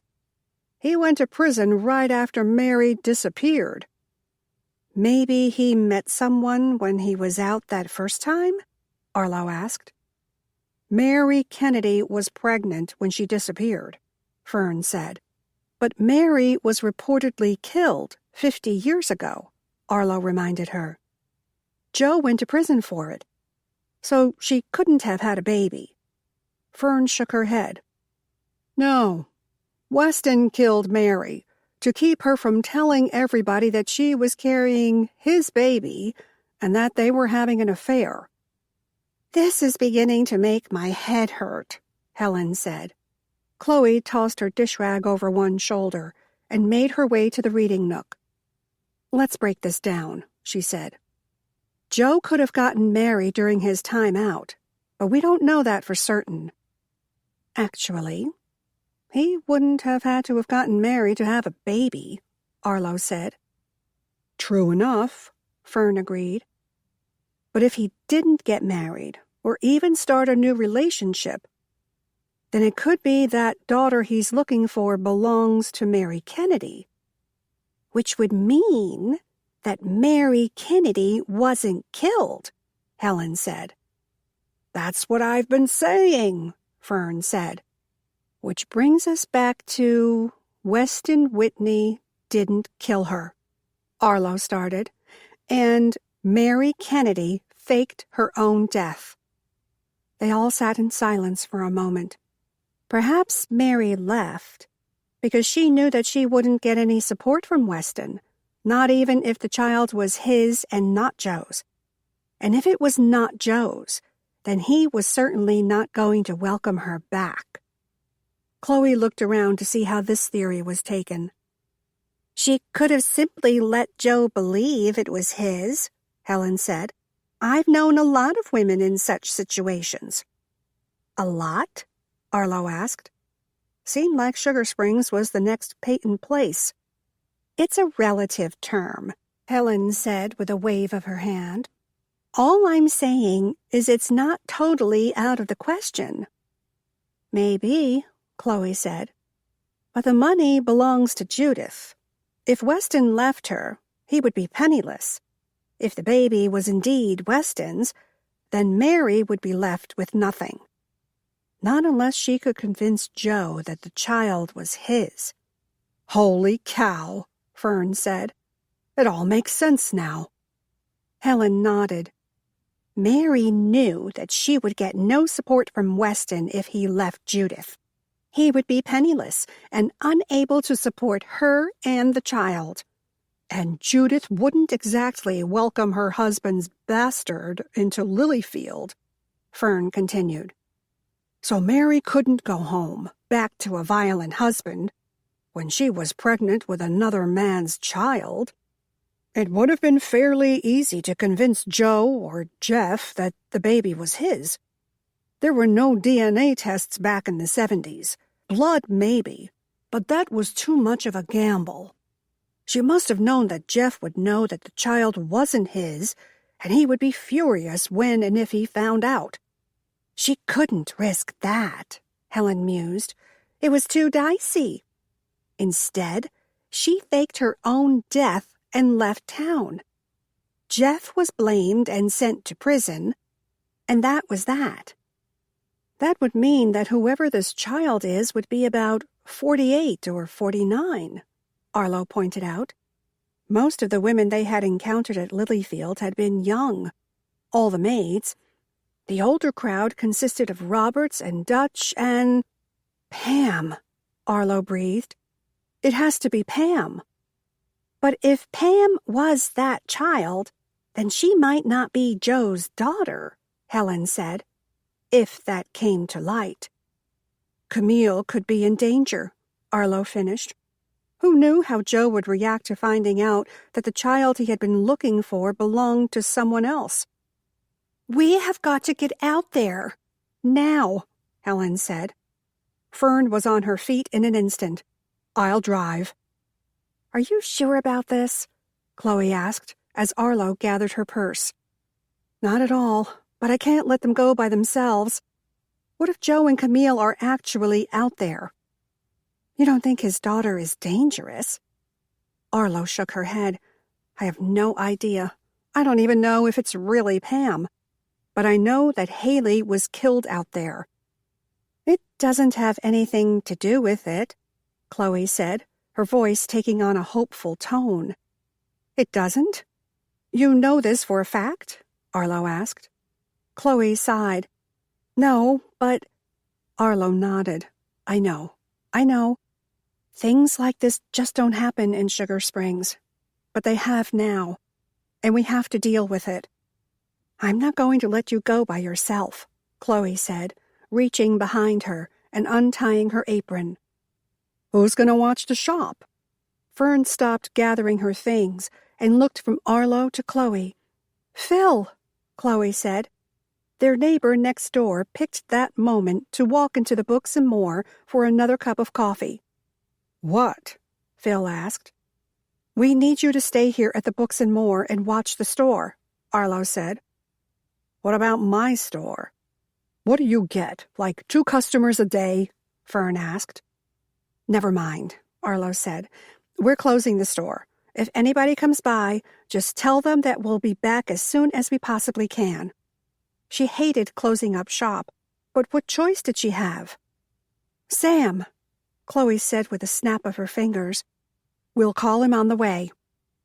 They all filed into Fern's Lincoln and headed for the mansion. Call Sam, Chloe said. Have him go downstairs and make sure that the Books and More is okay. And call Mads, Helen said from the front seat. Make sure that he meets us at Lilyfield. And not Jason, Fern instructed. I think Mads should be there. Stop giving me orders.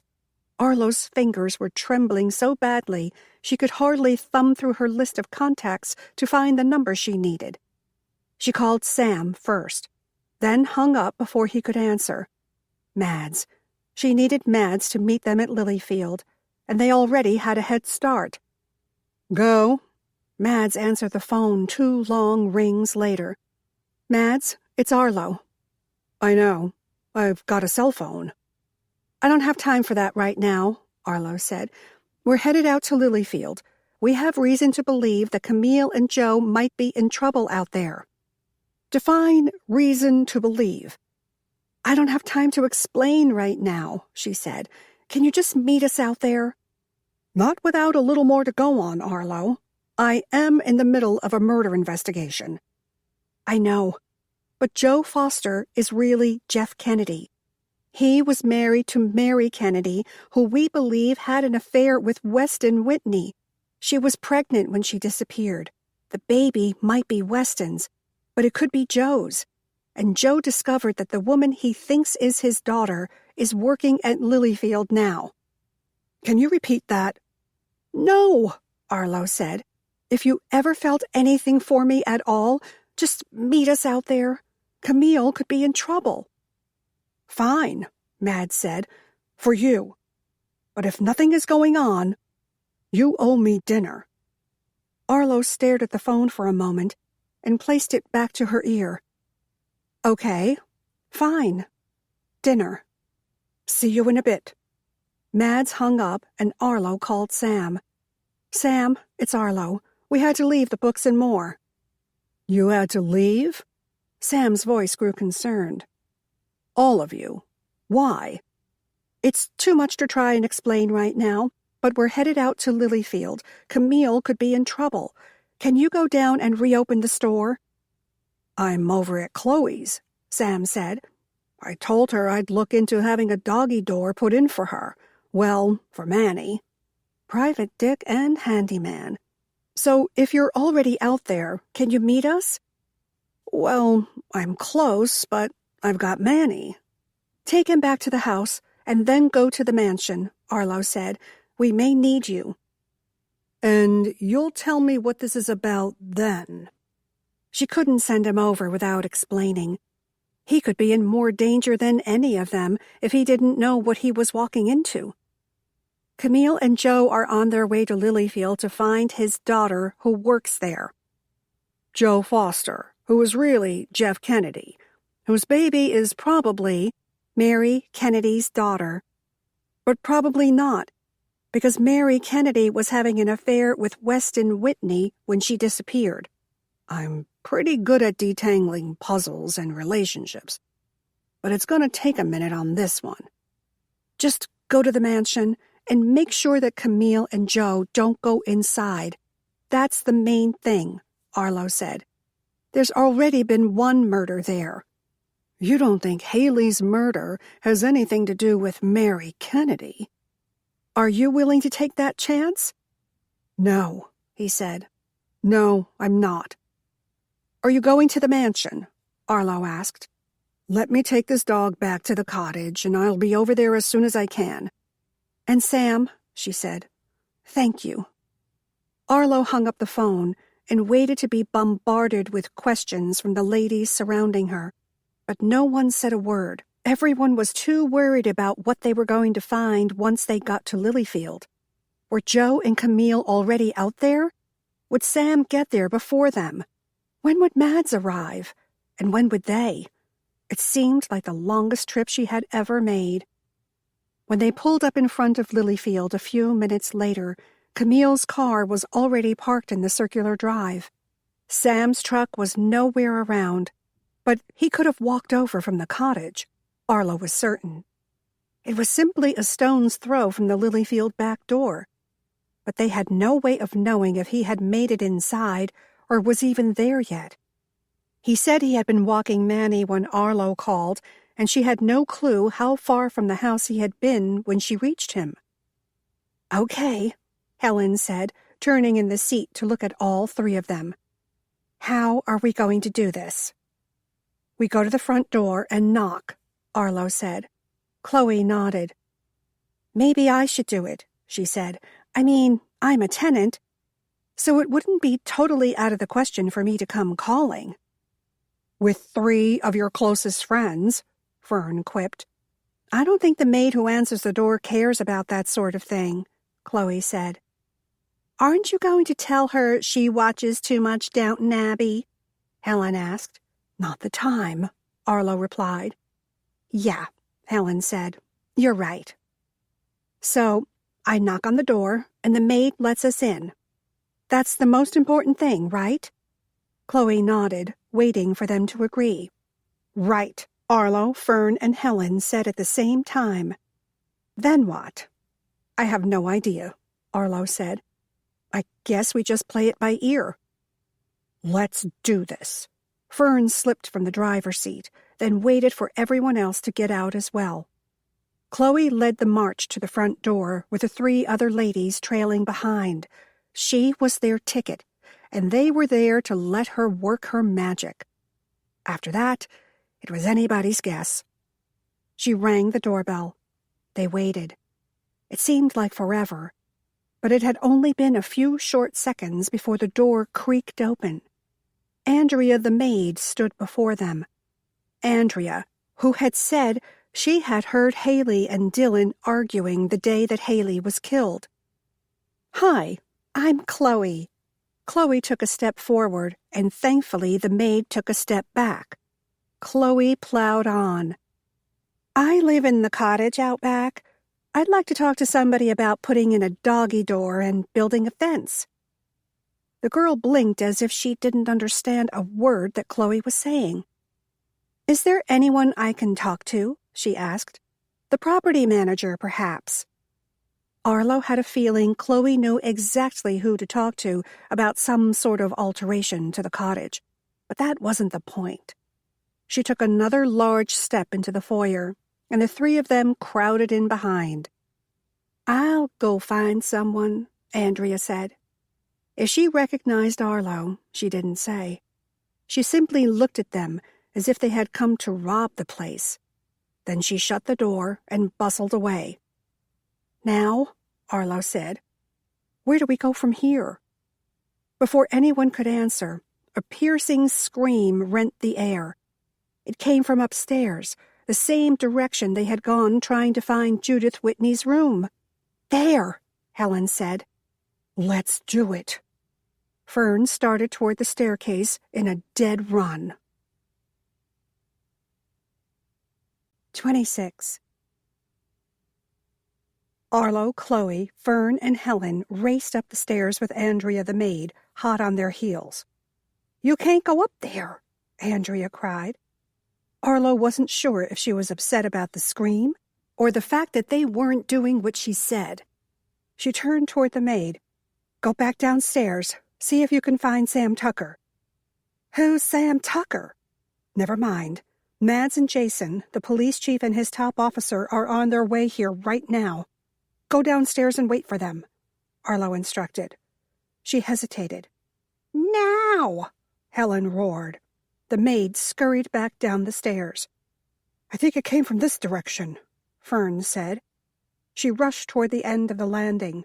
A large mahogany door gleamed, the barrier between them and, well, she didn't know what or who. Joe? Pam? Camille? Judith? Maybe all of them. And why the scream? Who screamed? Not Judith. Pam? Camille? Fern raced to the door and flung it open. Nothing. No one was in the room. Then voices came from next door. Helen nodded toward the second mahogany door. It was cracked open an inch or two, but Arlo couldn't see anything inside. "Are we going in?" Fern mouthed. Helen nodded.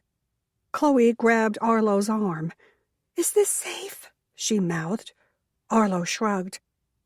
"Count of 3, Helen mouthed. She held up one hand and ticked the count off on her fingers. 1, 2, 3. They pushed their way into the room, and all eyes turned to them. "Camille," Joe Jeff drawled. "It looks like your friends are here." Arlo wasn't sure what to make of the scene. Joe was standing in front of the large window that faced the front of the house. He looked the same as he always did. Bald head gleaming, tattoos marking him, jeans and motorcycle boots.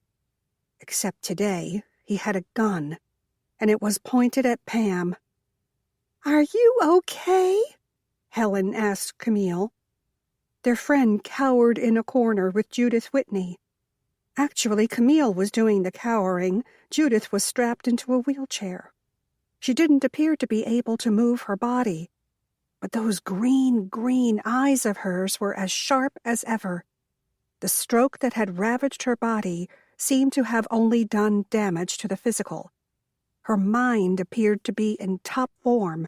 It was a sight different than the last time that they had seen her. "Do you think I would shoot her?" Joe asked in a stricken tone.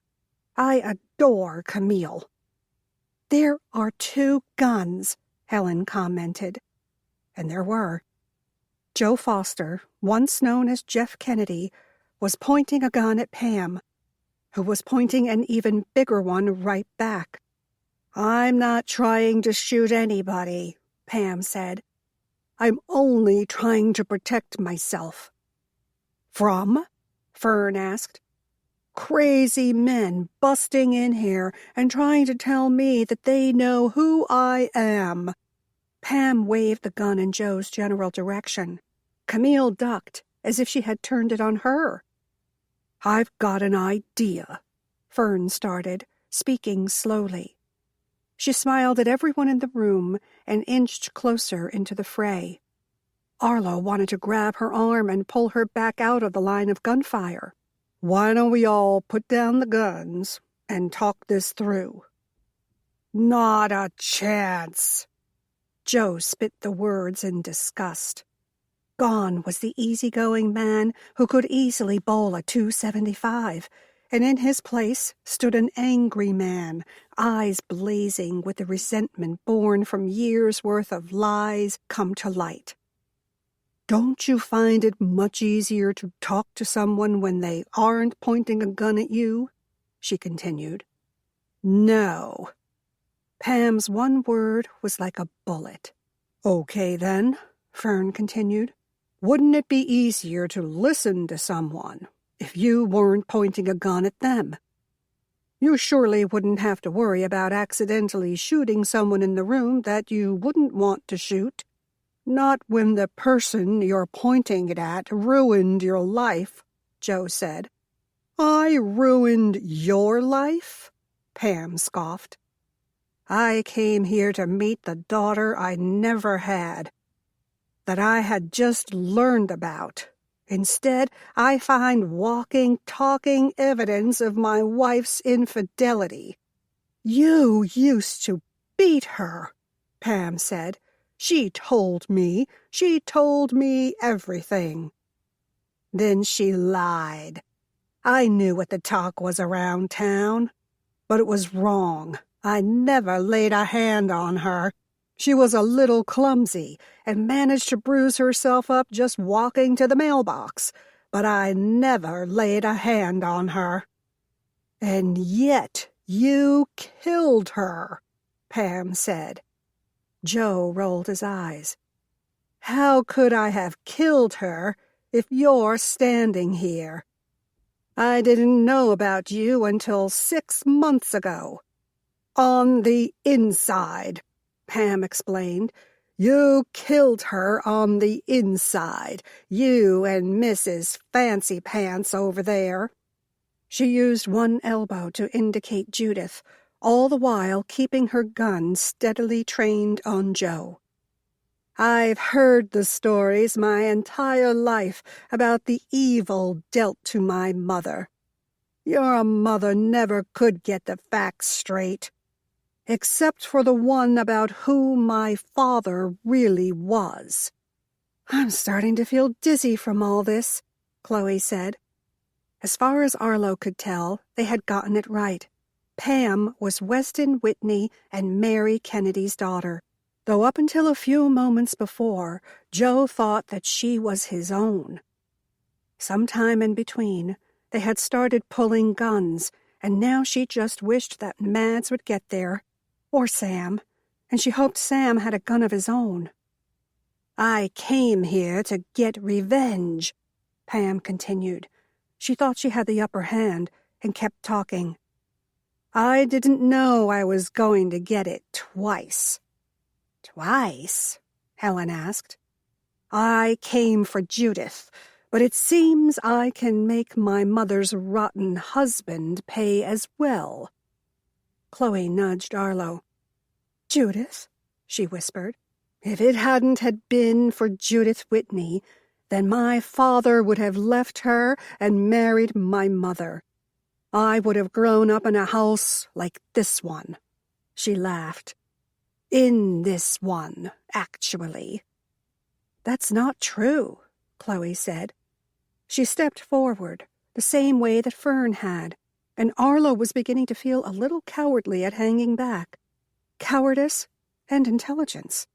No sense in putting yourself in the crosshairs. The money came from Judith's family.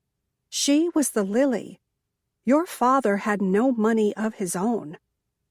Chloe was right. The fortune that Weston shared with his wife was only his because he was her husband. If he had left Judith for Mary, they would have been poor as church mice. Pam looked a bit sucker-punched. But she started. She shook her head. But I came here to... She stopped. Arlo watched as the thoughts chased across her face. She had known, yet she hadn't put it all together until now. You came to get your revenge. Andrea stepped into the room. I thought I told you to go downstairs and wait for the police to come, Arlo said. But I know, Andrea said. She trembled as she said the words, but her long-lost little girl look was gone, and in its place she blazed with a new confidence. I know that you killed Haley, Pam. I was under the stairs when you hit her in the head with the statuette. All the air was sucked from the center of the room in a collective gasp. You killed Haley?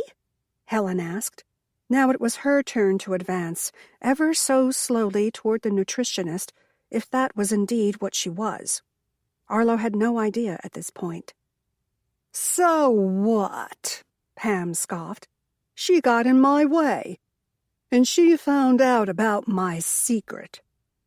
That you are Weston Whitney's bastard child, Joe snarled. Sticks and stones. Pam laughed. That I came here to kill Judith Whitney for ruining my life and my mother's life. Where was Mads? Or Sam? One of them should have been there by now. Especially if Sam had been at the cottage when she called him.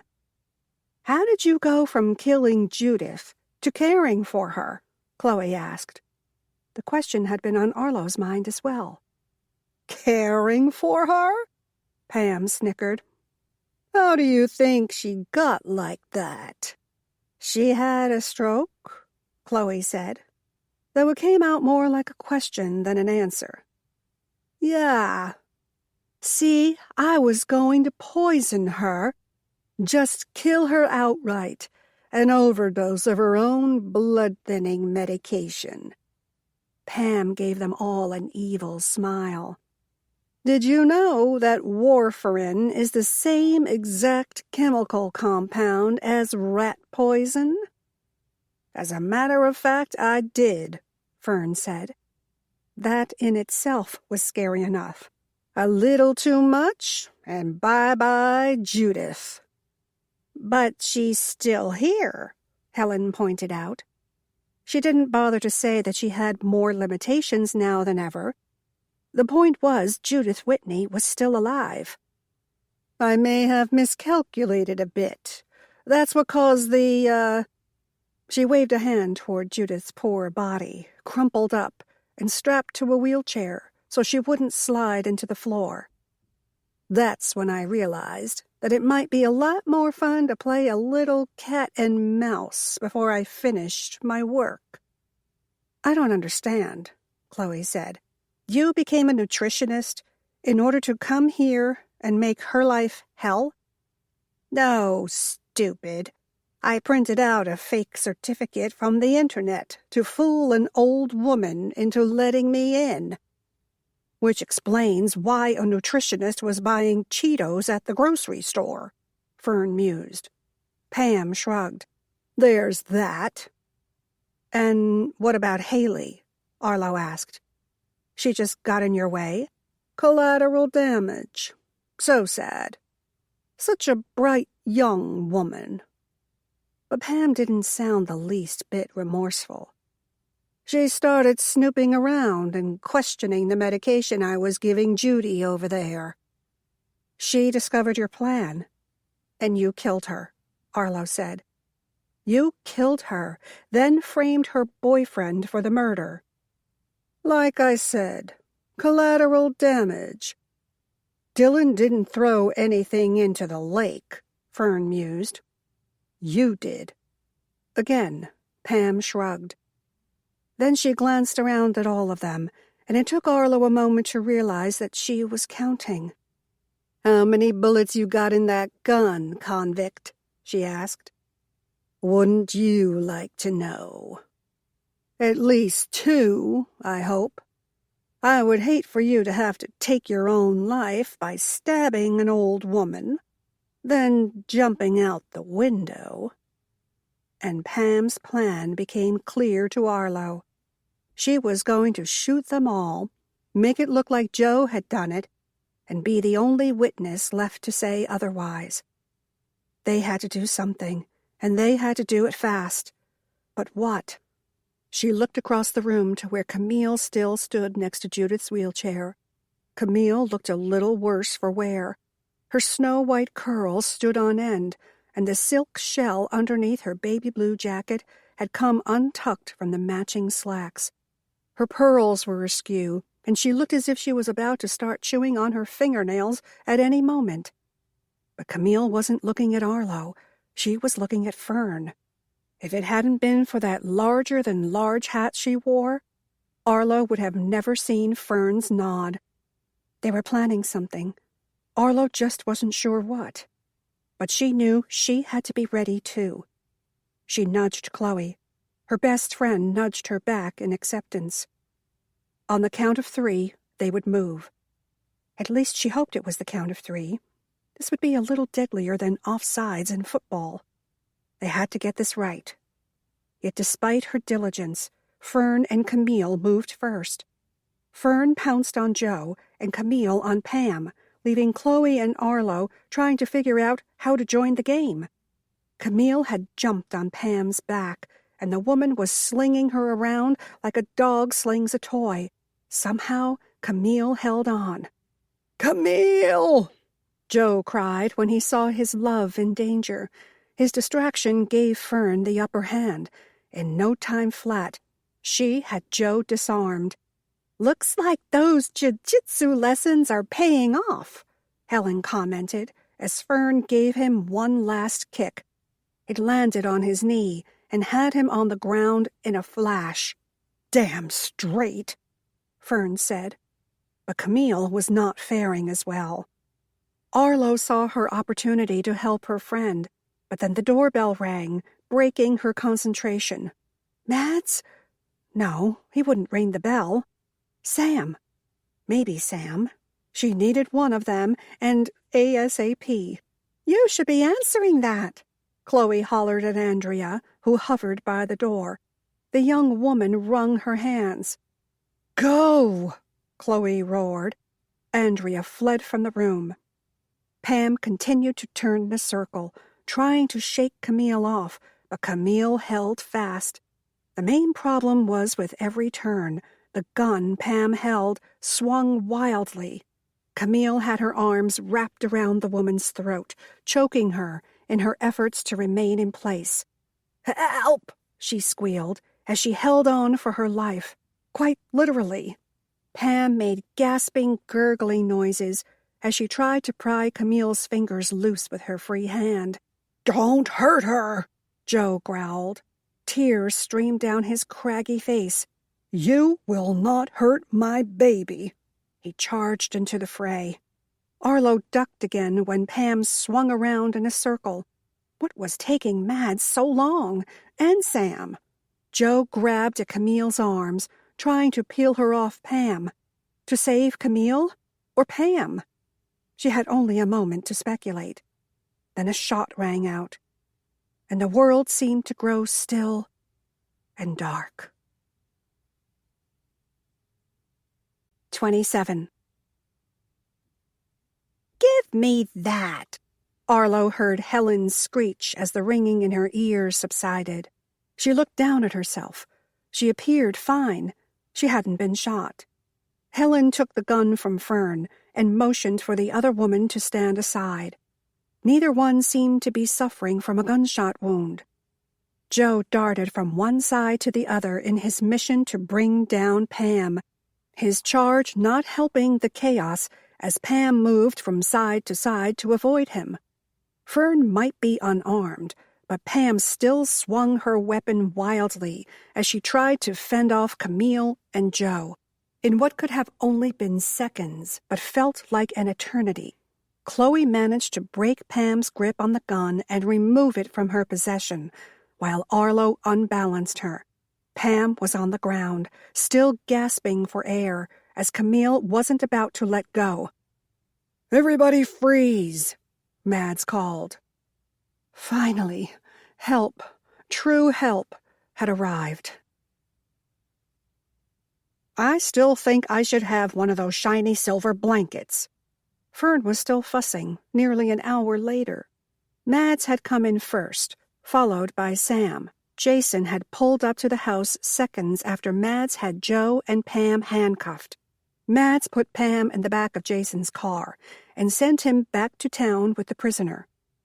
Jason called Officer Harvey Lambert, one of the 2 regular officers of the SSPD, to come pick up Joe. The biggest miracle of all? No one had been hurt. Arlo sent up a prayer of thanks to the deity who had helped them today. She would be forever grateful for small wonders. "You do not need one of those blankets," Helen said. She drank coffee from the mugs provided by the Lilyfield household staff. "Those are for people who are in shock." "I might be," Fern argued. Sam smiled a bit and shook his head. Arlo wasn't sure what to make of it all. Judith Whitney had been tucked back into bed and was currently being watched over by Andrea. Mads had talked to her a little after all the guns had been accounted for, and it was confirmed that no one had been shot. Arlo had heard Andrea promise that she would come down to the station and give a full statement as soon as someone could be brought in to look after Mrs. Whitney. Dutch, the cook, had called a temp medical service over in Corinth to send someone to help for a while, until a permanent replacement could be brought in to care for Judith. Hopefully, this one wouldn't have homicidal tendencies. "Looks like you're going to be here for a while," Sam said. Arlo took a sip of her own coffee and scanned the area. People were still milling around everywhere. Jason had returned to the scene, leaving Harvey to guard their 2 prisoners. Now the chief officer was helping gather statements. "Looks like," Arlo turned back to Sam. "What took you so long anyway?" "Seriously?" he asked. He pointed toward his feet. In all the excitement, Arlo hadn't noticed that he was covered with mud from the knees down. "Manny?" she asked. He nodded. "Right after I hung up the phone with you, he got off his leash. I think the clasp is broken. And he ran right into Lilyfield Lake." "You mean the sinking mud pit that was once known as Lilyfield Lake?" And Arlo could piece the rest together herself. He had to make the split-second decision between the happiness of a boy and his dog and helping her. How could he have known that the situation would have turned that deadly, potentially deadly? "So, is he safe?" Arlo asked. "Manny?" "Yes, he's safe. Still covered in mud from stem to stern, but safe." "I guess that's all that matters." Arlo smiled. Sam returned the gesture. Then he snaked one arm around her shoulders, pulled her close, and kissed the top of her head. "And you're safe, too." It took 3 more days, but finally everyone had given their statement, and things settled down around Sugar Springs. Just in time for Monday, start of a new week. The book club met at noon, as usual. Some things weren't about to change. Arlo had tried not to give herself too much empty time to think about Sam and his sweet but chaste kiss after the big hullabaloo at Lilyfield. But every time she let her guard down, those thoughts would sneak in. Soon, she told herself. Soon she would get up the nerve to ask him about it. What it meant to him, what it meant to them, if it meant anything at all. "Joe will have to go back to prison because he had a gun," Helen said. "Is that right?" Camille nodded. "It's a violation of his parole." "Can't have a gun when you're out on parole," Fern said. "But don't hurt my baby," Helen scoffed. "What can I say?" Camille beamed. "He adores me. He told you so himself." "Well, now he's adoring you from cell block C," Fern joked. Camille sniffed. "Be that as it may, he is a nice man." Arlo couldn't argue with that. Joe was like the rest of the sad players in this tragic drama. Mary, Pam, perhaps even Weston before his death. A victim of money and power, and the problems that come with both. "And he said he was sorry about the note," Camille said to Arlo. "Joe left that?" Arlo asked. She had almost forgotten with so much going on. "What note?" Helen asked. "We got a note saying, 'Someone's going to get hurt,'" Arlo explained, though I wasn't sure what it was. "He can't even write a threatening note right," Camille said. "That just proves what kind of man he is. One that shouldn't have been mixed up in all this in the first place." Arlo wasn't sure how to respond to that, so she sent up a small wish that Camille would get over this jailhouse crush, and soon. "Now what happens?" Chloe asked.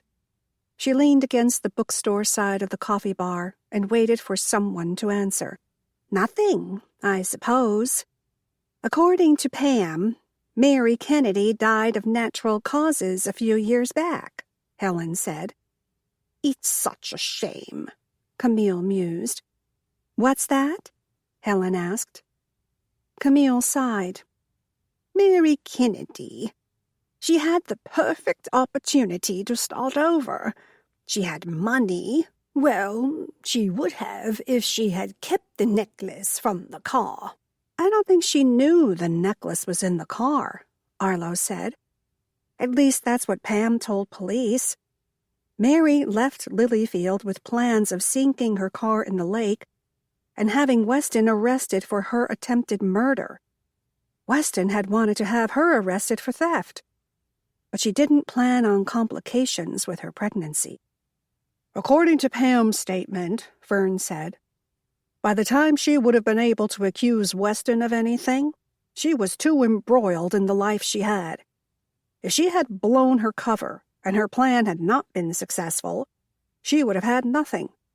So she kept what she had and grew more miserable by the day.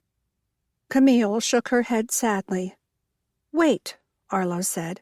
How do you know what Pam's statement said? Please tell me you did not steal her statement from the police station, Arlo begged. Would I do something like that? Fern asked sweetly. Yes, they all answered at the same time. But Fern was nonplussed. Frances told me. Good old Frances, Chloe said. What about Courtney? Helen asked. As if on cue, Courtney walked into the Books and More, arm in arm with Dylan Wright, her sister's once boyfriend. Greetings went up all around, and Courtney seemed happier than Arlo had seen her in a long time. I just wanted to let you know that I'll be back to work tomorrow, if that's okay.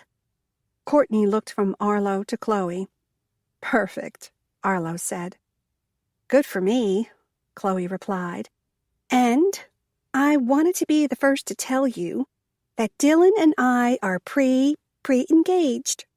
She held out her left hand, showing off the sparkling emerald there. Pre-engaged? Fern repeated. What the heck is that? We're promised to each other. Dylan smiled lovingly at Courtney. Isn't this a little soon? Fern grumbled. But Arlo stepped in. No, Fern, no, it's not. And it surely wasn't going to be if they wanted Courtney to return to work. And they wanted Courtney to return to work. That's the thing. Courtney turned a deep crimson color, one to rival State's maroon. Dylan and I fell in love, but we didn't know how to tell Haley. Now that she's gone, well, we feel it only right that we share our love with the world. Otherwise, it's like she died for nothing. Arlo saw no profit in arguing the point and allowed Courtney to continue. Mom and Dad are not so happy, Courtney continued, but they'll change their minds. It's not me they have a problem with, Dylan hastily added. Chloe caught her eye, and Arlo gave a small nod. They knew exactly what the problem was. Sisterly betrayal.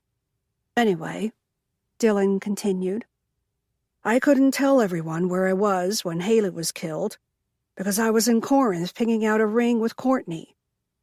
My ring, Courtney explained, not one for Haley, like everyone had assumed. This time, as she mentioned her sister's name, her eyes filled with tears. I just hope we can do her memory justice. The love was young and already on shaky ground. What about the maid who said you and Haley were fighting that day? Camille asked. What was that all about? Dylan stuffed his hands into his jeans pockets and shrugged.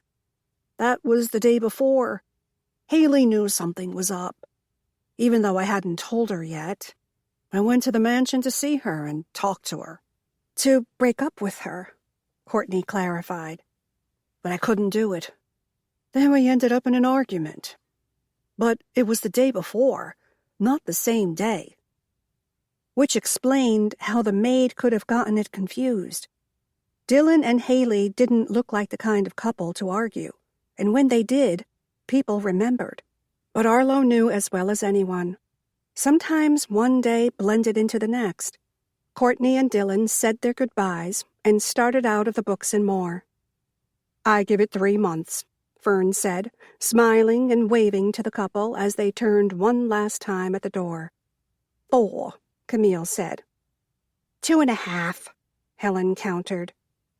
What kind of odds are you giving? Chloe asked, just to be ornery. No odds, straight bet. $20, Fern said. You want in? Chloe shook her head with a laugh. Arlo? But she wasn't listening. She was watching. As Dylan and Courtney left the Books and More, a woman was coming in. There was something familiar about her, though Arlo was fairly certain she had never seen her before. Or maybe she had, but she was in the wrong place. Like when you run into the receptionist from the doctor's office in the grocery store. But this was a little more than that. Honey gold hair and casual clothes. Casual clothes that were a little too dressy for Sugar Springs. She stepped into the Books and More and pushed her, obviously designer shades to the top of her head. Blue eyes twinkled under the fringe of bangs that seemed a little out of place. Or maybe that weren't there before. Beauty queen smile and sweet disposition. "Hey, y'all, I'm back."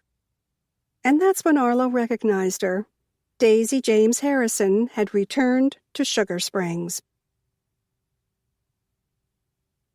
This recording of A Murder Between the Pages was presented by Dreamscape Media, LLC. Narrated by Marie Hoffman and produced by Eric Black. Text copyright 2020 by Amy Lillard. Sound recording copyright 2020, Dreamscape Media, LLC. This recording was produced by arrangement with Sourcebooks, Inc. Thank you for listening. Please check dreamscapepublishing.com for Dreamscape's latest releases.